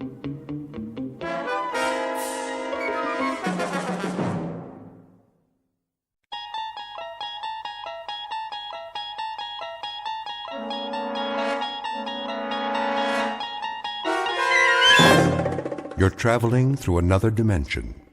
A dimension not only of sight and sound, but of mind. A journey into a wondrous land whose boundaries are that of imagination. Your next stop, the Twilight Zone.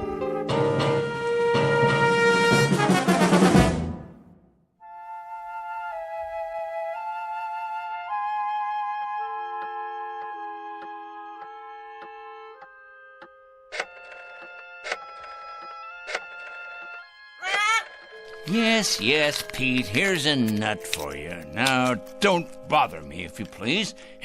I have work to do.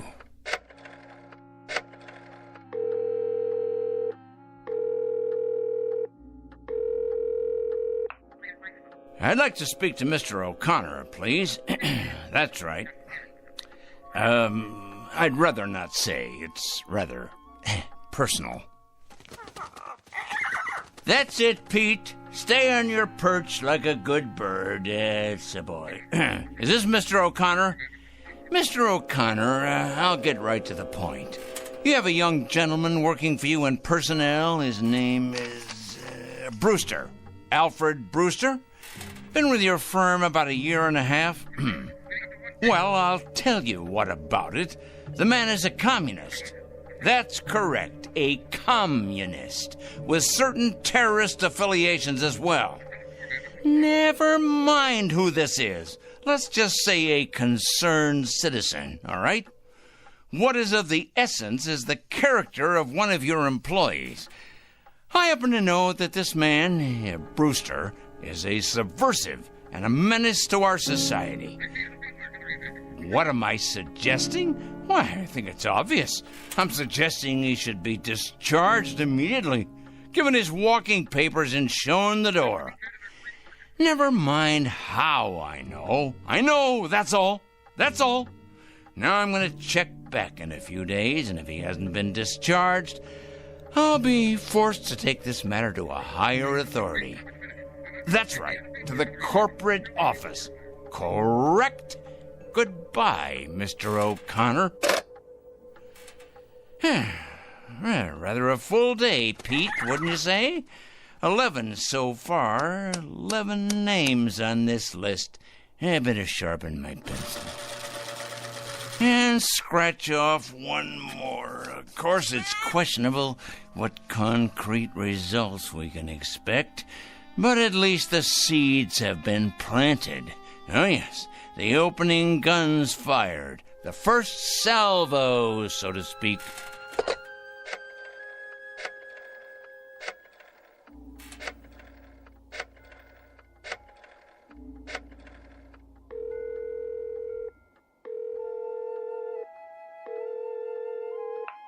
Hello, Board of Education?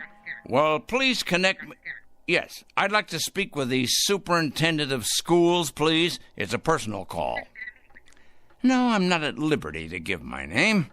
That's right, it's urgent. Is this the superintendent? This is a concerned citizen. I'm calling about a teacher in your employ. That's correct. His name is Farwell. William J. Farwell. He teaches at your North End High School. That is correct. The man is morally objectionable. He's a drinker, a carouser, and I have it on good authority that his relationships with students are questionable at best. The man should be investigated immediately. Oh, yes.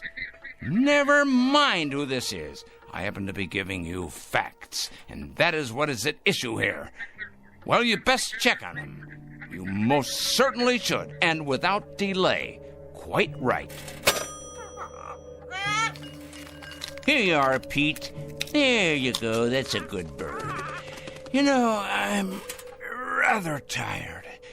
It's been quite a full day. You don't realize just how tired you can get during a campaign. But a dedicated man isn't concerned with physical discomfort or fatigue or anything else for that matter. No, a truly dedicated person is interested only in victory, in the conquest of morality over the forces of immorality.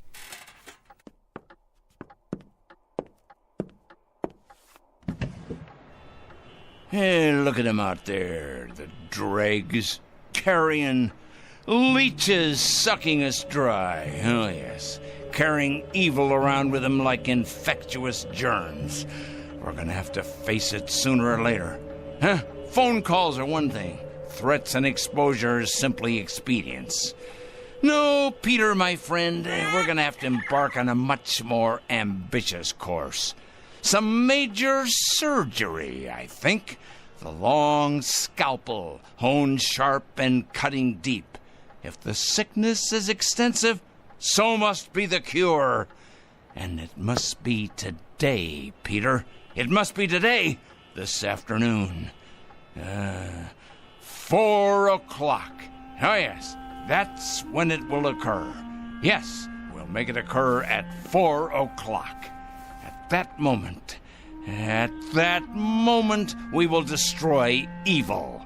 That is both my charge and my obligation, Peter, to destroy evil. And we shall do it at precisely 4 o'clock.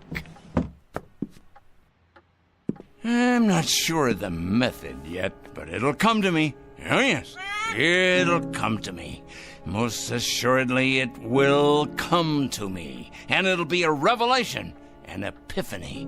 It will be the expiration of immorality everywhere. The exordium of the end. 4 o'clock, Peter. That's when we'll have it happen. Whatever it is. 4 o'clock. This very day.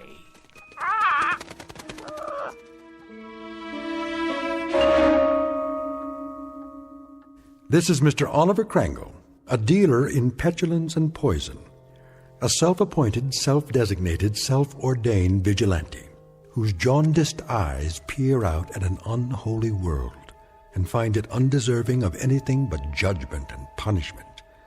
And Mr. Oliver Krangle is both the judge and the executioner. He has rather arbitrarily chosen 4 p.m. as his personal Götterdämmerung. We are about to watch the metamorphosis of a twisted little fanatic poisoned by the gangrene of prejudice to the status of an avenging angel, upright and omniscient, dedicated and fearsome. Whatever your clocks say, it's almost 4 o'clock. And wherever you may think you are, at this moment you happen to be in the Twilight Zone. And now, the Twilight Zone and our story, 4 O'Clock, starring Stan Freberg with Stacy Keach as your narrator.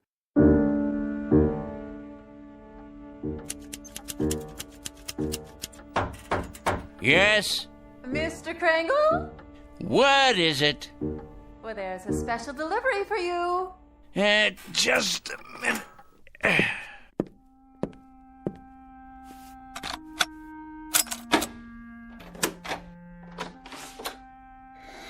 Here you go. A whole lot of stuff, 8 or 10 envelopes at least. Thank you, Mrs. Williams. Something else, was there? Something...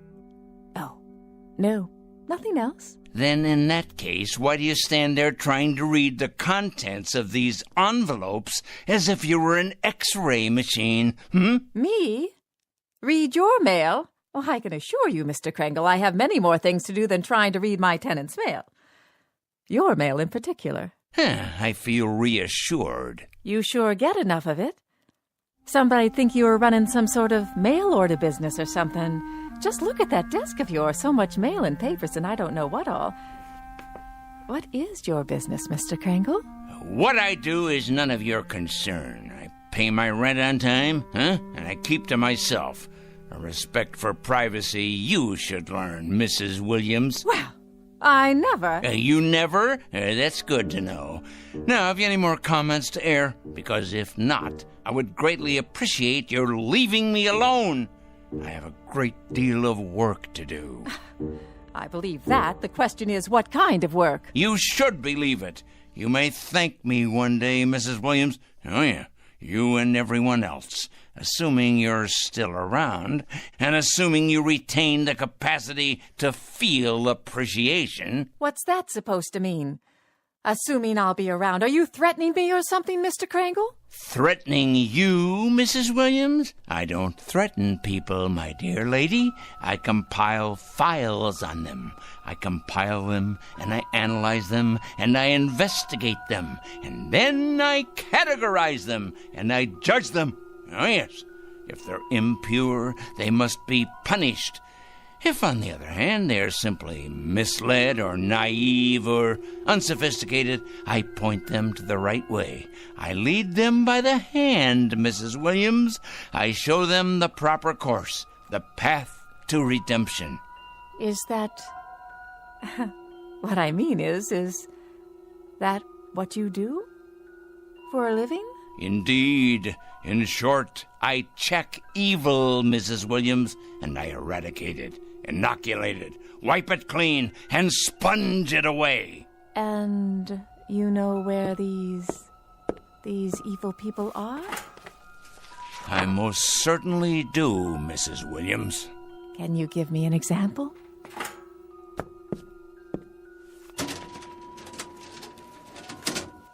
How about this one? Mrs. Claire Williams, age 54, widow. Formerly married to John Alistair Williams. Political affiliation? None. Husband's political affiliation? None. Evidence of subversion? None. Negative personality traits? Curiosity and ignorance. Of course, that's just a preliminary report, Mrs. Williams. The in-depth research is in the master file cabinet right over there. Well, aren't you the strange one? You ain't nothing if you're not a strange one. I'll be going now, Mr. Kringle. Had your nap, Pete? All rested up, are we? Well, that's a good young parrot. It's going to be an exciting afternoon, Pete. Big things are going to happen at 4 o'clock. Yes, they are indeed. 4 o'clock? What's going to happen at 4 o'clock? Interesting question, Mrs. Williams. A very interesting question. Very much to the point. What's going to happen indeed? At 4 o'clock, we're going to expose evil, strip it bare, push it out into the light, dissect it, pinpoint it, and eliminate it. You are? Exorcise it, denude it, confute it, destroy it. Oh, now careful, Mr. Kringle. You're gone and broken your lamp. What? Oh, the lamp. I see. Sorry. Well, no matter. Would you like me to clean that up for you? No, I'm quite capable of cleaning up after myself, madam. That's one thing I'm very good at, cleaning. Something else, was there, Mrs. Williams?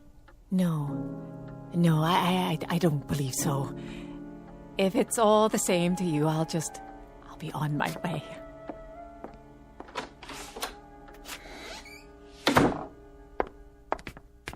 Saints preserve us. Excuse me. Oh, yes. I'm looking for a Mr. Krangle. I can't imagine why. I was told he lives in this building. Oh, he lives here, all right. There ain't no doubt about that. With a vengeance, he lives here right there at the top of the next landing. But if you ask me, young woman, you won't be going in there without police protection. Is that right? If you ask me, the man has a leak in his attic a mile wide. I ain't sure anymore that he's safe to have around.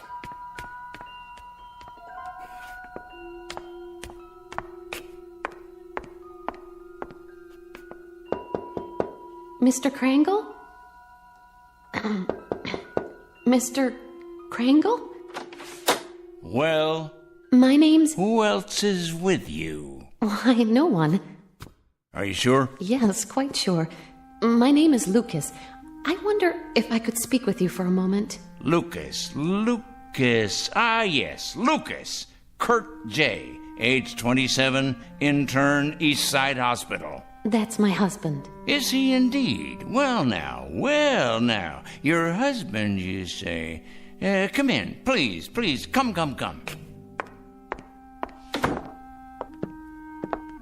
Have a seat, by all means. Thank you. Now, what about your husband? Why, Mr. Krangle? Why what? Why are you trying to hurt him? Hurt? My dear lady. What has he ever done to you? To me? Why, nothing to me. That is, nothing personally. I don't know your husband, Mrs. Lucas. That is to say, I know of him. Oh, yes, I know of his background, but we've never met. He's a stranger to you then, isn't he? He's a perfect stranger. A stranger, yes, but not a perfect stranger, Mrs. Lucas. By no means. Your husband happens to be most imperfect. And when you perceive, quite correctly, that he's done nothing to me, at least not directly, I hasten to enlighten you. He nonetheless happens to have done a great deal against society. In what way? Ho, don't play dumb with me. Don't give me any of that naive stuff. My husband, for your information, Mr. Krangle, is a dedicated young doctor. A gentle, decent, fine human being. He has only one abiding interest in life, and that is to cure, to heal, to stop pain. And to kill. How can you say such a thing? Yeah, that's his other abiding interest, the one you've conveniently skipped. L-U-C, Lucas. Here we go. I know his file well. Lucas Kurt J., M.D., second-year intern, East Side Hospital. This year, on the night of March 12th, while serving in the emergency ward, he permitted the death of one Mrs. Angela Rienti by failing to relieve pressure accumulated as a result of a brain injury sustained in a traffic accident. It wasn't his fault. It was too late. That's his only crime. He wasn't able to treat her because he was responsible for half the ward that night. And by the time he got to the woman, she was already dead. That's your interpretation? It's not an interpretation. It's a fact. It's exactly the way it happened.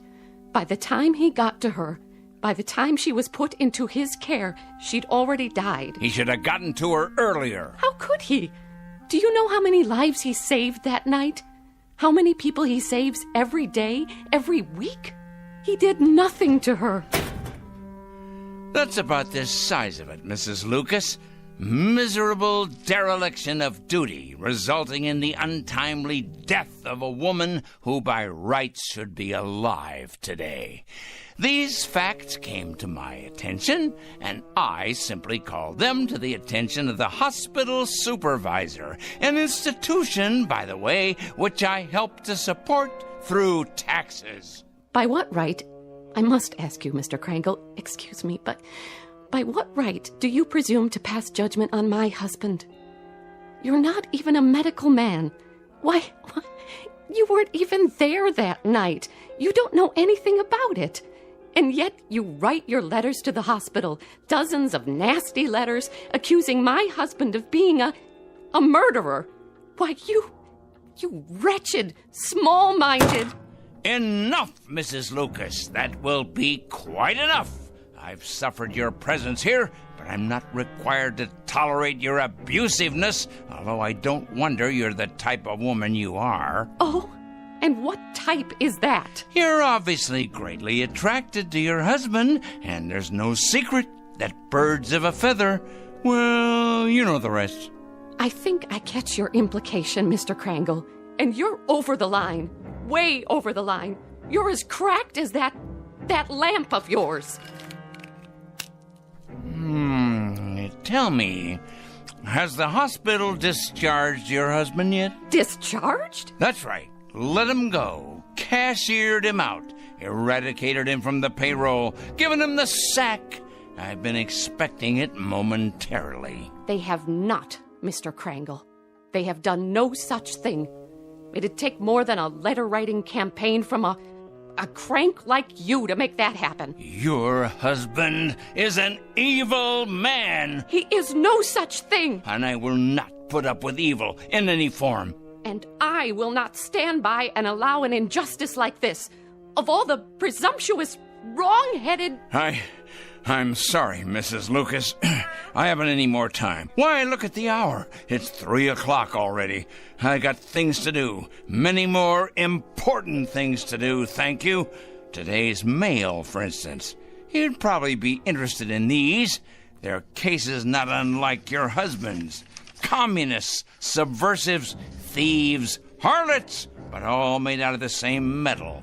Evil, Mrs. Lucas. All of them evil. And I will not countenance evil. I am absolutely incapable of countenancing it.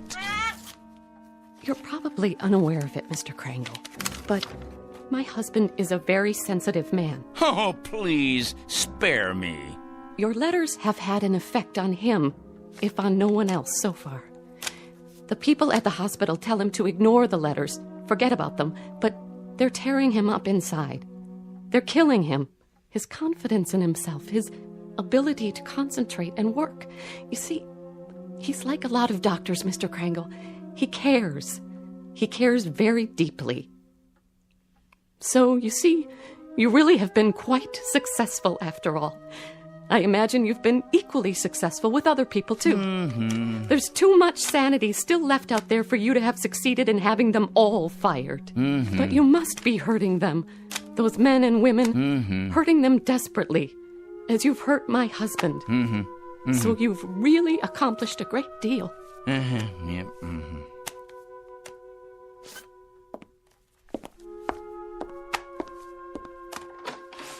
Tell me, Mr. Krangle, if you can, that is. Why? What's that? Why do you do it? I really need to understand. Why? You ask me why? Why? Because they're evil. That's it precisely. Nothing too complicated about that, is there? They're evil. Plain and simple. Here, take a look out the window. All those little bugs down there, you see? Bacteria. That's what they are. That's what your husband is. All those little... That's it. That's precisely it. What is? That's what I'll do. I've finally gotten the clue. I said little, you understand? That's what I'll do. I'll turn all the evil people into little ones, understand? I'll make all the evil people, let's see, 3 feet. No, 2 feet. 2 feet tall. That's it. At 4 o'clock this afternoon, at precisely 4 o'clock, every evil man and woman will become a mere 2 feet tall. A revelation, an absolute revelation. Peter, my lad, did you hear what I come up with? Did you? That's it. Do you see the beauty of it, Pete? That's it. It's brilliant. Absolutely brilliant. 2 feet tall, Pete. 2 feet tall.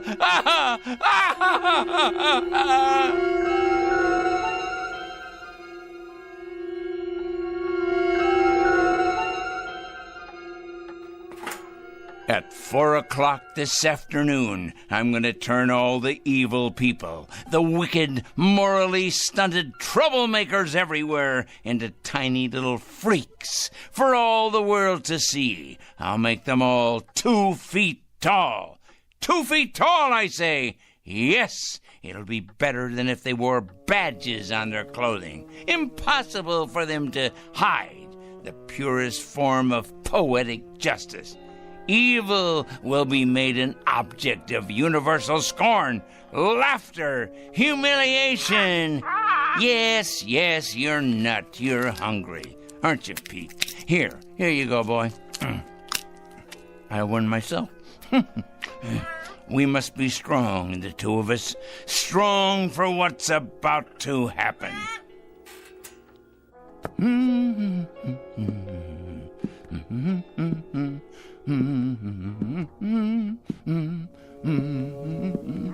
That's right, Petey. 10 minutes past 3. It won't be long now. Yes, a peanut. Here you are. That's a good, strong boy. I'll bet you could crack open just about anything with that great big beak of yours, couldn't you? Yes, you could. I'm sure you could.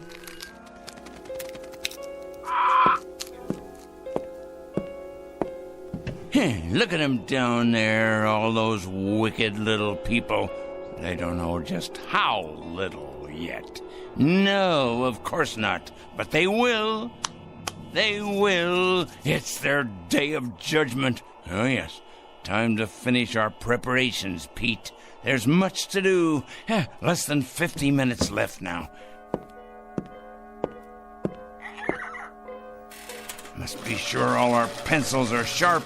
We have a great many names to cross off the list. Cross off the list. Soon now. Very soon. Yes. Oliver Kringle? Come in. Yes, I'm Oliver Kringle. I'm the one who called. Yes, sir. Agent Luther Hall, Mr. Kringle, Federal Bureau of Investigation. Our office received a call. Indeed, yes. I placed the call and asked you to come. I felt it was my civic duty. Can I get you a cup of coffee or something? No, thank you. Now, Mr. Kringle, you told the office that you had some sort of list, proof of criminal activity, and that today would be a day of reckoning. What exactly did you mean by it? Sit down, please. Yes, there's plenty of time. We have more than 45 minutes before it happens.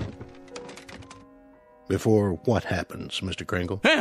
That's the point. That's the whole point. That's why I called you here. And why is that? I felt the FBI should know. I also called the police and the fire department.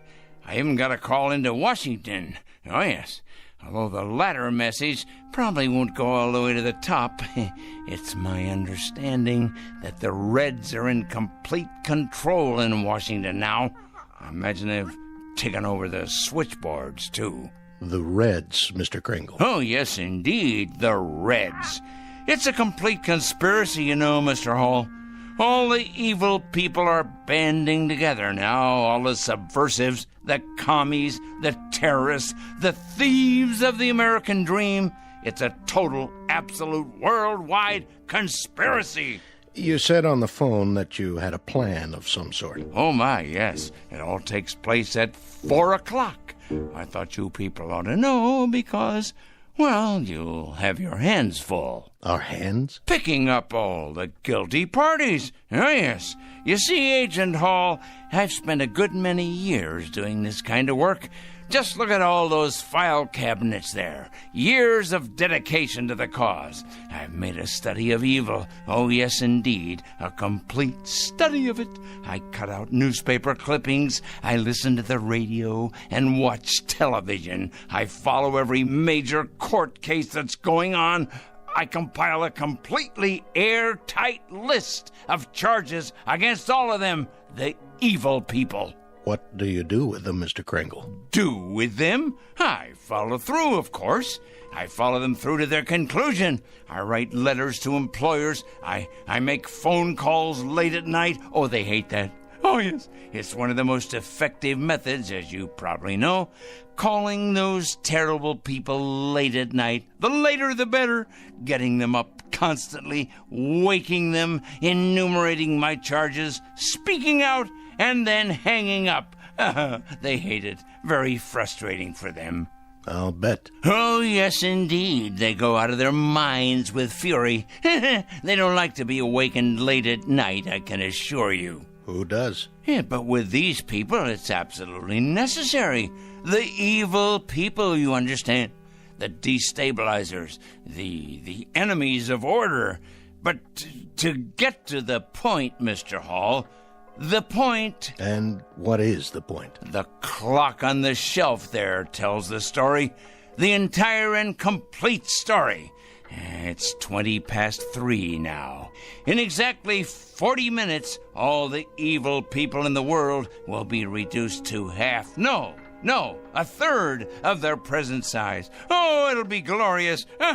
All the unpunished murderers and the tyrants, the proud and the sinful, the schoolyard bullies, the cruel teachers and faithless friends, the wrongdoers, blackmailers, and the nicotine fiends, too, and the thieves, and the harlots, and the transgressors, all of them, every one. How does that sound, Mr. Hall? How do you propose to go about doing this? I mean, shrinking people. I merely will it, that's all. I will it. I've been giving it a great deal of thought.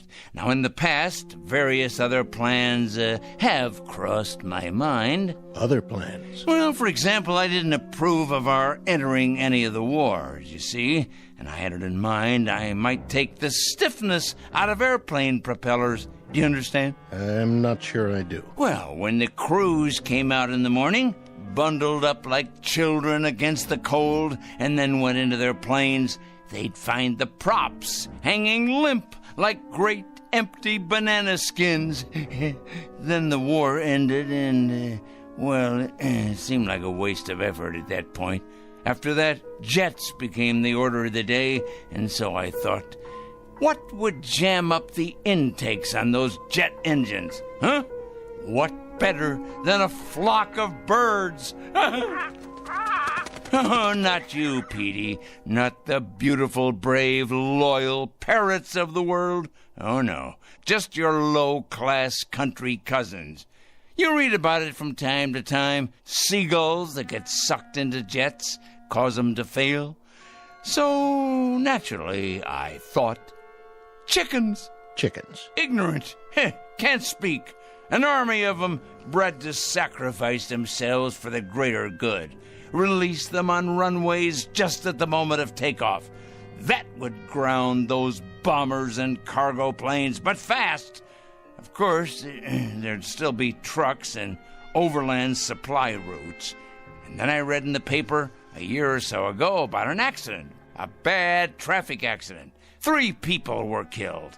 So I decided I would change all the wheels in the world from round to square, or maybe even triangular, so they'd stub in the asphalt and stop in their tracks. You mean sabotage interstate commerce? I devised another method later on. Terribly interesting, I thought. Mark all the evil people on the forehead. Or better yet, turn them all one color. Say, purple. But then it came to me that they'd simply be able to recognize each other more readily and band together in their collective wickedness. I see. Well, Mr. Hall, this is hard to believe, but I hit upon this latest idea about the change in size just this afternoon. Some benighted woman was in here, and she quite inadvertently gave me the clue I needed. Make them all 2 feet tall. Now, what could be simpler? Think of it, Mr. Hall. Think how ineffectual this will render them. They can't handle delicate scientific instruments, or typewriters, or computers, or telephones, because they can't reach them. They won't even be able to open a window or turn a doorknob to escape once we know where they are. Why, pretty soon they'll be as extinct as dinosaurs. Here's a peanut for you, Petey. I think, Mr. Hall, that the most interesting place will be, let's say, a murder trial, where nobody knows whether the accused is guilty or not. And then at 4 o'clock, if he's guilty, or watching the drunkards in a saloon, or, there's so many places to be. Mr. Kringle? Yes? I'd like to ask you a question, sir, and I hope you don't take offense at it. Go on. Have you ever had any psychiatric help, sir? What? Psychiatric help. I don't think you're rational. I think you've developed some kind of obsession here, and I think you need some help. Help? Me? I need help? Why should I need help? I'm not evil. You obviously don't understand any of this, do you? I'm not the evil one. It's them.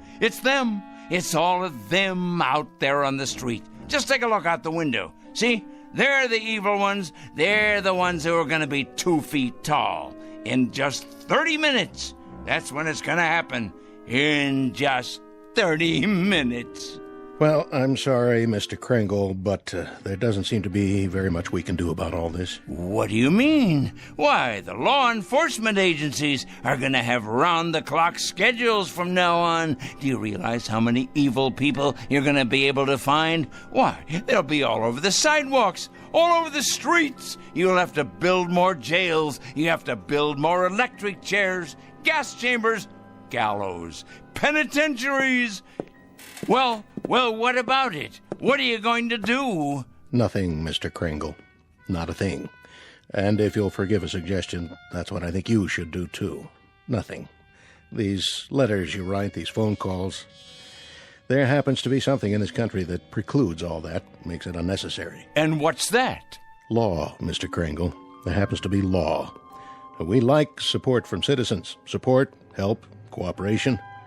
But interference is quite another thing. Oh, I get it now. I understand. At last I understand. You're part of the conspiracy. That's it. You're one of them. Why, of course. I'm an idiot not to have realized it. Of course you people have gotten into the FBI. It stands to reason you would. You've infiltrated every other place. Well, I'm going to tell you something, Mr. Hall. Good day, sir. You'd better enjoy yourself for the next 20 or 30 minutes. You hear me? You'd better enjoy yourself to the utmost, because you're going to be 24 inches tall. You and everybody like you.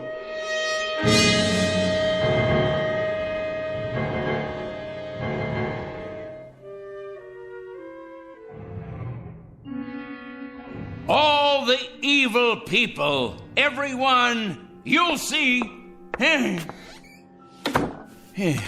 Good riddance to bad rubbish, eh, Pete? To all their kind, the righteous will rise up, and the weak will fall before their terrible wrath. It's as right as rain.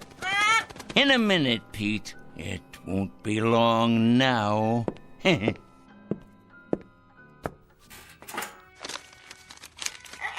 Yes, here's your nut.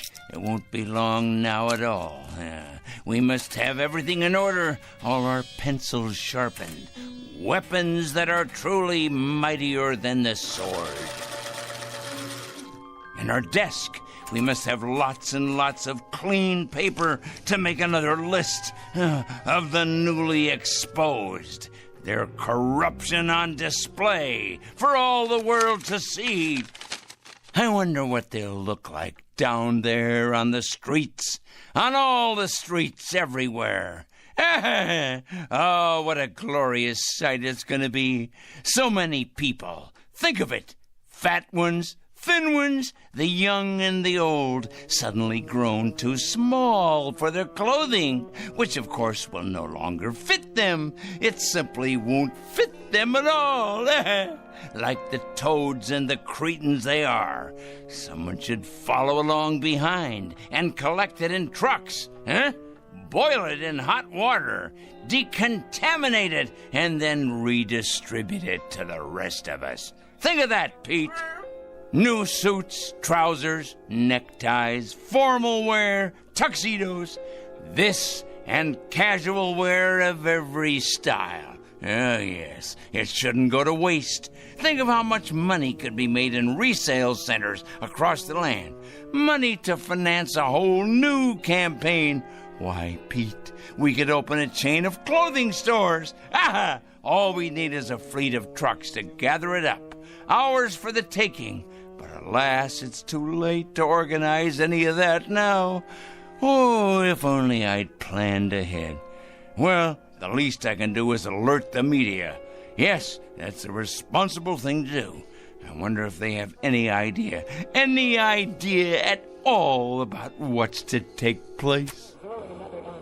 And at this hour, the Dow Jones is down 14 points. Raging fire now under control in upstate.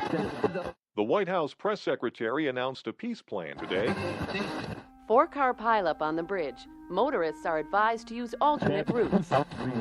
Come on down to Crazy Joey's Fashion Warehouse. We've got sportswear, clothes for the workplace, back-to-school duds, all at out-of-this-world prices. You'll think you've died and gone to heaven because my name's Joey and I'm crazy. Another lost opportunity, Pete. But that man doesn't know how soon he'll be out of business. He has no idea, does he? No idea at all. We better check the television news while we're at it.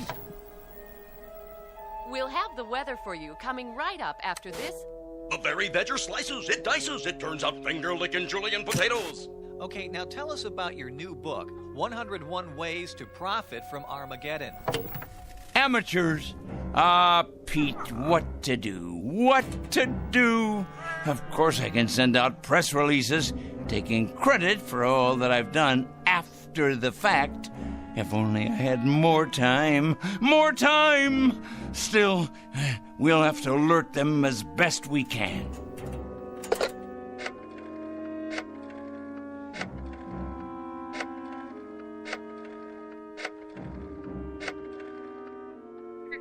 Yes, put me through to the news department, please. Never mind who this is. Wait. This is Oliver Krangle speaking. Crangle. Yes, that's right. I'm calling with an important bulletin. Yes, for the afternoon broadcast. That's right. You ought to break in right now with a news flash, you know. Oh, it's something big, all right. Something huge. Believe me, it is important. When? No, you don't understand. It hasn't happened yet, but your viewers will still want to know when it does happen. Otherwise, there'll be chaos in the city. In fact, this should go on the national broadcast, coast to coast. What is it? Let's just say a new perspective on the world. Hello? Hello? Hello? Petey, obviously they've infiltrated the local news channel as well. Of course they have. I should have known. They're everywhere, like insects, like vermin. Well, they won't be in control much longer, because Judgment Day is upon us. The strong will rise up to take what is theirs, while the subhumans are exterminated. It's the law of nature.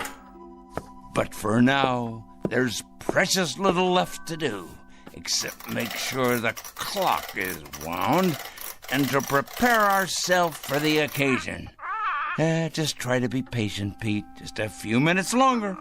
Wait with me, and you'll see that it's all been worth it. I promise. But first, I must look my absolute best. Yes, top-notch, befitting a man of my stature. The reporters will swarm up the stairs here, wanting interviews. And there'll be photographers, of course, with their news cameras. Let's see here. What do you think, Petey? Perhaps a clean shirt and tie? My best shoes. I have to pass muster here. Meanwhile, you preen your feathers, my boy, and get ready to meet the press.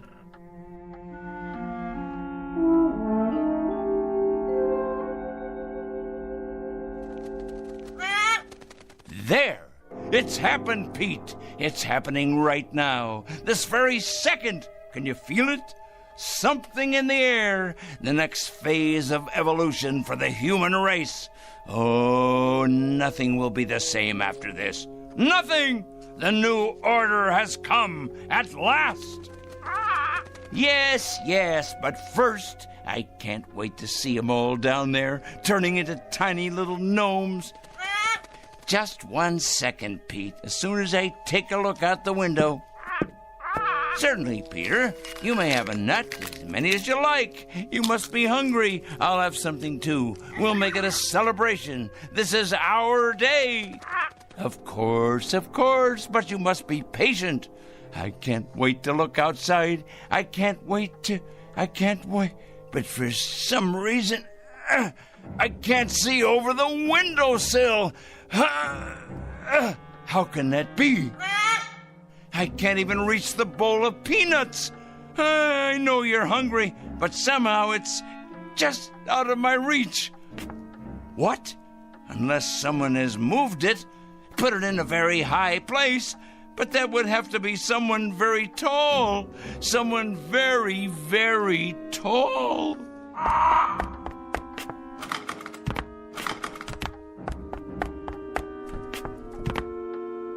Pete! What's happened? You've grown so large, and I'm so close to the floor. These shoes don't fit me anymore. And these clothes, whose are they? Must get out of this ridiculous costume.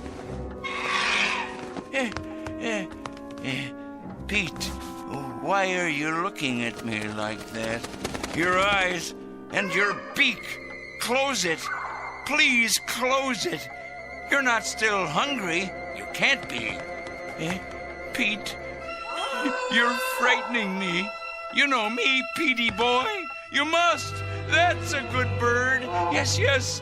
Calm down now. No, Pete, no. Get away. Let me get out of here. I can't reach the door now. The locks. Let me out.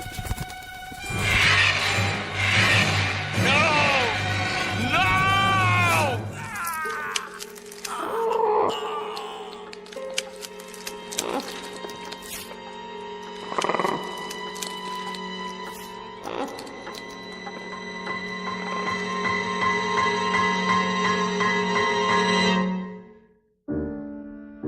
At 4 o'clock, an evil man made his bed and lay in it. A pot called a kettle black, and a stone thrower broke the windows of its glass house. Not a pretty picture, perhaps, but for this poor, misguided fellow, quite unavoidable. A simple matter of supply and demand. He was right about one thing, though.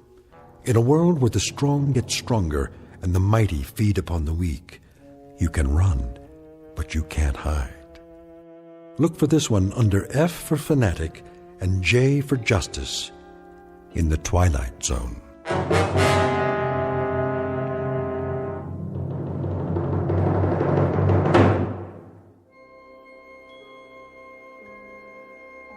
Hi, this is Carl Amari, producer of the Twilight Zone radio dramas. I'd like to take a moment to tell you about our official website at twilightzoneradio.com. where you'll get the latest news and information on these Twilight Zone radio dramas. Plus, at twilightzoneradio.com, you can digitally download 3 free episodes or any of our episodes for only $1.95 each. In this age of ever-changing technology, we've decided to make these episodes instantly available to you by making the Twilight Zone radio dramas a digital download-only series. This means that this series will no longer be offered on CD. The CD collections at our website are now being offered while supplies last at buy one, get one free. So be sure to get your favorites before they're sold out. Be sure to visit us often, and I'll see you in the zone.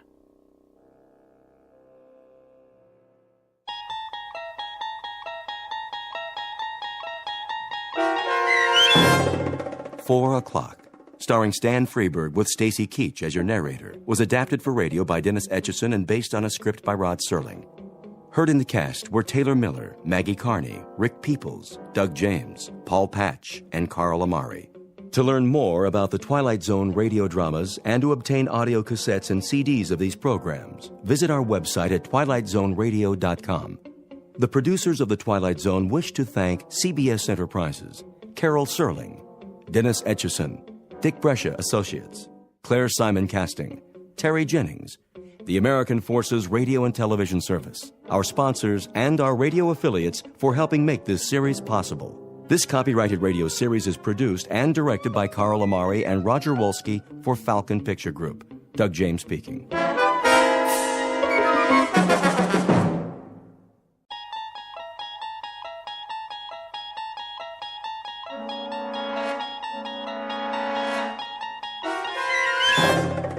You unlock this door with the key of imagination.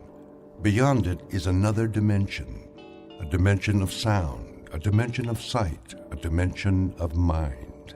You're moving into a land of both shadow and substance, of things and ideas.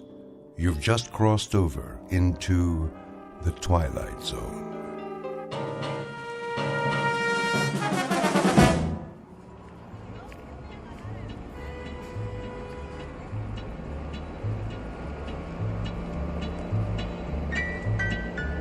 Street.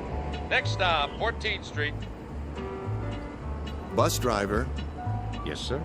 There's a restaurant I've seen, a buffet. Lots of restaurants along here. Carolyn's Country Kitchen, I believe it's called, with the chicken special. Oh, yeah, corner of 17th. That where you went off? Indeed, I've been looking forward to trying it. All you can eat, I understand. Oh, knock yourself out. Oh, I shall, I assure you, I shall. Next stop, 17.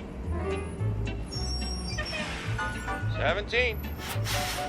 Here you go. Here, watch your step. Yeah, wait a minute. Yes? Well, when you got on, did you ever give me that transfer? Most certainly. There was such a crowd, but I finally found it. Remember? If you say so. Yeah. Have a nice night. I shall. Next stop.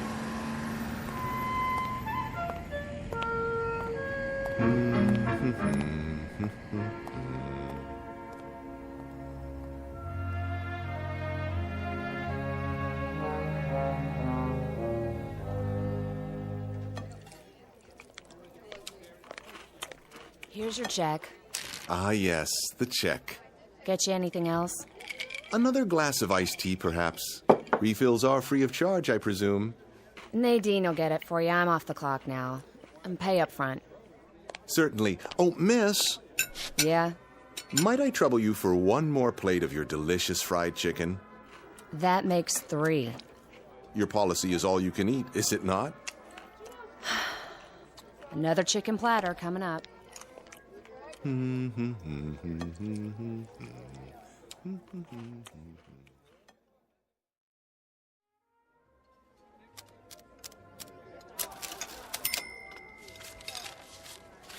Thanks, Mrs. Nolan. Oh, don't mention it, Bernice. Hey, see you Saturday for the baby back ribs. You take care now. Enjoy your meal, sir? Very much. I couldn't eat another bite. That's nice. Cash or charge? Oh, cash, of course. I don't believe in credit cards. All that interest. I know what you mean. That'll be... Oh, my. Something wrong. What a bother. Do you know what's happened?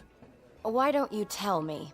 My wife borrowed from my wallet and forgot to leave anything for me. Will you take a check? Like it says on the sign, no checks. Yes, I see. Well, not to worry. My name is, James Brocklehurst. I'm with the Plyo Film Corporation. Perhaps you've heard of it. Here, let me give you my business card, if I can find one. Card won't do me any good. Oh, my. Most embarrassing for me as well as for yourself.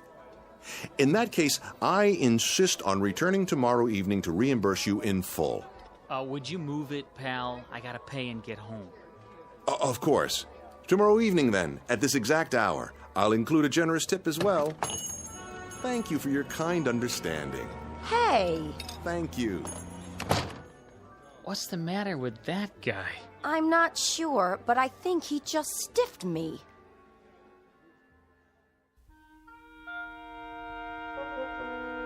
Meet Mr. Luther Aorta, a normal enough man, at least in his own mind. Like so many people, he enjoys getting something for nothing. But for him, it has become an obsession and a way of life. So it isn't surprising that he's attracted by words like all you can eat and no limit and, best of all, free. That's the magic syllable. It does strange and wonderful things to the metabolism. In fact, it's his whole reason for living. Unfortunately, Mr. Aorta is about to discover that such signs don't necessarily tell the truth. Because though the offer in question may be free, it sometimes comes with a one-way ticket to the Twilight Zone. And now, The Twilight Zone and our story, Free Dirt, starring Eric Bogosian, with Stacy Keach as your narrator. Luther? Luther, I'm talking to you. Yes, dear. Breakfast is ready. Good. If you want yours, you'll have to get that junk off the table. Oh, but it isn't junk, dear. I found several good coupons in this morning's paper. You and your coupons. Samples for the cost of a postage stamp. We can get new packets of seeds absolutely free. Seeds? You've got 100 packages of those things already. Yes, dear, I know, but these are special. I'll bet. They are. Look. Would you clear off the table, please? From the largest seed company in the U.S., free peaches, free cucumbers, free asparagus, and free ranunculus. Can you just taste them? What are you going to do? Eat the seeds in a bowl with milk? Of course not. I'm going to plant them. Oh, you are? Where? In the backyard. They'll make a lovely garden. I hate to disappoint you, but plants need something our yard doesn't have. And what's that, dear? Dirt. Dirt? Topsoil, loam. There's nothing but rocks out there. Yes, you're right. But don't worry. I'll find some fresh dirt and bring it home. From where? That may require some thought. Just a minute. Breakfast first? Oh, yes, breakfast. You drive me to work today, remember? Of course. Sit down and eat. I'm going to be late. I was just thinking about the dirt. Where were you last night, anyway? I rode the bus into town. Some things I had to take care of. The bus, huh? I'm surprised you were willing to pay the fare. Cheaper than the cost of gas nowadays. It worked out very well, actually. Did you eat anything? To be sure, I found something on the way. A bargain, no doubt. Quite a remarkable one, in fact. You would have been proud of me. I hope so. Where does one go to get dirt, I wonder? Oh, Luther. A quarry would have some, but they'd probably charge a lot of money. Finish your eggs. I'm late as it is. Just cleaning my plate. It's a crime to waste food.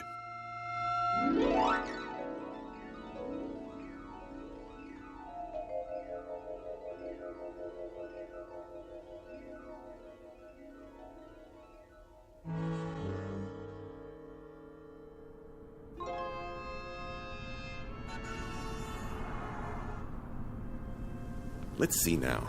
Nothing on the way home but offices, real estate companies. Perhaps the nursery. No, packaged soil would cost a fortune. Oh well, have to give this some serious consideration. Or double your money back. That's right. If you're not 100% satisfied with your new Ellison steam cleaner, return it to the factory and get double your money back. Call toll-free today or write the Ellison Company, Box 403, Minneapolis, Minnesota. And now, back to music for your morning commute. Box 403, Box 403. Where's a pencil? Wait a minute. I don't believe my eyes. Free dirt apply within. Within where? Of course, Lilyvale Cemetery. Where better to go for rich parturient soil?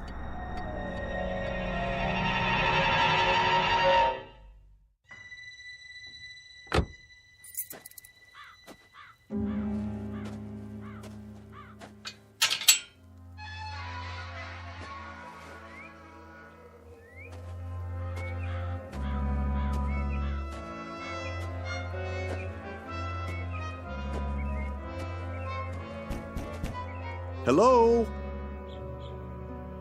Hello, anyone? Anyone at all? Guess not.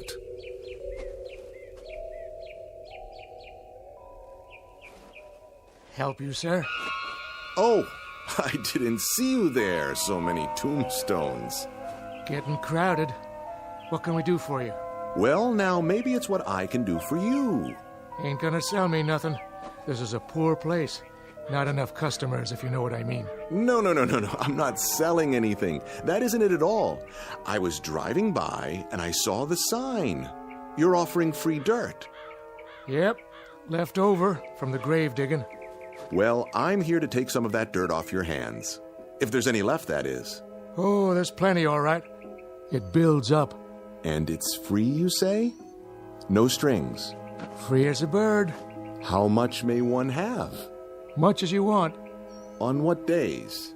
Any day there's some fresh, but you gotta do the hauling yourself. You couldn't do that for me. Can't. If I was to leave, there wouldn't be nobody alive left here, would there? Anyways, I don't have a truck. You? No, but I might be able to borrow one. Now, if you don't mind, may I see the dirt?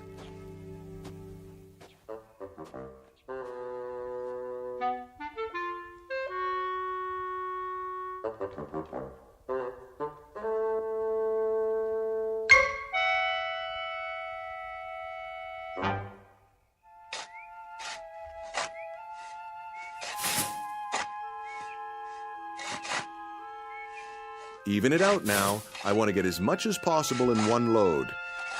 Okay, mister. Otherwise, I'll have to pay you for 2 trips. Relax. We're getting it all. Nice truck. It will do. Where'd you get it? My neighbor, Mr. Santucci. I promised to share the bounty with him. Bounty? The fruits of my labor. It's a long story.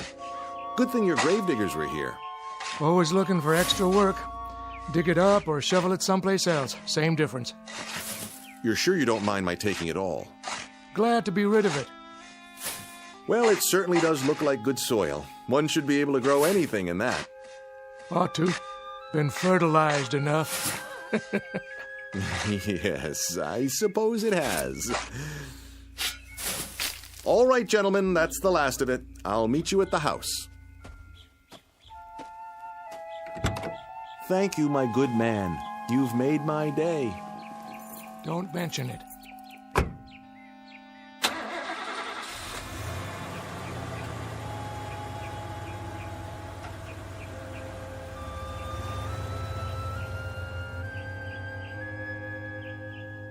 Good dirt, I guess.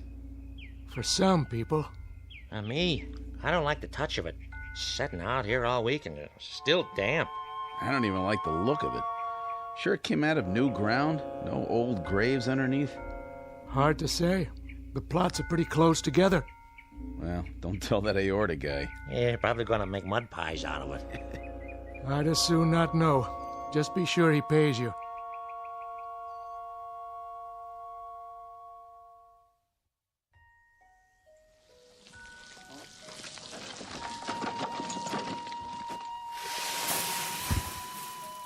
That's about it.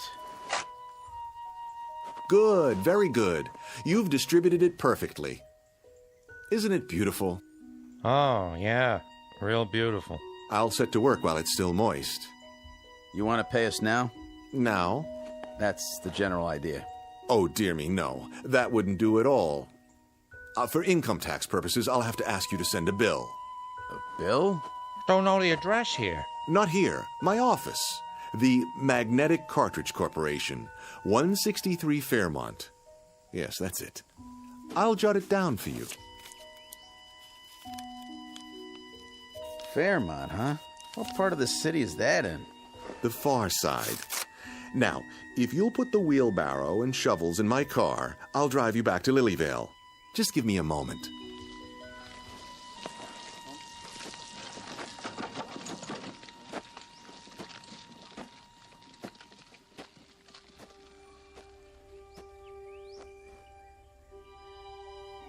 I can hardly wait. Peas, carrots, tomatoes, onions, squash, rutabaga, turnips, lettuce, corn, watermelon, and ranunculus. What a harvest this is going to be. I wonder what will come up first. Let's start with this one. What are you doing, Mr. Aorta? Good afternoon, Mrs. Santucci. I'm planting my very own garden. Where'd the dirt come from? The graveyard. But it's wonderful dirt. Really. Make sure you get the truck clean. My husband don't like no dirt in it. Oh, I will, completely. And do thank him for me. Graveyard, huh? Yes, just look how nice and moist it is. Reach over the fence and hold out your hand. See? Positively brimming with life. That what you call it? Think of the things that will grow out of this mulch, and all of it positively free. You can have it. Feels funny. And the color ain't right. Oh, it's splendid, I assure you. Excuse me, I have to drive the workmen. I'll hose the truck off soon as I get back. Good as new.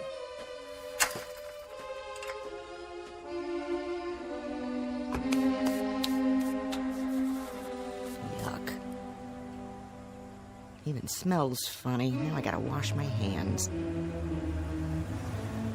Don't know what it is, but something about that dirt just ain't right.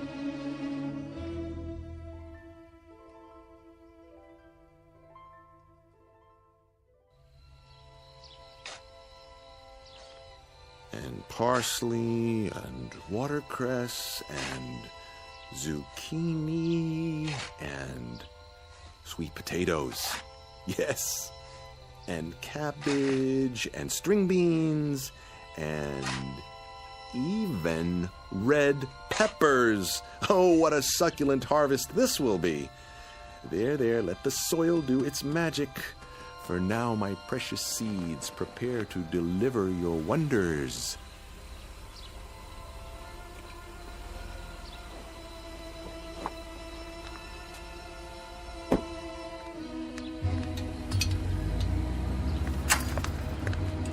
You? Hello, Myrtle. Home early, I see. Early? Or late? What time's it getting to be anyway? You were supposed to pick me up from work, or didn't you remember? Oh, no, I'm sorry, dear. Truly I am. But you see, I've been out here all afternoon, working my fingers to the bone. Doing what? Gardening. Isn't it magnificent? I've marked each variety with twine. I've even dug a small drainage ditch between the rows, so the water can run off. And do you know what I did today? I had to take a cab all the way home because my husband forgot I was alive. It slipped his mind. 1,000 apologies, dear. It won't happen again. You bet it won't. This is the last time I let you have the car, and from now on, you can take the bus every day. Myrtle, dear, May I ask one question? No. What's for dinner tonight? I'm feeling a bit peckish. Open a can.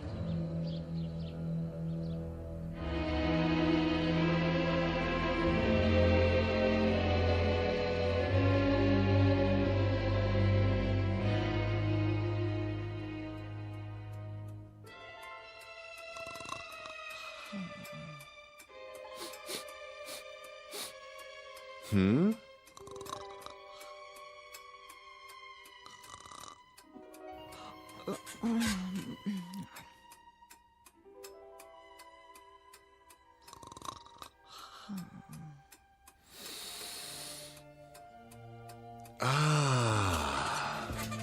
What? Luther? Go back to sleep, dear. What in the world? Just opening the window a crack. What for? Ventilation. Smell that. Come back to bed. It's 3 o'clock in the morning. I know, but I simply had to get a good whiff. Isn't the night air delicious? Like it's alive. Oh, crazy man. Listen. You can almost hear the little seeds reaching up from the earth, trying to be born.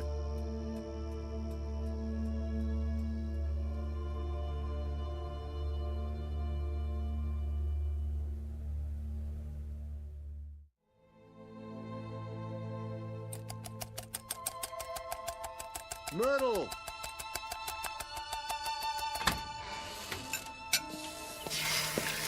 Myrtle! Didn't you hear me? I heard you. Come! Why? You won't believe it! What is the matter with you? I've got to show you something. I have to be at the office in 20 minutes. Let go of my arm. Look! Where did all these plants come from? Where do you think? I planted the seeds yesterday. Now look at them. That's ridiculous. You got up early, drove to the nursery, and brought them back here somehow. Don't you be ridiculous. The squash, the beans. Do you realize what a miracle this is? You plant something and it grows. That's no kind of miracle. In one night? Use your eyes, woman. The corn is as high as an elephant's eye. It's impossible. It's not possible, is it? Luther, if you did this to impress me, it's... No, I swear to you, all this happened in 24 hours. Less than that. Look at these cucumbers. Delicious, delicious. Look, I haven't got time for you. I'm late enough. Try a carrot. Take a bite. Just one little bite. Oh. What's the matter? Don't you like it? Are you kidding? Why? What's wrong with it? It tastes like, dirt.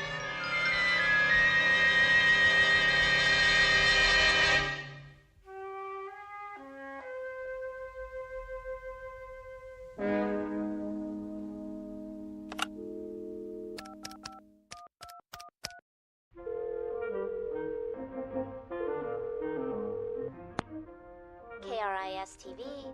This is Luther Aorta. Send a news truck over at once. I've got something big to show you. Pardon? 1217 Sunnyview Lane. Someone has to take pictures of this. People won't believe it if they don't see it with their own eyes. Has there been an accident, sir? Not an accident. Something glorious, stupendous, something positively not of this world.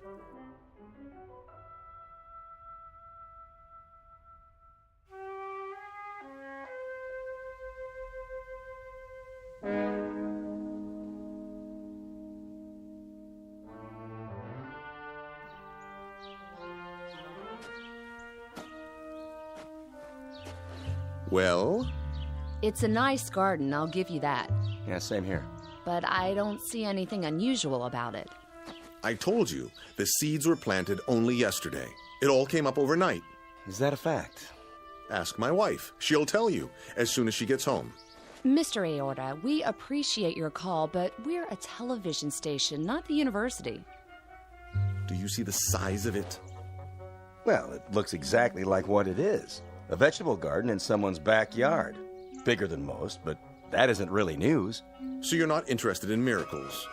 Only the ones that can be proved. All right, then. I'll prove it to you. And how will you do that? I'll rip out all of these plants and do it again. You can see for yourself tomorrow. Would that be proof? Yes, sir. That would be proof. Assuming there was documentation. Footage of you doing it and the results. And that would mean cameras around the clock. And unfortunately, that's just not in our budget. We have other stories to cover. I'm sure you understand. Now, if you'll excuse us. But think what a breakthrough this is. Food for the world, instantly. That would be a miracle. Would? It already is. Then how do you explain it? I can't, but it's happened. Oh, looks like it's been happening for a while. What do you mean? Well, these leaves, they're already turning black around the edges. They can't be. I'm afraid so. They've reached their maturity. Now they're going to seed. Then I'll plant some more. You do that. And when you do, give us a call. I will. I'll get right on it. You can count on me. I'm sure we can. Bye now, Mr. A. A-O-R-T-A. Straight from the heart.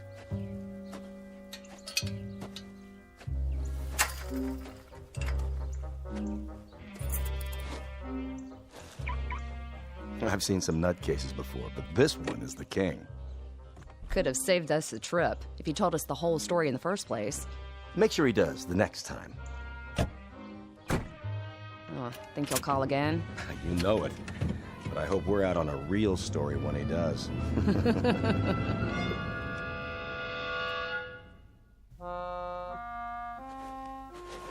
Now get that head of lettuce there on the end. Pull. Got it. Looks like it's 6 months old. It's rotting already. You believe me, don't you, Mr. Santucci? I wouldn't, except my wife saw you planting the seeds. Yes, she stood right where you are, leaning over the fence. I'll tell you flat out, I've never seen anything like it in my whole life, and I was brought up on a farm. It just don't make sense. It must have been the dirt. Could be. Can't think of anything else. Made a nice layer of topsoil. Now it's all sucked clean. You need some more fertilizer. I wouldn't know what kind to get, unless... There is plenty more where this came from. That's what the caretaker said. Might work, might not. I'll tell you one thing, though. I wouldn't be caught dead eating any of this stuff. It ain't normal. That's the point. It isn't. It grew so thick, ripened so fast. Sell it to the college, maybe. That's an idea. Or the agriculture department. Could be you come up with something brand new. Yes. Maybe I have. I'll call them first thing in the morning. But for now, I'd better spread some fresh dirt. Mr. Santucci, what are you doing tonight? Why do you ask? I was thinking we could go back and get some more in your truck. I don't know.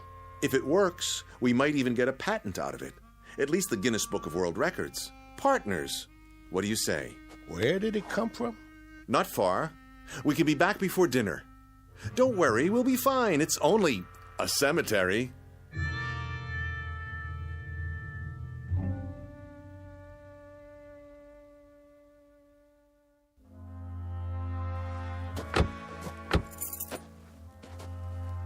Never liked cemeteries. It won't take long. The caretaker's shack is just ahead. Late for dinner and the missus will kill me. We'll be in and out in no time. You'll see.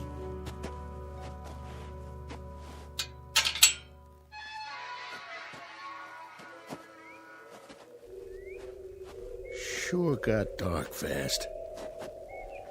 It's the trees and the statues. Here we are. Hello? Hello? Maybe we should come back. Nonsense. It has to be now, while the plants can be revived. Well, it's my truck, and I say we get gone. There's nothing but dead folks here.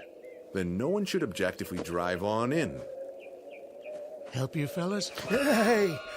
Don't go creeping up on people like that. Sorry, mister. Not many visitors this time of day. Is that you, Mr. A? Yes, I wanted to ask you.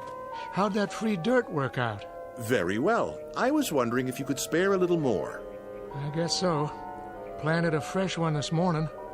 A fresh what? New man for the sod Sheraton. Got his bed turned down and everything. Good, good. Then we'll bring the truck in if you don't mind. Better watch those tires. Hit a sinkhole and you're stuck for the night. No AAA. Of course, of course. Thank you, my good man. You don't know what this means to me. Hope you brought a flashlight. They like it nice and dark out here. Come on, Aorta. Let's get this fool thing done.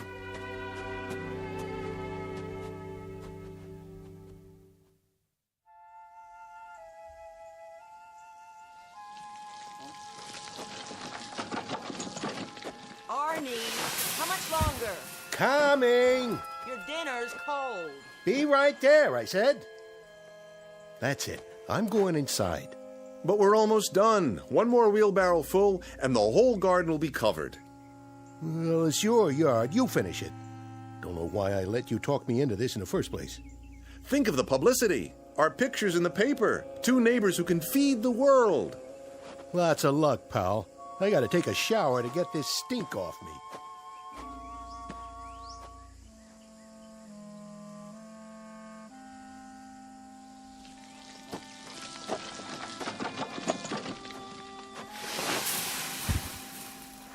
There. A new layer spread out. Nice and even. That ought to do it.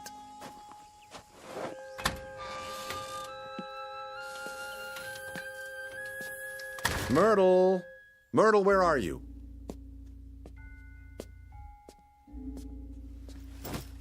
What are you doing with the suitcase? What does it look like I'm doing? I'm getting out. But why? Don't try to stop me, Luther. And I'm taking the car. You can just fend for yourself. I think I deserve an explanation. Oh, you do. Take a guess. I can't stand living with you anymore. Like Mrs. Santucci says, you're a loony. Do this and you'll be sorry. Are you threatening me? No. But those plants, they might be worth a lot of money. Yeah, in your dreams. Keep away from me.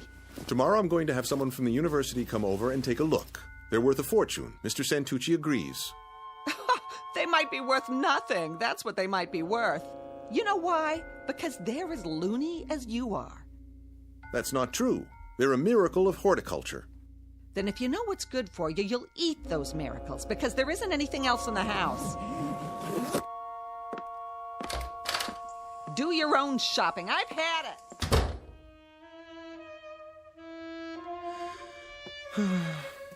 She'll be back. Just you watch.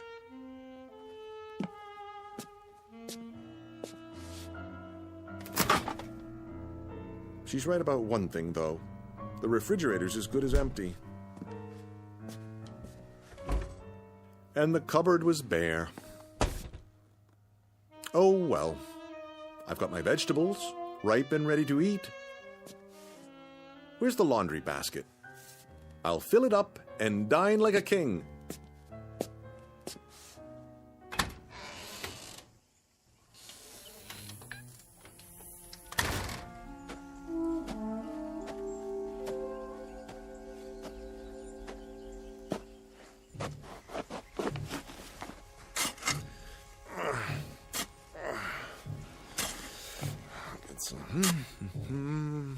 Onions, summer squash, eggplants as big as your head. So what if they're a little ripe? Fabulous, fabulous. Waste not, want not.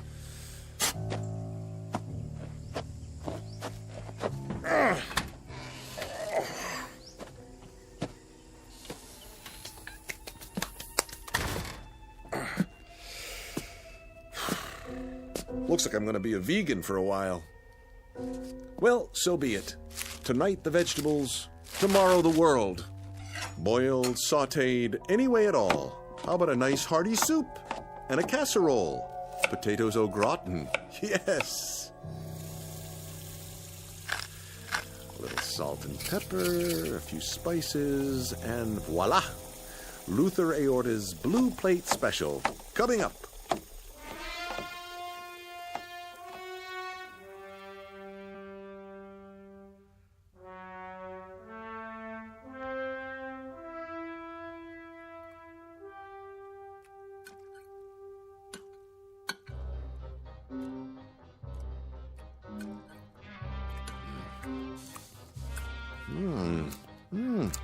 A bit earthy.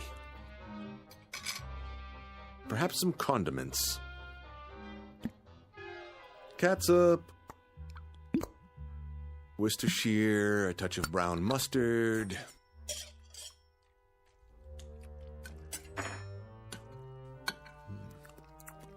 You gorgeous turnip, you. Now, something to wash it down.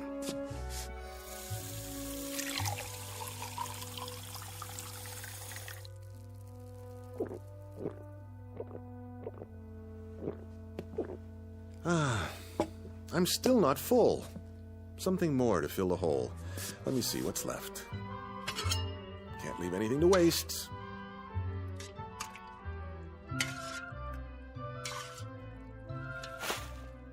Who's there? That you, Arnie? Who's in my backyard? The cat. Or raccoons. Come to steal by the light of the moon. Well, I will not have it.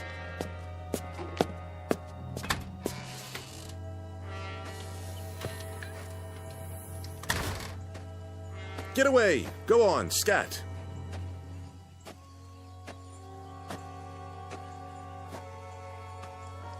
What? Where did this come from? Somebody's dug a hole. A deep one. Someone or something. About 6 feet. But how? Whoa!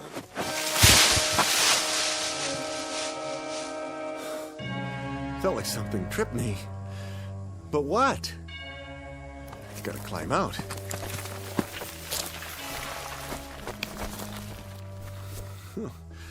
This is ridiculous. Can't get hold of a thing. Stop it! Stop pushing the rotten vegetables in. Who's doing this? What are you trying to do? Bury me? Stop! I tell you! Let me out! Stop! Stop! I can't breathe!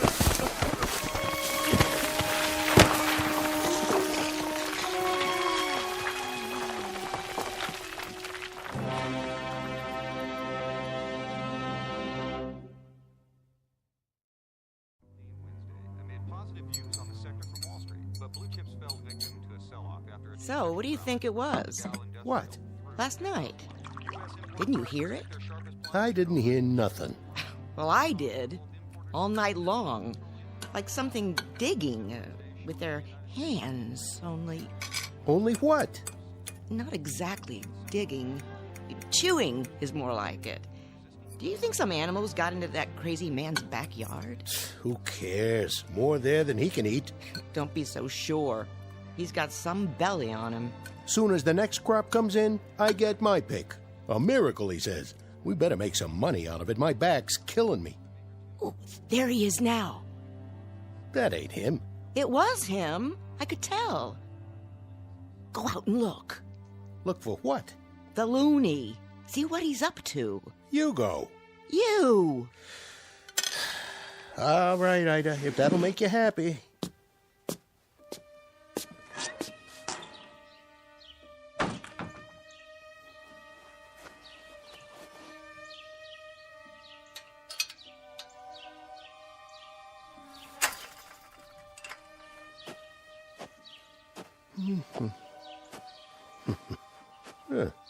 Where's all the rotten stuff?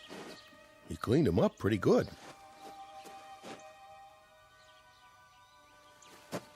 Aorta?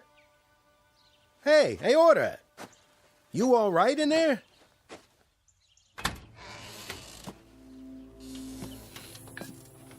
Hey, what did you do with the old vegetables? Hey, are you... Oh, jeez. What happened? You okay, buddy? Wake up!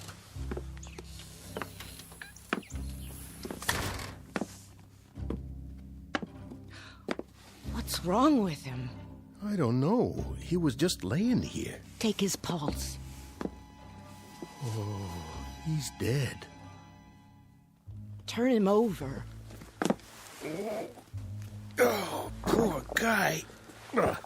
Sure got a gut on him. Bigger than ever. What's that stuff around his mouth? Looks like dirt. What are you laughing at? Don't you get it, Arnie? The whole yard's empty. And you know what he did with it. He ate himself to death. No. No.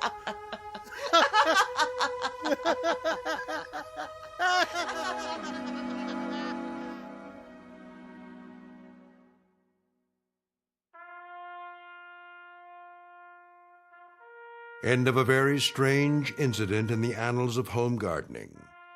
Whether Mr. Aorta finally climbed out of that hole or ate his way out doesn't really matter. But an autopsy found several pounds of dirt and nothing else in his bloated stomach. And Mr. Santucci, his unwitting partner, slept very little that night, waiting for the next deadly crop to appear. Like Mr. Aorta, he began to wonder if there are some things, free or not, that are best left to the Twilight Zone.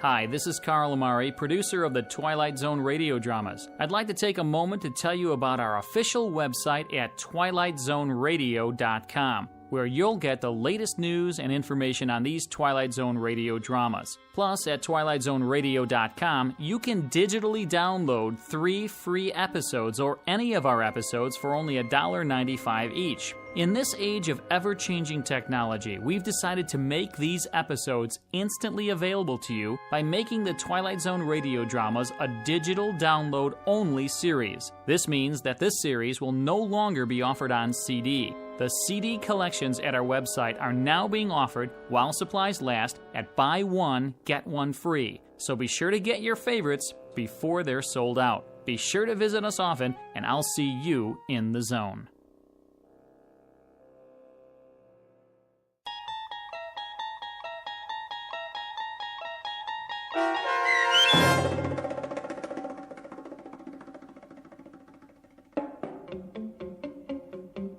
Free Dirt, starring Eric Bogosian with Stacy Keach as your narrator, was adapted for radio by Dennis Etchison and written for The Twilight Zone by Charles Beaumont. Heard in the cast were Meg Thalken, Roderick Peoples, Linda Reiter, David Darlow, Elizabeth Lido, Roger Mueller, Amber Lake, Jeff Lupetin, Doug James, Karen Olson, Dana Bokor, and Carl Amari. This copyrighted radio series is produced and directed by Carl Amari for Falcon Picture Group. Sound design and custom Foley effects for The Twilight Zone by Cerny American creatives Bob Benson, Craig Lee, Michael Slaybach, and Matt Sorrow. To learn more about the Twilight Zone radio dramas and to contact us, visit our official website at twilightzoneradio.com. Doug James speaking.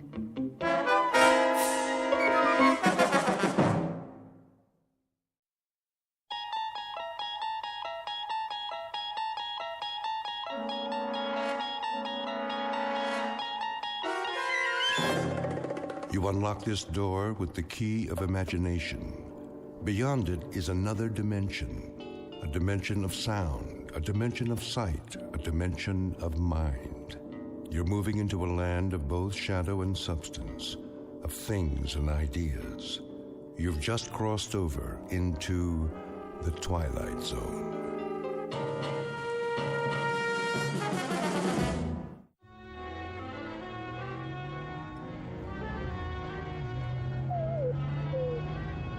Hold on, Rowdy. We'll make it. There's a fork in the road up ahead. Oh, haven't they heard of signs around here? No, I didn't think so. Well, Rowdy, I've kept it from you long enough. The fact is, we're lost. And you know what else? Take a look at the fuel gauge. Almost empty. Don't whine at me. It isn't my fault. This map is useless. So much for shortcuts. Which way do you think it is, right or left? Okay, left. Hope you know what you're doing. Well, what do you know? I do believe that's a town up ahead. Peaceful Valley, population 981. At least it's got a gas station. Rowdy, you just earned yourself a steak.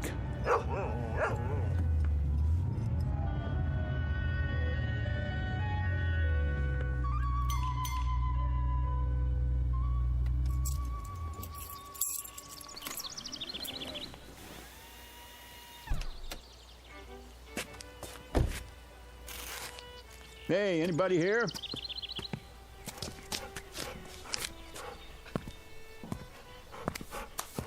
How do?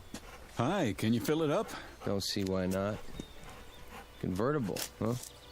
One of those new foreign jobs? The gas cap's under the license plate. Oh.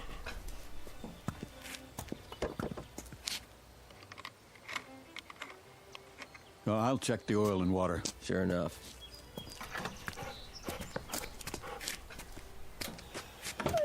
Rowdy, stay.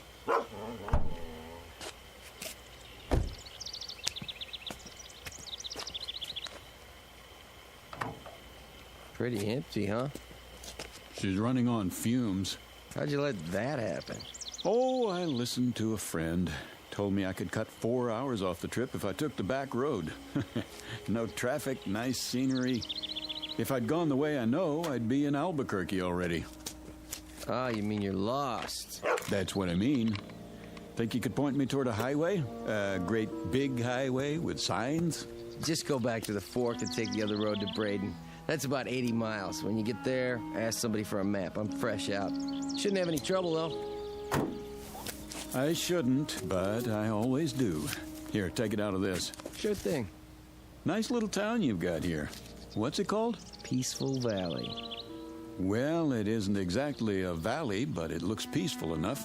Where's the nearest restaurant? Down the street. It's closed, though. You'd be better off in Braden. Yeah, but I'm hungry, and so's my dog. I promised him a steak. Sorry, we don't have many visitors here. I can see why. I'll get your change.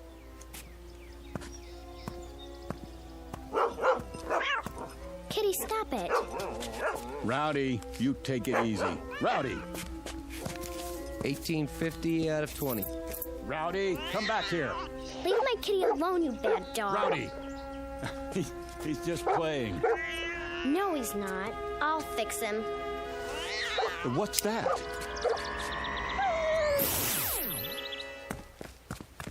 Rowdy? Hey, where is he? What did you do to my dog? What dog, mister?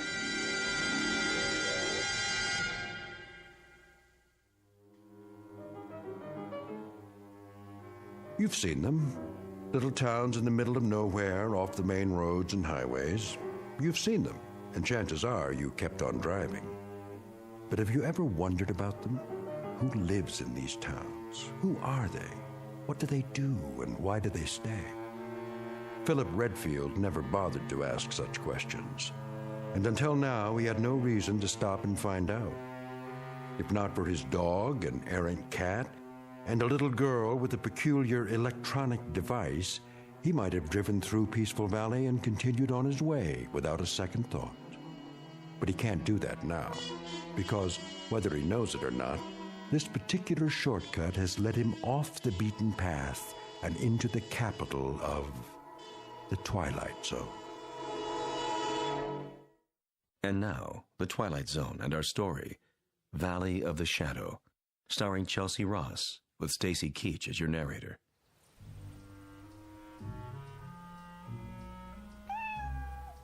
Come on, Kitty. Let's go in the house. No, little girl, wait. Huh? What did you do to my dog? Nothing.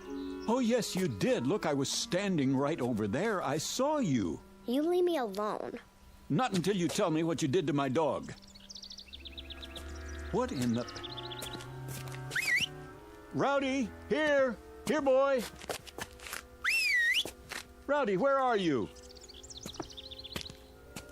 Hey, fella, you scared my little girl. That makes us even. Your little girl scared me. What do you mean by that?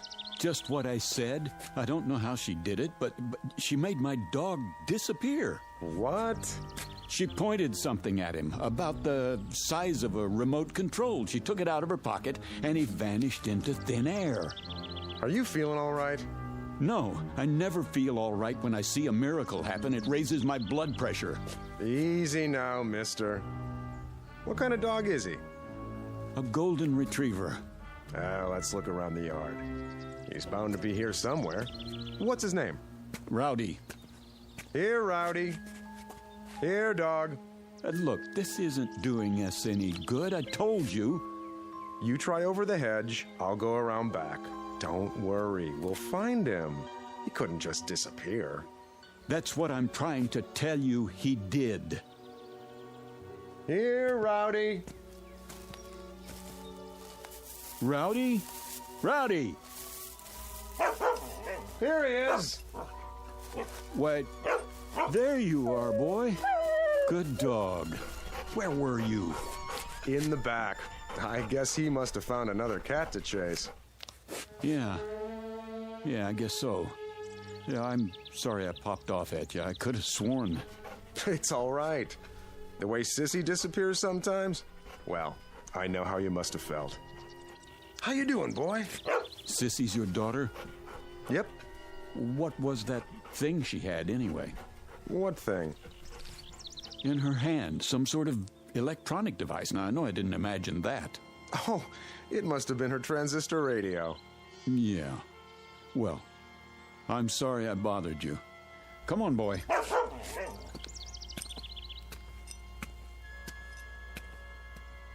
I'm sorry, Dad. I didn't know anyone would see me.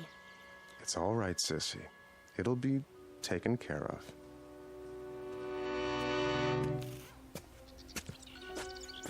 You see all that? All what? Never mind. Okay, Rowdy, back in the front seat. Let's get going.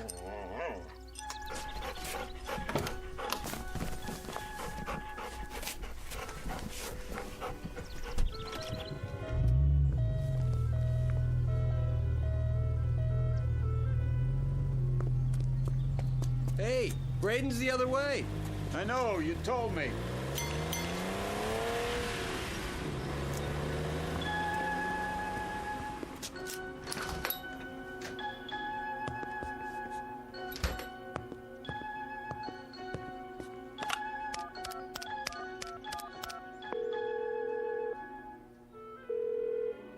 Evans.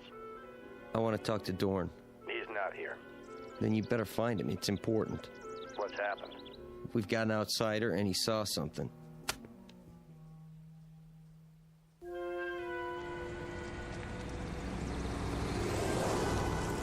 There's the restaurant. The sign in the window says, closed, all right. Great. Well, don't worry, Rowdy. I said I'd find you a steak, and I will, somewhere.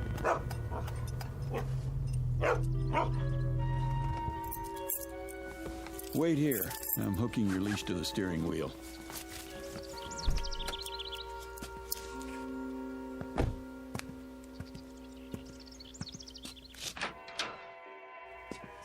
Hello? Anybody here? Hello?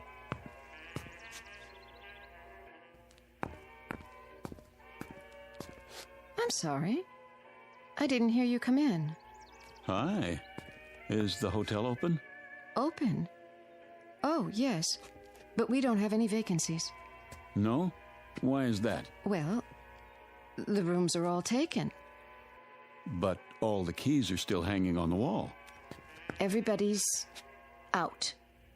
Is that right? Well, the fact is, I don't want a room. I just wanted a restaurant. Maybe you could make a suggestion. I'm afraid it's closed. You mean there's only one restaurant in Peaceful Valley? Yes, sir. Then where do you eat? At home. And what about your guests? They do eat, don't they? If you'll excuse me, I have some work to do. Just a second, miss. Look, my name's Philip Redfield. I'm a newspaper reporter, and if I sound nosy, I guess that's because it's part of my job. Oh, I see. You don't mind, do you? No. Good. Then just answer one question for me. Look, ever since I pulled into town, people have been trying to get rid of me. They have? At least that's the feeling I get. I was just wondering why. Well, we don't get many outsiders. So I've heard. Enough to fill the hotel, though. I really have to go. I think you should too, Mr. Redfield. All right, I get the hint. Oh, miss. Yes? Mind if I take one of your newspapers? What? Oh, not at all. Please. Hey, you better get your subscription renewed. This paper's 9 years old.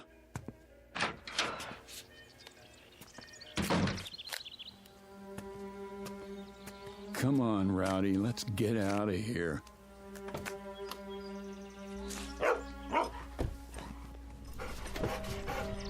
So long, Peaceful Valley. Thanks for the memories. You tell him, boy, nothing here for us. Just let me turn around. A few minutes from now, we'll be back in the real world. Oh, it's a good thing they don't fix this road. Might make people want to come here. There's the fork. Don't see any stop sign. Do you, Rowdy? Nope. Me neither. Well, let's punch it.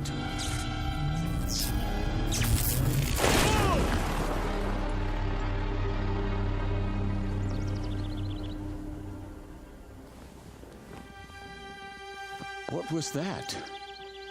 Rowdy, are you okay? Rowdy? Rowdy? Rowdy?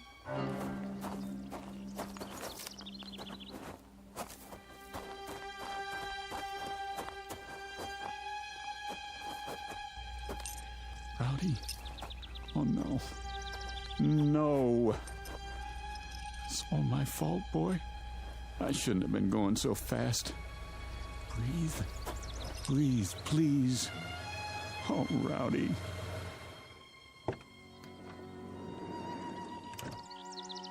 Rowdy. Had an accident, did you? No, an accident had me. I had the top down. He was thrown out of the front seat. There's no heartbeat. Let me check. Nope. I don't believe it. He's dead. Front end's pretty smashed up. Radiator shot, too. Doesn't make sense. The road was clear. There wasn't another car for miles. Maybe it was a rock. There are no rocks around here. Can't be too sure. Yeah, must have been. Rain washes some big ones into the road every now and then. If there were, it would still be here. Could have knocked it off the road. Come along, Mr. Redfield. Come where? We'd better get you to a doctor. What about my dog? You have nothing to worry about. Can you walk okay? Here, lean on me. Wait a minute. I don't think I want to go back into town. Not your town, anyway. You need to be examined. I'm all right, I tell you. You don't know that. Could be internal injuries. If anything's wrong with you, it'll be on our conscience forever. Take it slow.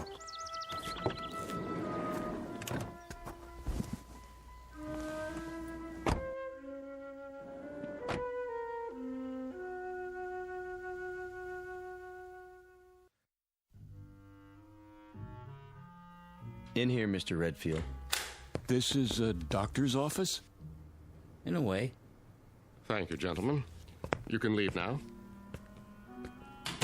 If you're not a doctor, what are you? My name's Dorn. You might say I'm the mayor. And these are my associates. Mr. Evans on my right and Mr. Connolly. Hello. How do you do? And how do you feel, Mr. Redfield? Terrible. Oh, I'm sorry to hear that. Would it help you to learn that your dog is well? He's dead. Oh, no, not at all. Merely stunned. I assure you, he's quite happy. How do you know? Mr. Swanson called in. That's the man who helped your dog. He thought you'd be pleased. I am, if that's true. You have a suspicious nature, don't you? I thought I was supposed to see a doctor. Oh, of course. But you don't really need one, do you? If you did, we'd have one here in no time, believe me. Then why am I here? Just to bring us all up to speed, in a manner of speaking. Please, sit down. We'll try not to detain you too long. After all, you can't go anywhere in a wrecked car now, can you? You got that right. We'd like to ask you a few questions, if we may. Don't worry, only a few. Mr. Evans, perhaps you'd care to begin. Mr. Redfield, it's been reported that you saw something, a miracle, I believe you called it, across from the gasoline station. Would you please tell us about this miracle? Sure. My dog ran after a cat. What were the details? That's it. You're quite certain? Nothing more? Yes, I'm certain. Mr. Connolly, your question. I was simply wondering, Mr. Redfield, why you told the girl at the hotel that people were trying to get rid of you. What is this, a quiz show? Look, I've got a wrecked car, and I'm already a day late for work. I assure you, it's being taken care of. Just a few more questions, if you please. I think you mentioned that you're a newspaper reporter. So? A noble calling, but limited. I suppose you have a novel in the planning stages? Who told you that? No one. It's a fact, though, that most reporters aspire to be novelists. I wouldn't know. Are you married? No. Engaged? No. Listen.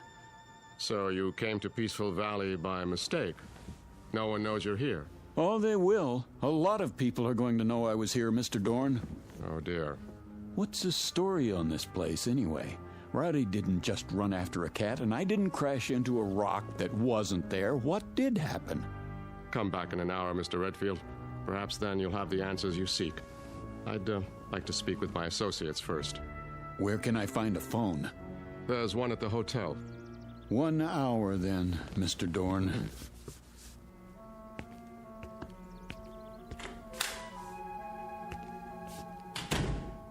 Do you think it's wise letting him go like that? He'll be watched.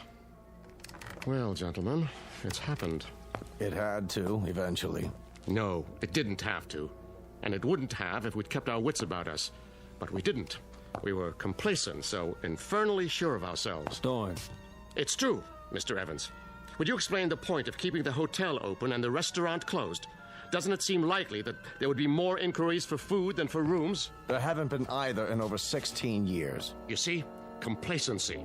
And I'm as much to blame as anyone. If only the Johnson girl hadn't been so careless. If only Fredericks hadn't behaved suspiciously. If only I hadn't panicked and activated the barrier. You had to. There wasn't any choice by then. So now an innocent young man who's done no one any harm must suffer for our mistakes.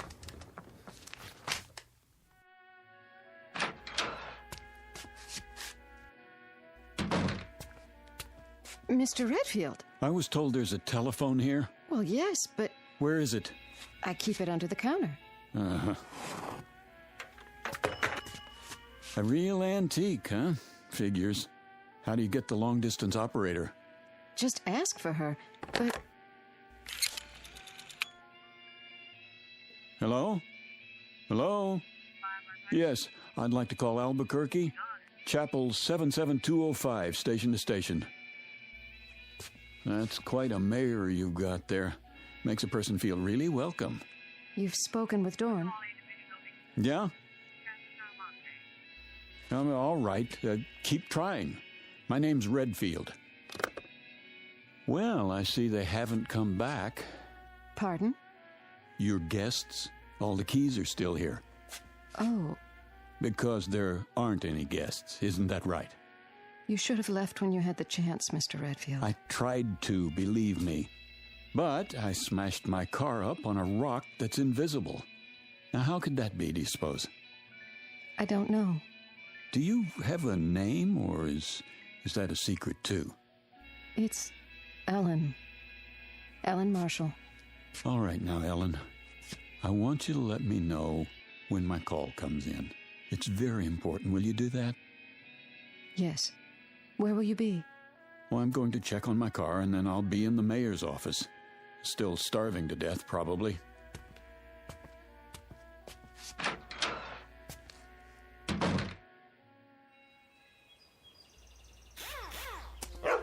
Rowdy! How you feeling, boy? I counted you out, you know that? I gave him some water. What about the car? It's pretty banged up. Hood's sprung, and the radiator's punctured. Yeah, I know. You were supposed to be fixing it. Nobody told me. Well, I'm telling you. Can't do anything unless it's authorized. It is authorized. $200 extra in cash if you get it fixed by tonight. Consider it a bonus. It has to be official.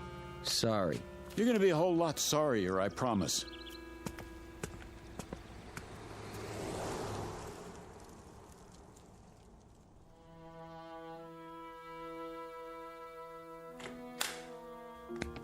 Mr. Redfield, come in.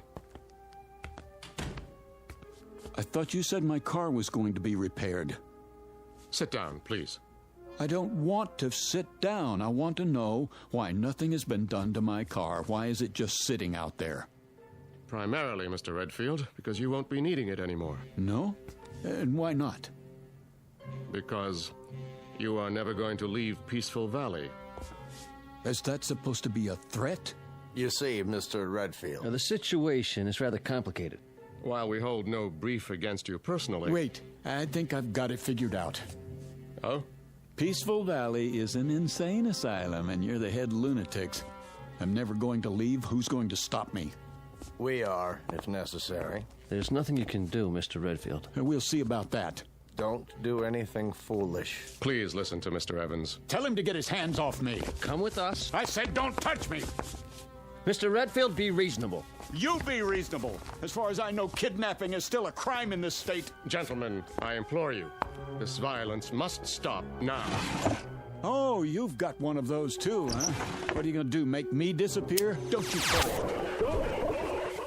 There.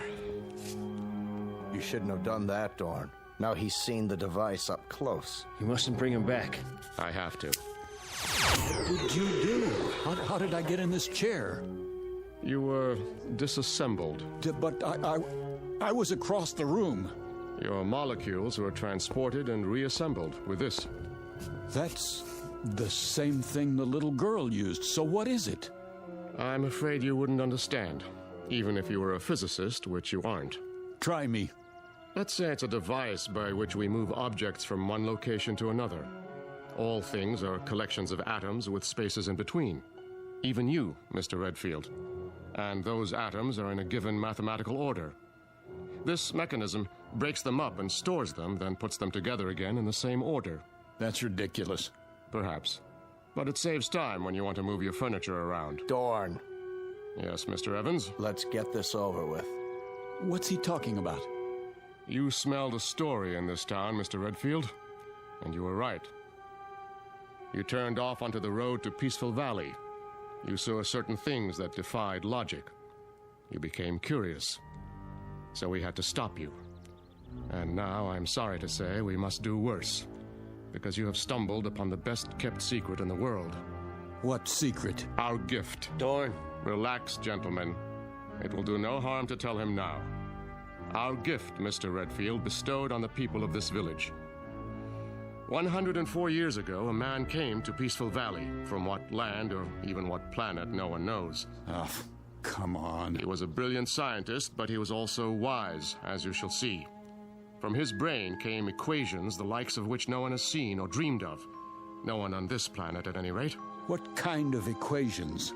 Of course, I can't tell you what they were, but you're aware, I trust, that the basis of this complicated process we call life is energy. It is a powerful, mysterious force. If enough of it were to strike a single square inch of Earth, it could run all the machines in the world. It could perform miracles. And you expect me to believe in this magic?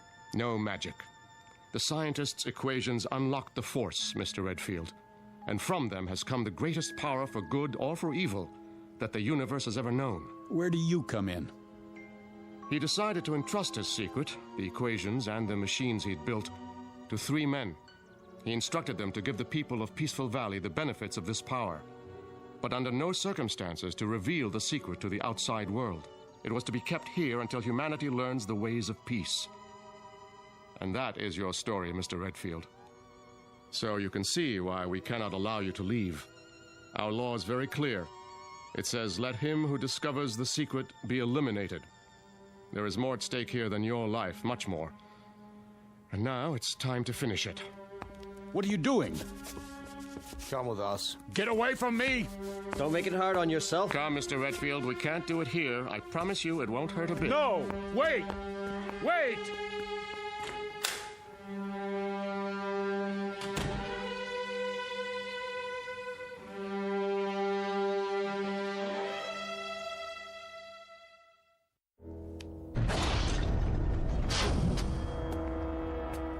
What is this place? A laboratory, built by our benefactor. There's the original of the dissimulator, somewhat larger than the one we used on you upstairs. And this is a second-generation model.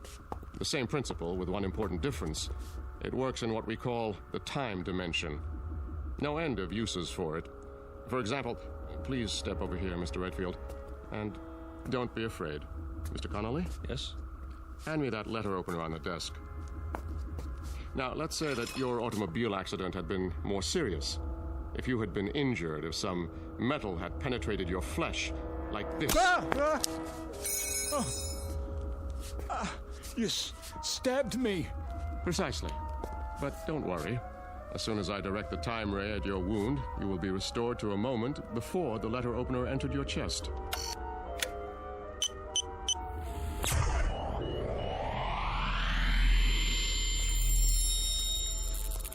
My skin. I can feel it closing up. This is fantastic. Isn't it? Even the fabric of your shirt. Now, let me see. This console is a duplicating machine, but not like others you've seen. Here, for example, on this card is a description of the atomic structure of a ham sandwich on white bread with mustard. One ham sandwich. I believe you said you were hungry? Not anymore, Mr. Dorn. Out there on the road, what did I run into? In the car. I'm sorry about that, but we had to stop you. It was an energy field, a wall of loosely packed atoms, so to speak, purely an emergency measure. Now, behind this wall panel with the cards is a folder containing the sacred papers, the original equations from which everything you see came about, in case you still doubt that they exist. Do you know what you've got here? I believe so. And you mean to say you don't intend to share it with the world? Oh, good heavens, no. I've already explained why. The world isn't ready. But Peaceful Valley is? We have no wars here, no crime, no violence, no greed. Unlike your world, ours is a place of peace. We use the power for good, not evil. And what makes you so sure the rest of us wouldn't do the same? Come now, Mr. Redfield. The history of civilization is written in blood. Because people wanted things. With this power... With this power, they would destroy the universe. They are children. But that one machine, it could stop sickness and suffering. It could cure disease. And you let people... Haven't you any conscience? Yes. That is why we cannot release the equations. The same power to heal the sick could be used to kill the innocent. It could mean the end of the world. I don't believe that. Think, Mr. Redfield. What did you do with Professor Einstein's primitive equation E=mc²? It could have been used to make the waters flow in the deserts to feed the starving millions, was it? No. It was used to destroy countless lives with a bomb. So you're just going to sit on your secrets, use them for making ham sandwiches. Ham sandwiches are a bit better than total destruction, wouldn't you say? Let's get on with it. He knows too much. We have to eliminate him. You hypocrites. You talk about us, but when you want someone out of the way, what do? You eliminate him. Be quiet. No, he has a point, Mr. Evans. That is what I've been pondering. If we kill this man, then in what way do we differ from the outsiders? It's the only solution. Thank you, Adolf Hitler. Oh, dear. We didn't anticipate this, did we, gentlemen? It is the law. Not necessarily. The law says, let him who discovers the secret be eliminated. It doesn't say killed. You can be eliminated one of two ways, Mr. Redfield. Through death or through assimilation. The choice is yours. Will you die or will you join us? You mean live here the rest of my life? Exactly. Become one of us. It won't be unpleasant, you know. We'll give you a nice house, built to your specifications. Time to write that novel. Nothing or everything, huh? Well, which shall it be? What do you think? In that case, welcome to Peaceful Valley.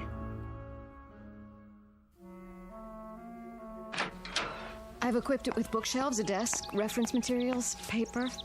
I'm sorry about the old-fashioned typewriter. We couldn't find a card for anything newer. But Dorn has promised me... Miss Marshall. Yes? Why are you going to all this trouble? Because Dorn asked me to. Is that the only reason? I suppose I'd like you to know that I'm not really unfriendly. I'm not. In fact, I think we could be very good friends. Mr. Redfield. Yes? May I ask you a question? I wish you would. Do you play chess?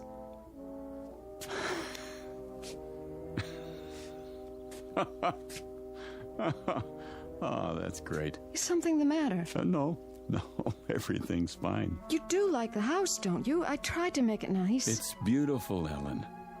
But I'm afraid you wasted your time. Why? Because I won't be here very long. As long as you think that way, you'll have no choice. Dorn won't trust you. He's trusting me now, isn't he?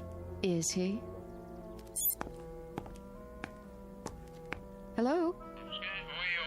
I'm leaving Mr. Redfield's house now. You see, I'm required to tell him everything you do. But you're not like the others. If you get hungry or want anything, call me.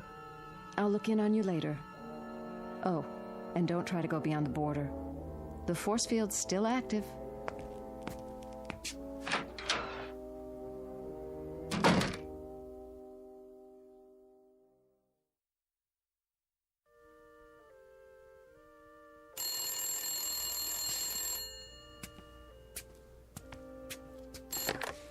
Yes? Mr. Redfield, on your call to Albuquerque, The circuits are still busy. Easy, Rowdy. Hello? I brought you a new typewriter ribbon and some erasers for now. Dorn's still looking for the atomic structure of a word processor. Thanks. Have you started the novel yet? Not really. I find it hard to concentrate in prison. I don't understand. You ought to. You've got the same problem. I can leave anytime I want to. Then why don't you? Why should I? What could the outside world offer that we don't have? That isn't the point. It's what you could offer the outside world. Right now, at this very moment, millions of people are starving. You could feed them. They're suffering. You could make them well. But you don't care. Let them starve.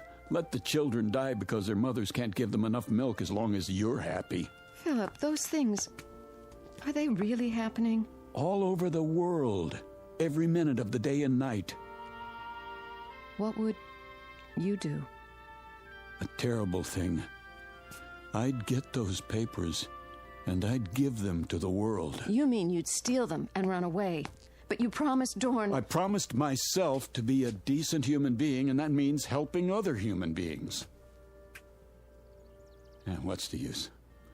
You don't know what I'm talking about. You never wanted anything you couldn't whip up in 10 seconds like a cake. I did once. When you were going to leave Peaceful Valley. I've thought about you since then, Philip. Even asleep, I've thought about you, and it hurts. I don't know why, but it hurts. We have machines for so many things, but I can't stop this feeling. There's an equation that might help. 1 + 1 = 1. Don't people fall in love here? I don't know. But now, Philip, I want us to be together. I could want that too, in a real world. But as long as I'm in Peaceful Valley, I'm going to want just one thing. Out. All I know is I want to be with you. Then help me. If I do, will you take me? I promise. I'll be back. Wait for me outside.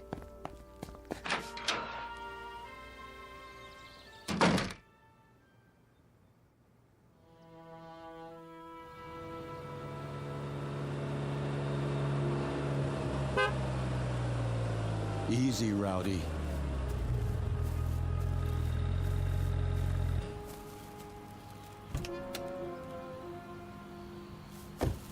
my car. You got it fixed. Dorn always keeps his word. What about the force field? I had him take it down temporarily so I could check the road outside of town. We only have a few minutes. Then let's go. There's just one stop I have to make. Come on, Roddy.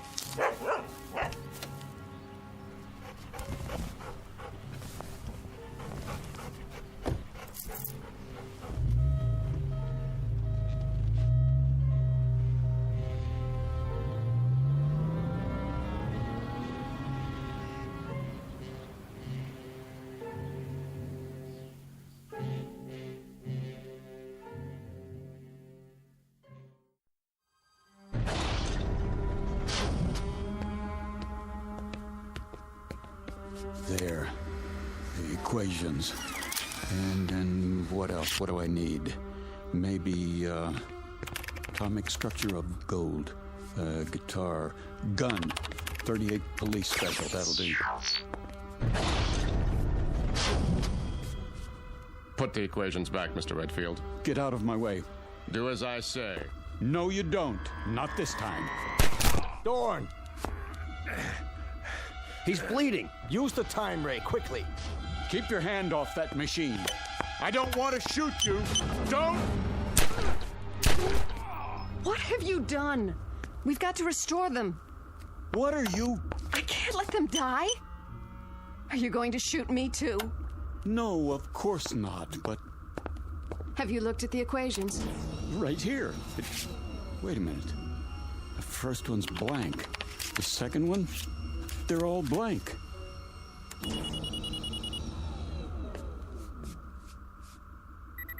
You tricked me.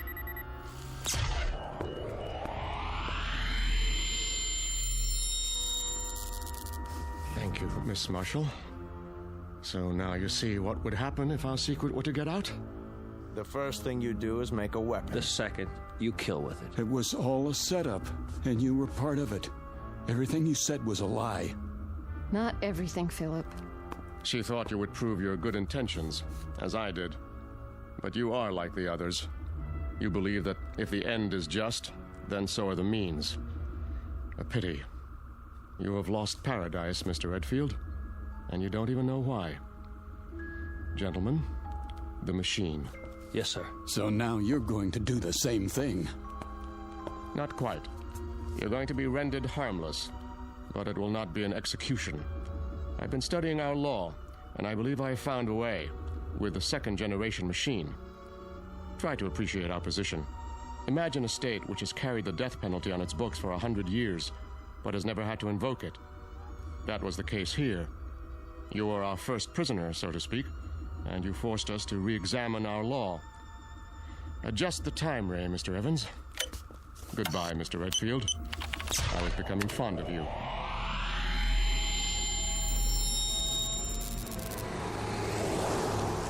Here's your change, mister. What? Your change? Oh, sorry. I must have dozed off for a second. Happens when you drive too long. Yeah. You say Braden's back that way. 80 miles. Down, boy. It's just a cat. You stay. That's strange. Anything wrong? Well, just that woman who walked by. Thought I knew her. Wishful thinking, I guess. Nice little town you've got here. We like it. Well, so long. Don't know that I'll be back this way, but keep it peaceful.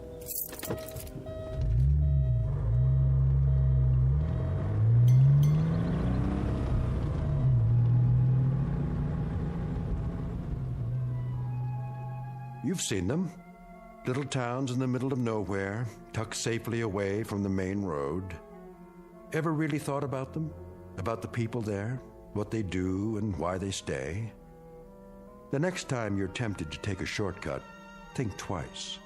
Because what happens there might change you and the world in more ways than you can imagine. Of course, change can be a good thing, as long as you're on your way out of and not into the Twilight Zone.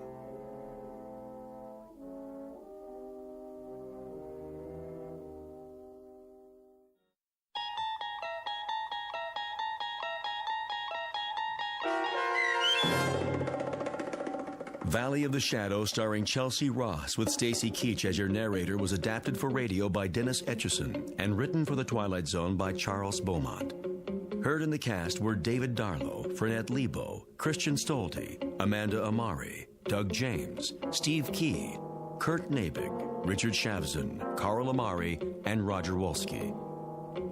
To learn more about the Twilight Zone radio dramas and to obtain audio cassettes and CDs of these programs, visit our website at twilightzoneradio.com. The producers of The Twilight Zone wish to thank CBS Enterprises, Carol Serling, Dennis Etchison, Claire Simon Casting, Terry Jennings, XM Satellite Radio, Sirius Satellite Radio, our sponsors, and our radio affiliates for helping make this series possible. This copyrighted radio series is produced and directed by Carl Amari for Falcon Picture Group. Audio editing, sound design, Foley effects, and mix for the Twilight Zone radio dramas are by Cerny American creatives Craig Lee, Michael Slaybach, Bob Benson, and Jason Rizzo.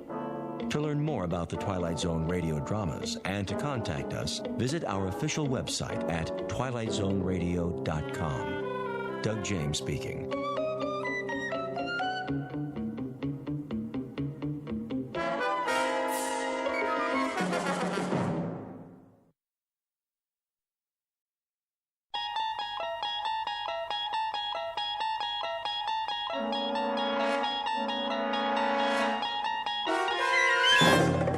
You unlock this door with the key of imagination. Beyond it is another dimension, a dimension of sound, a dimension of sight, a dimension of mind. You're moving into a land of both shadow and substance, of things and ideas. You've just crossed over into the Twilight Zone.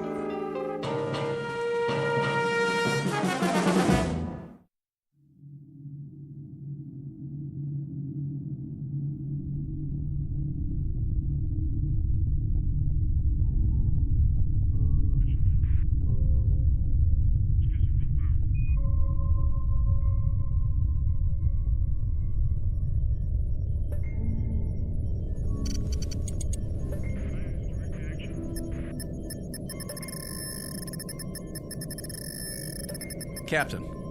What? Look in the viewer. Switch lenses. Yes, sir.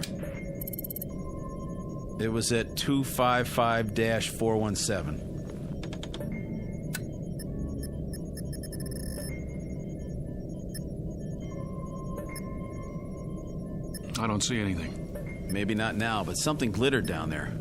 We went over a lake, you know. I know, it wasn't that. Well, we'll take a closer look, but it's probably the lake. Wasting our time again.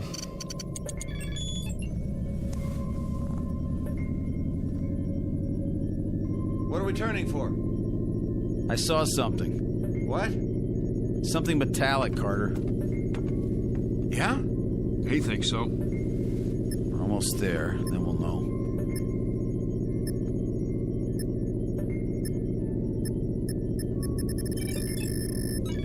Look at that. Trees, rivers, a regular incubation lab on this planet. I know what you're thinking. Don't. It's gotta happen sometime. Yeah? Who says? Only the astrophysicist, the biologist, and... Mason, you've got aliens on the brain. You're contact happy. Maybe we've been out too long. Do you really think man is the only intelligent... All right. So we're going to meet another race. Great. It would be great. It's going to happen sooner or later. Why not to us? Man, that would be something. Another... There it is, in the viewer. Looks like it might be a ship. Don't count on it.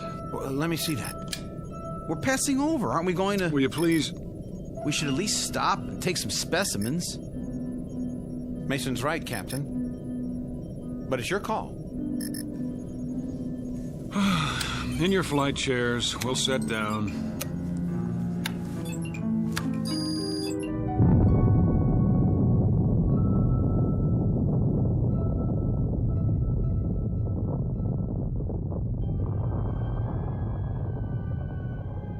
Captain Ross, Lieutenant Mason, Lieutenant Carter, aboard spaceship X-89, cruising above the 13th planet of Star System 51. In a little while, supposedly, the ship will be landed and specimens taken. Vegetable, mineral, and, if any, animal. These will be brought back to overpopulated Earth, where technicians will evaluate them. And if everything is satisfactory, stamp their findings with the word inhabitable and open yet another planet for colonization. These are the things that are supposed to happen. In actuality, they will not happen at all, but will instead be superseded by events far more unusual, because the 13th planet of Star System 51 just happens to be located in the Twilight Zone.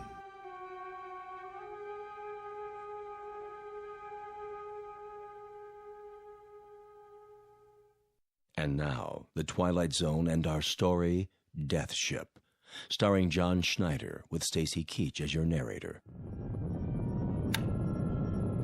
You heard the man. Strap in. We're going down. What's the matter with the captain? Beats me. I can hardly talk to him anymore. He has been acting pretty strangely. You said it. As if he's fighting something. Yeah, us. You really think it's a ship? If it is, I don't see how it could be from Earth. We've got this run all to ourselves. They might have gotten off course. And not this far. Setting down. Right, Captain. Retros.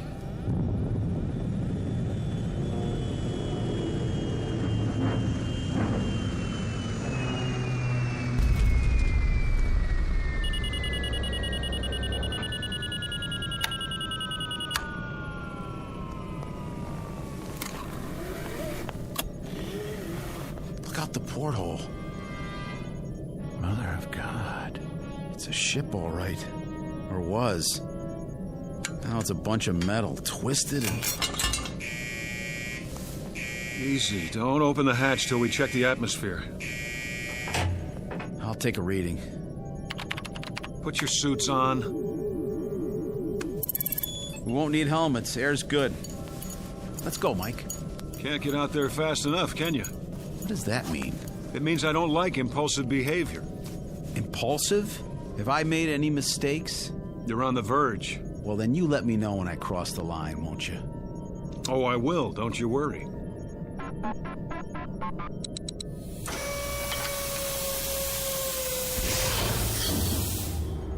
We stay together, nobody takes any risks. That's an order. I understand, Captain. Carter? Yeah? All right, then. Let's go.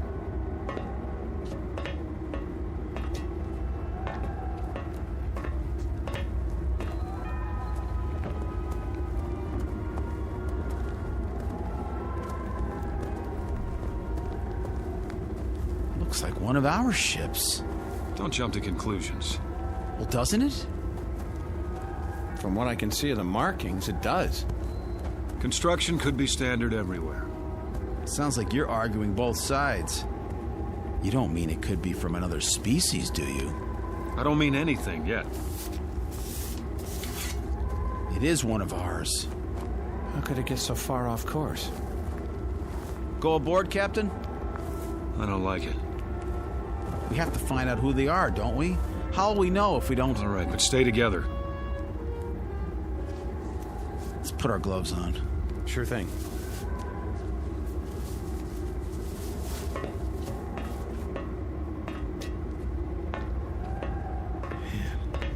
Pretty familiar, isn't it?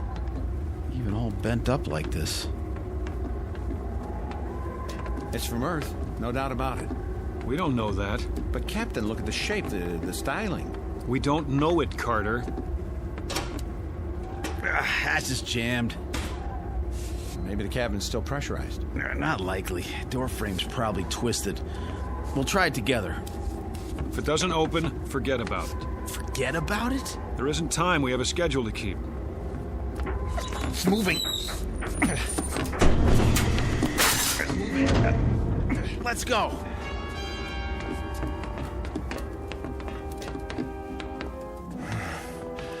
Well, this must be the main cabin. Looks like our ship. Use your flashlights. Over here. What? It's a body. Turn him over. Don't. Give me a hand. Dear God. Wait a minute. Do you see what I think I see? There's another one against the wall. Help me lift him. Don't, I said. What is going on here? That one has a face like... Nothing's going on. And the third one, he... Carter, try the auxiliary lights. But Captain, is it just me, or are we standing here looking at three bodies with three faces that look exactly like our faces? Auxiliary lights. I don't understand. It's not what it seems. Not what it's... Just hang on. Here come the lights. All right, then. First things first. Here's an ID wallet in this one's breast pocket. And here's his government card, picture and all. It says, Lieutenant Robert Mason. See it? That's my name, isn't it?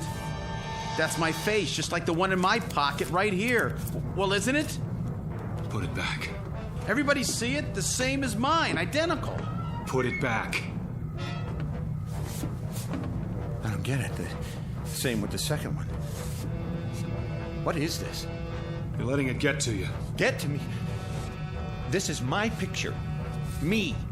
Hang on, lay them out and get something to cover them with, both of you. Captain, look at the third one and tell me it's not... I see it. Cover them now. No, I'm not touching them again. Carter. Nobody else touched them. I don't know about you fellas, but I need an explanation for this. We're leaving this wreck now. I said now. Everybody out.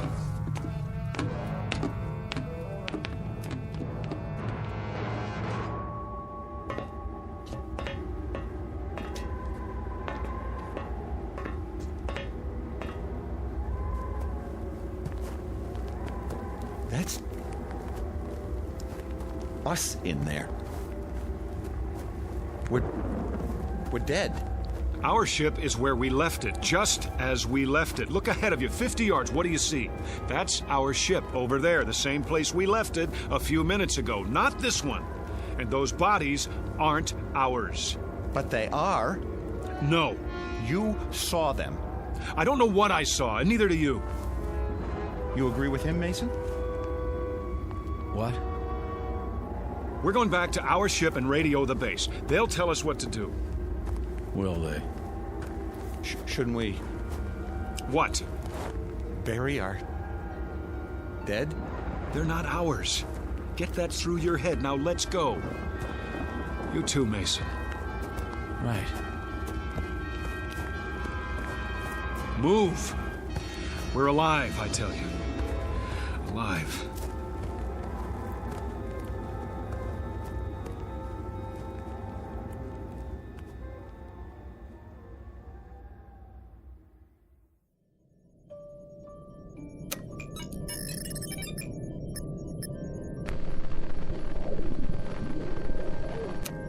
Nothing.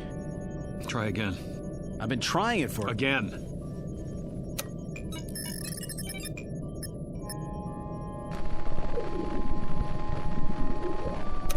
Captain, there's no point if it won't... What is this? It was working before. Maybe it's this planet. What are you talking about? Maybe there's an interfering field of... That's ridiculous. Try the radionic signal. Captain, it's not going to. It's... Will you do as I say? Yes, sir.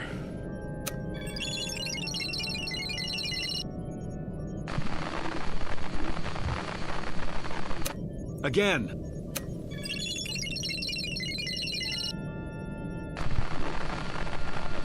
Again. If it doesn't work the first time... They didn't hear us. The return signal is automatic. Do I have to tell you that? All right, let's go over this again. There's an answer here somewhere. Those bodies in the other ship aren't ours. That much we're sure of. Well, use your heads. These are our bodies. These, right here. Agreed? I don't know anymore. Neither do I. Listen. You both remember what they told us in training? About the theory of circumnavigating time. They said It might be possible for us to leave Earth in 1 year, and when we got back, even though we thought it was the same year, it might be the year before. Or the year after. Remember that? It was only a theory, Captain. It's more than a theory. It's what happened to us. We went through some kind of a time warp right into the future. And that ship over there is in the future. Is that what you're saying? Only the probable future. And what does that mean? It means that we're not dead. It also means that we're going to be dead. Not if we don't take off. If we don't go up, we can't crash. But our orders... They don't say to kill ourselves. We're alive now, and the only way to be certain we stay alive is not to go up. Then we can't possibly crash. We avoid it, prevent it. I've made up my mind. We stay. It's easy enough for you to decide. Meaning? You have no one waiting for you back on Earth. So I have no reason to go back, and I'll be just as happy here as I would be on Earth? Is that it?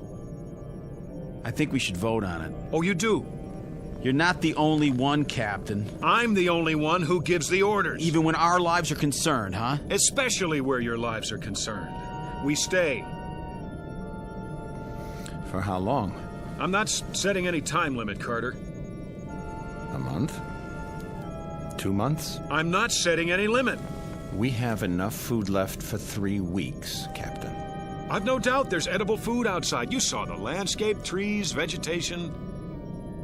How will we know what's edible and what isn't? We haven't got the equipment to test it. We'll watch the animals. I saw no animals, Captain. Did you? There will be. Well, if there are, there'll be a different form of life. What they eat might be deadly poisonous to us. We'll worry about that when the time comes. Right now, there's only one thing to worry about: preserving our lives. It may not even be necessary to stay here permanently. We may figure something out, but for now, the decision is to stay. Not our decision, Captain. Have you a better solution, then? Working at minimum capacity, the ship's electrical reserve can hold out for months. It won't be working at minimum capacity. Why? We're going to need heat. Lots of it. But it's only twilight, and already the temperature outside is minus 13 degrees. Would you rather lift off? Take the risk of duplicating that ship over there? How can we duplicate it, Captain? How can there be 2 crash ships? 2 of me dead, 2 of Mason, two of you. We'll go over it again until we find an answer. Because we have to. Think I'll lie down. Me too. It's been quite a day. And it's getting dark out fast. Very, very dark.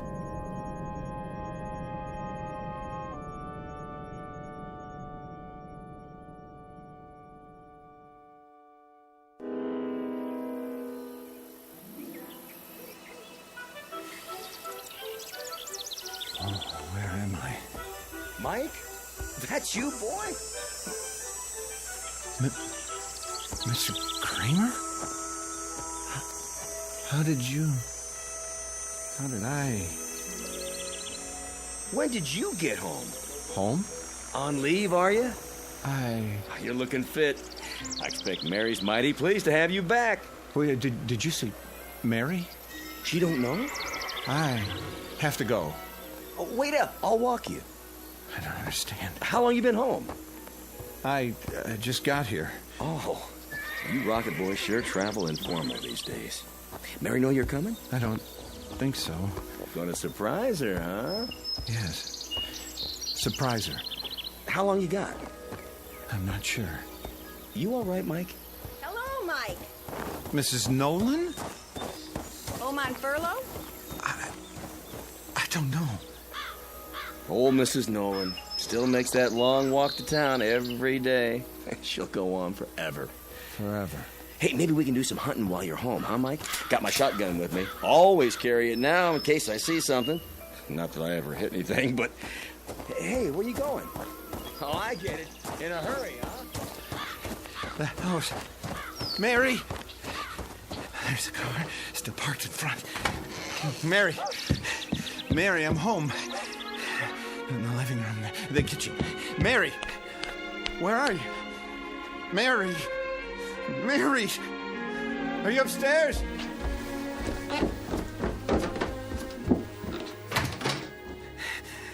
Oh, Mary! Why are you lying there on the bed like that? Is something... I'm here. Can't you hear me? What's this? Telegram. To Mrs. Michael Carter. We regret to inform... Carter. Regret to inform... Carter. What is this? I'm talking to you. What are you... What's the matter? Captain? What's the matter with you?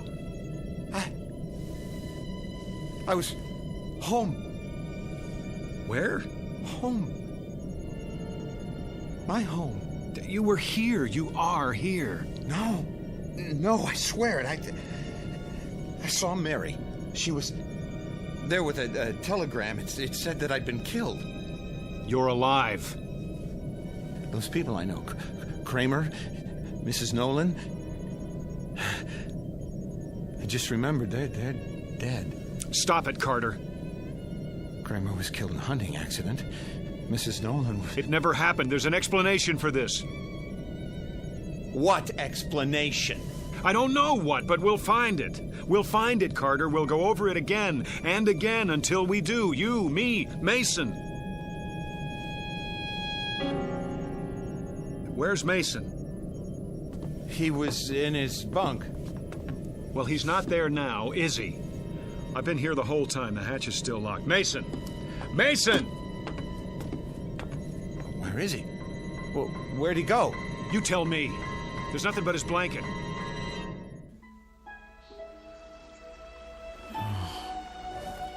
My blanket. What's it doing on the grass?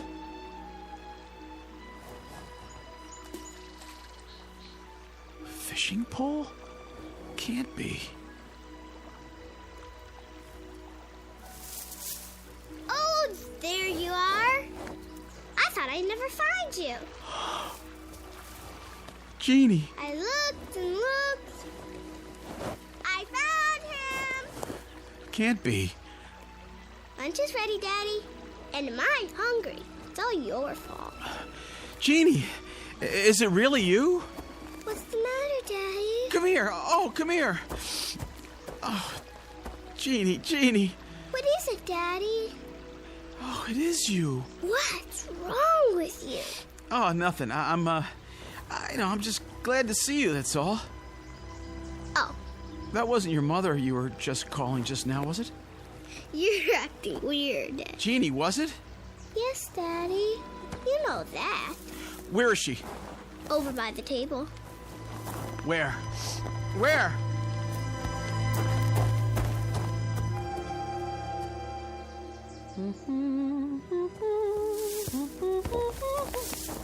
Bob? Oh, you scared me, honey. Bursting out of the bushes like that. I was just setting out the fried chicken. Oh, God, Ruth. Oh, God. Bob, what is it? Sweetheart, what's wrong? Nothing now. Are you sure? Yes, yes. All this for lunch? Yes. My goodness, so emotional over a little potato salad and chicken. Where's Jeannie? Back there, by the pond. Were you asleep? Are you still asleep? This is a dream. I hope I never wake up. I just hope I go on dreaming and... Mason. Bob? Ruth? Bob, who's... Let's go, Mason. Why is he here? Stand behind me. But... Just do it. Get out of here, Ross. I said, let's go. Get away from us. You're coming back with me. Back? Where you belong, on the ship. No, Bob. You're having a hallucination, Lieutenant. No, it's real. It isn't, and you're leaving with me. No! Oh, you think you can take me? Stop it! You take me back! You're coming back! I'm staying here. You can't! I won't let you! No! Yes! Back! Back! Back! I don't want to be here. I don't want to be here. Take it easy. Ruth! Ruth! There was no Ruth, no Jeannie. You lie.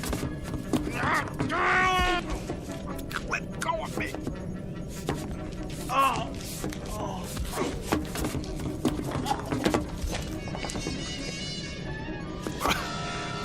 Look in your billfold, look!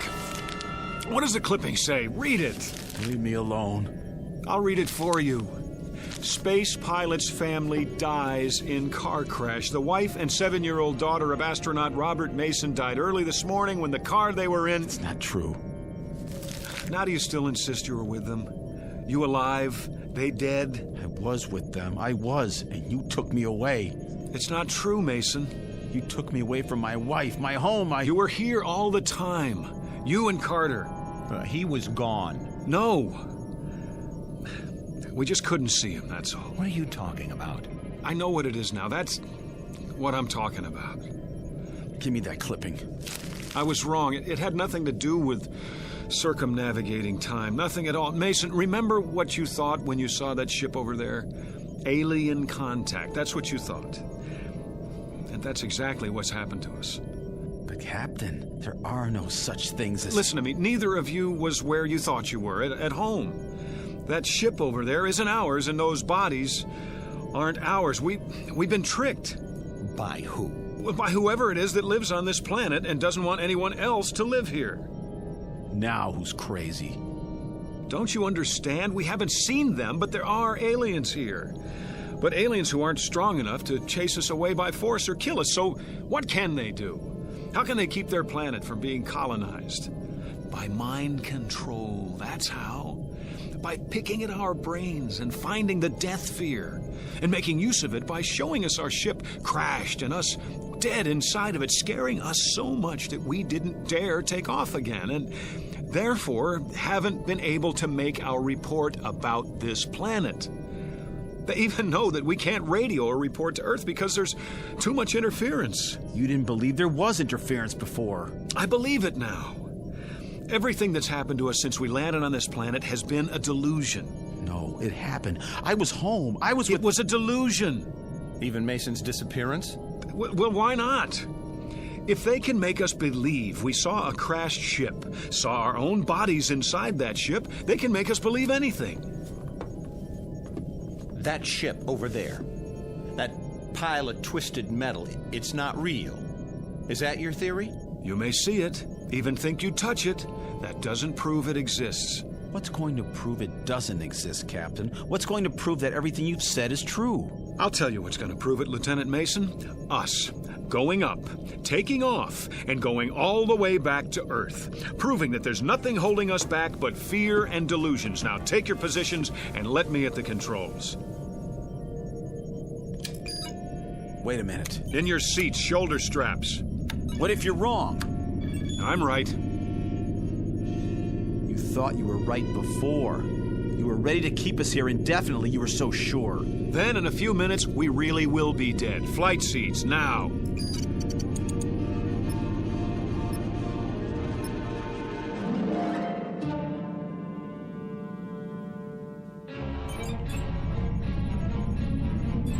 No. What do you think you're... I'm with Mason on this. Get your hands off those switches. That's an order. Are you so arrogant that you'll take a chance on killing us just to prove your point? I'm still the captain of this ship, and you'll do what I say. You're not the captain of our lives. Put your sidearm away. You're not taking us up. You want to stay here then? Starve, freeze, never see Earth again? Put it away, Mike. That's no answer. Then what is? I suppose he's right. You agree with him now? He's got a point. It's a big one. We can't just stay here. We do that and we know what'll happen. That's a given. It's a matter of food and the power supply and the temperature at night. We don't have a choice. I guess we don't. There's only one place left to go, and that's up. God have mercy on our souls.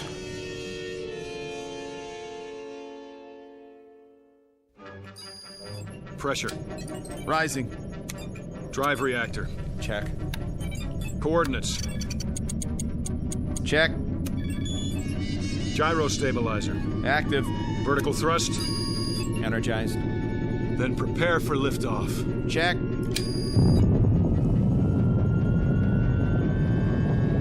$200, $300, $500. Here we go. 1,000, 1,250, 1,500, Captain. Look at that. 2,250, 2,750, 3,000, 4, 5, 6,000. We're out. Release shoulder straps. We did it, boys. Check the viewer. Checking.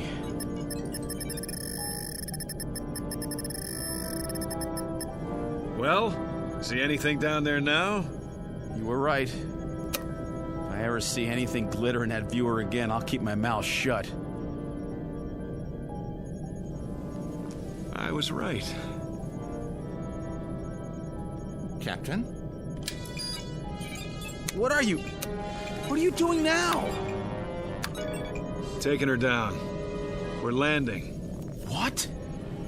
Say that again. Now that we know what it is, there's no reason we shouldn't go back, is there?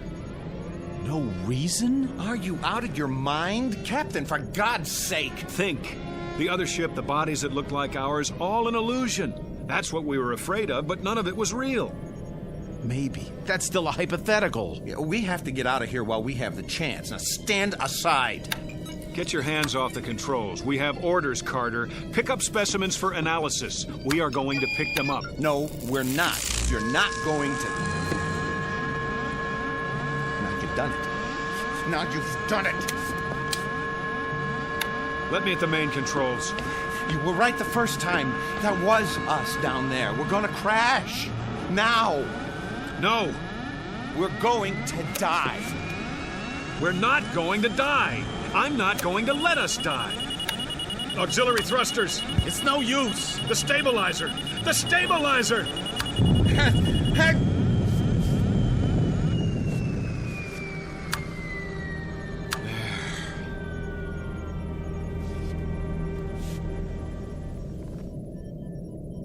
I don't understand. Shut up. You're a coward, Carter. You don't even have the guts to fight for your own life. We're still going to land? You bet we're going to land. And when we do, you're going to see that the other ship is gone. Vanished. Because it was never there in the first place. Retros. Slow airspeed. I've got it. Now get in your places. We're not gonna crash. He's been right all along, hasn't he? I don't know. Prepare for touchdown.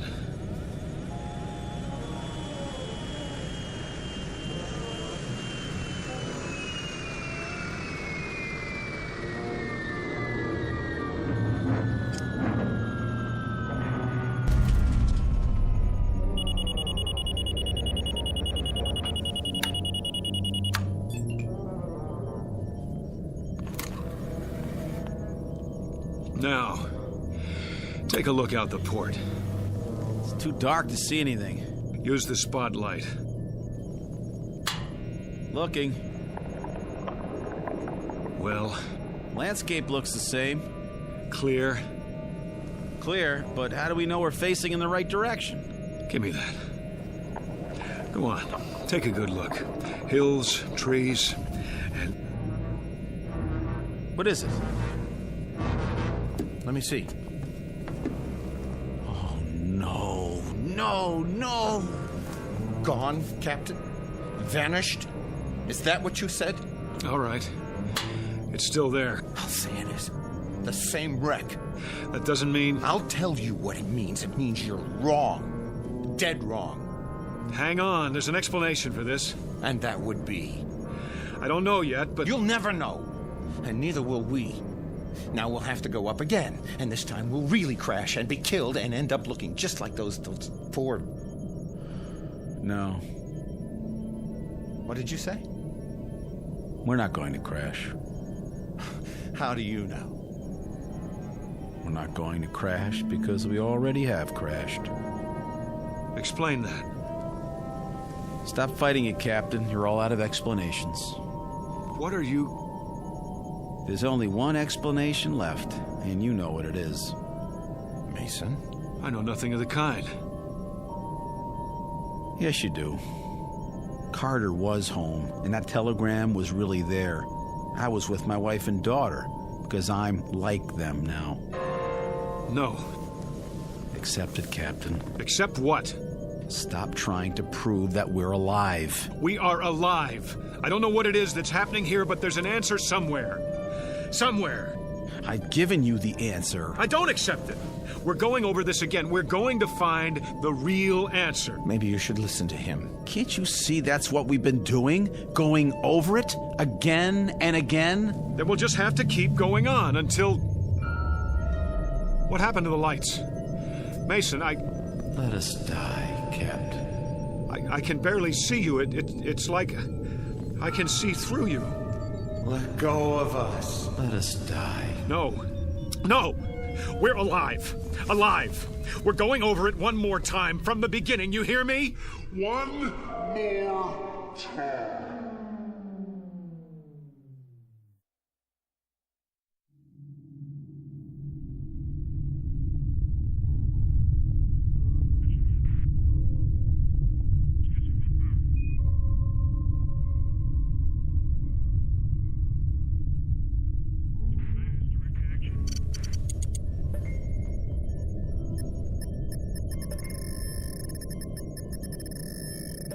Captain.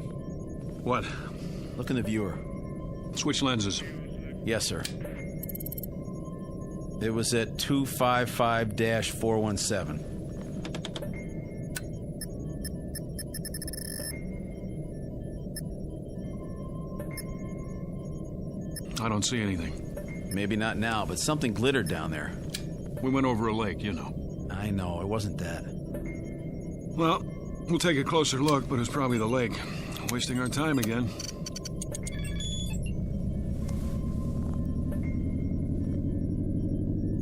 What are we turning for? I saw something. What? Something metallic, Carter.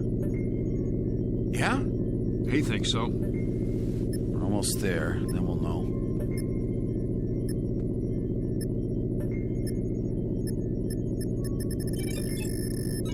Look at that. Trees, rivers, a regular incubation lab on this planet. I know what you're thinking. Don't. It's gotta happen sometime. Yeah? Who says?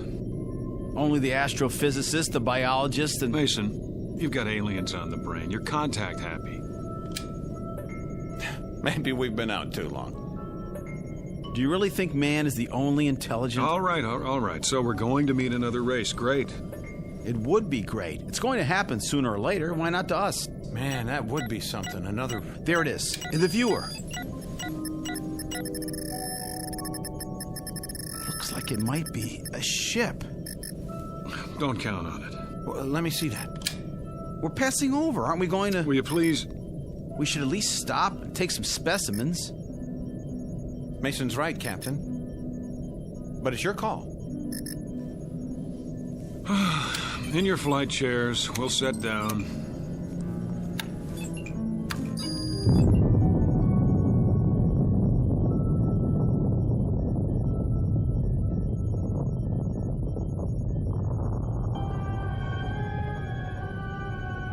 Captain Ross, Lieutenant Mason, Lieutenant Carter, aboard spaceship X-89, cruising above the 13th planet of Star System 51. In a little while, supposedly, the ship will be low. Picture of a man who will not see anything he does not choose to see, including his own death. A man of such indomitable will that even the two men under his command are not allowed by him to see the truth. Which truth is that they are no longer among the living, that the movements they are now about to make, the words they are now about to speak, have all been made and spoken countless times before, and will be made and spoken countless times again, perhaps even unto eternity. picture of a latter-day Flying Dutchman sailing into the Twilight Zone.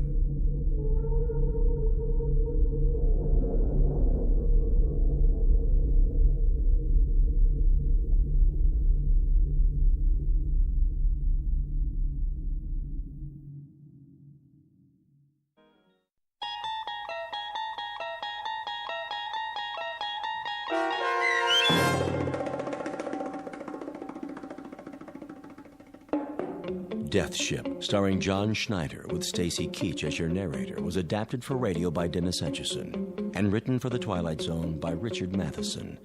Heard in the cast were Jeff Lupetin, Tom McElroy, Frenette Lebo, Amanda Amari, Doug James, and Ellie Weingart. To learn more about the Twilight Zone radio dramas and to obtain audio cassettes and CDs of these programs, visit our website at twilightzoneradio.com. The producers of The Twilight Zone wish to thank CBS Enterprises, Carol Serling, Dennis Etchison, Dick Brescia Associates, Claire Simon Casting, Terry Jennings, XM Satellite Radio, Sirius Satellite Radio, our sponsors, and our radio affiliates for helping make this series possible. This copyrighted radio series is produced and directed by Carl Amari for Falcon Picture Group. Audio editing, sound design, Foley effects, and mix for the Twilight Zone radio dramas are by Cerny American creatives Craig Lee, Michael Slaybach, Bob Benson, and Jason Rizzo. To learn more about the Twilight Zone radio dramas and to contact us, visit our official website at twilightzoneradio.com. Doug James speaking.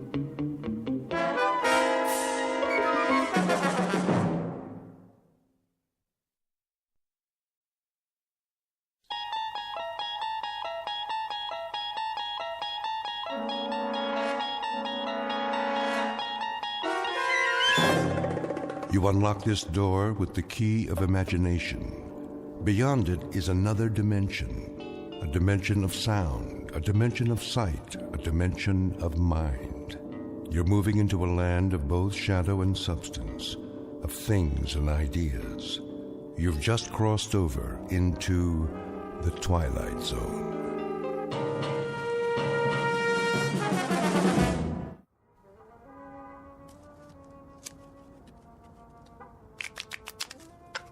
Time to feed the kitty. I've been feeding it all night. Yeah, that baby's hungry. Let's go, boys. You heard the man. Put in 2 chips. 2 times how many hands? The auntie's eating me alive. You got some cards coming. I can feel it. Yeah? That a money-back guarantee? You pay your money, and you take your chances. Dealer aunties.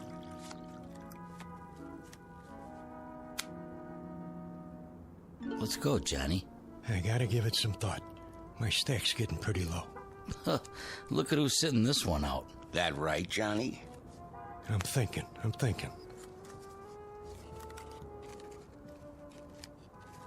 I know one thing. Takes money to win money. Yeah. Listen to the man. Are you in or out? Give me 1 minute, all right? Take it easy, John. Hey, you don't look so good. Maybe you should kick back, watch some TV. Hey, hold on. I came here to play cards. Hand me that remote. Say, what are you... Just give it to me. Old fire hall is there. You gonna let one lousy player hang up the game? Don't worry about it. Johnny here needs some time out. You know the old saying. What's that? Money talks and suckers walk.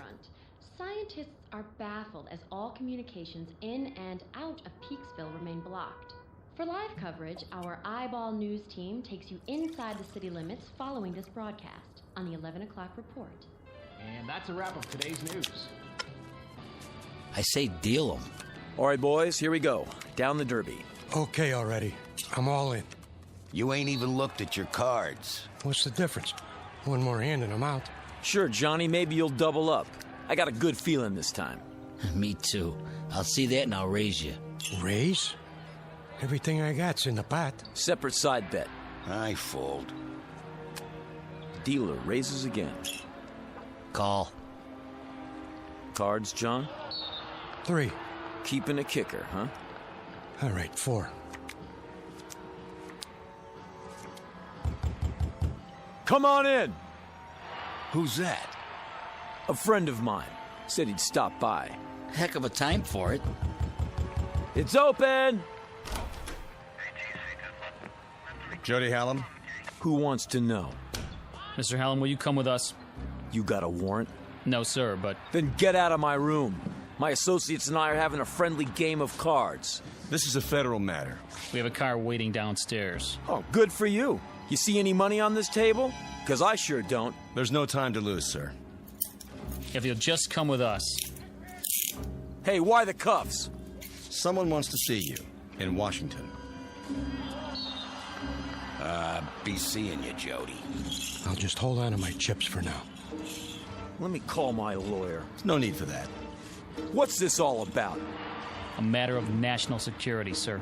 You might say a matter of life and death. Excuse me, gentlemen, if you don't mind. We'll just fast forward out of here. Hey, will somebody tell me what this is all about? Winning lottery numbers coming up, but first the news. In world news, the asteroid known as Wanderer continues on a path toward our solar system. But there's no cause for alarm. Scientists say it will miss Earth by several million miles. Repeat, despite rumors, there is no danger. Wanderer poses no threat to our world. And now, here's a handy household hint from our home economist. Portrait of a man who has just been granted a reprieve. Not from a card game, because it's a sure bet he would have won, given his considerable skill as a dealer. No, the two men in gray suits have saved him from almost certain death. His name? Jody Hallam, a gambler and con man who lives by his wits, and wants above all else to go on living. At the moment, the odds still look good for Mr. Hallam, but he is about to discover that the laws of chance don't always apply in the Twilight Zone. And now, The Twilight Zone and our story, Pattern for Doomsday, starring Henry Rollins, with Stacy Keach as your narrator.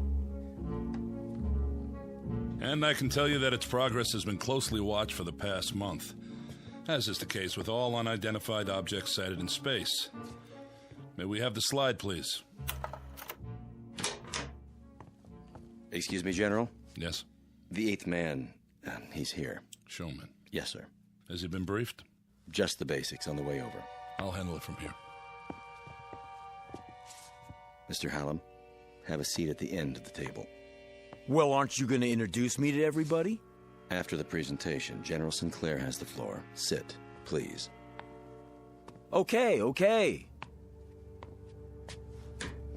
Now then, slide, please. This is a routine photo from the 200-inch Hale telescope on Mount Palomar. Must be some camera. Shh. I don't see anything. Let me use the pointer. That short white line in the star field is the first picture we have of Wanderer. May I ask a question? Dr. Conrad, is it? Yes. When exactly was this taken? A little over a month ago. October 3rd, to be exact. I see. Next slide. This photograph, taken only 3 weeks ago, indicates that Wanderer is indeed headed for our solar system. Next slide. And this shot conclusively establishes what astronomers feared, that Wanderer is on a collision course with Earth. What?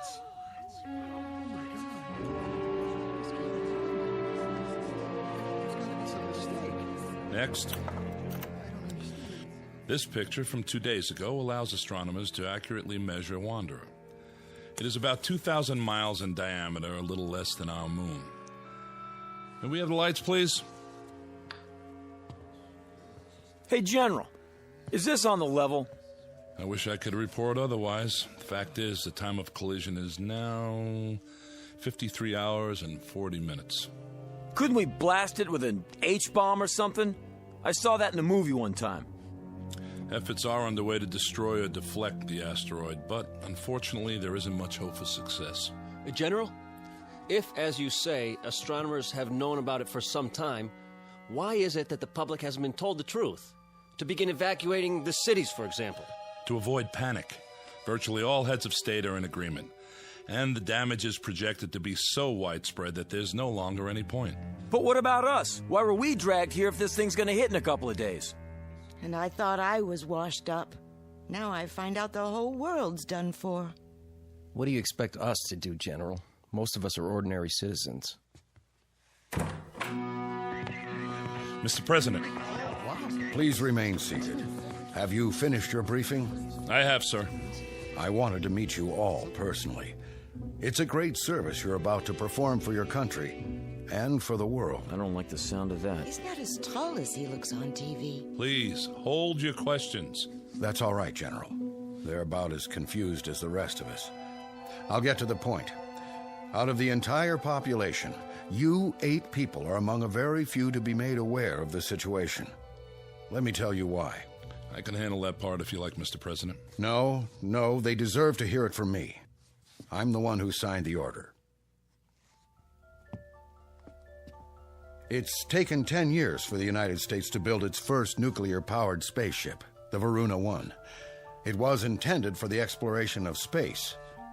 That ship now stands on a launching pad in New Mexico, ready for its first and last mission, that of transporting human life to a new planet, to grow and multiply. To put it simply, you have been selected to represent the future of the human race. Then we're really in trouble. You can say that again. Is he serious? That's crazy. Why us? Know that in you rests the heritage of all humanity. Our prayers go with you. Good luck and Godspeed. We're really grateful. Thank you, sir. Are you the psychologist? Dr. Russell Conrad, Denver, Colorado. I'd like to shake all of your hands. Francie Blaze, Los Angeles. I, entertain. Pleased to meet you. Jody Howland, Mr. President. I'm from Chicago. I guess you could say I'm a speculator. I see. Regina Walsh, Kansas City, Missouri. I'm a singer. Or I was. Is that right? Dee Clark, Spokane, Washington, bacteriologist. How do you do? Philip Jewell, New York City. Mr. President, I'm not sure I approve of all this. I don't understand. You're Dr. Jewell? Yes. I've read several of your books on philosophy. Thank you. But about what's happening here... General Sinclair will fill you in on the details, Doctor. Lily Wong, San Francisco. I am an artist. Hello. Harvey Winterroth, Traverse City, Michigan, and just an auto mechanic. Don't say that. You all have very valuable skills, chosen to complement each other. Believe me, the hopes and aspirations of the world go with each and every one of you. Try to bear that in mind. And now, goodbye, and good luck. Thank you for taking the time, sir.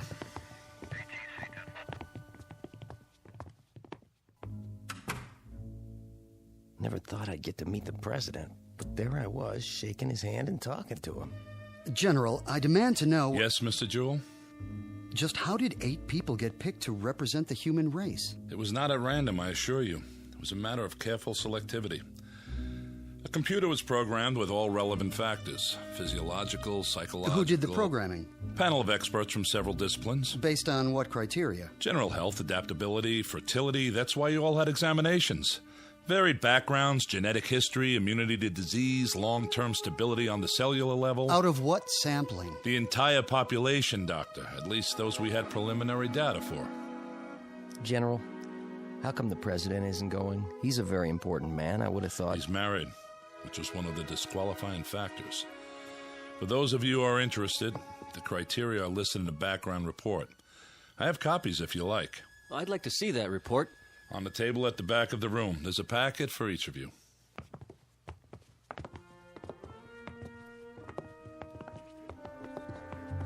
Look at me. What a mess. I better fix my face. You look fine. Don't kid me. We're not here because of our looks, that's for sure. Must be because we're in such good shape. Yeah, you're a regular bodybuilder. I'm serious. Other kids got the measles, but not me. I was always lucky that way. Goody for you. Oh, maybe not 100%.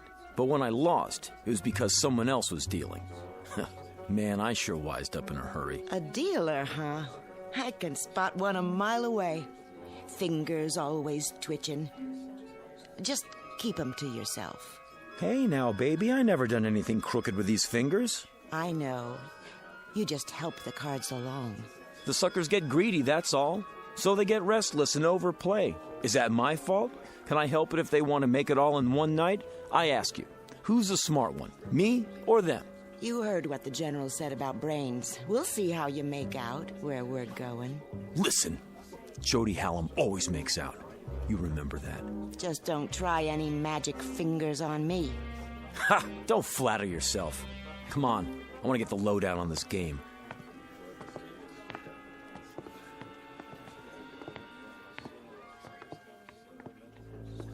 And after that, it was all entered into the memory banks.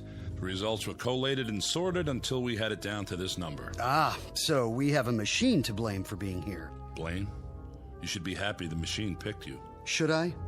Then why do I feel as if I'm deserting humanity in its hour of need? General, how soon will the Varuna leave Earth? In less than 24 hours, you will all be flown to the launch point. What about food on the ship?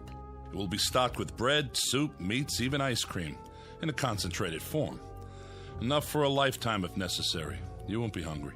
How can they get that much chow on one ship? It will be made from continuously harvested tanks of chlorella, a fast-growing, single-celled plant. A plant? That doesn't sound very palatable. Hey, General, where are we supposed to land? There's an area on Mars if we can confirm it's suitable for a small colony. How about if it's not? Ship's nuclear power pack can take you all the way to Alpha Centauri if necessary, using a new form of hyperdrive. That's the nearest star system with habitable planets. Maybe there'll be people there like us. I read a story about a princess on Mars. Then you can go into your dance and knock their eyes out, if they have eyes. Who's kidding who? I was never a very good dancer. I was never very good at anything. But I got along because people would pay for it. All that's over with now. You better believe it. I'll start over up there. Be me this time. I'll be what I want to be, not what they want me to be. Right. Keep that attitude. I have a question. Who's flying us to where we are going? We've assigned a crew of 2. That should be sufficient. Captain Gerald Vickers and Lieutenant Robert McKenna. You will meet them when... excuse me. Sinclair? Yes. Right away. Limousine is downstairs, ready to take you to the airport. No calls for us? To say our goodbyes? I'm sorry, Doctor. We can't risk breaching security. Now, if you'll all come with me, please. You have a great adventure ahead of you. Perhaps the greatest in the history of mankind. Oh, wow. This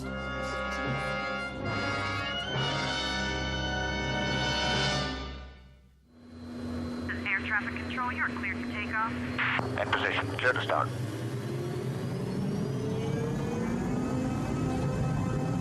Made a move. Nose job back in front.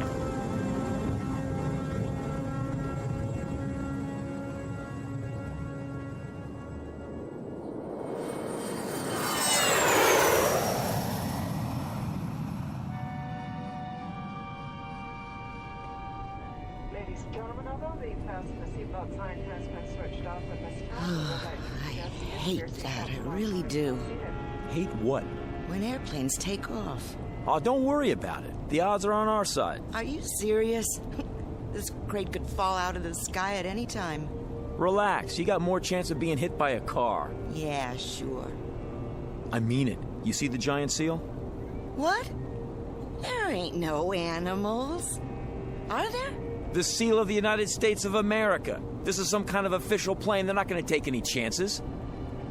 What if we get hijacked? Now you're really dreaming. We got searched. Nobody could bring a gun in here. Oh, yeah? What about them? Who? The guys up front.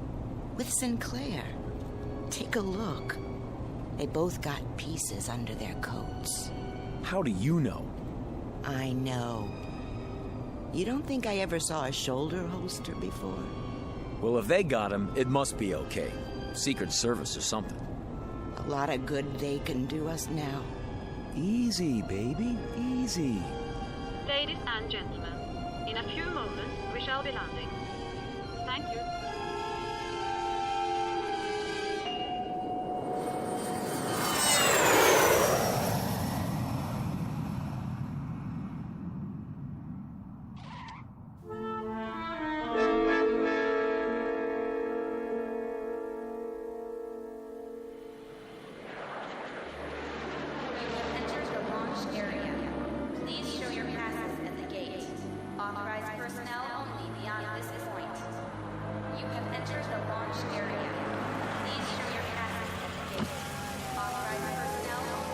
ID, please. General Sinclair and Company to operations. Oh, right, General. Operations is the first building, straight ahead. I know where operations is, son. Yes, sir. Open the gate.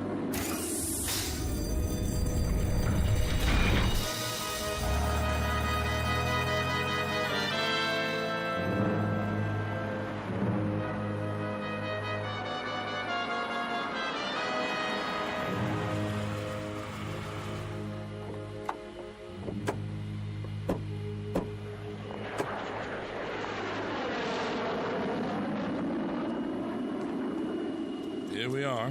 If you'll just follow the walkway to the entrance. How do you do, sir? Good to see you, Captain. Lieutenant John McKenna, General. At ease. This is your pilot, Captain Gerald Vickers, and Lieutenant McKenna. Mr. Hallam, Miss Walsh. Welcome. Hiya. Captain, huh? Miss Blaze, Dr. Conrad. Hello. Miss Clark, Dr. Jewell, Miss Wong, Mr. Winteroth. Hi. Nice to meet you. You're the pilot? I'll do my best. I sure hope you know what you're doing. Well, there she is. Where? Out in the field. Take a good look. That ship's gonna be home for a long time. It's beautiful. Wow, some design. A little small, isn't it? Not really, Miss Blaze. It's a very efficient design. Just enough room for 8 passengers. 8? Don't you mean... I'll go over the details in a few minutes. For now, they're expecting us inside. If you'll follow me...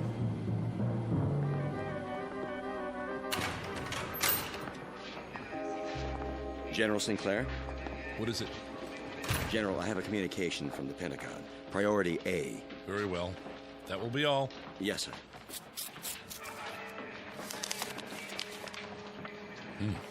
What is it?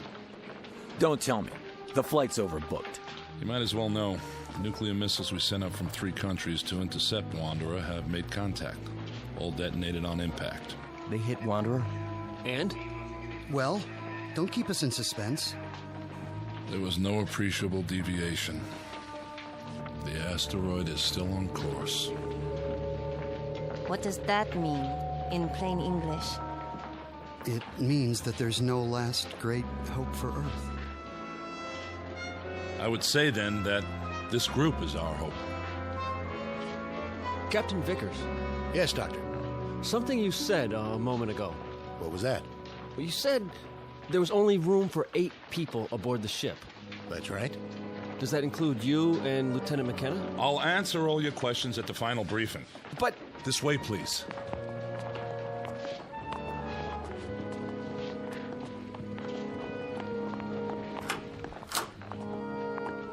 Sit down, if you will. How many more hours do we have? When are you going to feed us? I'm a little queasy myself. In about an hour. We're on a tight schedule. General, I asked a question outside. I think I deserve an answer. We're 8 people. The captain and the lieutenant make 10. But if the ship will only hold 8... I have an announcement in that regard. When this group was organized by presidential order, 2 reserves were included. Who? You mean we're not all going? Why didn't you tell us the truth? What are they arguing about? They got an angle. I knew it.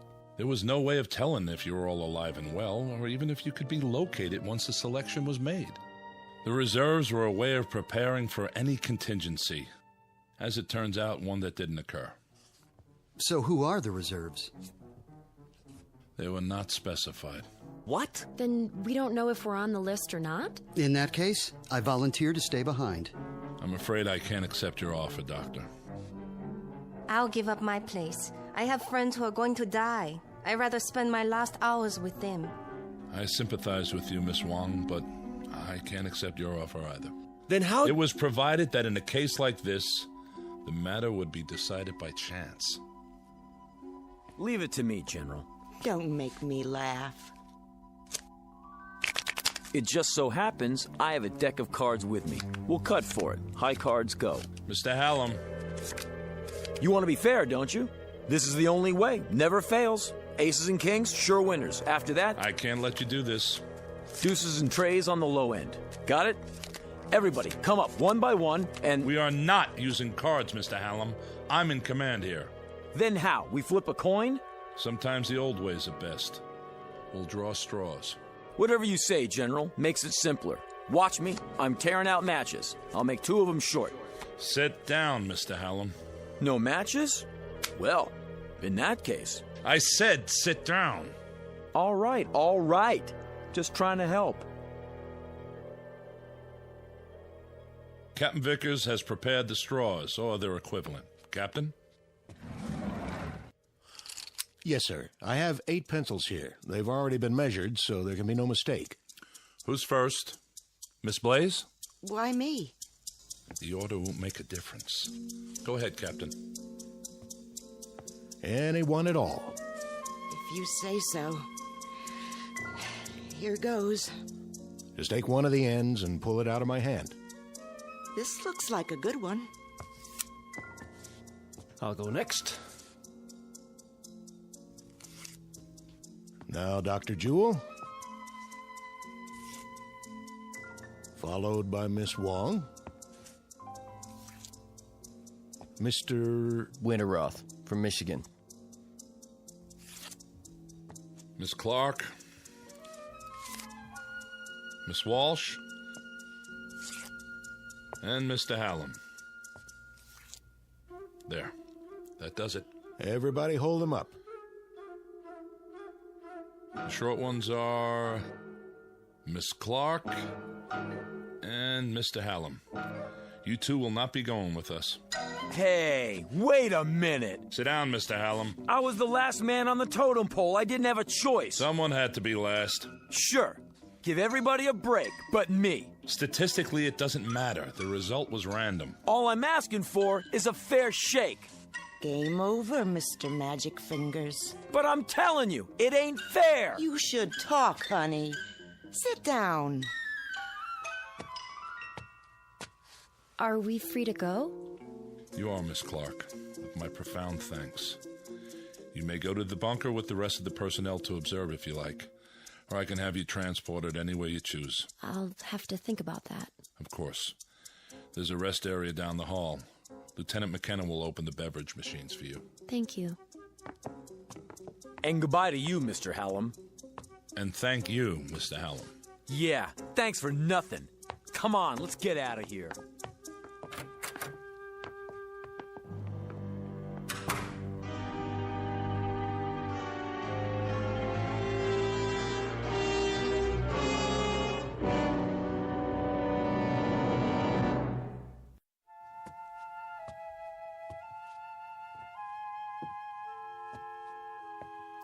Why don't you sit down? You're making me nervous. Yeah. Miss Clark's right. Would you like a cup of coffee? I'd like a shot of scotch if you want to know the truth. Cream and sugar? Black. Do you have family, Lieutenant? Yes, ma'am. I mean, miss. Back in Austin. Oh. Are you going there to be with them? I sure hope so, if there's time. It's a terrible thing, I suppose. The little tragedies. We have time to absorb them. But something like this, it's too vast to comprehend. I know what you mean. Cut the chatter. What is this, a funeral? You might call it that. Well, I tell you one thing. The game isn't over till it's over. You never know what's going to happen at the finish. This isn't a horse race, Mr. Hallam. We'll see about that. Give me the coffee, will you? Of course. Yeah, tastes like mud. If you'd rather have a soft drink. Forget it. Sorry you didn't care for it.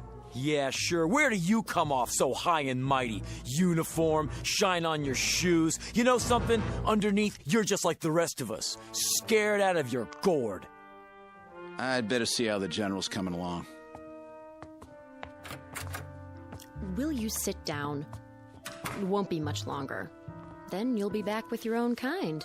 I don't see why you're so anxious to go home. One of them in there could have a heart attack or something. And then what would we do? Draw straws again to see which one of us goes? Sure, why not? At least try to face reality and make peace with it. Listen, if they let me do it my way, you think I'd be sitting out here? Oh, you mean you'd have fixed the cards? Lady, when your life is on the line, you try anything. Even if it means pain or misfortune for others? If that's the way the chips fall. You amaze me. I thought I'd seen all kinds. You ain't never seen Jody Hallam before. Thank God for small favors. I would say, Mr. Hallam, that you're nothing special on the evolutionary scale. More along the lines of a throwback. You've hardly advanced beyond your one-celled progenitors. Say, is that a wisecrack? I've seen your kind under microscopes. Bacteria don't have a conscience either. Oh, but they do? In there? How do you know Vickers didn't fix it the way the general wanted? Don't be absurd. It was impartial, and we lost. I'm ready to leave whenever they let me. Go ahead, give up. That's what you learned in your school. But where I come from, it's a different story.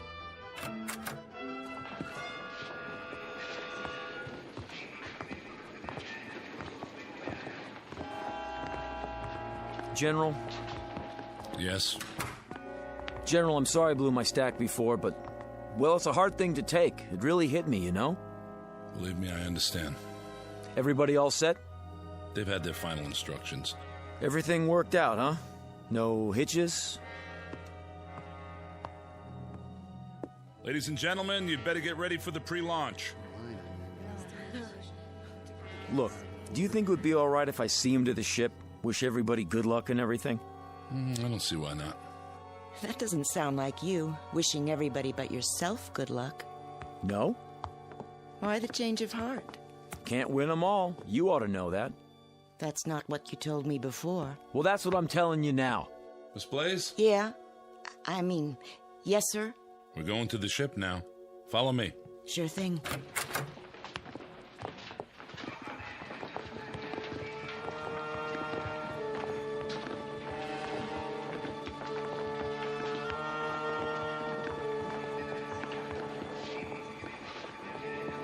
Not you.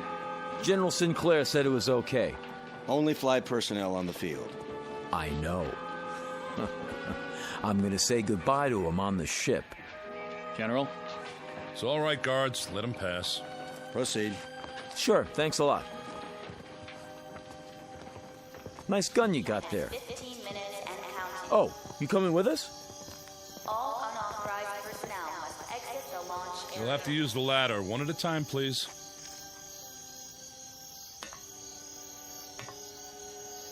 Well, this is it. So long to the good old U.S. of A. It was a rat race, but I think I'm gonna miss it. It just doesn't seem possible to think that all this will change in a few hours. How much time? Not long, by my watch. The Varuna 1 is now on internal power. Look at all those stars. Skies like this in Michigan. There's a place I used to fish at.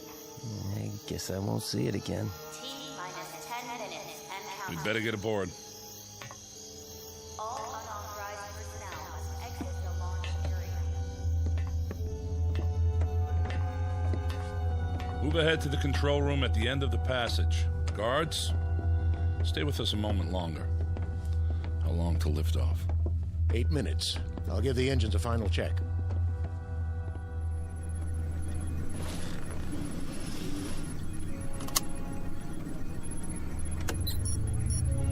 Main thrusters powered up. Retros all clear. Gyro stabilizer charged. I feel like a sardine already. Relax, baby. This is one tin can nobody's gonna open. Aren't you supposed to wave bye-bye now? Let me have your attention. This is it, Mr. Hallam. Shh. I want to hear what he says. President has asked me to extend his blessings and his hopes for a safe journey. Also, he's aware of the hardships that lie before you. He wants to remind you that in all the years to come, you must not lose sight of your purpose. Guards. There's a digital library. See Mr. Hallam back to the building. Yes, sir. Each of you Come are with the me. seeds In a of minute, future I said. It will be your trust to nurture the first generation born off Earth. For upon this, a new civilization will be built, long after we are forgotten. This way. Right.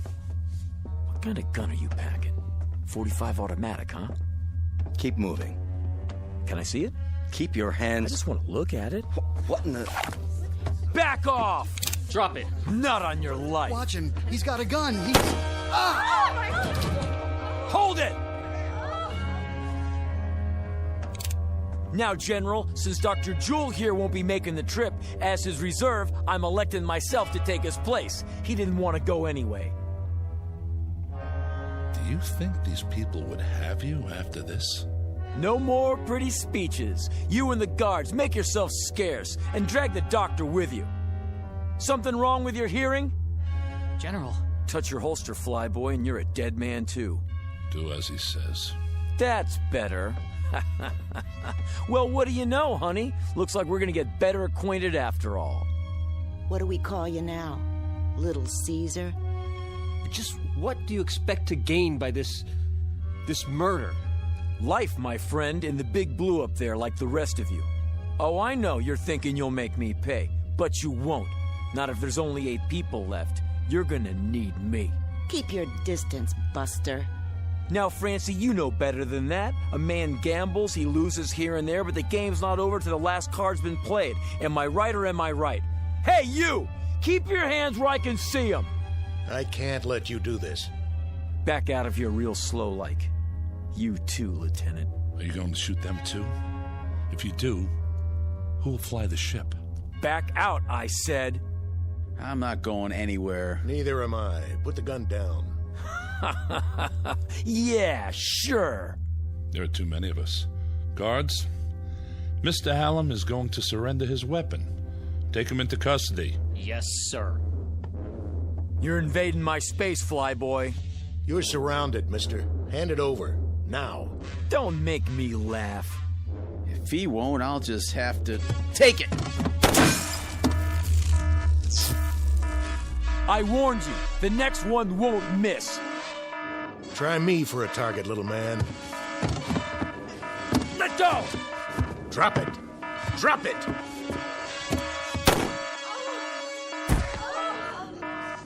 Now look what you've done. That ain't in the rules.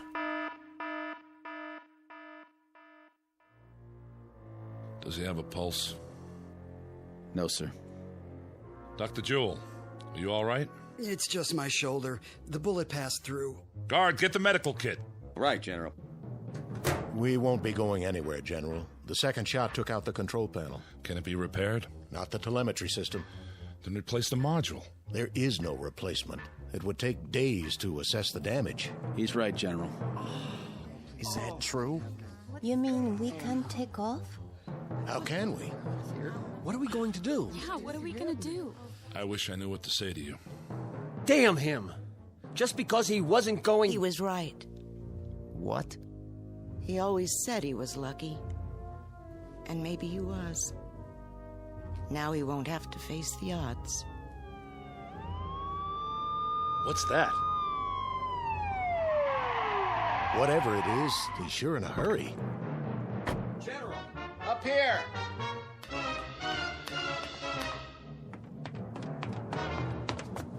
General, this just came in, sir, from the President.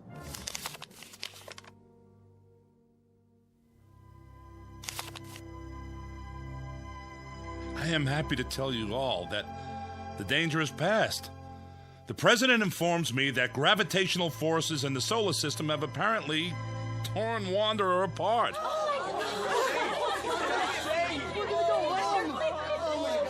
You mean it's not gonna hit Earth?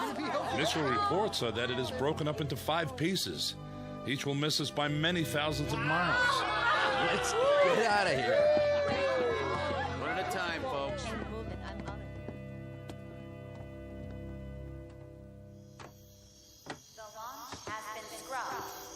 Can I give you a hand, Miss Blaze? You can give me 2 hands if you want. A big, brave captain like you. Call me Francine. Okay. Francine, I'll help you down. What about him, Mr. Big-Time Gambler? There'll be an ambulance on the way. He doesn't need an ambulance. He needs a hearse. Jody Hallam from Chicago. I got 3 words for you. So long, sucker.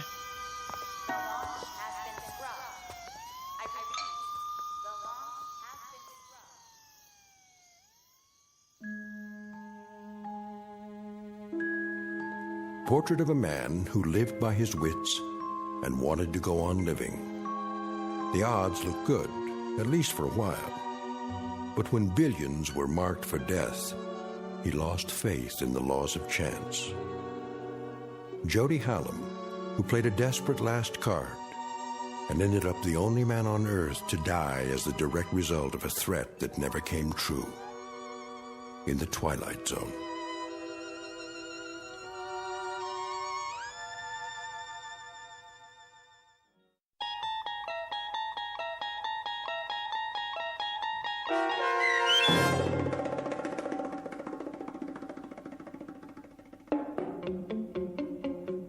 Pattern for Doomsday, starring Henry Rollins with Stacy Keach as your narrator, was adapted for radio by Dennis Etchison and written for The Twilight Zone by Jerry Soule.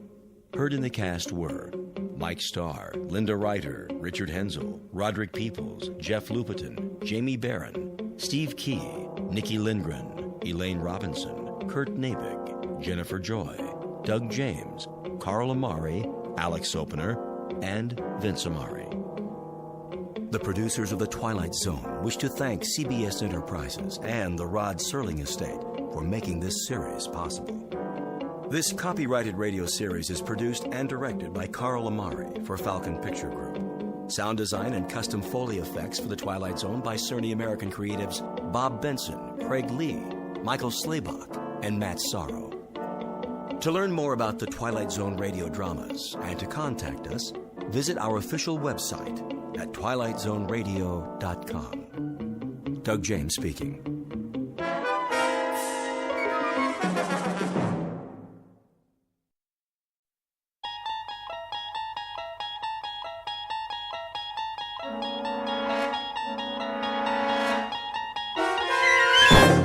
You're traveling through another dimension. A dimension not only of sight and sound, but of mind. A journey into a wondrous land whose boundaries are those of imagination. Your next stop, the Twilight Zone.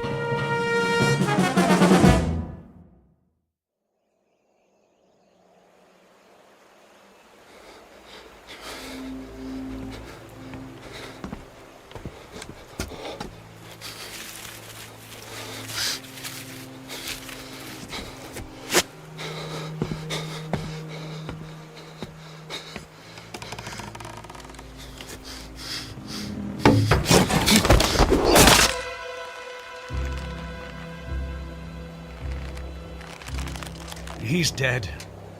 Get him down. Yes, Captain. Clemens, what the devil do you think you're doing? Cutting him down, Captain. This is the last of the rope, Clemens. There's still one more to go. Just untie him. For pity's sake, catch him before he falls into the river. Traitor or not, he deserves a decent burial. Captain, the rope's looking pretty frayed. I'm not sure it'll take the weight of another prisoner. It'll have to. But, Captain... I said it'll have to. Yes, sir.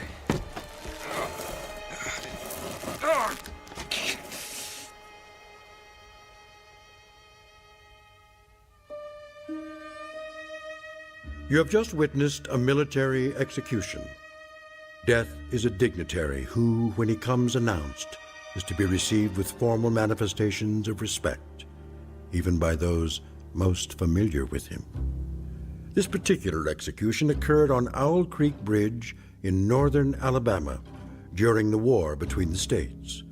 You might find it in the works of that past master of the incredible Ambrose Bierce, but its proper home is in the Twilight Zone.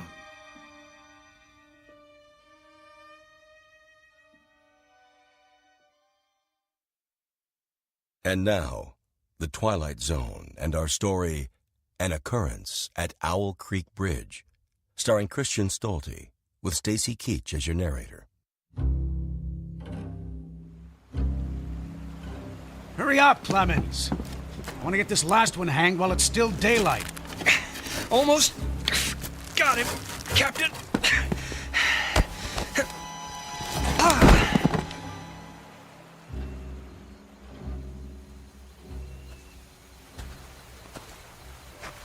Your friends are dead, Peyton. That's your name, isn't it? Mr. Peyton Farquhar? Your act of treachery came to nothing, Peyton. And now you'll be called to account. I wouldn't recommend you think of doing anything as stupid as trying to get off this bridge. Apart from the fact that your wrists are tied behind your back, you'll find yourself more than adequately surrounded, whichever way you choose to run. See those sentinels at either end? Please don't get the impression they're just taking a rest. The way they're holding their rifles, they call that the support position. Means they're always at the ready. As a good soldier of the Federal Army should be. Don't say too much, do you? Huh? Peyton? Peyton Farquhar. Hello? Anybody at home? And here I thought you were a true Southern gentleman. I know what you're thinking, Peyton. That maybe you could make that 20-foot drop into the water.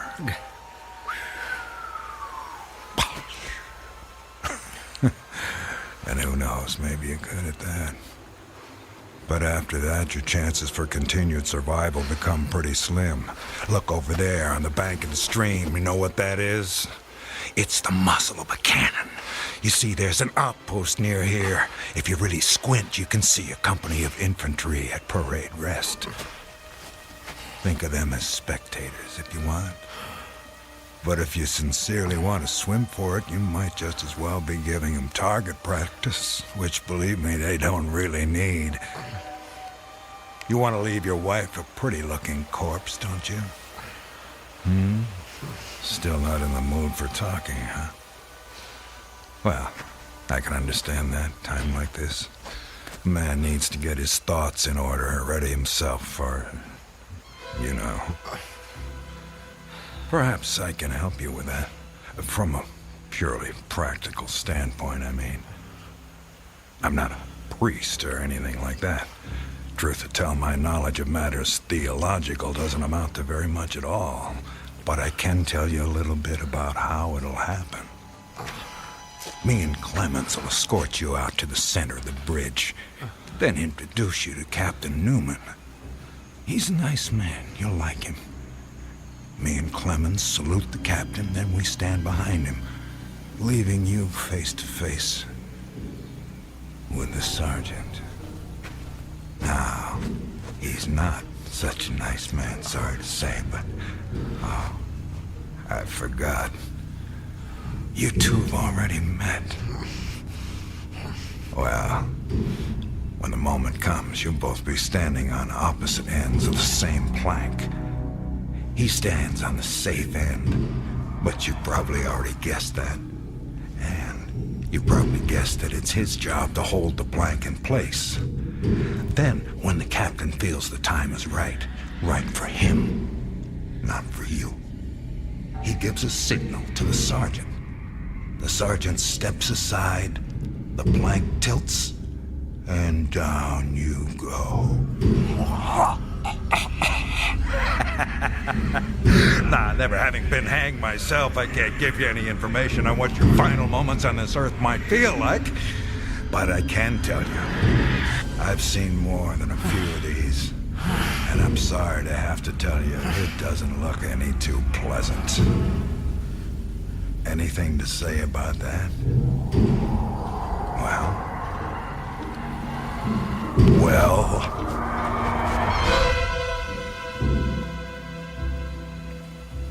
I am a living man. How's that? Speak up, Peyton. If you got any famous last words, we should hear them. Otherwise, they won't be famous. I am a living man! Not for much longer. No, sir, not for much longer. Captain says we're ready for him. Hear that, Peyton? We're ready for you. They say the Lord hates a